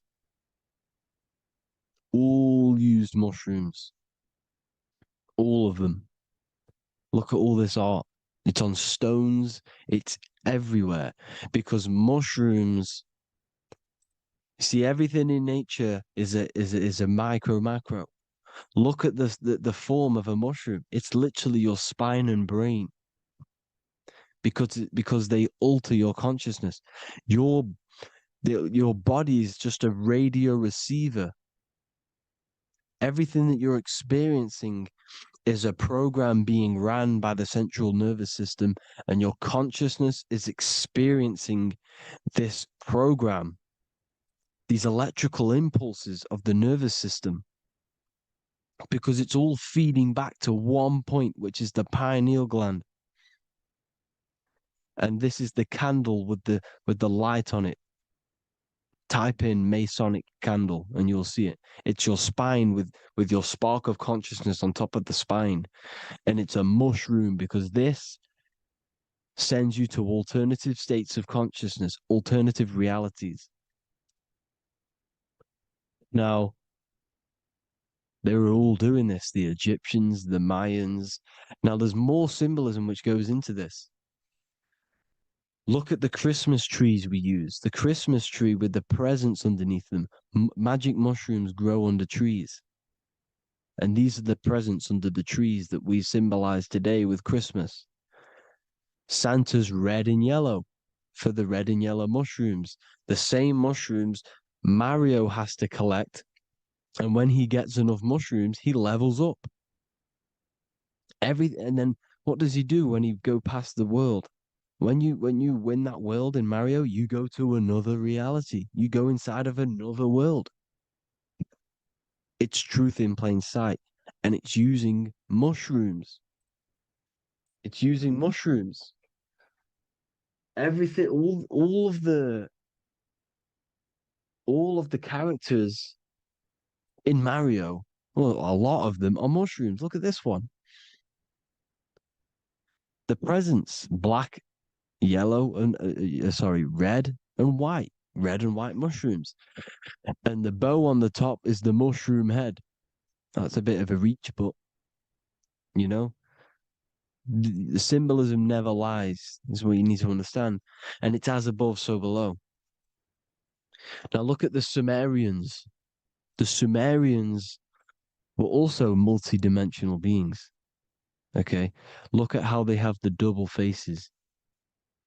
They had 1 foot in this reality and 1 foot in another reality. And look at this one, a double-headed god inside of like a portal. You see? Because and look at these with the wings, the astral travel. Birds, ancient birds symbolize the soul. Because the soul is a bird, it flies to different worlds, it flies around the cosmos. And mushrooms gave you the ability to see these alternative states of consciousness, these alternate realities. Because you exist in infinite realities. You exist in infinite realities. Now look at the 33rd degree Ordo Ab Chao badge. You get this badge when you become a 33rd degree Freemason. And it's a double-headed eagle. A double-headed eagle. And you can see this in Sumeria first. Sumeria have the same symbol. A double-headed, bird. You can see it here as well. And the Masons are still using this symbol today. And when you become a 33rd degree, 33 vertebrae on the back of your spine, above the vertebrae is your consciousness, and it's a double-headed eagle. One reality in one. You become a multi-dimensional being in the 33rd degree. And I've heard many interviews of Masons say it becomes Luciferian. You see, they speak in code. These Masons can't tell you about what they learn about, but they will speak in code. They said it becomes Luciferian.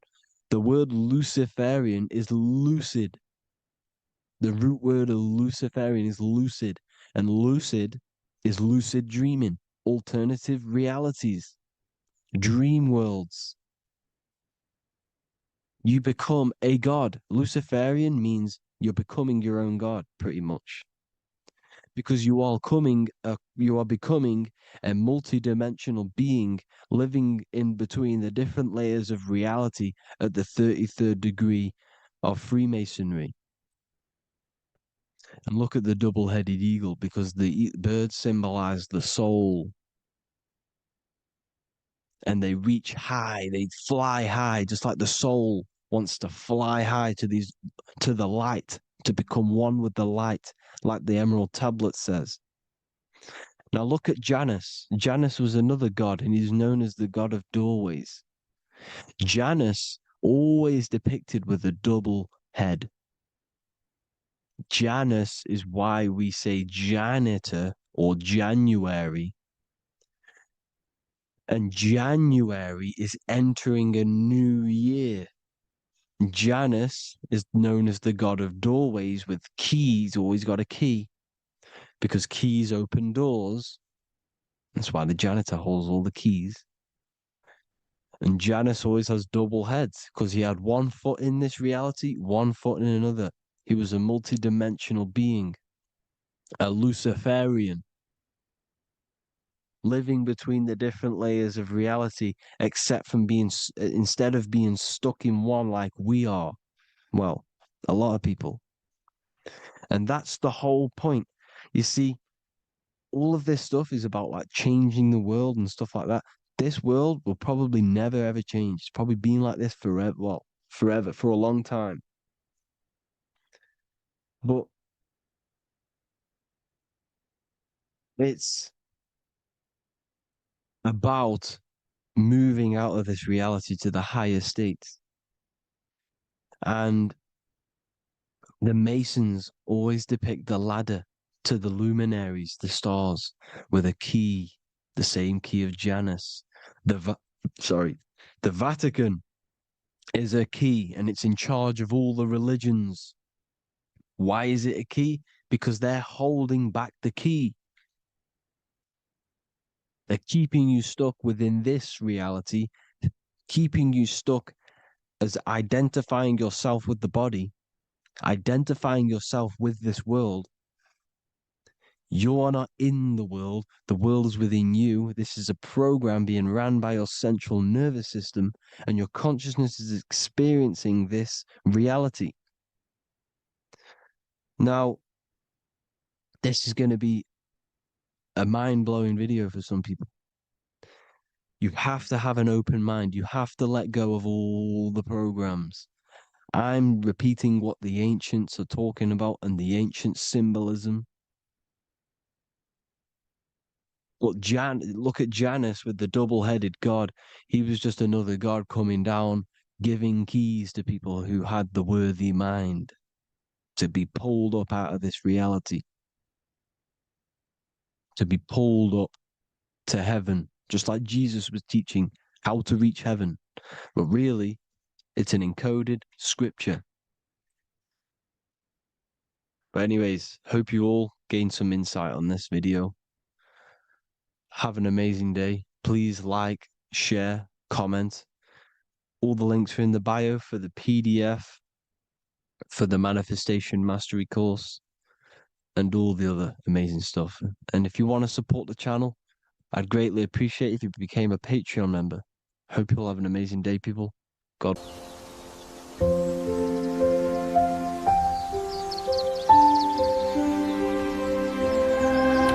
ofwisdom.com. Visit today.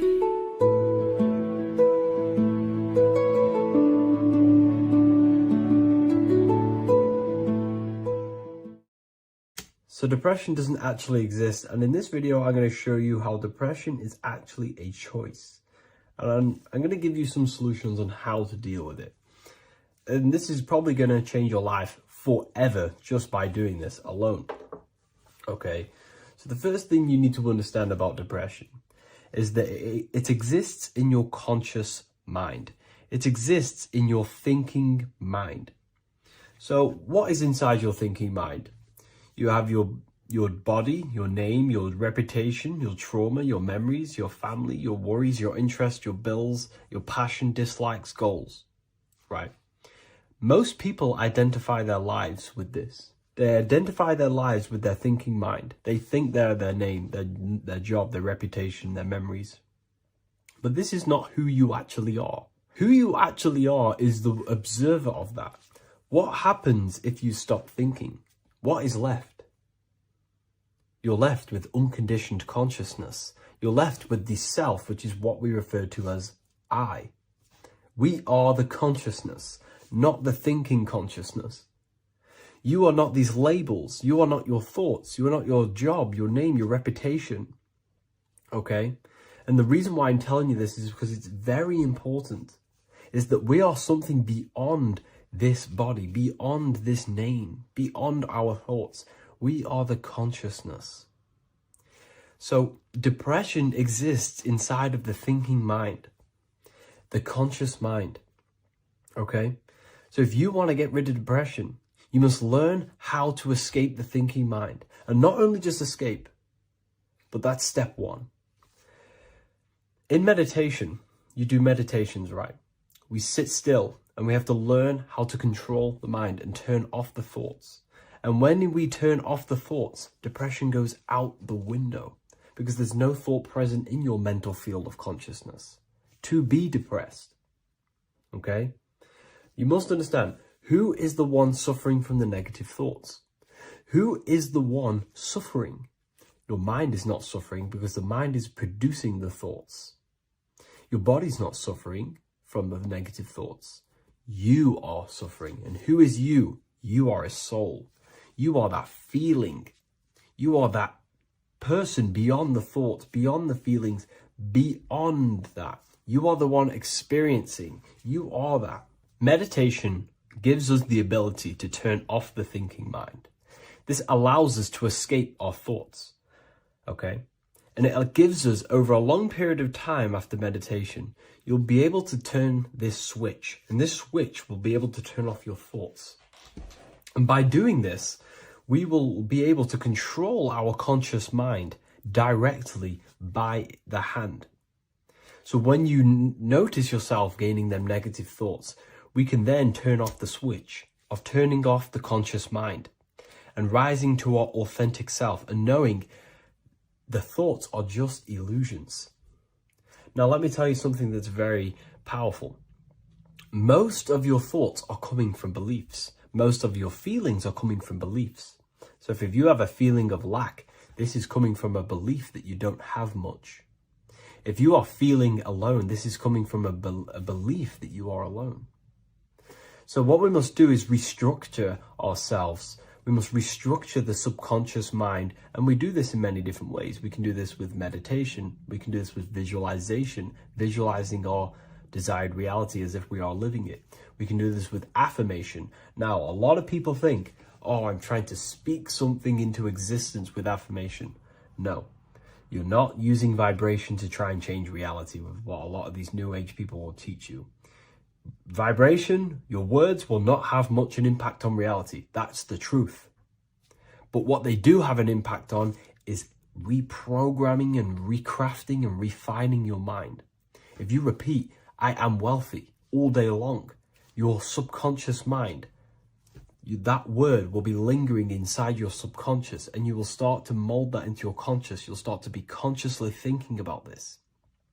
Most of your thoughts are coming from your subconscious. So if you want to get rid of depression, you got to figure out the trigger. What are you depressed about? What are you feeling? What are the beliefs that are making you feeling and thinking this way? And that's what you must restructure. You must restructure your subconscious mind through visualization, meditation, and affirmation. You do these all the time. You do these every single day, and you will slowly, if not surely, restructure your subconscious mind. While by doing the practice of meditation, you'll gain the off switch as well. Sometimes depression comes from not living in your authentic self. You're not doing the things that your soul is telling you to do. We all know what we should be doing at all times. I don't care what you have on. We all know we should be doing something. We all know that we have there's a higher aspect of our mind that tells us, oh, we need to be doing this, but I'm actually sat here on my phone. Oh, I shouldn't be eating this, but I'm doing it anyway. There's always that higher voice. And that is the voice that has to be connected to. And when your body's not acting out the voice of the soul, then the soul becomes sadder, and suffers more and more and more. There has to be a connection between the soul, the mind, and the body. They have to work in unison. Okay? So I hope this video helps with depression, with whatever you're going through mentally.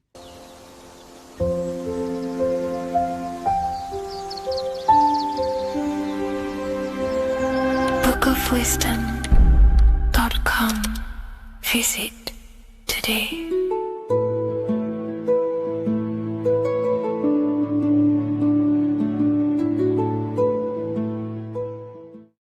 Welcome to Revival of Wisdom. Welcome people, we're back with another video, and this video is about Freemasonry and the connection to the Illuminati.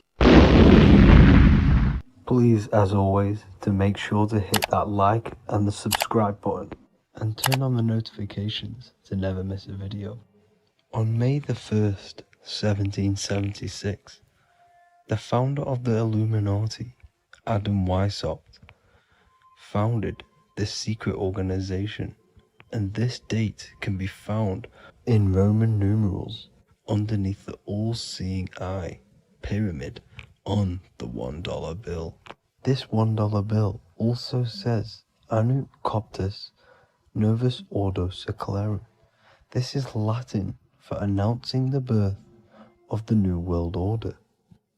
This New World Order will be headed by Lucifer, the all-seeing eye, and followed by the 13 layers of bricks for the 13 elite bloodlines.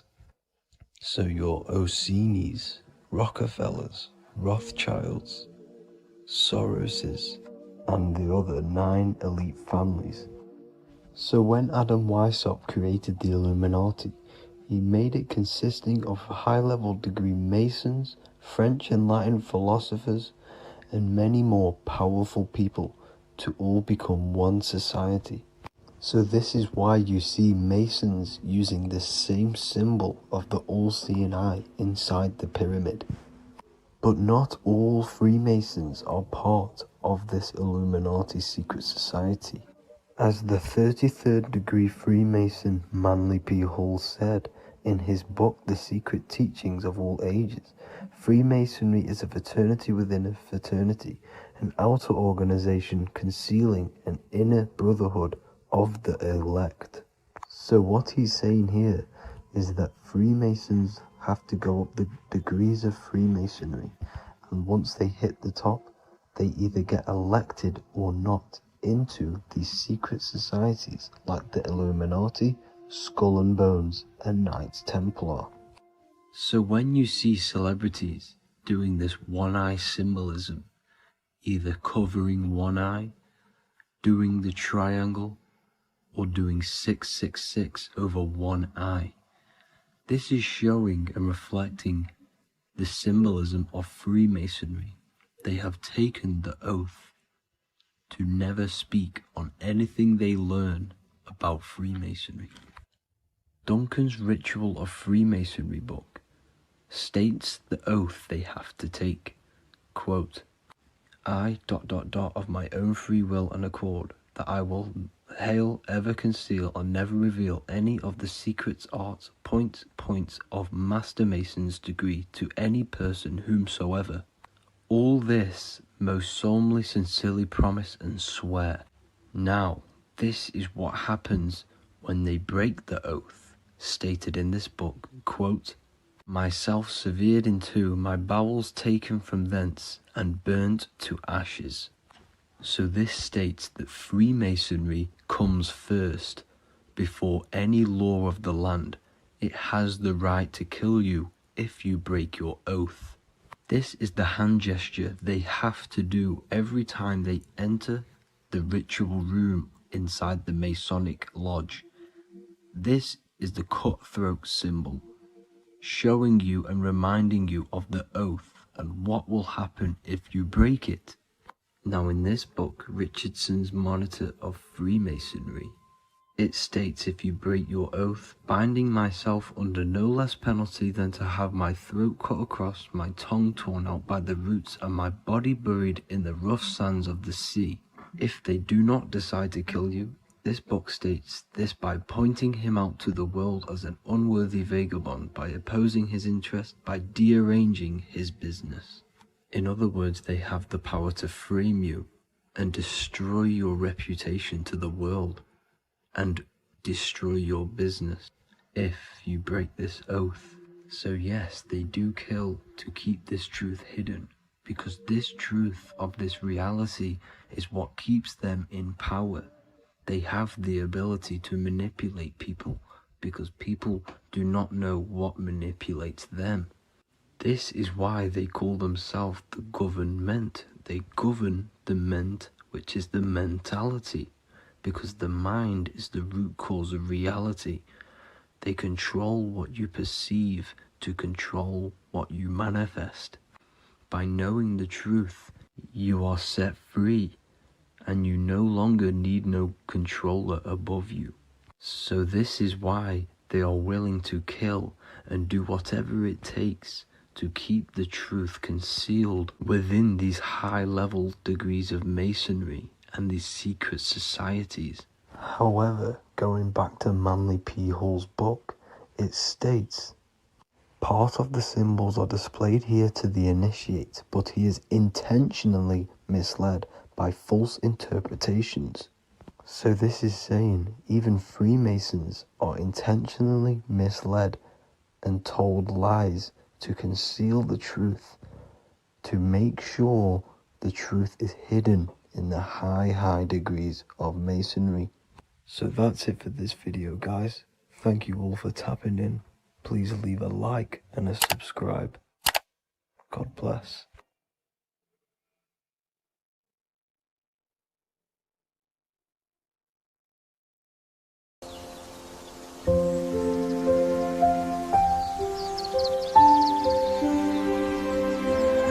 bookofwisdom.com.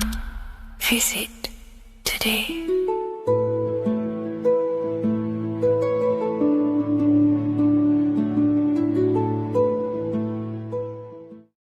Watching pornography makes you see people as objects. It does a lot of psychological damage to the human mind. And if you truly want to progress in life, your spiritual journey, mastery, whatever it is, mastering your sexual urges is essential to become powerful, successful, and become the best version of yourself. And there are some occult practices that I used to help master this urge. They're not really techniques, they're more mindsets, which will definitely help you overcome your urges. So if you want to quit pornography today, this is the way forward that I used to create this version of myself. Before we go into the tactics, we must understand that whatever we do in darkness comes into light some way or another. If you watch pornography, you know you have a problem, you keep this to yourself. We all naturally do. These things are private, and what we do in our private time molds our subconscious mind, and we keep it away from people. But whatever we do in darkness always comes to light. If you're doing things you don't want others to see, such as watching pornography, it will come out through a subconscious force. It will come out in your eye contact. You won't really be able to make eye contact with the person you're attracted to. It comes out in your energy, your aura, your presence, your confidence. All of this plays a role in molding your consciousness. And especially women can pick this up so easily. Females are more subconscious, males are more conscious. Females speak indirectly, males should speak directly. If a woman is hungry, they will say, I'm hungry. Are you hungry? But a male will say, let's go get some food. You have to see the underlying subconscious messages in women because they speak in more of a subconscious language. Men speak in a direct language. And maybe even men will pick this up. If you want to be taken seriously in the business world or your career, whatever it is, this is essential for your body language and your personal power. So you must master your sexual urges. Releasing your sexual energy, your sexual fluids, removes the life in your eyes.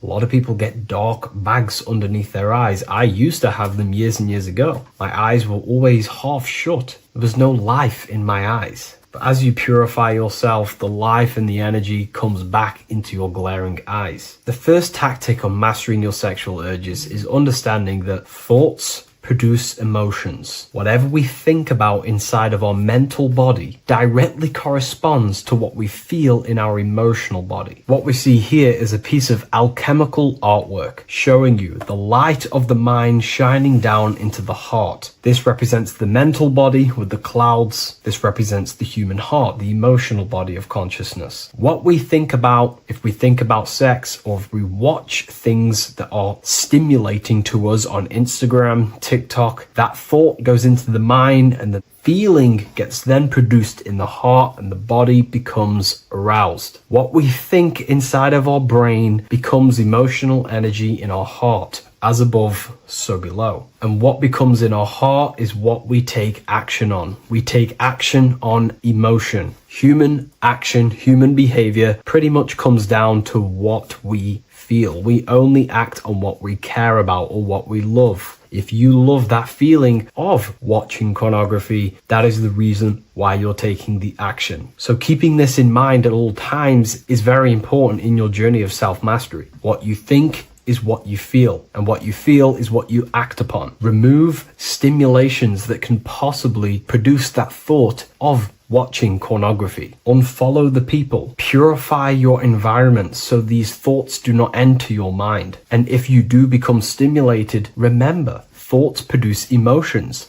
Change your thoughts. Think about something else instantly. The more you think about it, the more you feel, and the easier it is to take action upon it. And the second tactic that I say to myself is that it's all mental. World, the universe, life is all mental. For example, unfortunately, my brother passed away recently. I've never gone through something like this in my life. It's tough. It's horrible. It's not nice losing a loved one. However, if I sit around and focus just on the negative side of that, yes, of course, I'm going to have my moments. But if I just sit there and focus on the negative, it will destroy my life. It will pull me down. The only thing that I can do to benefit from this situation is to become a better family person out of this. Become more loving. Spend more time with the people who mean a lot to you. You can always change and transmute the mindset of every situation in your reality. There's a famous saying I like to say, if you can change it, change it. But if you cannot change it, change the mental attitude towards it. Never just sit there focusing on the negative side of reality. This helped me with mastering myself watching pornography. It's all mental. You hold the power over the mind. And the next tactic is probably the best one ever. And I still use this today in everything in my life. Before I make any decision in life, I always say to myself, what is the effect of this cause? Is that effect going to push me towards who I want to be? Or is that effect going to pull me away of who I want to be and become and where I want to go in life? If the effect is not pushing me towards who I want to be, I will not take the action which is the cause. Consciousness cannot escape the law of cause and effect. It is an immutable, inchangeable law that is governing your consciousness and your mind. You have to keep this law in mind because it is the law that is creating and crystallizing your reality. Any decision you make, what is the effect of this cause? The law of cause and effect is a force that you cannot escape. So you have to work with this law and become conscious of the law. So before you do take the action, what is the effect? Is watching pornography going to push me towards who I want to be and where I want to go? If it's not, do not take the action. That's where willpower comes in. You can do little exercises for willpower, meditation for 30 minutes of not thinking. You can do rituals that strengthen the connection to your mind with your willpower. At the end of the day, the willpower is the most essential force in the consciousness. Another thing is remove any music that talks about it. Even the words will be producing thoughts in your mind. What you feed your consciousness is ultimately what you project back outwards. Don't listen to the rap music. Don't listen to any music that talks about it. Try and remove this from your environment. These tips that I've given you don't just work in quitting pornography. These work in every aspect of your life, and they will dramatically change your life if you become conscious of them and actively use your mind. Don't fall under the spell of becoming unconscious. Never act unconsciously. Never think unconsciously. Never feel unconsciously. Stay on top of your mind. Be the observing eye in your mind. Never fall unconscious. Of course, we all need to sleep, but I mean in the waking times. And this is why learning about yourself or consciousness is essential for every aspect of life. Business, your career, money, whatever it is. Whatever you're doing in your life comes down to understanding human consciousness. And that's why I wrote these books, so you understand yourself, so you gain your understanding of the functions of your own mind, body, emotions, and how you are creating reality. That's why I wrote the book of symbolism, because symbols are not just symbols. These symbols represent forces and aspects of the human psyche themselves, and they are veils, they are keys that help you remember and become conscious of what has fallen unconscious in your mind. We're simply just becoming conscious of what we are unconscious of and becoming conscious of them and using these powers. You want to take your life to the next level? Feel free to get the book of symbolism. I'll leave a link in the description. Take care, everyone.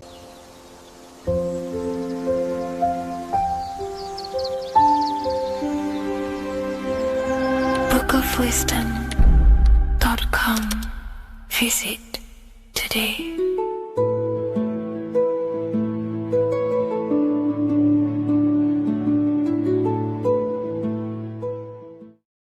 Hello, Seeker. Welcome to Revival of Symbolism, a channel devoted to the language of esoteric symbolism, guiding you to discover yourself and expand your consciousness into deeper realms of thought.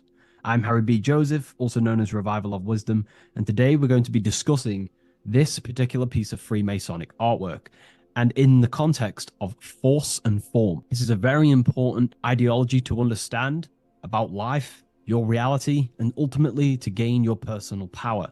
So if you want to gain your personal power, you have to understand force and form, which is one of the most basic understandings and teachings within the occult schools of thought. So if we look at this piece of artwork that we have here on this Freemasonic drawing or painting, whichever it is, we see in this context force and form. Now, there is a lot going on in this piece of symbolism. There's so much more than just force and form. However, in this video, we're just going to be breaking down the force and form aspects so you can gain an understanding. Here at the very top, we have light rays. This represents force. Here below, you have the physical manifested plane, form, force and form. All creation is force and form. It is the interplay of force and form. Force is the invisible energy that moves, and form is the pattern that contains and directs that movement. Force without form is chaos. Form without force is lifeless. So without any force, there would be no movement or manifestation. Without form, there would just be chaotic forces within the universe. So force and form are the opposites in duality, force and form, okay? So without any force, which is your spiritual life force, your consciousness, which is force, your body wouldn't even exist, because your body is the formation of the spiritual forces. Your life is a creation of your forces, such as thought, emotion, imagination, desire. We're going to be breaking that down in detail so you can use these forces in your life, okay? So we have light rays here. This is a force. This is light emanations coming down from above into the world of form. We have to understand no physical action on the physical plane There is no force. All force takes place within the astral and etheric realm. So that's what we must understand. Force takes place in a higher dimension. What you see in the material realm is the formation of that force. So every movement in the material is made manifest through the invisible forces.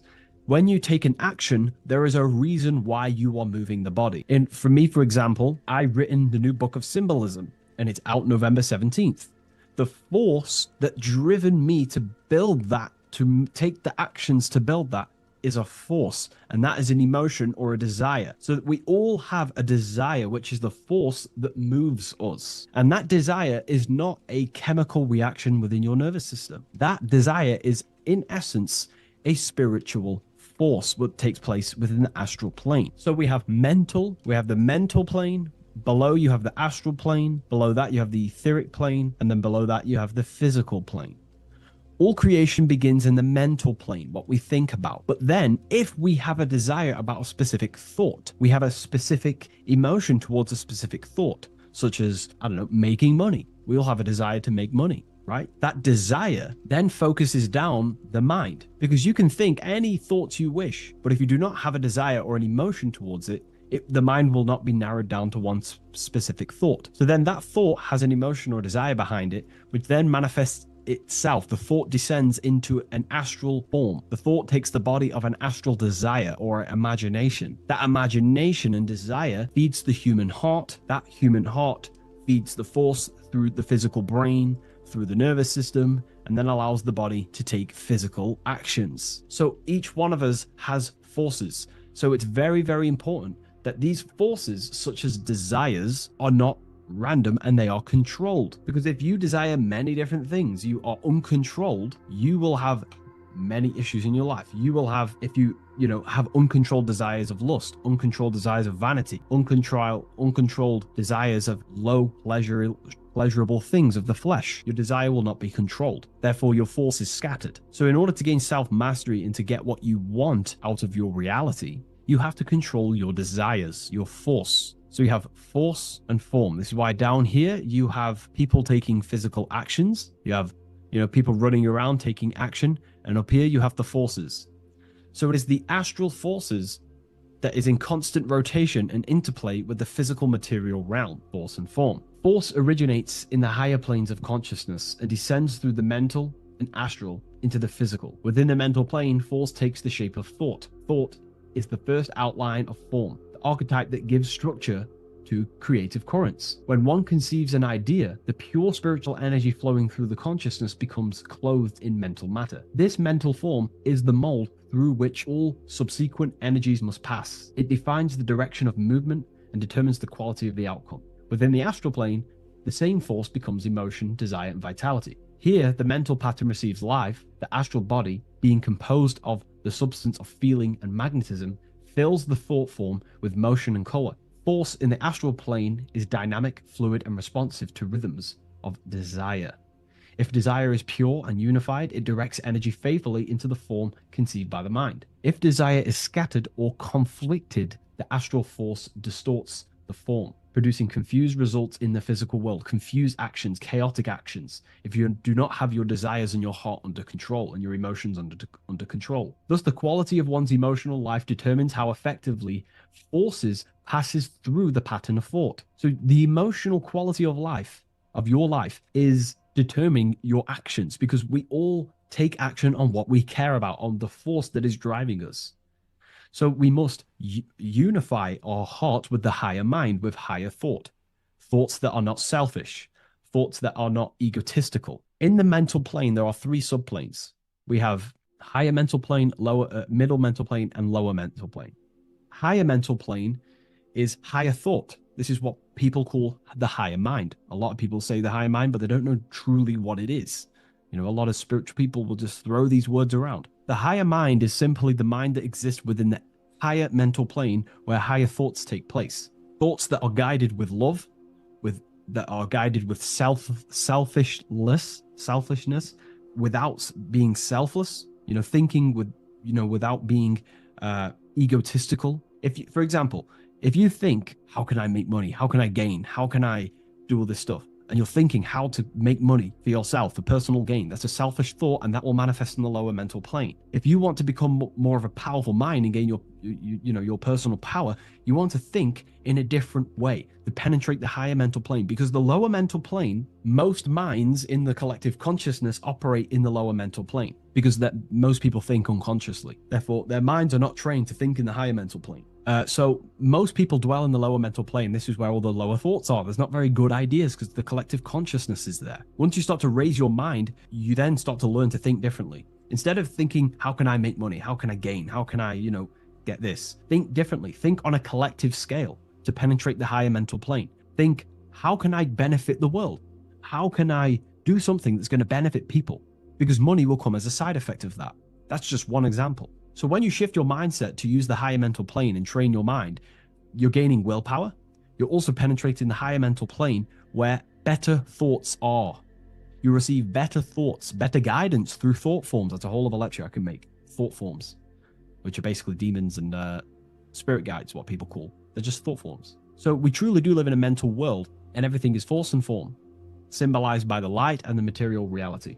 The individual who understands this relationship between force and form begins to work consciously with the descent of energy through the different planes of consciousness: mental, astral, etheric, physical. When you hold a clear mental image, you create the form. You fill that image with emotion and desire, you generate the force. When you act upon that energy, you complete the circuit of creation. The process is simple yet exact. Force always seeks form, and form always requires force to live. If the mind is undisciplined and the forms it creates are vague, force dissipates into confusion. Energy without direction creates turmoil in the astral body, manifesting as restlessness, anxiety, or inconsistency. If the emotions are intense but the form is weak, the force becomes misdirected, often leading to chaos in one's actions. Conversely, if the mind creates a strong form but the emotions are dull or lifeless, the form remains unanimated, a structure without vitality. True creation requires the balance and union of a defined mental pattern and vibrant astral current. So it's about aligning your mental and emotional states, symbolized by these two pillars here. Well, they are the extremes. So the moon would be your emotional state, the sun would represent your intellectual, or the masculine and feminine. However, they are the extremes. So this middle pillar represents the balancing of those. So when we balance our mental and emotional state, we become conscious co-creators using force and form. It's a very important lecture, and I know this is a quite complex and advanced lecture, but this is what this channel is about, Revival of Symbolism. It's about more advanced teachings. But hopefully you can get your head around this.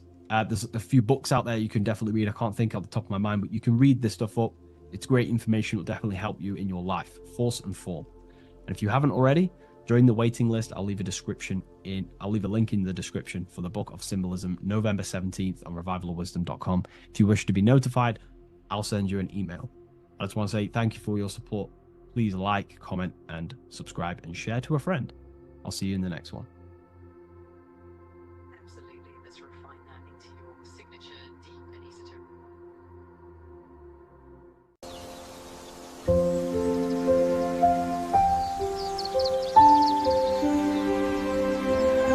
bookofwisdom.com. Visit today.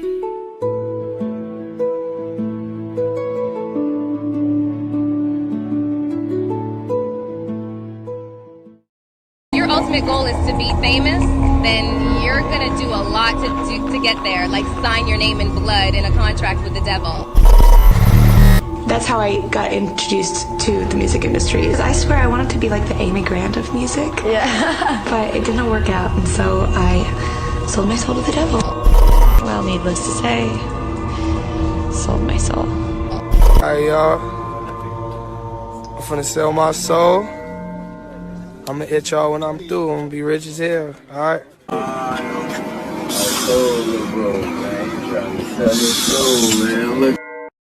So what exactly is selling your soul? In order to understand this to its full potential, you have to understand the spirit world and the occult world which our eyes cannot visibly see. The physical world we see is nothing but an illusion and a product of the higher planes of existence. For example, you can see someone's physical body, but you can't see the complex structure of the consciousness and the thinking behind that being. With that being said, there are forces and entities not attached to physical bodies, which they exist on the astral and etheric plane behind the physical plane. Now, there are numerous videos and music with artists talking about this. For example, I sold my soul to the devil and the price was cheap. Why do you still do it? Why are you still out here? Well, it goes back to the destiny thing. I made a bargain with it, a long time ago, and I'm holding up my hand. What was your bargain? To get where I am now. Should I ask who you made the bargain with? with the chief commander. On this earth? And on this earth, and then in a world we can't see. So selling your soul is cutting a deal with an astral plane entity in exchange for wealth and fame on this physical plane. This is classed as black magic because you are bending reality against your intuition. Now, making deals with entities beyond the physical plane, you always have to give something in exchange. When it comes with demonic entities, it always involves some sort of sacrifice, bloodshed, or humiliation. Now, there are countless of rappers who someone close to them have died just before their career takes off to the next level.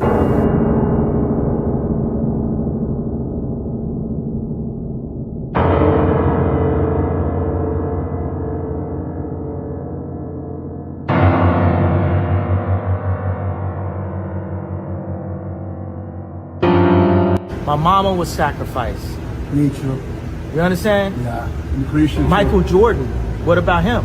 His daddy, right? Bill Cosby, his son, right? Dr. Dre, his son.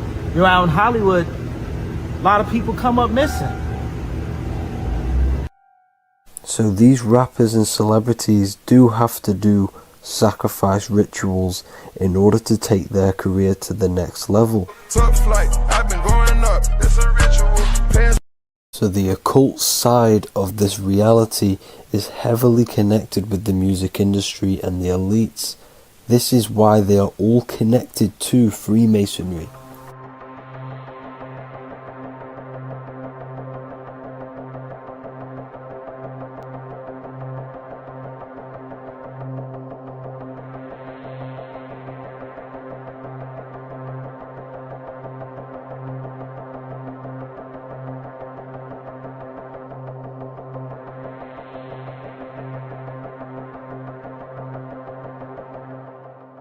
Now, this is why the music industry is one of the most important industries for the elites to stay in control and keeping the masses on low states of consciousness. Frequency is one of the most powerful things in reality because it's the only thing which can enter your soul and body without consent.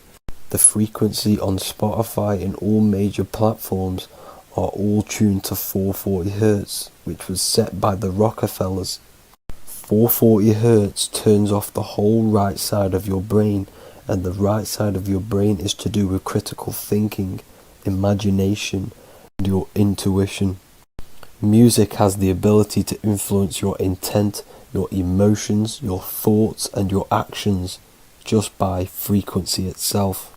By controlling the music the celebrities put out and the things they talk about, they're actually molding society because of the celebrities' huge amount of influence over the younger generation and cultures within society. This is why the music industry is mainly talking about sex, guns, violence, and hating other people. These are all very low vibrational acts and things to do, which destroys humanity and societies, keeping us all conquered and divided in order for them to stay in power. Music can actually reprogram your subconscious mind, and it is a form of MK Ultra, which is mind control. It's in my brain. Do you know that? It's living rent free. I can't get it out. You did that. Yeah, it's hypnosis. Yeah, it's hypnosis.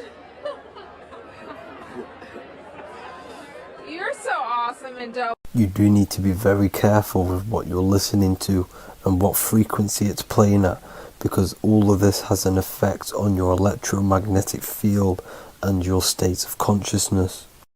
Now let's go back to selling your soul. When these rappers and celebrities sell their soul, they now gain eternal life on this physical plane. When you do sell your soul, you are allowed to live forever. And these people that are called youngins, rookies, new booties, like I was, had no idea that these people still live. They will prey, haunt, kidnap, anything to stay on top. This is their world. They have nothing but time, is what they believe. Now this explains why there's so much Saturn worship, because Saturn is the father time. He's the god of time and crystallization in the physical realm. If you want more information on that, go to my previous video. Now here is A$AP Rocky standing inside of a pentagram, but notice the way he's standing, it's an inverted pentagram. The pentagram is associated with magic, however the upright pentagram is the 5 elements with spirit on the top. It's either called spirit or ether. It's at the top because it rules the other 4 elements, because it's the baseline of reality, which is spirit and matter. Spirit is behind the physical reality. However, when it comes to black magic, they invert the pentagram, so spirit is at the bottom because they worship the physical world. This is why the Baphomet is the inverted pentagram. These people are operating off their animal instincts. They do not want anything to do with spirit. These are antichrist. All of these celebrities know full well the effect that what they're doing on the rest of the world. They have sold themselves out, and the elites use them as puppets to push this new world order and mold society in the way they want it. This is why all the celebrities are linked to Freemasonry, because in Freemasonry you have to take the oath of silence, where you can't speak on anything that they learn inside of Freemasonry. This is the symbol of silence.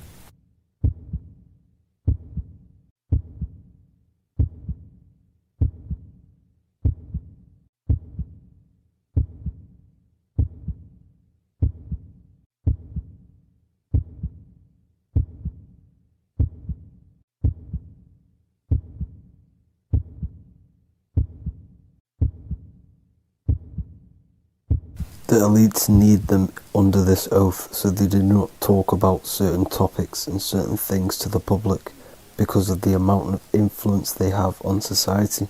Now, even the name Hollywood is an occult term, because back in the ancient days when they used to create wands, they used to create them out of Hollywood, out of the holly tree, because each wood has certain attributes and virtues when it comes to magic.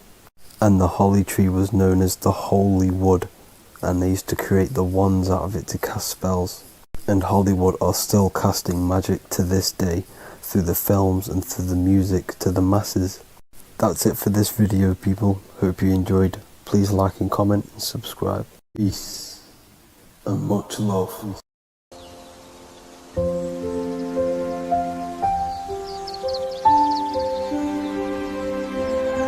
bookofwisdom.com. Visit today.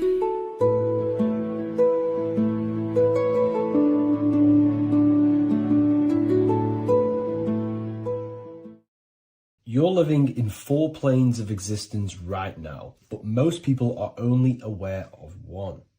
And that's why they feel lost, disconnected, and stuck in cycles they can't explain.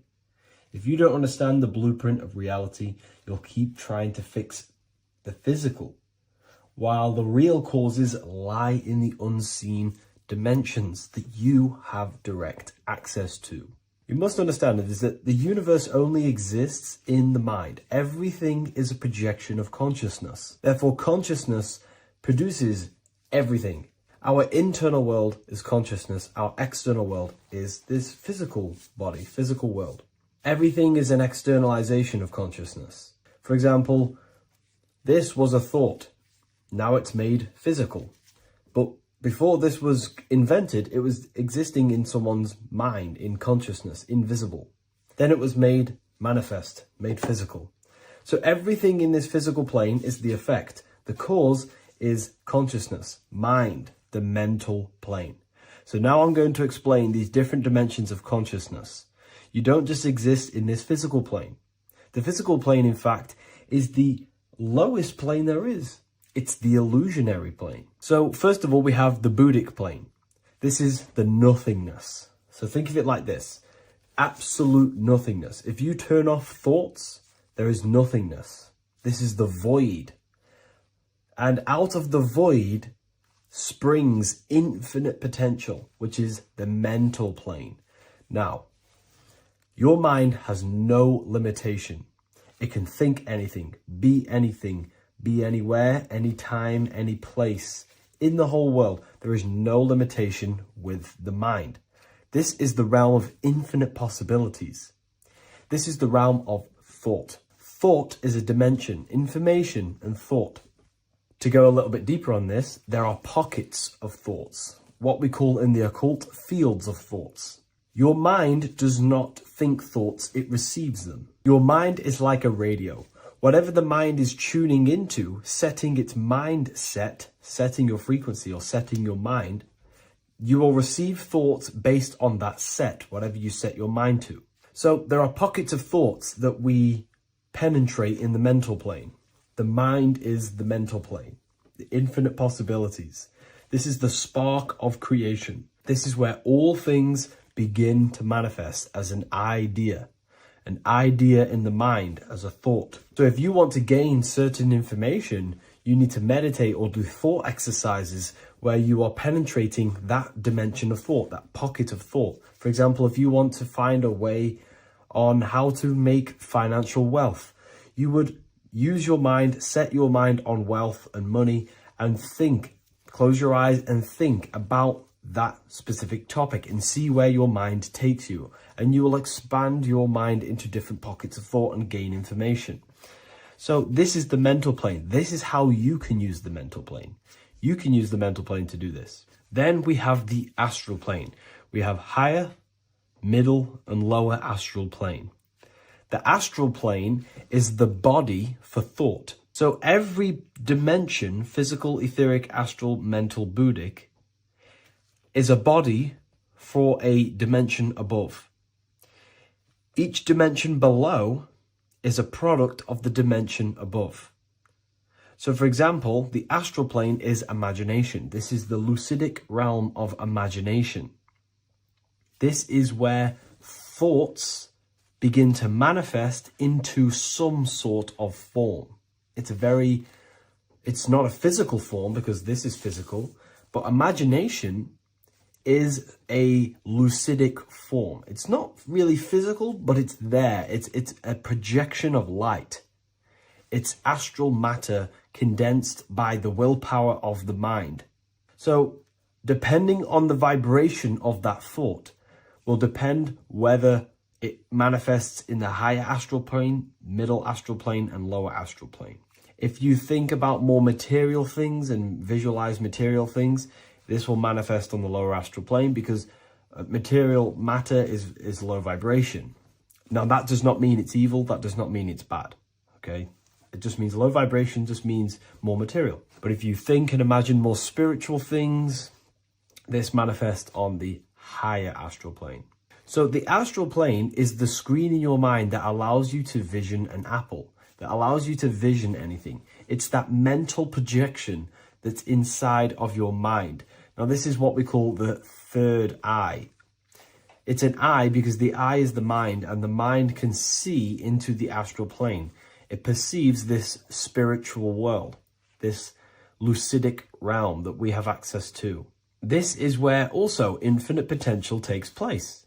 This is the realm of spirits, demons, jinns, whatever you want to call them. Spiritual entities exist in this because this is where thought forms manifest into form. This is where thoughts create bodies. Think of it like this. The mental plane is a thought of a chair. The astral plane is the imagination of that chair and all of the different possible chairs that could possibly be. The etheric plane is the energy double of that chair. And the physical plane is the physical chair. So as you can see, the higher we go up, the more formless and lucidic it is. The lower we go down planes, the more dense it becomes. This is formless and this is form. Everything manifests through this process. This highlighter is down here in the physical plane, but the idea began in the mental plane. Everything begins in consciousness before it creates a physical body. It goes through this process. Therefore, if you want to start to mold and create your own reality and create things in your world, you can use these planes to your advantage. You can use your mind to do mental thinking exercises by closing your eyes and expanding your mind into a different pocket of thought to gain wisdom, gain information, gain downloads. The way you do that is simply get into a meditative state, close your eyes, pick a topic that you want to think about, and see where your mind takes you, but always remain centered on that topic. And you can do this for maybe an hour or two or half an hour, and your mind will take you places where you will unlock information. You can even use this to make decisions in your life. Think of the topic and see where your mind takes you. You'll gain information. This is how you use the mental plane for ideas. The astral plane is imagination. You have to reconnect with your imagination very vividly. Your imagination, your consciousness is infinite. It's not a three-dimensional plane. It's an infinite plane. You can think and make form anything in your consciousness, in your imagination. You can think anything and you can imagine anything in the most vast details. You just have to reconnect with your imagination. I have a free book on my website. I'll leave the link in the description. It's an ebook. It's called Activating the Inner Eye. This is going to help you reconnect with your imagination. It's a practical guide on how to imagine. So once you know how to use the mental plane and astral plane, thought and imagination, you pretty much need to use the physical plane to take physical action with this physical body that you have and start to manifest these desires you have in the higher planes. Now, it's very important that we master the mind, because the mind is the very fabric of reality. We become what we think about. Your life is a product of every thought you thought in the past. It is the mind that directs the flow of consciousness. And wherever this consciousness is flowing is what you will create in your life. Consciousness is the most potent force in the universe, and the mind is pretty much the universe in a microcosm form. It is infinite potential, and your mind will continue to expand into new realms of thought forever and ever and ever. You are eternal. You are not this physical body down here. You are consciousness, literally dreaming that you are in this physical body. So everything begins with the mind. We need to be conscious of the thoughts that enter our mental field of consciousness. There is a level of self-awareness that you can reach where you can become conscious of pretty much every single thought that enters your mental field. Now, we have over 7,000 thoughts a day. You can gain such mastery over your mind where you can become conscious of every thought you think. And that is when you gain superior power. Because when the mind is fully under control of self, you can direct the mind's potent force into a specific goal. Most people's minds are dualistic. They want something, but their mind is thinking something else. They have limiting belief systems. They have the little voice that comes in and says, you can't do this, you're a failure. That is a fractaled mind. The mind needs to be singular. It needs to be on your team and not an enemy. Do not let your own mind take away your power. Your mind should be on your team, giving you power, giving you the best possible thoughts and the best possible beliefs. When the mind is in this condition and on your team and not taking away your power through the destructive thoughts, it becomes a potent, powerful force used for manifestation to create anything. And the way we get the mind on your team is through constant meditation to learn how to control the mind and turn it on and off. Subconscious reprogramming through visualization, affirmations, cultivating emotions associated with your goal. All these 3 ways we can reprogram the mind slowly over time so that it becomes powerful and becomes on your team and doesn't give you negative contradicting thoughts. When the mind is fully aligned on one thing, it can create massive empires and things in your physical reality. So I hope this video helps, and I'll see you in the next one. You don't just have a physical body. You have a physical, mental, spiritual, and emotional body. Each one of these aspects are a body of its own. Body does not just refer to a physical substance. You have a mental body for thinking, an emotional body for your emotions, a spiritual body for your energy in your astral form, and a physical body to encapsulate all of these. Each 4 of these aspects are essential for the human experience and essential to balance. Now, today we're going to be syncing the 4 aspects of your consciousness with the 4 seasons and the 4 elements and how this ties into the Bible.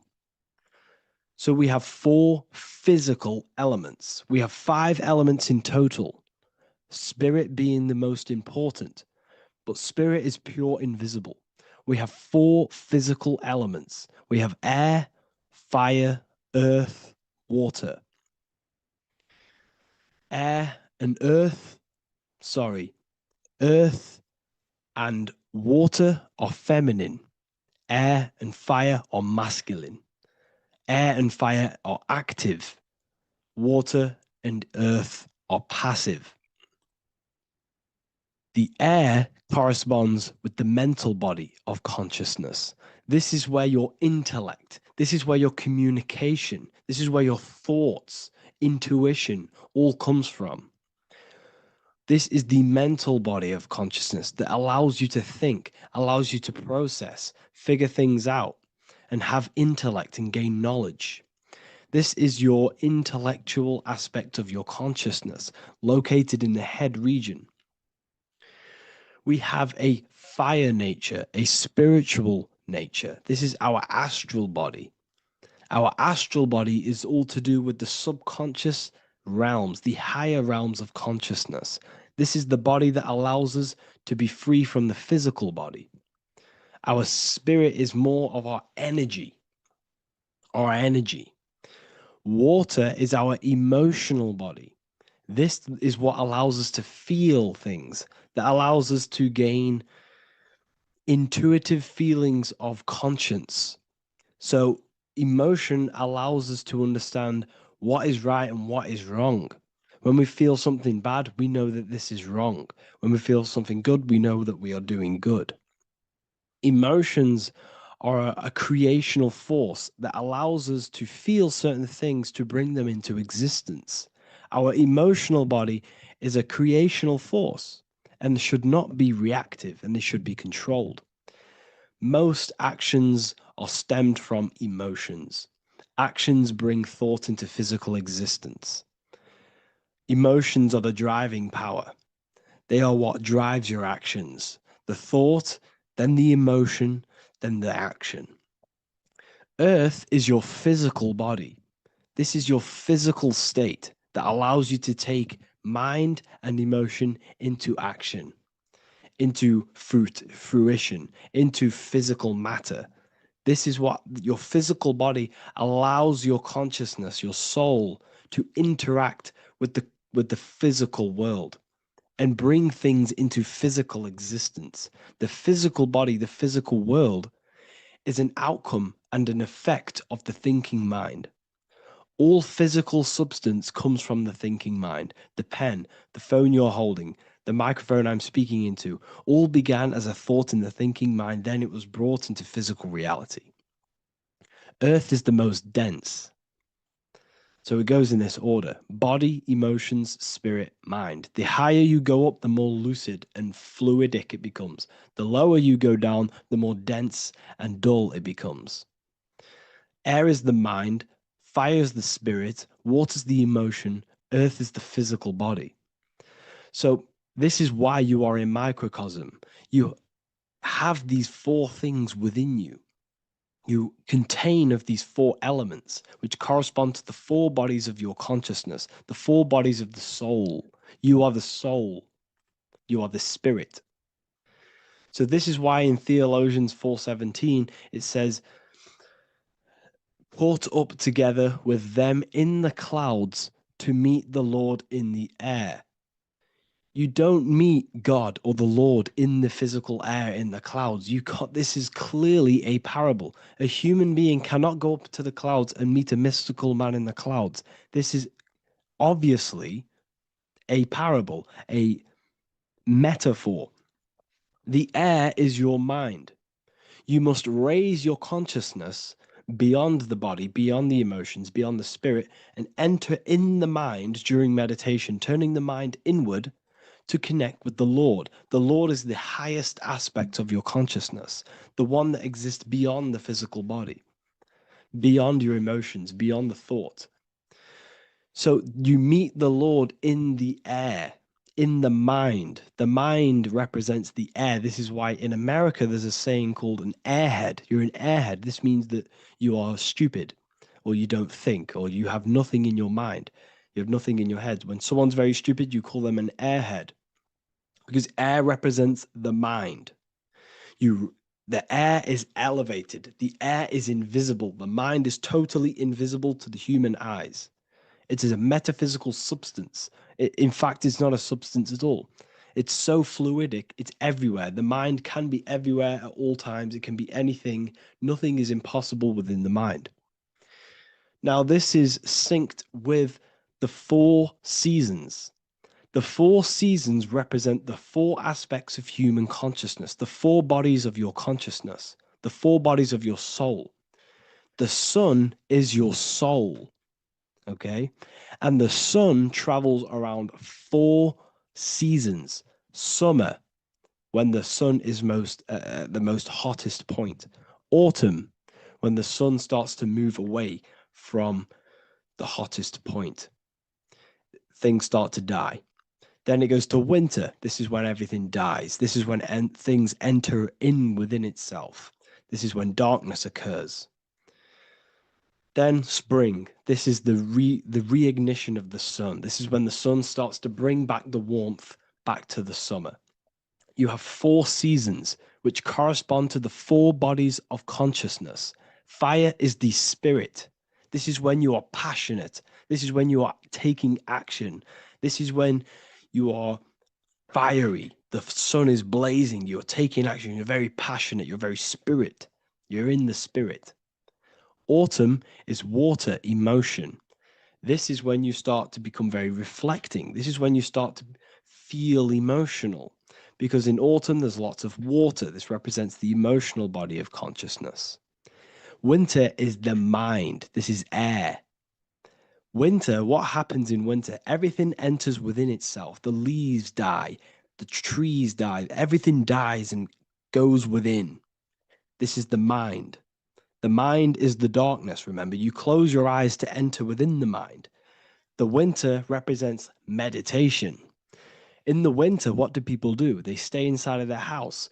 They research more. They read more books. They become more intellectual. They think more in the winter because we are so we're stuck inside.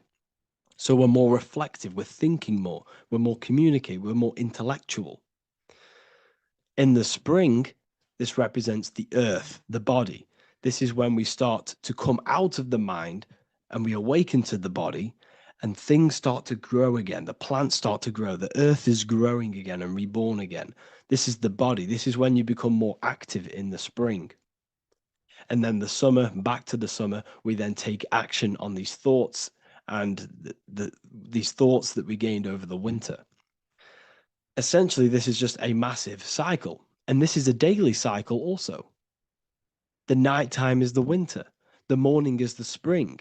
The midday is the summer. And the evening time is the autumn. This is a microcosm. We have four bodies of consciousness. You are the sun, you are the soul, and the soul has four bodies: summer, autumn, winter, spring. Emotion, air, body, spirit. Sorry, emotion, mind, body, spirit. So you are the soul. You are the pure essence of consciousness. The sun is your soul in the heart. And the seasons are inside of you because you are a microcosm. Okay, you are a microcosm. The word sun is son. The Latin word for sun is sol, which is soul or solo, because the sun is solo. It's on its own. You are the soul, and the soul has the 4 different bodies of consciousness. So before we move on any further, if I've blown your mind, please, if you can, leave a like, a comment, a share, and a subscribe. Let me know what videos you want me to make in the future. Please drop a like. It definitely will help me. You are a microcosm of the macrocosm. Man is a miniature universe that goes through its own cycles. The seasons of the summer, winter, spring, and autumn do not occur merely outside of him, but within him as well. The summer is within you. You feel different in the summer. You feel different in the winter. You feel, depending on the body of consciousness, it's your soul's interacting with. So the sun in the sky is your soul inside, and the sun goes through these cycles, which is affecting your bodies of consciousness, because the cycles represent your bodies of consciousness. Now, this ties in with the Bible. This is why we have 4 Gospels. This is why Matthew, Mark, Luke, and John are always seen with the 4 different zodiac sign animals or symbols. So you always see each one of the Gospels. If you just type in on Google Matthew, Mark, Luke, and John, type in ancient pictures, paintings, or pictures of them, and you will find these 4 zodiac signs are always standing with each one. Taurus, the bull; Leo, the lion; Scorpio, the eagle. An old symbol for Scorpio was the eagle, and a man for Aquarius. Here you see very, very ancient paintings and artwork. Here we see Matthew, the man, Aquarius. Here we see John, the Scorpio. Same here. We also see it on the tarot cards, on the world card. We see the 4 fixed zodiac signs. Here we see it as well. These are called the 4 fixed zodiac signs. Now, when we look at the zodiac, we're no longer looking at the sky, because what you must understand is as above, so below. What is above you is inside of you. What is above is what is below. What is outside of you is within you. The zodiac is inside of you. The zodiac revolves around the sun. The sun is your soul. These are different energies of your soul. Like I said earlier, the 4 seasons are the 4 bodies of your consciousness. And in each body of consciousness, you have these different energetic energies that you can work with. Okay, so this is the true astrology. This is the true astrology, the internal esoteric astrology. You can't find much information on this at all. Very hard to find.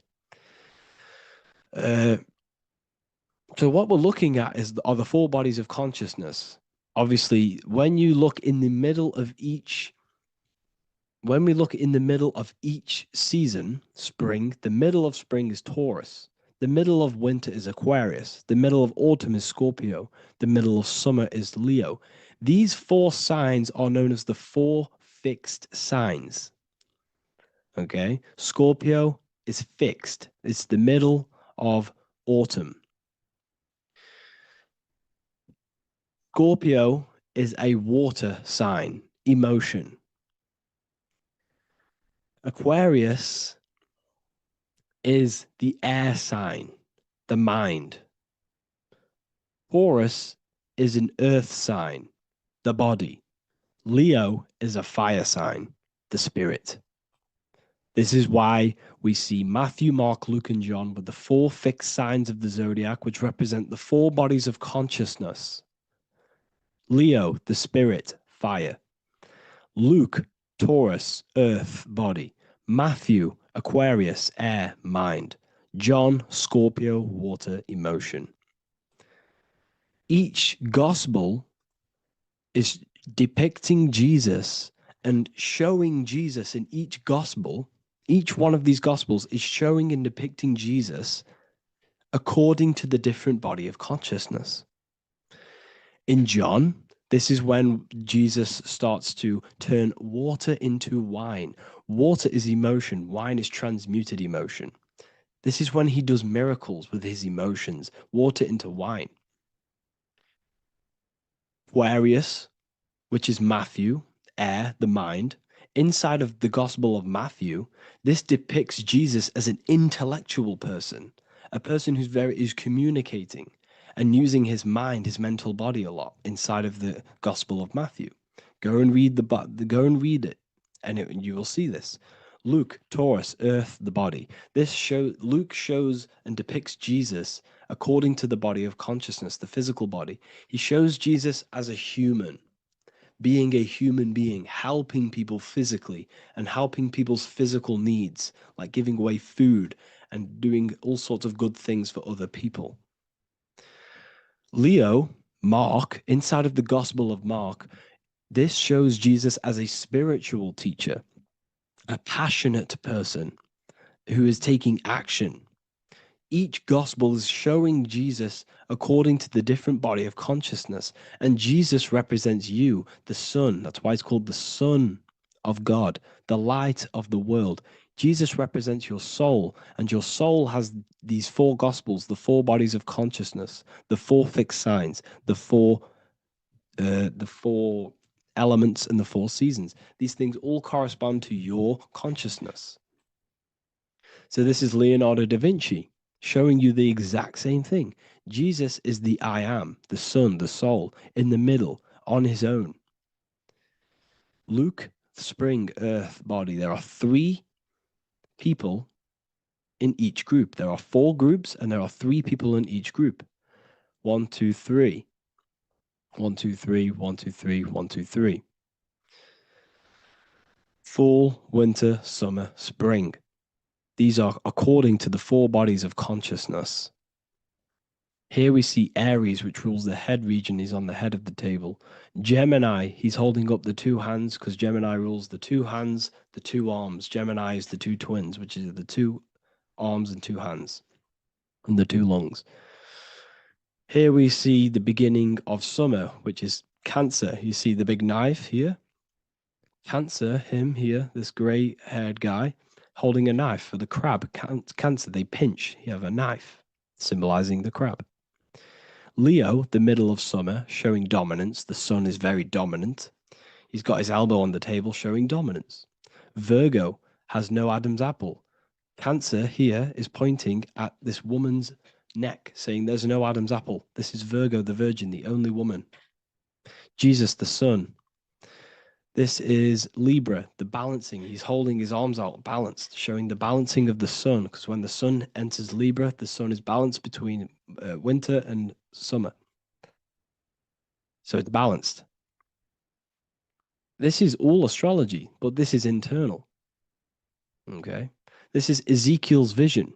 Ezekiel had a vision in the Bible, and he saw the face of a man, the face of a lion, the face of an ox, and the face of an eagle. The eagle is Scorpio, the ox is Taurus, the lion is Leo, and the man is Aquarius. He saw the throne of God, and he saw the different bodies of consciousness. This is all symbolic for the different bodies of your soul. So when we look at the zodiac, we are actually looking at a map and the energies of our soul, and the energies of our bodies, and the energies of our consciousness. This is what we are looking at. Each zodiac is an aspect of our consciousness and an energy that we can work with and that we must purify. Balance and purification is essential. Imagine playing a brand new video game. Let's say a brand new video game came out and you had to play it. What happens when you play that game? You don't know the controls. You cause chaos in that game. You can't really run properly. You can't do anything properly. You're getting destroyed by other people who are playing that game. It's the same with your physical body. When you are born, You must learn how to play the game. You must learn how to balance the mind, learn how to balance the spirit, the emotions, and the physical body. We must balance and purify each body of our consciousness. We must look after our physical body with our physical health by eating physical, electrical food like fruits and veg. We must look after our minds by being conscious of what enters our eyes, enters our ears, enters everything. Whatever enters our five senses is affecting our mind, our mental health, our environment, mental. We need to look after our thoughts. Control our thoughts by purifying our thoughts, only positive thoughts. Then we must purify our emotions, feeling only gratitude and love and not feeling these negative, dull emotions. Then we must look after our spiritual body through meditation and looking after our spirit. But remember, when we look after our mind, it all begins in the mind. Each body of consciousness is interlocked with the other. If you have a if you have an unhealthy body, you have an unhealthy mind, spirit, and emotions. If you have an unhealthy mind, you have an unhealthy body, spirit, and emotions. If you have an unhealthy emotions, you have an unhealthy spirit, mind, and physical body. They're all interlocked. You must balance each one of them. Look after your physical body, look after your thoughts, look after your emotions, look after your spirit. But remember, the mind is the most powerful one. It's mind over matter. Once we look after the mind, because once we start to control our minds and control every thought we think, this will then turn into discipline in our physical body. Because once we learn how to discipline the mind, we learn how to discipline what we eat, we learn how to discipline what we feel, we learn how to discipline our spirit. This is all interlocked, but work on the mind first. Work on the mind first. All of this knowledge is inside of the brand new Book of Wisdom, Volume 2. This is a revolution of human consciousness. If you've read it, please leave a review down below. If you've read Volume 1, leave a review down below. This is the next revolution. I don't see this information anywhere. This is the next revolution of human consciousness. And of course, if you are serious about this and you truly want to gain enlightenment and join an amazing community where you can connect with me on live calls, lectures, the Manifestation Mastery course, you can gain access to my library with over 45 PDFs plus my books. And if you do join the university, you can order a Volume 2 free of charge. All you have to do is to pay for shipping. If you truly take your knowledge serious and you want to take advantage of life, join the university. This is where truth seekers belong. Just want to say thank you all. Please leave a comment. Please leave a like. It's going to help me a lot spread this knowledge to the world. And yeah, share this with a friend and subscribe. Thank you all.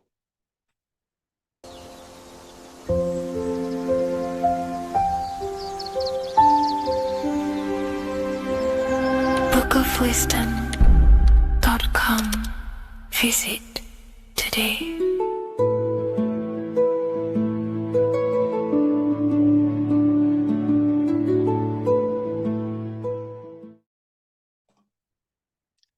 So this is known as the Bag of the Gods.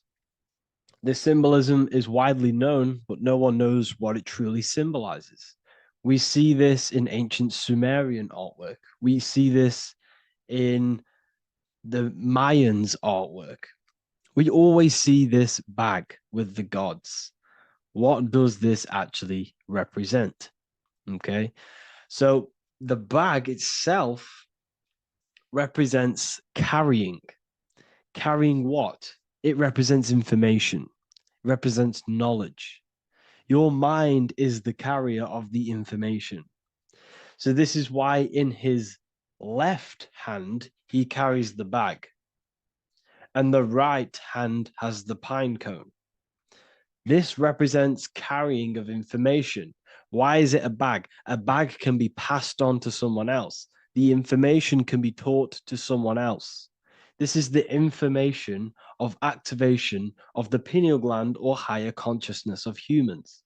Because as humans, we all possess an animal nature, the nature that tells us to eat, to steal, to gain material wealth, to survive, to hate. This is our animal self. This is our animal behavior. But we also have a divine nature of consciousness, which we have access to, the higher planes of consciousness, the planes that manipulate this material world and create all things in this material world. The human mind has access to. The animal does not. The animal has no idea he exists. The animal has no inner dialogue, but humans have the inner dialogue. Humans can create infinitely. We can expand our minds infinitely into new realms of thought. So we have this higher divine nature and a lower nature. This bag of the gods is basically just representing the knowledge they possess of higher consciousness, of the higher aspect of life. Okay? Which is the activation of the pineal. The pine cone. The pine cone is in his right hand. The right represents wisdom.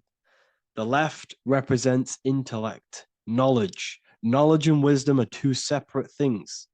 Wisdom is applied knowledge. It's a feminine aspect. Knowledge is just gained information that you know, which is masculine. So in his right hand, he holds the pine cone. The pine cone can be opened and shut. The shut pine cone represents the asleep human being, the human being that exists in his lower nature, that just basically survives, lives on eating, consumption, material lust, living in chaos with his emotions, living in a place of hell. This is the animal nature. Then we have the awakened human, the one who has consciousness of himself, the one who looks within himself, the one who knows there is more to him when he looks in the mirror. He is far more than just the physical body. He is a divine spiritual being, a divine being who has limitless potential of creation into the material plane. So this represents the awakened. This represents the asleep. This is why he carries the pine cone in his right hand. It represents applied knowledge. This is the information. This is the intellect he possesses. And this is the applied knowledge of the awakening, of activation of the pineal gland. Because remember, the pineal gland is not your consciousness. The pine, pin, pineals, the same root word. Pine cones were always symbolizing the state of consciousness one was living in, whether he was asleep or awake. We see this at the Vatican. We see the pine cone over the two pillars. This is the two pillars of Freemasonry, and the dome. This is the Royal Arch of Freemasonry. This represents your head. This is the two pillars, the two hemispheres, and the pine cone in the middle, which is the pineal gland. What is the pineal gland? The pineal gland is not your consciousness. It is not the third eye, and it is not the mind. It's not the mind's eye. The pineal gland is a radio receiver. This is your body. Your body is an antenna. Most people think they are this body. This body is nothing but a receiver and a downloader of consciousness. Your brain does not produce consciousness. You are not this brain in your head. This brain is a downloader of consciousness. Consciousness comes from a way higher divine plane, which is what this image is showing here with the clouds. The mind is light. Consciousness is light. And this light is coming down into the material plane, and your body is basically a crystal antenna which is receiving and downloading this consciousness. So you can experience a three-dimensional reality. So God can experience himself in a divided, separate state. This is what this represents. Now, the pineal gland can be activated, okay, and stimulated, because the pineal gland has phytoluminescent crystalline jagged shaped cells on it. And Obviously, these are crystals. Crystals are on your pineal gland. And what do crystals do? Radios use crystals. Your phone uses crystals. They tell you that crystals are woo-woo and pseudoscience because they don't want you to know the power of crystals. Your body is basically a giant crystal. Your pineal gland is a radio receiver for your consciousness. So if they can ruin your pineal gland and damage it, this will damage your connection to the divine, to your true self, to consciousness, to God, whatever you want to call it, the source. There is all one source consciousness, and we're all collectively connected to it. And this is our connection. This is our antenna. So what a radio does, a radio has an antenna, and the frequencies are all around us because all the radios are playing in your ear right now. But what the antenna of a radio does is tune into a specific frequency to pick up that frequency and play that frequency. It's the same with your consciousness. You're all a fraction of God's consciousness. So that is essentially what we are looking at here. We're seeing knowledge, intellect in the left hand, and applied knowledge, activation of waking up to higher consciousness, to the higher human form. Because we can reach beyond our physical form. We can turn our animal self into a divine being, into one of these so-called gods. These gods are nothing but human beings. The Anunnaki were not gods. They didn't come from the sky. These are normal, regular human beings who activated their higher consciousness. This is what we have here. This represents spirit. Birds represent spirit. So do we have any questions? I'll take some questions now. That was just a short lecture on what that symbol truly means. Okay, so if we have any questions, feel free to go ahead and ask some questions. Anything that you don't understand, anything that you want to know. Okay.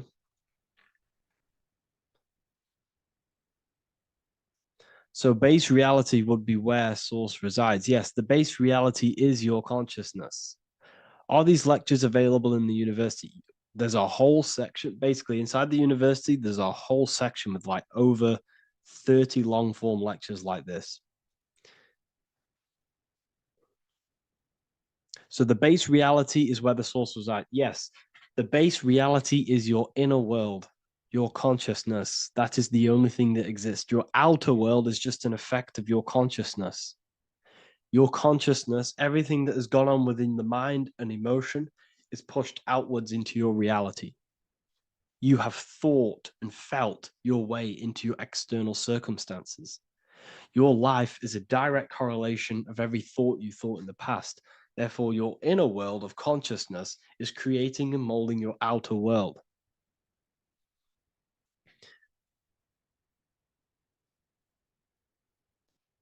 The best way to keep connection consistent, the best way to keep your connection to the divine or the higher planes of consciousness is through meditation and through imagination.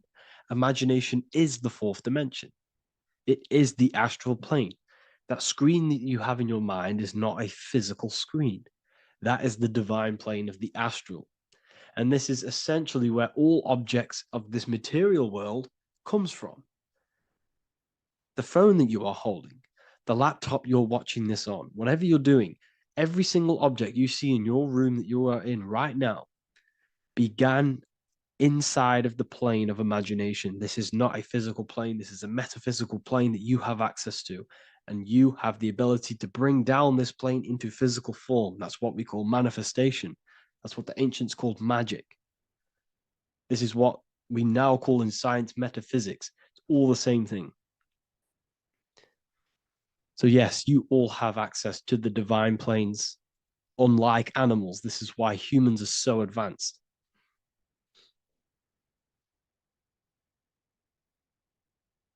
Okay. Is the pineal able to constantly activated, or is it just a temporary experience? I don't fully understand that question, unfortunately. Maybe you could word it in a different way. The real meditations on the university, legit, y'all, yes. In order to connect to consciousness, you need to sit in meditation and turn off your feelings, and the feeling of unity will come. Do I understand correctly? Yes, that is correct. So when you sit in silence and in stillness, I highlight the word stillness because stillness, when you are still, no information from your nervous system is being decoded by the brain. So when your body is still and does not move, your nervous system starts to relax and comes to a balanced state. Your brain starts to relax, it comes to a balanced state. The left and the right brain stop working, the nervous system stops working. Then, once the body, the material body is shut down, you then have access to consciousness. You can't access consciousness if the body's in such a busy state. If electricity is being fired every 2 seconds, your whole body's electrical. When you move your foot, that's electricity being fired from the brain to the foot instantly through the nervous system. Your brain, your whole body is a technological machine. So you must shut down the technological machine to access the divine that exists beyond the technological machine. Do you understand that? Did we create ourselves from the higher plane? When you say yes, you created yourself, you manifested yourself in this material form for a reason in this specific time and place. Wisdom books, are these available inside the university? Yes, they are. So anyone who joins the university, they all gain 50% off the store. So you can get anything you want inside the store for 50% off. Plus, you get the Book of Wisdom Volume 1 PDF for free. You get the Human Health Guide. Plus, you get all of the library books. There's a load of different books on occultism, symbolism, esotericism. Do you need to place your attention somewhere specific during meditation? You can do. Okay, you can do. So if you struggle, when you first start to meditate and you struggle to turn off the thoughts, think of the back of the brain, the back of your head. Don't think of it, place your attention on it. Okay, so when you place your attention on the back of the brain, this now shuts off thought because the back of the brain doesn't have any activation to do with thought. The front brain does, the neocortex. That's all to do with activation of thinking. So place your attention on either the back of the brain or your breath. What's more important, creating yourself or finding yourself? It's balance of both. So in order for you to create fully, you must have awareness of self and awareness of thought and control over the mental dialogue, the inner voice inside of you. Okay? When you control that inner voice, that is when you gain power. That inner voice is what brings commands into physical reality. Before you kick a football, there is a change in consciousness. There's a decision made in consciousness before the body takes the action.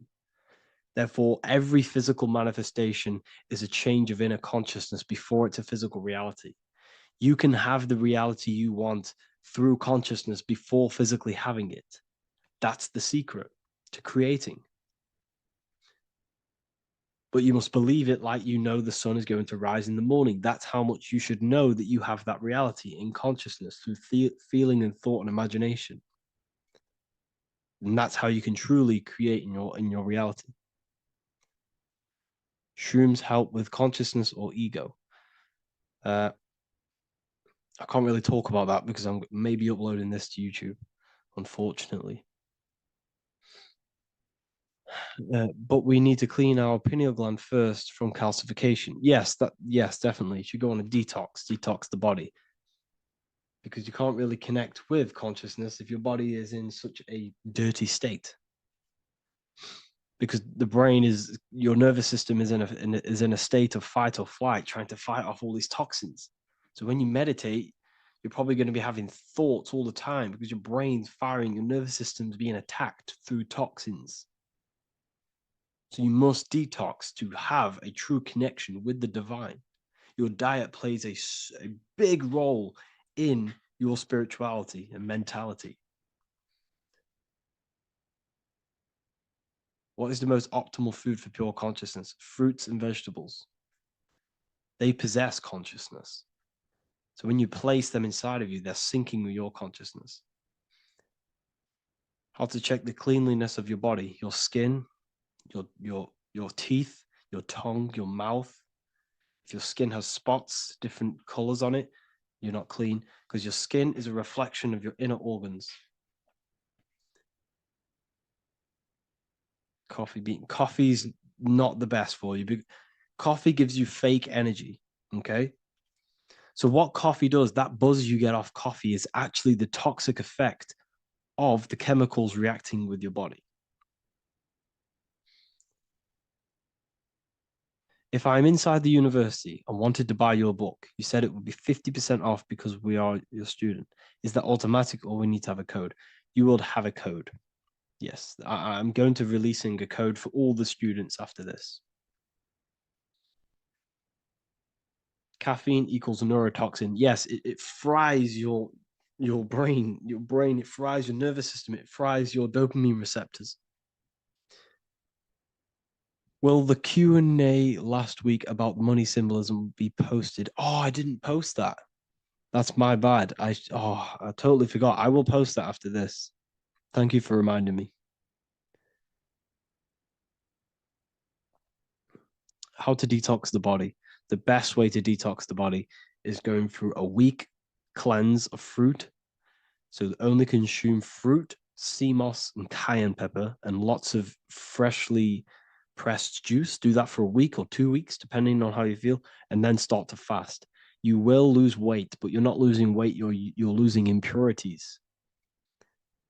It's good to do this every couple of months, to just go on a raw fruit diet, cleanse the body, push everything out, and then start to fast while consuming sea moss and having lots of freshly squeezed juices.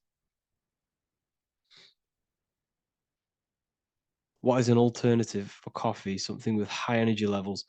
Okay, we're not taught the most simplest thing about the human body.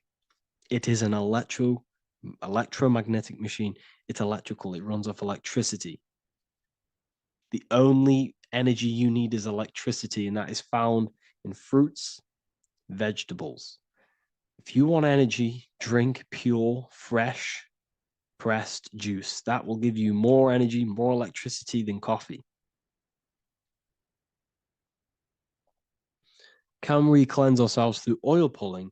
Do you recommend it? I do oil pulling every day with coconut oil in my mouth. Celery juice is a good one, very good one. Yeah, celery juice.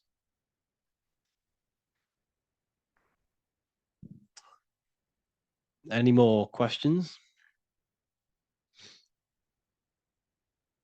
What kind of music do you listen to when lifting? For me, rap, hip hop push me work harder, but I know it's terrible for my subconscious. Yes, very. At least you're aware of it. You should be definitely try and stay away from the hip hop music. Try and stay away from anything that's talking about anything negative, because it's all programming your subconscious. And your belief system is your reality, people. Your belief system is your reality. Okay?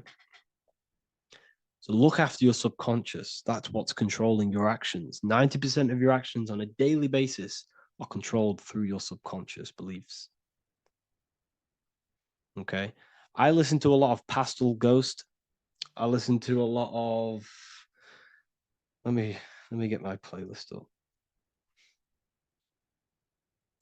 It's all like background music for TikTok. Do you know what I mean? Like Pastel Ghost. That's mainly what I listen to.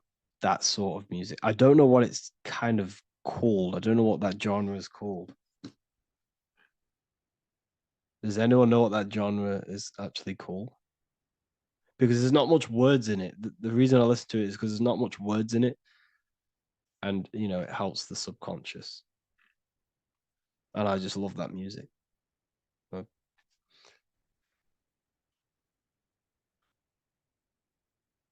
Like Lo-fi, yeah, a bit of Lo-fi.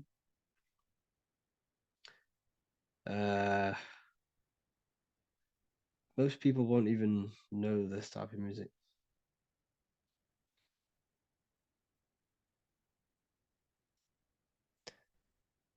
Can you tell us how you use cayenne pepper? So I mix it with freshly squeezed orange juice every morning. So the first thing I have, empty stomach, I have a teaspoon of cayenne pepper, mix it in and just down it every morning. And sometimes at night. The feeling you get in your stomach after putting cayenne pepper on an empty stomach is absolutely amazing. It tingles in your stomach. It kills parasites. It kills all horrible organisms.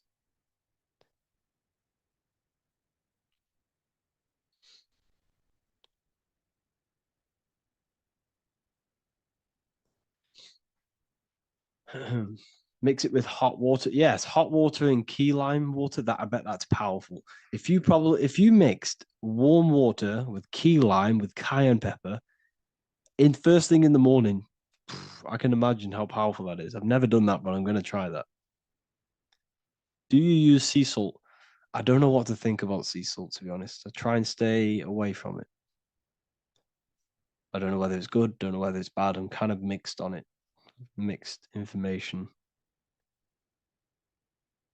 I've heard people have benefits. I've heard other people say stay away from it. So I don't know. I just stay away from it. I'm not too sure on it.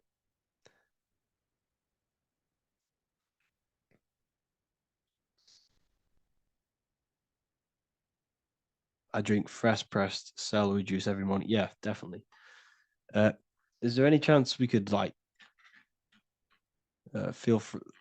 move to esoteric occult questions? The only reason I say that is because I might be posting this to YouTube, so it's like I don't want them thinking I'm giving health advice, because I'm not. This is what I do. I'm not giving anyone medical advice. This is what I would do to myself. Because I can probably get in trouble for that. So the subconscious is the all-knowing. It is the all-seeing eye. The subconscious knows everything. Your conscious mind does not. Your subconscious knows every single cell in your body. Your subconscious is making your heart beat. It's talking to your heart. It's talking to every organ, every cell in your body is being connected and spoken to by your subconscious mind. It is the all-knowing. The subconscious has access to the astral plane, imagination, the fourth dimension. It has access to the mental plane, thoughts. It has access to the ethereal plane, energy. And has access to your physical body. It's the door. It's the portal. The subconscious is the portal to the divine. You must go through the subconscious in order to access the divine. Any coupon codes for book 2? Yes, inside the university, there will be a 50% off coupon code. Speaking of ancient civilizations, why did they use symbols to give us true knowledge? This is a very, very good question. Very good question indeed. The reason they use symbols is because symbols are their keys. They hide meanings. They hide things. For example, if it was written down, if all of this sacred knowledge that I'm speaking now was written down, it can be easily taken. It can be easily misused. Someone can take it, read it, and steal it and misuse it and abuse the world and create horrible things. The reason they use symbols is because they're hidden. They hide the teachings. Only the ones who possess the key, that possess the knowledge, can read the symbol. So the symbols act as a guard towards this higher wisdom, this higher knowledge, which gives you power. All of the knowledge I teach you gives you power. And you can misuse it. You can misuse your imagination. You have no clue unless you've put this into action how powerful your inner consciousness is. You can become a Okay, listen. If you hate your job, it's not the job that you hate. Think about it. It's not the job that you hate. The hate is coming from your inner consciousness. It's the state of consciousness that you hate. So what does that tell you? You can change that inner consciousness to another reality, the feeling of another reality. You can become that consciousness within before you actually externally have it.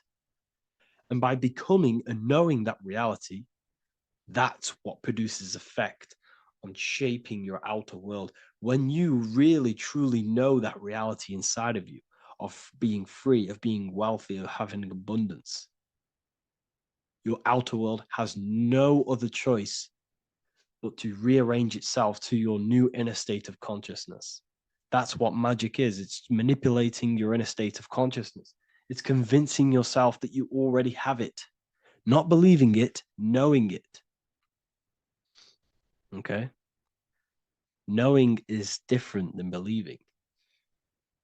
Believing is a lie. You should know thyself. Okay?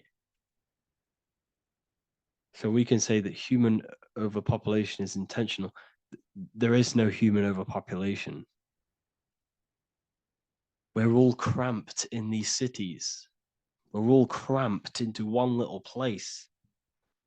We're not supposed to live like that. We're not supposed to live so cramped. This is why there's so many weirdos out in public. So many weird people doing weird things. This is when things start to go weird, and we shouldn't be living in this state, in this condensed state. We should be spread out. Okay. There is no overpopulation. It's just an illusion because we all lived in such. Have you ever been on a plane? Have you seen how much land there is? It's crazy. There's no overpopulation. And how many people do they say there's in the world? There's not that many people in the world that they say. I think it's like 8 billion. I think they say there's 8 billion people. There's not 8 billion people. There's probably more like 2 billion. And the reason I say that is because I have a friend who only has like 300K followers. That's a lot of followers, okay? And he gets recognized everywhere he goes. And he's into all this stuff. And he says, listen, the population is definitely not 8 billion or whatever they say. I think it's like a couple billion. It's probably more like 1 billion. How to properly manifest intentions. Thought, emotion, and imagination are the key. You must know that you have that reality. Don't believe it. Become that reality within your consciousness. All day long, as much as possible. Feel it. Imagine it. Say it. And have zero doubt. How to have zero doubt. You can't, okay, so the doubt, that little voice that will seep into your mind saying, you can't do that. You can't do this.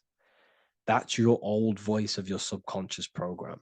Listen, the reason why most people fail in life is because they have trained their subconscious that they will fail. They have told and believed that they will fail. The reason I will succeed for the rest of my life is because I have trained my subconscious to say, I will win, I will succeed, I will solve any problem. That's my belief system. And if my belief system is that, then my external reality, my conscious mind will seek a way to fulfill that belief.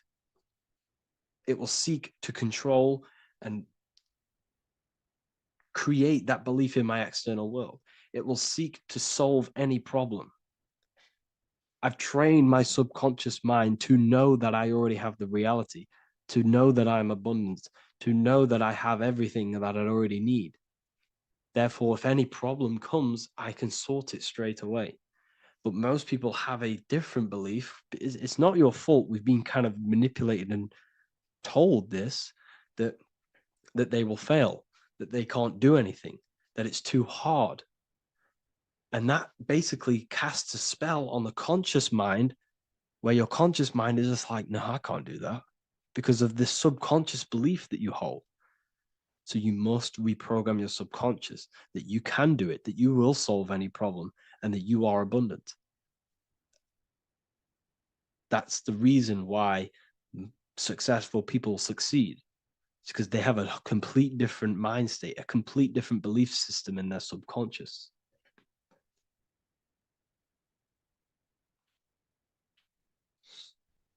Do you offer mentoring? Yes, I do offer mentoring, but it's mainly for people who want to grow their online presence, and for the amount of value and transformation that I can place into your life, and the time that, well, the price of my time, it will be a higher price tag. But your life will completely change if you join my mentoring. Because I will transmute your life. I will transmute your mind, and I will transmute your whole reality. Because I could tell you exactly what you need to do. How to have super genius power pulling information from the source. Okay, so you can do this. I talked about this in Book of Wisdom, Volume 2, if you've read it. This is a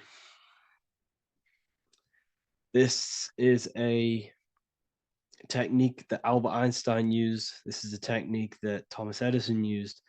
This is a technique that all of the ancient geniuses have used. So you get on a chair, you place metal below you or plates, and you hold a metal ball in your hand, and you fall asleep. And every time you fall asleep on the chair, you're going to drop the ball because your body will become unconscious, and you will basically drop the ball, and it will wake you up because it's going to hit and make a loud bang on the plate. And every time you go to sleep, basically what this is actually doing is shifting your consciousness from conscious into the subconscious. So from physical into the astral. Your consciousness is shifting between these two planes. And as you do this, you can bring down great ideas from these higher planes. So when you fall asleep, have an intention. And when you fall asleep, you'll drop the ball. And when you wake back up, you'll have an idea, and you just got to write it down.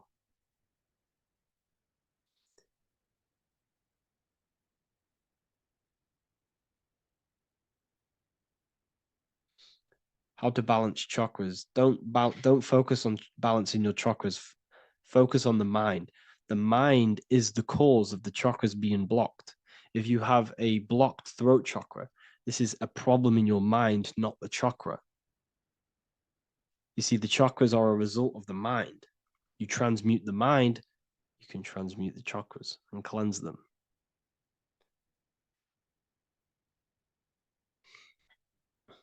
So was Jesus a real man that walked? Okay, so I'm going to tell you something. Like, some of the things that I say in my reels, they are to catch attention. So if I say the first thing on the reel, Jesus never existed, straight away, you see that, it's going to trigger you. It's going to trigger Christians. It's going to trigger people. So yes, I do say things to catch attention. The reason I do that is because I have to, in order to catch attention.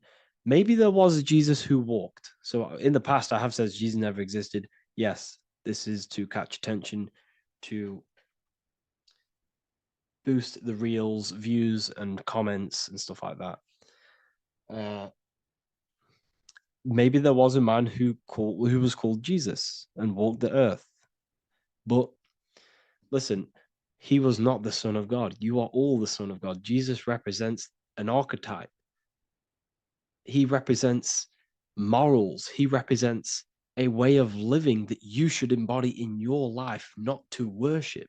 We shouldn't be worshiping this man. We should be embodying his qualities into our lives so we can become Christ consciousness, so we can live in harmony with our mind, emotions, body, and spirit.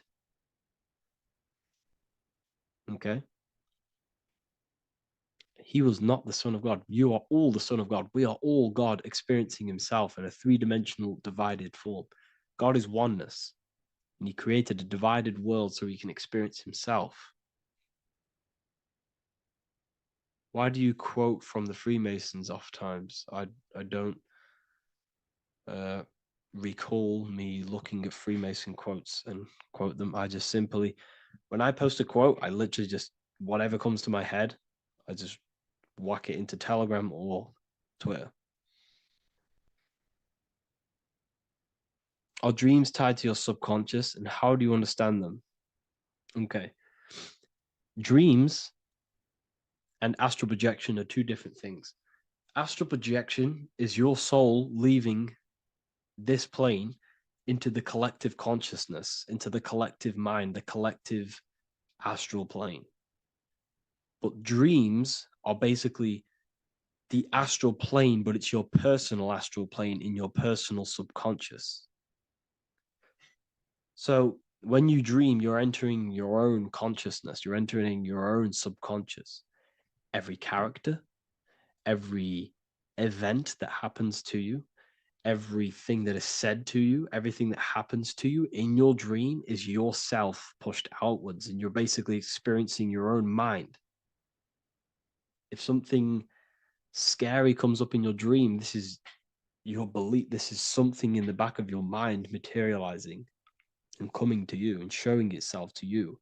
So in order to understand your dreams, it's basically suppressed emotions, suppressed thoughts, all lingering in your subconscious materialized. Okay. A few months ago, I'd have concurrent dreams of getting in a car crash that lasted for months. Then one day out of nowhere, I got into a really bad accident, and that low-key bugged me out. I didn't know if my mind was trying to warn me or what. You can explain that. Okay. If you are having dreams about having a car crash, this is a belief. Okay, so let me tell you something. Let's say you're a drug dealer, okay? And you live in fear every single day of the police coming to you. This dealer every day is worried, he's scared, and he lives in fear of the police getting him. He was believing it. This fear, this emotion he was feeling on a regular basis, repetition, and the emotion is basically impressing your subconscious. It's impressed his subconscious that deeply that he now believes it. It's now become a belief. So one day the dealer gets caught and he goes to prison. Let me tell you something. He placed himself there because he created a program, a belief in his subconscious of the police. And his external reality is now in a prison cell. But that prison cell is just an external manifestation of the prison cell of fear he installed in his subconscious mind. The four walls he's now trapped in is just basically an externalization of his own belief system that he created through consciousness, through the subconscious. If you embedded your belief that you will be in a car crash, you will be in a car crash. He placed himself there. He materialized that reality through the thought, through the emotion, through the belief. He put himself there. You see? So if you were having dreams, this was maybe, it could have been anything. You could have watched a program when you were a child about a car crash, and that maybe scared you. Or you saw a car crash when you were very young, and that scared you, and that impressed your subconscious. Then you had a dream about it. Then you started to believe it. And then one day, bang, it happens. That's the power of the subconscious mind. It holds control over you. It holds control over every aspect of your reality, of your being. So, I hope you all enjoyed this live. I'll see you all inside Ethereal University. I'll be posting another lecture this week. And yeah, let me hold on.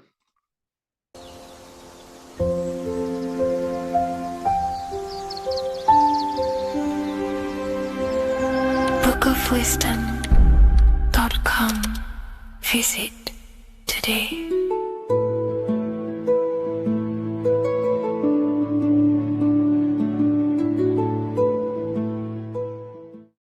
There is a secret meaning behind the number 666. 666 is 3 sixes. The number 3 in occult and esoteric numerology represents the 3 aspects of human consciousness.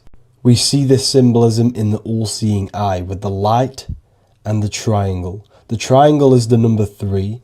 The eye represents consciousness, observation, and the light represents the light of consciousness, because consciousness is pure light. The 3 aspects of our consciousness is thoughts, emotions, and actions. Every thought creates a feeling, and the feeling creates the action. All physical manifestation is driven from these 3 aspects of our consciousness. All physical manifestation comes from thought.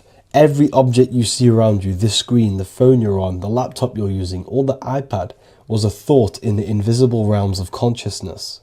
Then it was brought into physicality through feeling and action. This is because man is made in the image and likeness of God. We are all mini creators. We are all extensions of God's creative consciousness. Therefore, the number 666 represents 3 sixes. 3 is thoughts, emotions, actions. The number 6 represents the cube, because cubes have 6 sides. This material world that we experience, everything has 6 sides. Everything's created by cubes. We can move forward, we can move backwards, we can move left, right, up and down. This is the cube that we are stuck in. Therefore, 666 represents our 3 aspects of our consciousness, thoughts, emotions, actions, all contributing towards our physical self, material world, material pleasures, completely cutting ourselves off from our spiritual, true, divine self, which means 666 is representing a state of consciousness. A state of consciousness where we only operate from a place of material needs and survival things.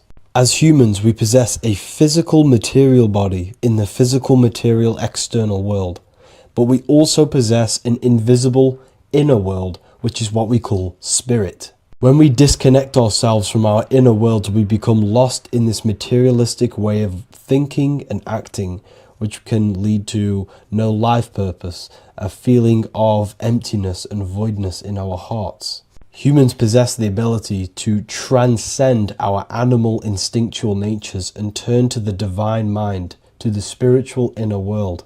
It is our inner world that is projecting our outer world. The outer world is just an effect of our inner state of consciousness. It's important as we go through this human life to not lose ourselves and look for our validations outside of ourselves.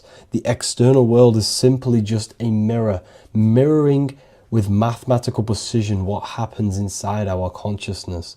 When we change our inner world, we produce effect in the outer world. To get back on track about this number, this represents when we are lost in our material self and we are completely cut off from our true divine self. The devil is always having goat horns, which represents a ground animal. This is the lower animal self of man. He's always red. The frequency of red is the lowest vibrational color, and it also represents the root chakra. This is all to do with survival mode and our physical needs and physical self. Red represents chaotic and intense emotions like hatred and anger. This is why the devil is always red, because it represents anger and an uncontrolled state of emotion and consciousness. You see, we've been taught in the church and all through religion indoctrinations that the devil is an external deity which influences humans. And in fact, this is nothing but a metaphorical story. The devil is a character which represents an aspect of the human mind, the lower aspect of the human mind, a facet of our own consciousness and psyche. The voice that we have in our head that tells us to do these negative things is not an external deity, pushing us to do something bad. This is an aspect of our own mind. Jesus and Satan are just two characters which represent the two voices that we have in our own consciousness. In fact, the word devil was never present in the early Gospels. Instead, what was mentioned was a spirit of evil.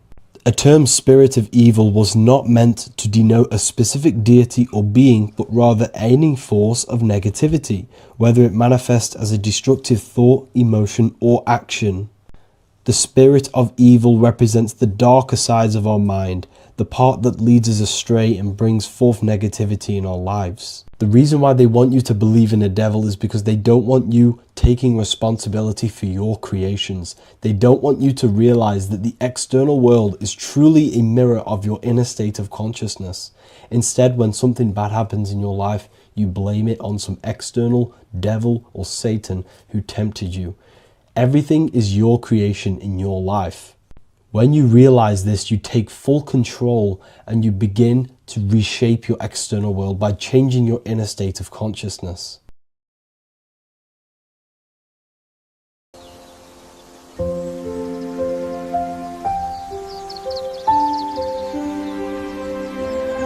bookofwisdom.com.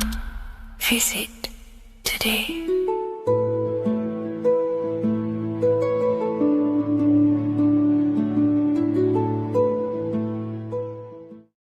What if I told you that the seasons don't just change the external world, they also change your internal world? They have a psychological and a spiritual effect on your consciousness. If you're new to esotericism, you may not really understand this, but if you have some deep understanding of as above, so below, you already know this. But today we're going to be explaining it in great detail. So tune in, take a pen and paper, maybe make some notes. So we have 4 seasons. The sun is the main source of life on the earth, and it changes the circumstances on the earth in 4 different ways. Of course, we have spring, summer, winter, and autumn. These are the 4 states of the earth due to the sun's cycle. Not only do they take place on the earth, they also take place on you, your body, your mind, your spirit, your consciousness. They change things internally and externally. The first thing we need to understand is that we have a dual nature. We have a mind, and in that mind, we have an internal self. That's what we call the spiritual self.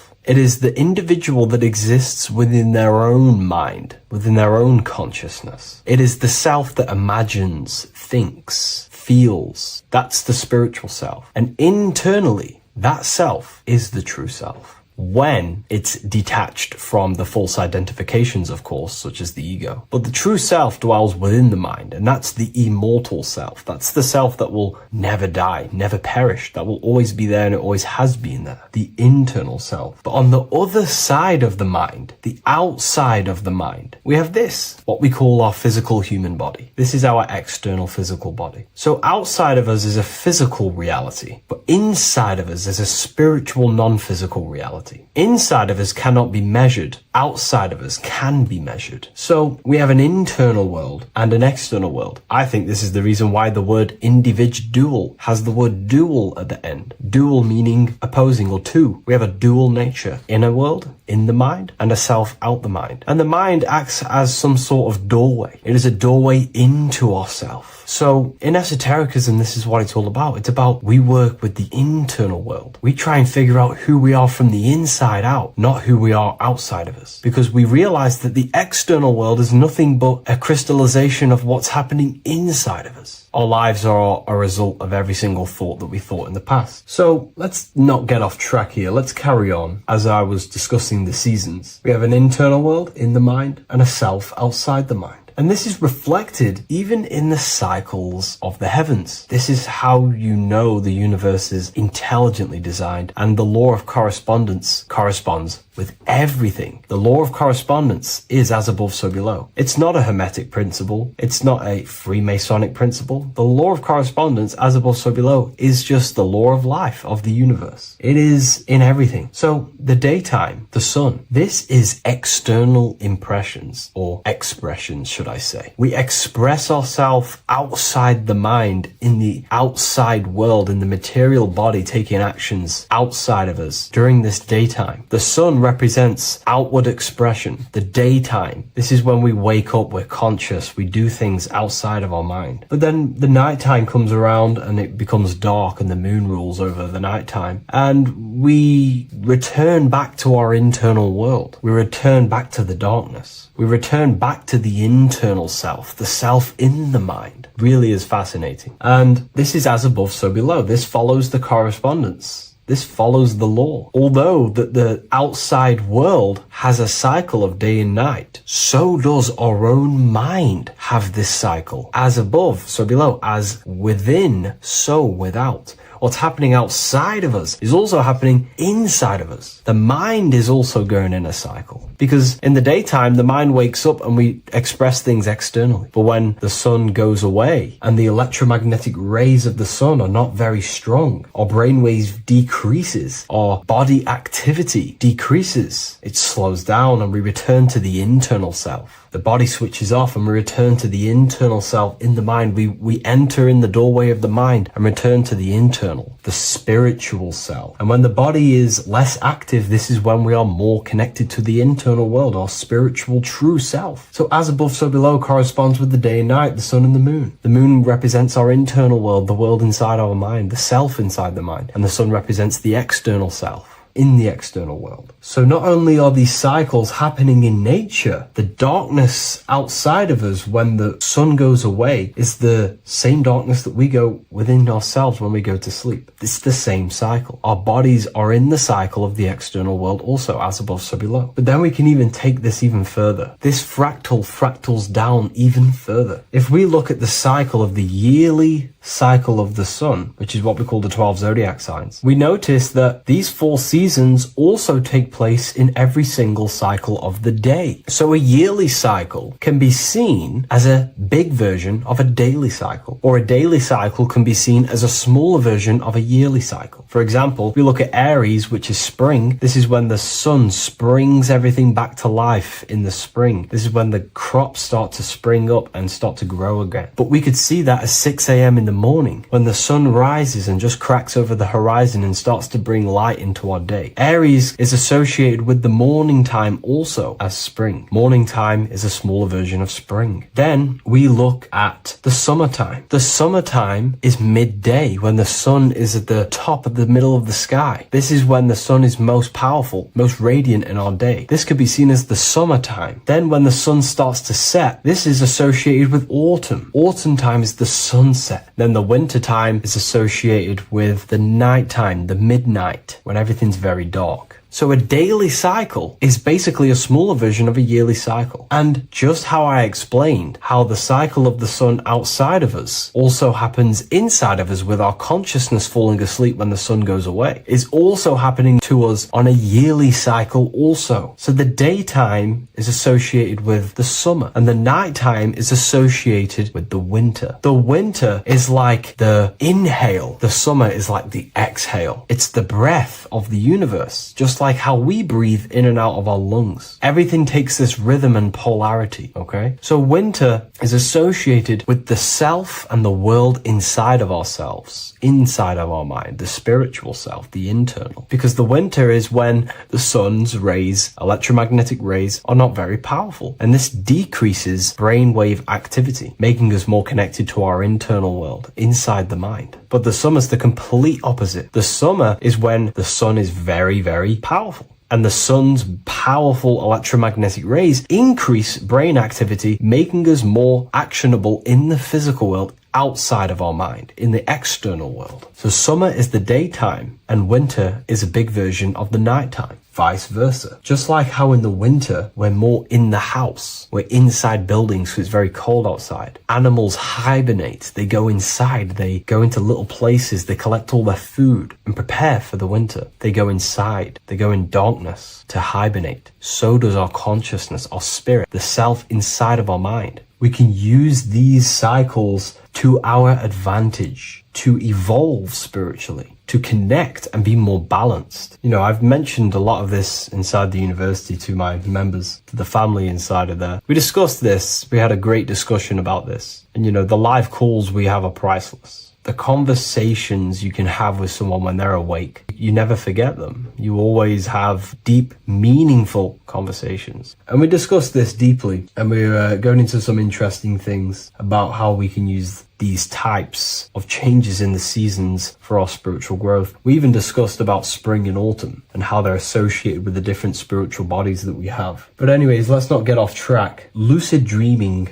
dreaming itself, and astral projections, I find are more easily accessible during the winter and the night times. Like I said, because the brain activity is decreased due to the sun being not powerful, we are more reconnected with the self inside the mind, the spiritual self, the immortal self. Wintertime is a great time to work on yourself, to start to gaining discipline, to meditating, to really working on the subconscious. Because spiritual work is harder than any physical labor. You really got to dig deep within yourself and be honest and true with yourselves. I think this is the reason why, you know, a lot of people convert to spirituality from religion. They come into spirituality and then they go back to religion because they realize spirituality is it's difficult. You have to be honest with yourself. You have to really face the traumas, the negative aspects of yourself, the dark side of yourself, and bring it to light and transform it. And that sort of work is a lot more difficult to do than any physical labor. So the winter time is the time that we go inside ourselves. We reflect a lot more. We need to work on ourselves, on our mind, on our negative habits, on our dark traits, on our things that we have been pushing away and not controlling. The winter time is that time we can really start to connect with the internal self, work on our imagination,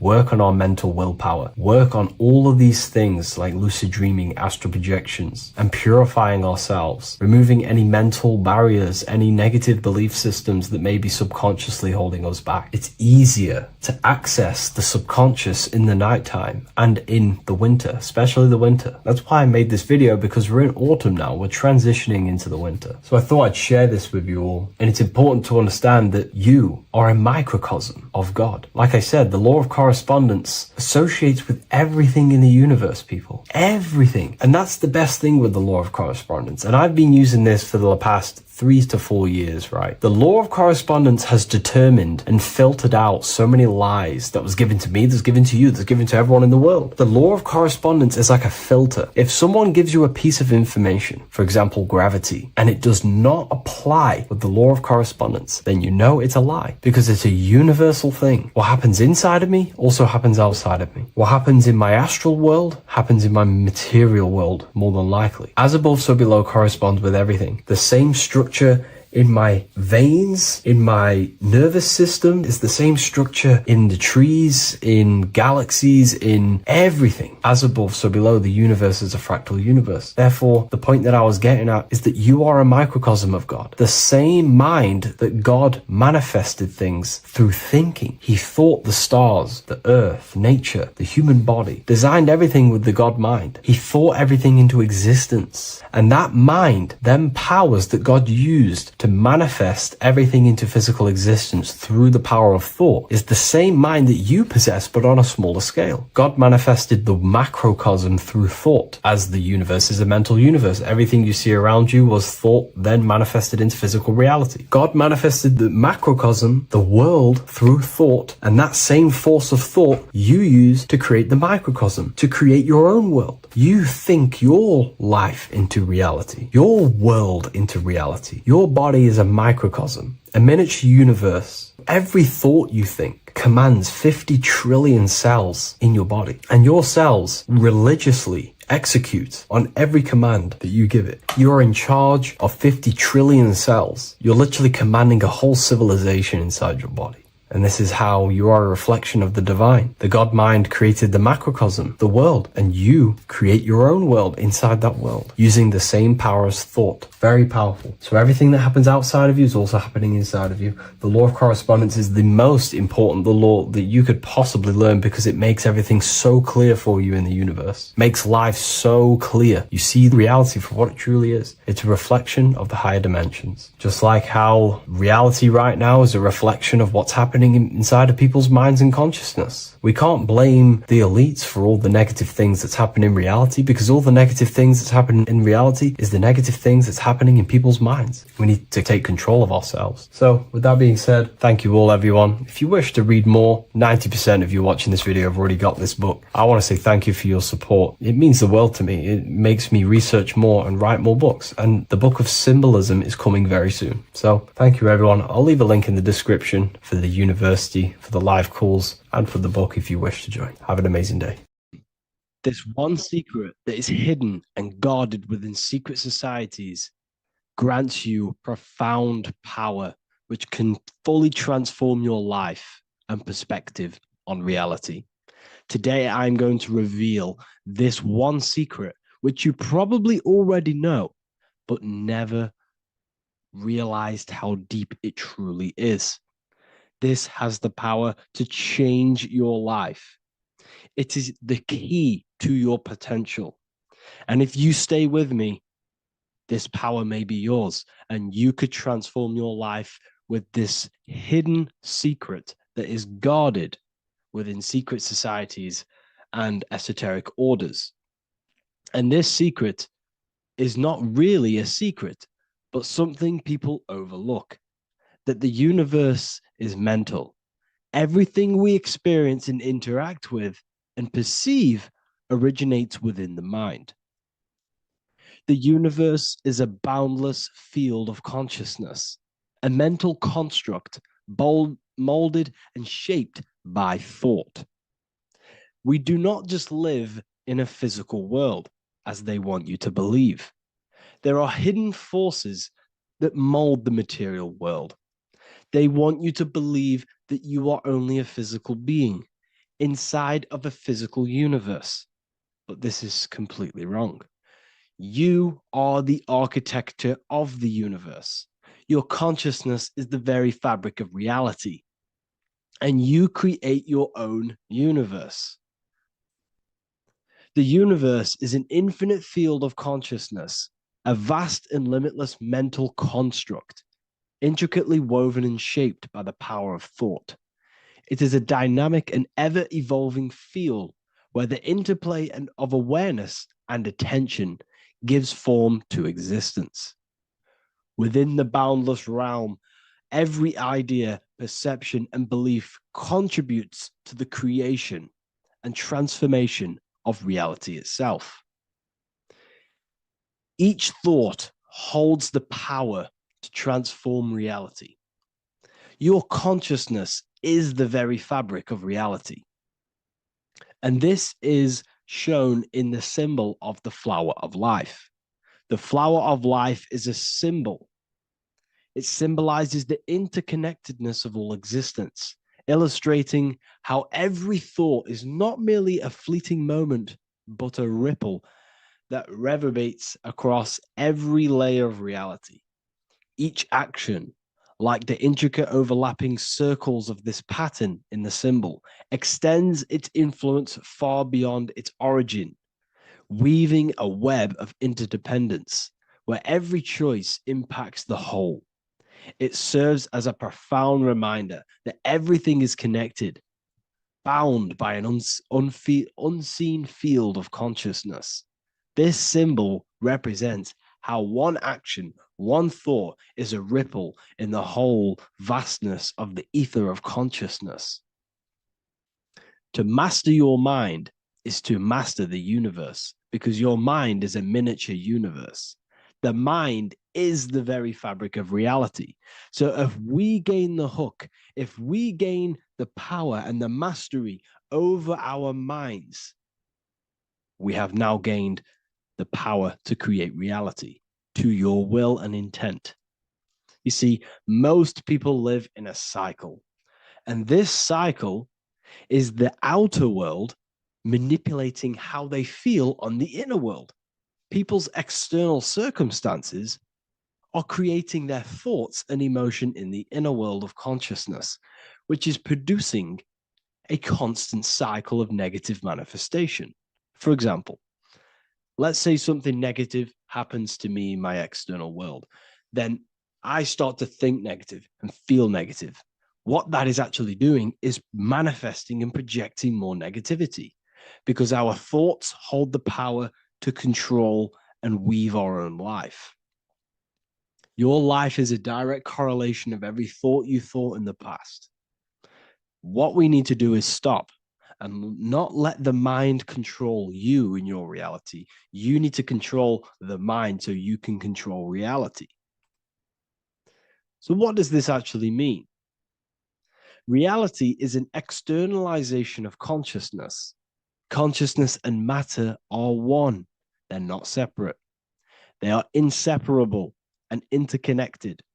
Everything we see, experience, and observe is a manifestation of thought, beliefs, and consciousness, shaping the world around us. Now, this ties in with the secret fifth element that they have hid from you.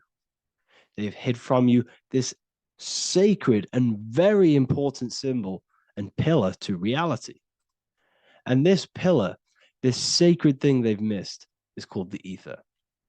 And they've held this from you for a reason, a specific reason. This is the true fifth element. Why do they hide the ether? Because the ether has the power to shape and manifest whatever we imprint upon it. Every thought is a vibration interacting with the ether and actively shaping our reality. The ether, you could see it as the codes to physical reality. It's like an energetic blueprint which surrounds all physical objects. It is the life force that gives life to all things. All energy comes out of the ether and returns back to the ether. Energy, it's 0-point energy, and it is an infinite source of energy. So this is why they hide the ether, because whatever our mind can imprint onto the ether, we can create into a reality. And we imprint the ether through thought and imagination. The mind holds the power. The mind is the very source of reality. The material realm is not separate from the mental realm. Rather, it is intricately shaped and influenced by it through the ether. This subtle, all-pervasive medium bridges thought and matter, allowing consciousness to mold and manifest the physical reality. To transform our lives, we must first transform our minds. True change begins within, as our thoughts, beliefs, and perceptions shape the reality we experience. By shifting our mindset, we unlock the power to reshape our world and recreate the life we desire. This is the power of the mind, and this is the power that's been hidden from you. We're not taught these things in schools for a reason, because they don't want us all to be conscious creators. Instead, they feed you your beliefs. They feed you your thoughts through the music, through the entertainment, through the movies, through the news. They're controlling your thoughts with this information. They're installing beliefs and information into your mind. So you are producing their reality. But this is what we need to stop. We need to take control. We need to stop consuming their music, their movies, their information, their news, because all of this is contributing towards your reality.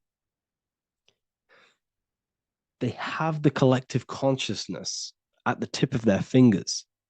They do not create the world. We create the world by believing their beliefs and their thoughts and installing their information into our minds. You see, it's mind over matter, and most people live in matter over their mind. Most people let matter, the external circumstances, dictate their mind, when it should be the other way around. It should be mind over matter. This is the mental plane. This is the astral. This is the etheric. This is the physical. The mind holds power over the emotions, over the imagination, over the physical, and over our spirit. It holds power over everything. It's mind over matter. It's the mental body that we must transmute and change. Most of us live in a chaotic state of mind, and this is what we must change. Turn chaos into order. So We need to be mind over matter. We need to install this belief into our subconscious. I, Harry B. Joseph, have created the ultimate esoteric school on the earth. As a member, you'll gain access to live mentoring calls twice a week, along with new lectures, books, and exclusive content released every week. Additionally, you'll have a full access to all my life-changing programs. If you're ready to transform your life and start your journey today with me, join Ethereal University.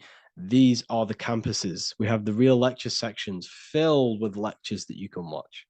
Manifestation Mastery, which teach you exactly how to reprogram your subconscious mind so you can live that reality. Sexual Alchemy, the path to empowerment of how you can transmute your sexual energy. The Real Library, where you gain access to powerful esoteric books, PDFs. Symbols of Secrets, an amazing course. The course that allows you to see beyond the veil that has been pulled over your eyes, the language of symbolism that secretly rules the world. I teach you how to read symbolism. Esoteric Exchange, live calls. You get to rewatch all of the old live calls. Mindwave Hub, this is a place of binaural beats where you can listen to infinite amounts of binaural beats. So you can meditate to them. Meditation section, numerology, health section, and electromagnetism. This is a life-changing place. And if you are serious, we only accept serious about changing your life and studying the occult and esoteric, this is the place for you. I've been there. I've been on YouTube looking around for valuable information, trying to find good accounts, good channels. It's very hard. I had to go through years of trying to find good information on YouTube. But what I've done is, instead of you searching around everywhere for bits of information and connecting the dots, I've put it all into one big place. You get your binaural beats, you get all the programs you need to walk the path of enlightenment to transform your life. I will connect with you on the inside, and I hope this lesson, this lecture, you gained some information, you gained some power from it. Please like and comment, or don't. It's up to you. If you have any reviews, if you have any ideas of lectures that you know, if you don't understand certain things, make sure to leave a comment and I can make a lecture about it. I can make a video about it for sure. I don't mind taking recommendations for videos. So I thank you all, people. Have an amazing day.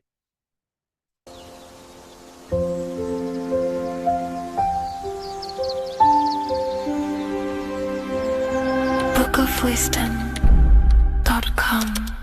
Visit today.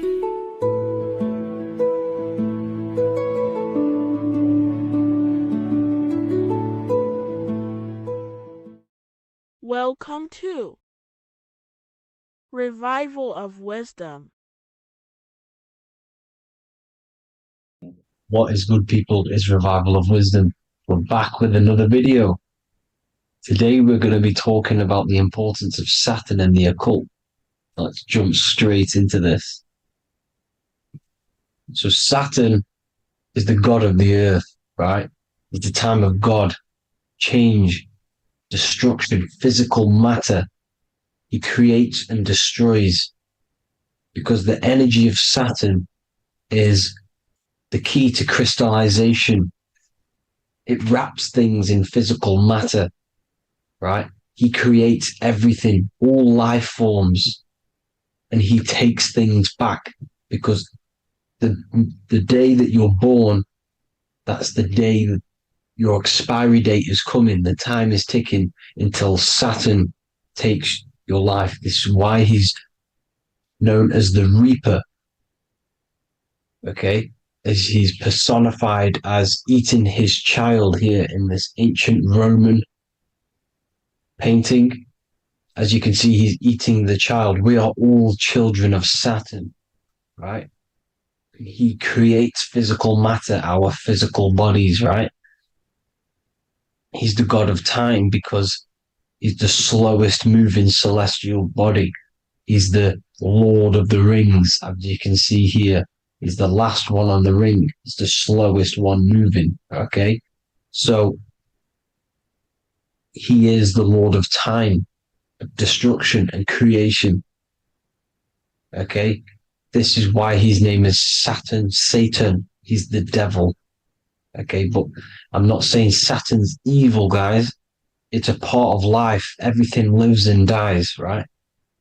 He's the key to crystallization.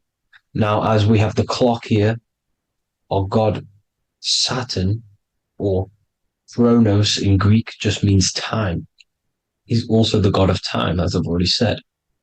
60 seconds in a minute, 60 minutes in an hour, 24 hours in a day. Add 2 plus 4 equals 6. 60 seconds, 60 minutes, 2 plus 4 equals 6. That's 666. Okay. And as you see on the clock, 6 take away 12 equals 6. 7 take away 1 equals 6. 9 take away 3 equals 6. 6 is the number of Saturn. It's associated with Saturn, right? He's the god of time, of justice. Everything goes back to the Reaper in the end. Everything lives and dies. Now, the artwork of him, he's always got the Reaper staff. You see, it's personifying death. Now, when you see this, the Romans were not saying Saturn was a real person, a real god in human form. No, this is personification. This is what the ancients always did. They personified, just like the Bible. It's all personification. So the personifying Saturn eating its children because it eats, it's the Reaper. No one can escape the Reaper. No one can escape death. Now, Saturn is 666, which is in the Bible, the number of the beast, right? The number of the beast, Satan, 666, right? So on the North Pole of Saturn, you have a hexagon, which makes a cube, right? Now this hexagon, when you join up all the corners, creates the 6-pointed star known as the Star of David, right? In the Jewish religion. Now, as you can see, the 6-pointed star has 6 points, 6 mini triangles, and a 6-sided hexagon. That makes 666.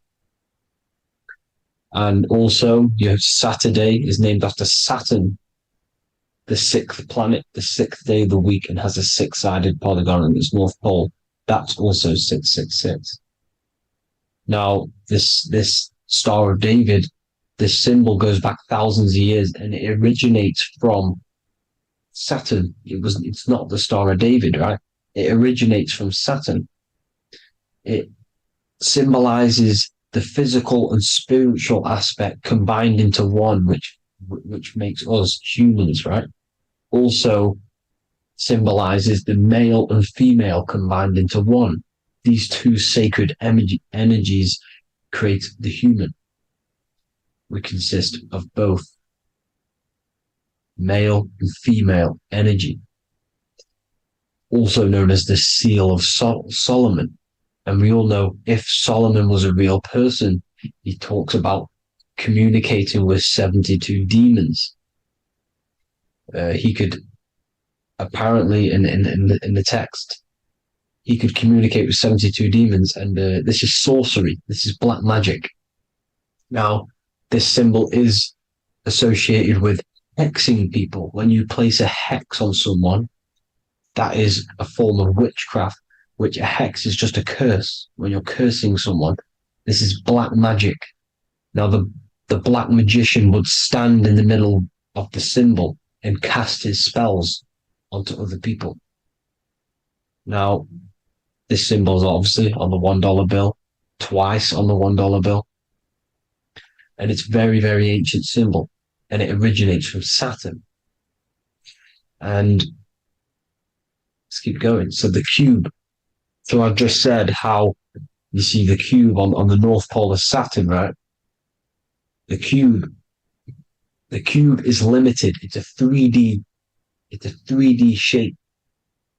It symbolizes limitations to the physical 3D dimension, the third dimension, the physical realm which we are in.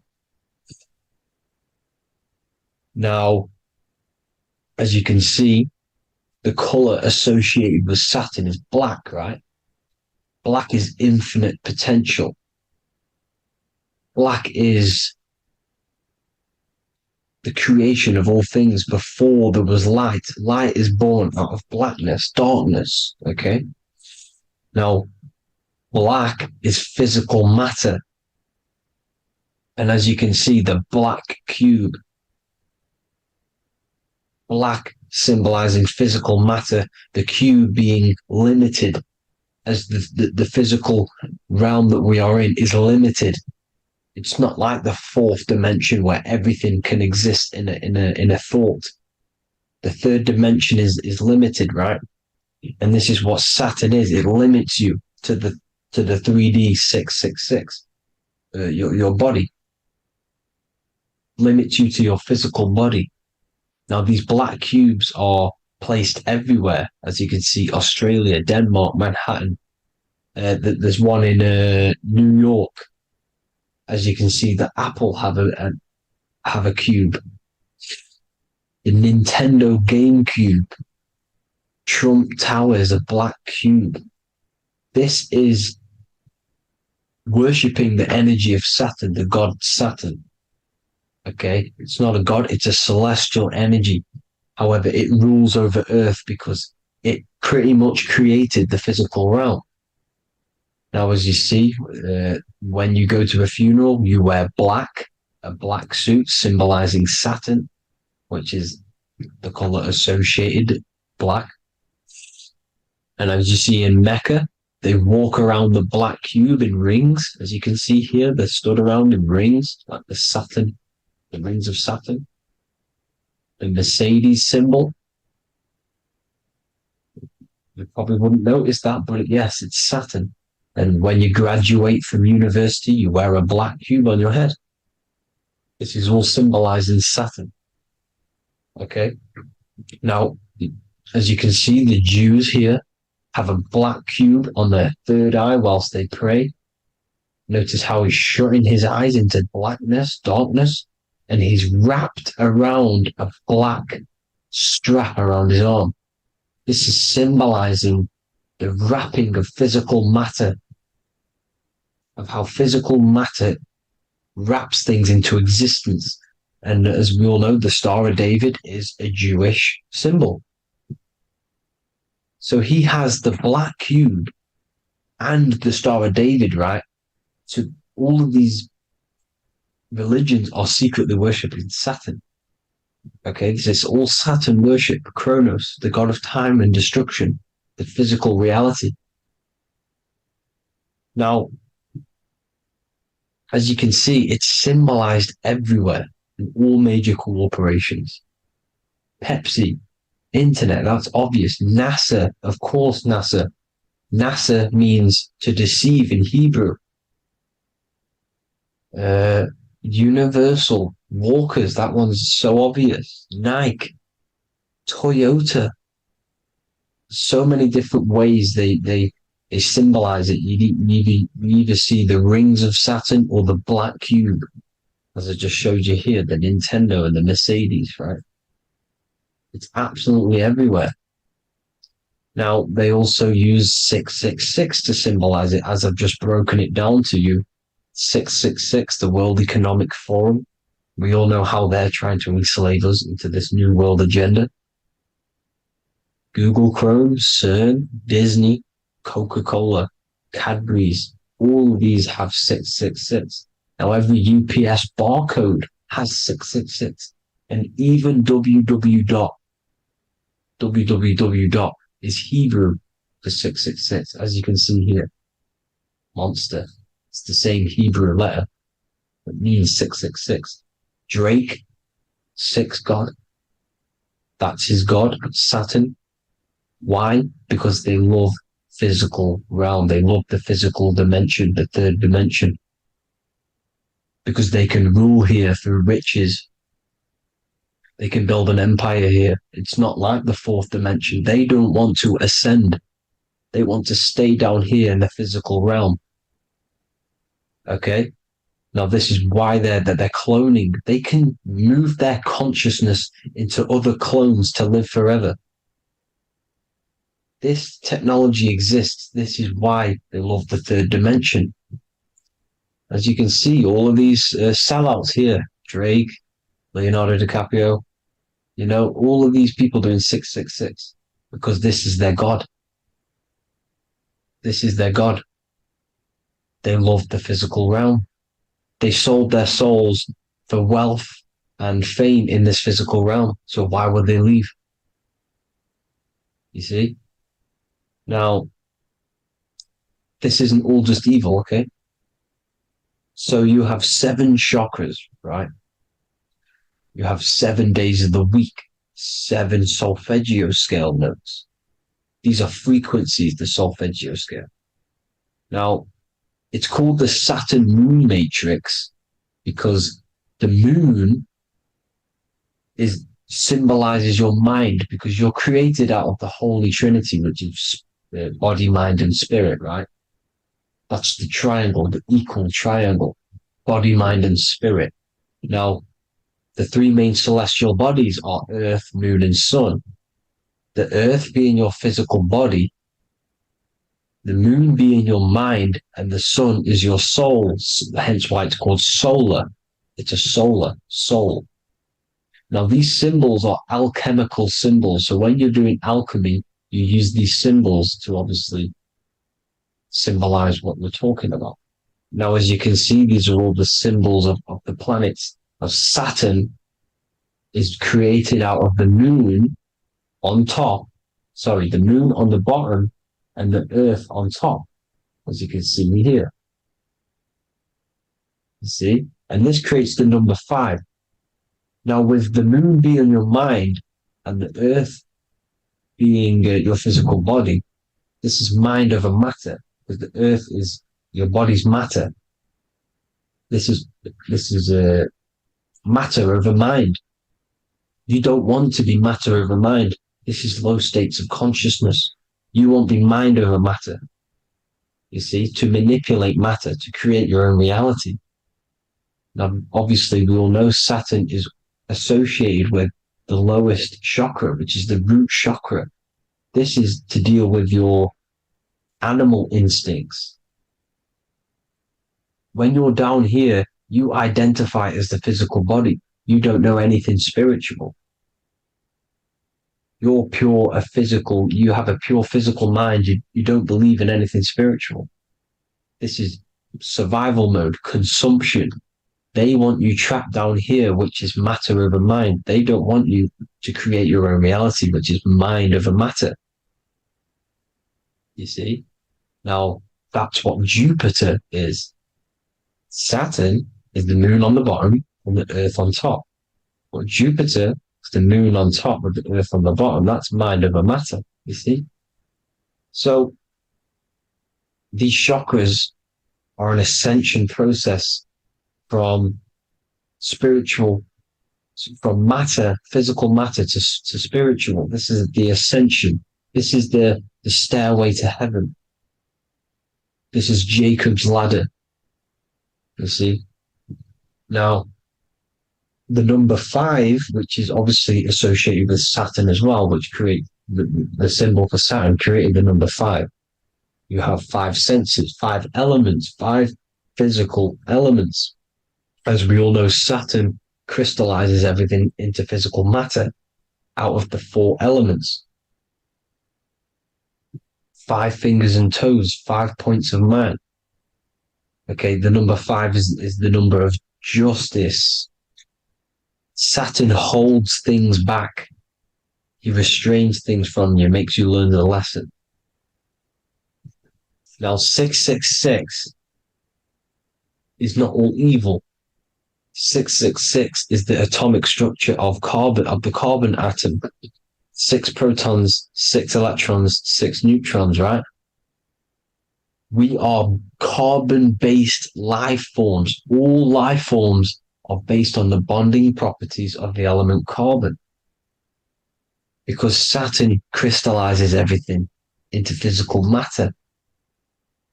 Now, the Masons symbolize this with the checkered boards. They have the black square, which is obviously matter. As I just said, the black cube. And spirit is the white square, because white is eternal light. White and light, you see. Black is physical matter. Now, this is what we are. The point of our soul is to transmute from matter to spirit, but these are interchangeable.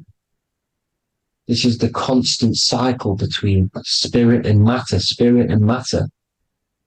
High vibrational matter turns into spirit. Low vibrational spirit turns into physical matter. You see? Now, we are carbon-based life forms. This is what 666 is, the number of the beast. When I say we, the physical body is the beast. It's the animal. It's the carbon suit to operate in this physical dimension, in this physical realm. See? It's the vehicle used to operate in this physical realm. But your mind isn't from this physical realm, you see? The brain is the physical manifestation of the soul. Okay? So, as you can see here, the spine is an extension of the brain. Everything goes back to the brain. This is literally what your physical body is. You see, this is the nervous system, and everything reports back to the brain, and everything's controlled from this control center. And this spinal column, at the top of the spinal column, is your third eye, which is known as the pineal gland. And this is the seat of consciousness. It's the center of consciousness. That is your true self, pure consciousness. This body is just a physical body. This body is mortal. This body runs out, but your consciousness lives forever. They don't want you knowing this. This is why they keep you down here in your lower chakra.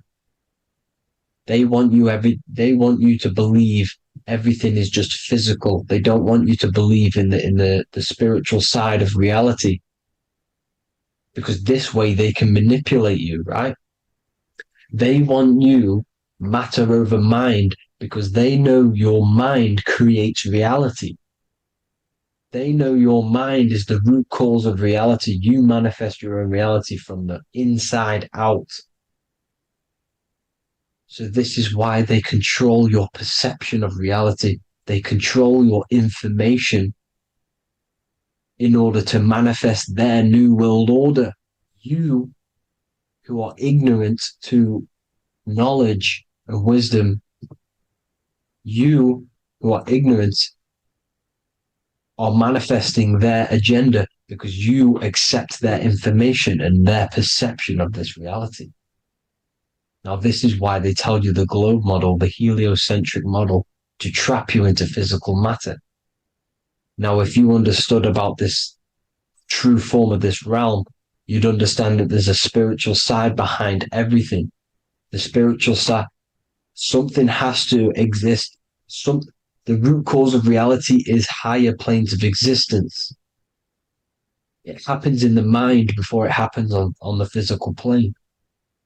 You see? They don't want you knowing this. They want you matter over mind, which is the symbol for Saturn. Moon over Earth. The Holy Trinity.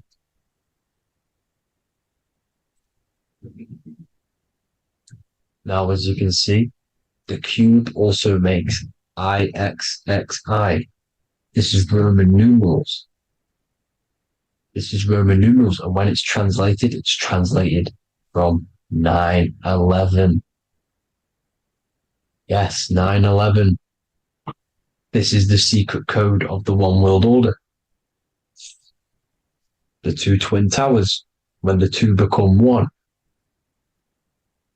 Okay, when the two become one, this is how you reach the higher states of consciousness, the physical and spiritual. Now, as you can see, the 9/11 memorial are two black cubes. It's two black cubes. This is all Saturn worship. Now, I'm not saying that Saturn is an evil celestial body, right? No, everything has a good side and a bad side, right? It's duality. The spirits of Saturn on the dark side are the most evil demonic spirits. Now, these are the spirits that these are invoking through these rituals, right? Yes, 9/11 was a massive ritual. It's a satanic ritual, okay? Now, we all know Elon Musk. Elon Musk is coming with the mark of the beast. And English gematria, this equals 666, right? 666, as I said, is the number of the beast. You are the beast, your physical body. You see how the Bible twisted things up to make things more confusing, right? But it's there. You just have to have the knowledge to be able to read the Bible properly. As we all know, we had this virus. I'm not going to say the name because I'll get flagged. This virus adds up to 666 because this is all part of the New World Order. It's all part of keeping you in this physical dimension. Okay? Now, as you can see here, Novus Ordo Seclorum on the back of his shirt, on Elon Musk's shirt. This is also on the $1 bill, Novus Ordo Seclorum. This means New World Order. Yes, New World Order. This is on the back of Elon Musk's shirt. And as you can see here, he owns Neuralink, which is the brain chip, which they're going to be putting into implanting this onto your brain. This is the New World Order to connect you and merge your consciousness with AI. Neuralink and Meta, he owns Meta as well, which is the metaverse.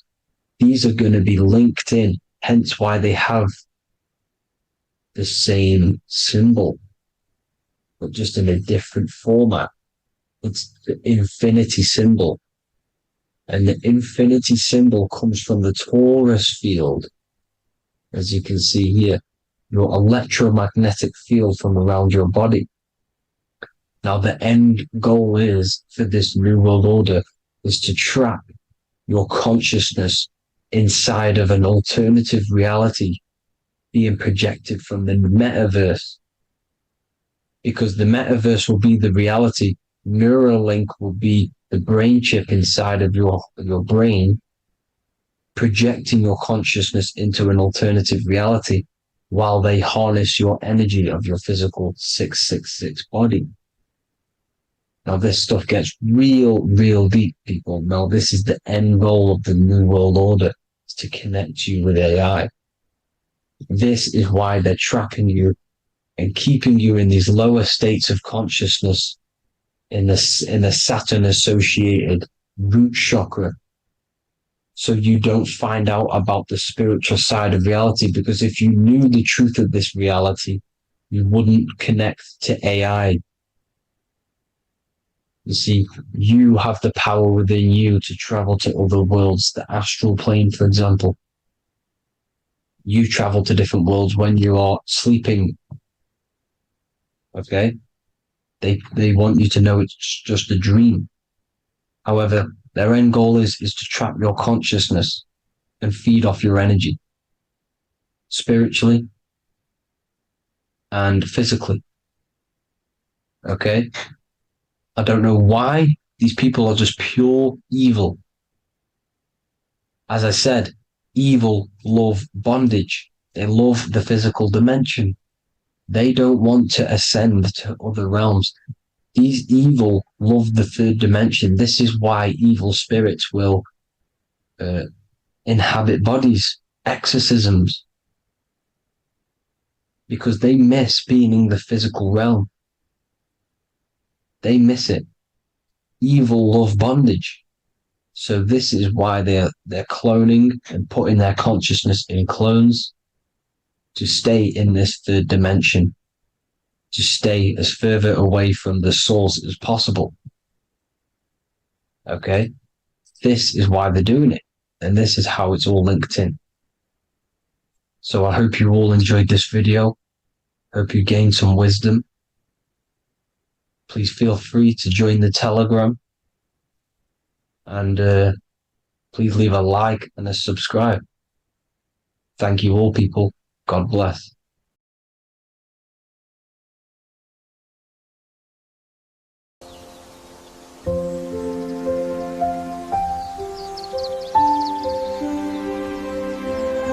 bookofwisdom.com. Visit today.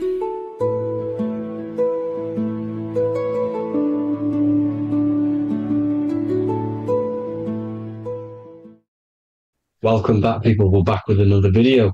Let's jump straight into this. Make sure to tune in till the end because this has got so much information in this video. So sit back and enjoy. So everything's torus fields. The Earth's a torus field. Everything's torus, which is electromagnetic field, electric and magnetic.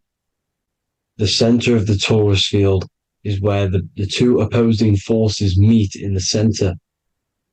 And this is what creates the plane of inertia, the dielectric plane of inertia. Okay? You got red shift, blue shift, positive, negative, south and north pole, right? This is what the ancients were showing with the tree of life. As you can see here, this is the plane of inertia and this is the torus field. Everything consists of this. Everything is a torus field. A atom is a torus field. Okay, now the inertia is the 0 point. So this plane is a 0 point. It's the balance between two poles. Okay, now this creates matter because matter is two opposing forces in motion equalized. So these two forces coming together is what creates matter on this physical plane. And this is why we can't see the electromagnetic field, because it consists of one of the elements, which is either electric or magnetic. But when they combine together, it's what creates this physical plane, which is physical matter, which is light in motion. Now, everything is one. Don't get confused by duality. Duality is two opposing forces, but them two opposing forces are created by the same substance. It's two aspects of the same substance. So, for example, water and ice are the same thing, you know what I'm trying to say, but it's two aspects of the same substance because all is one. The whole universe is one. All goes back to the one, which is God, the creator, or magnetism, whatever you want to call it, because magnetism pulsates. Electricity has two poles, red shift, blue shift. Okay, so red shift, blue shift is electricity, and electricity vibrates, and all vibration always comes back to a standstill point. But magnetism is what pulsates. This is why your heart pulses. You breathe, which is a pulse. This is the breath of the universe, magnetism. Now, this is why the earth is green, okay? Earth can be spelled heart. If you just move the H to the beginning, it spells heart, okay? Because the heart is the center of the torus field, which is the heart chakra for us humans, okay? We consist of the same field, as you already know. Heart being the center, which is green, which is the center of the seven colors. The center of the seven colors. This is the most powerful chakra in your body. People think it's the crown chakra, but it's the heart chakra because it's the center of the torus field. You must align them all and combine them all into one, which is the heart chakra. Now, earth is green. Nature's green. Okay, this is because we live on heart chakra, the plane of inertia. It's the center of the torus field. Okay, and this is what the Egyptians called Isis, which is nature. Nature is balanced, and nature is female, Mother Nature, because it looks after us with the fruit it grows with abundance, and the water. It's a female energy. Mother Nature, and this is the symbolism of an equal, balanced arms. This is the scales, it's balanced. Mother Nature is balanced. This is why the sky is blue, because what comes after the heart chakra? Blue. Sky is blue. We live in Midgard. This is what the ancients called Midgard. You don't have to take this tree literally. It's a metaphor. We live in Midgard, where both positive and negative duality here. Now, Mount Meru. Mount Meru was known as the center of the earth, okay, or known as Hyperborea. And this is the North Pole, the electromagnetic North Pole. But when I say Mount Meru, it's not an actual mountain. They weren't saying there was a real mountain in the center of the earth, a magnetic rock. No. The plane of inertia, okay, there's something called a hyperboloid. That's what it's called, a hyperboloid. And this is the center of the torus field. And this hyperboloid is what is in the shape of a mountain, you see? So if I go to this next one, they say Hyperborea on this map. Why do they call it Hyperborea? Because this is the hyperboloid in the center of the torus field. And this is the electromagnetic mountain, a metaphor.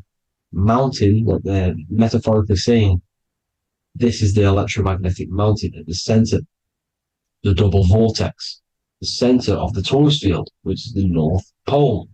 Pole of electromagnetic energy. So this is why they call it Hyperborea. It comes from the word hyperboloid.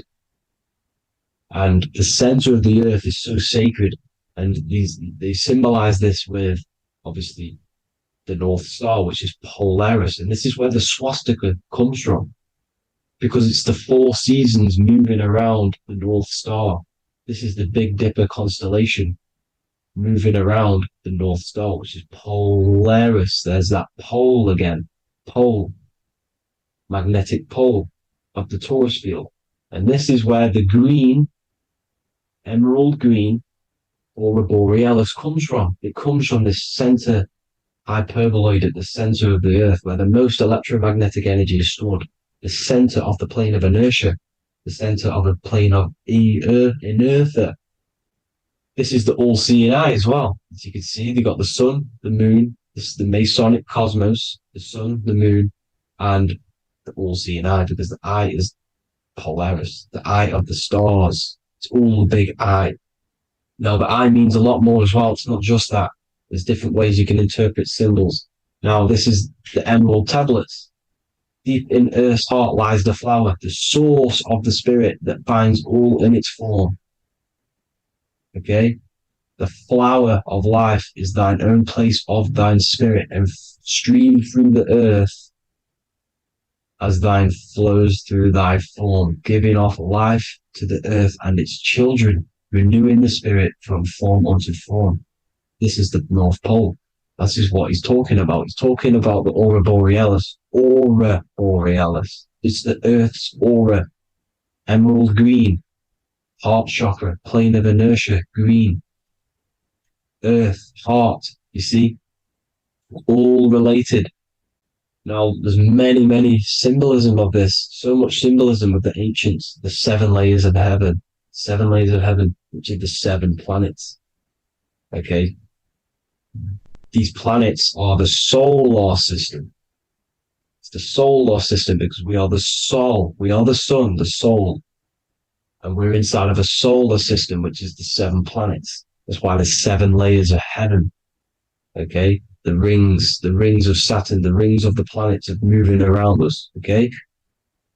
So, this is what the ancients were depicting in their cosmology. Now, this is the Hebrew cosmology of the earth. This is the Mayan cosmology of the earth. You see, it's all an enclosed system. We live inside of a giant torus field. All is atum. It's what the ancients said, ancient Egyptians said. All is atum. Atoms are torus fields. Don't be tricked by the modern science today with the current model of an atom. It's completely wrong. They're hiding the torus field. They're hiding the electromagnetic field, which is in everything. Absolutely everything is in motion, and motion comes from this field. And you see, this is the This is upside down, but this is the I think it's pretty sure it's candles, but the 7 candles, the 7 planets, the 7 Elohim. You see? It all goes back to the stars and the heavens. Now, this is how the earth really works, with the stars on the outside of the cosmic egg, and then the torus field spinning around the sun and the moon, the positive and the negative charge. The sun gives you energy, the moon takes your energy. The moon controls monthly cycles. Moon is mon. This is etymology. Mon, month, money, demon, monster. Stir is star, moon star. We are all stars.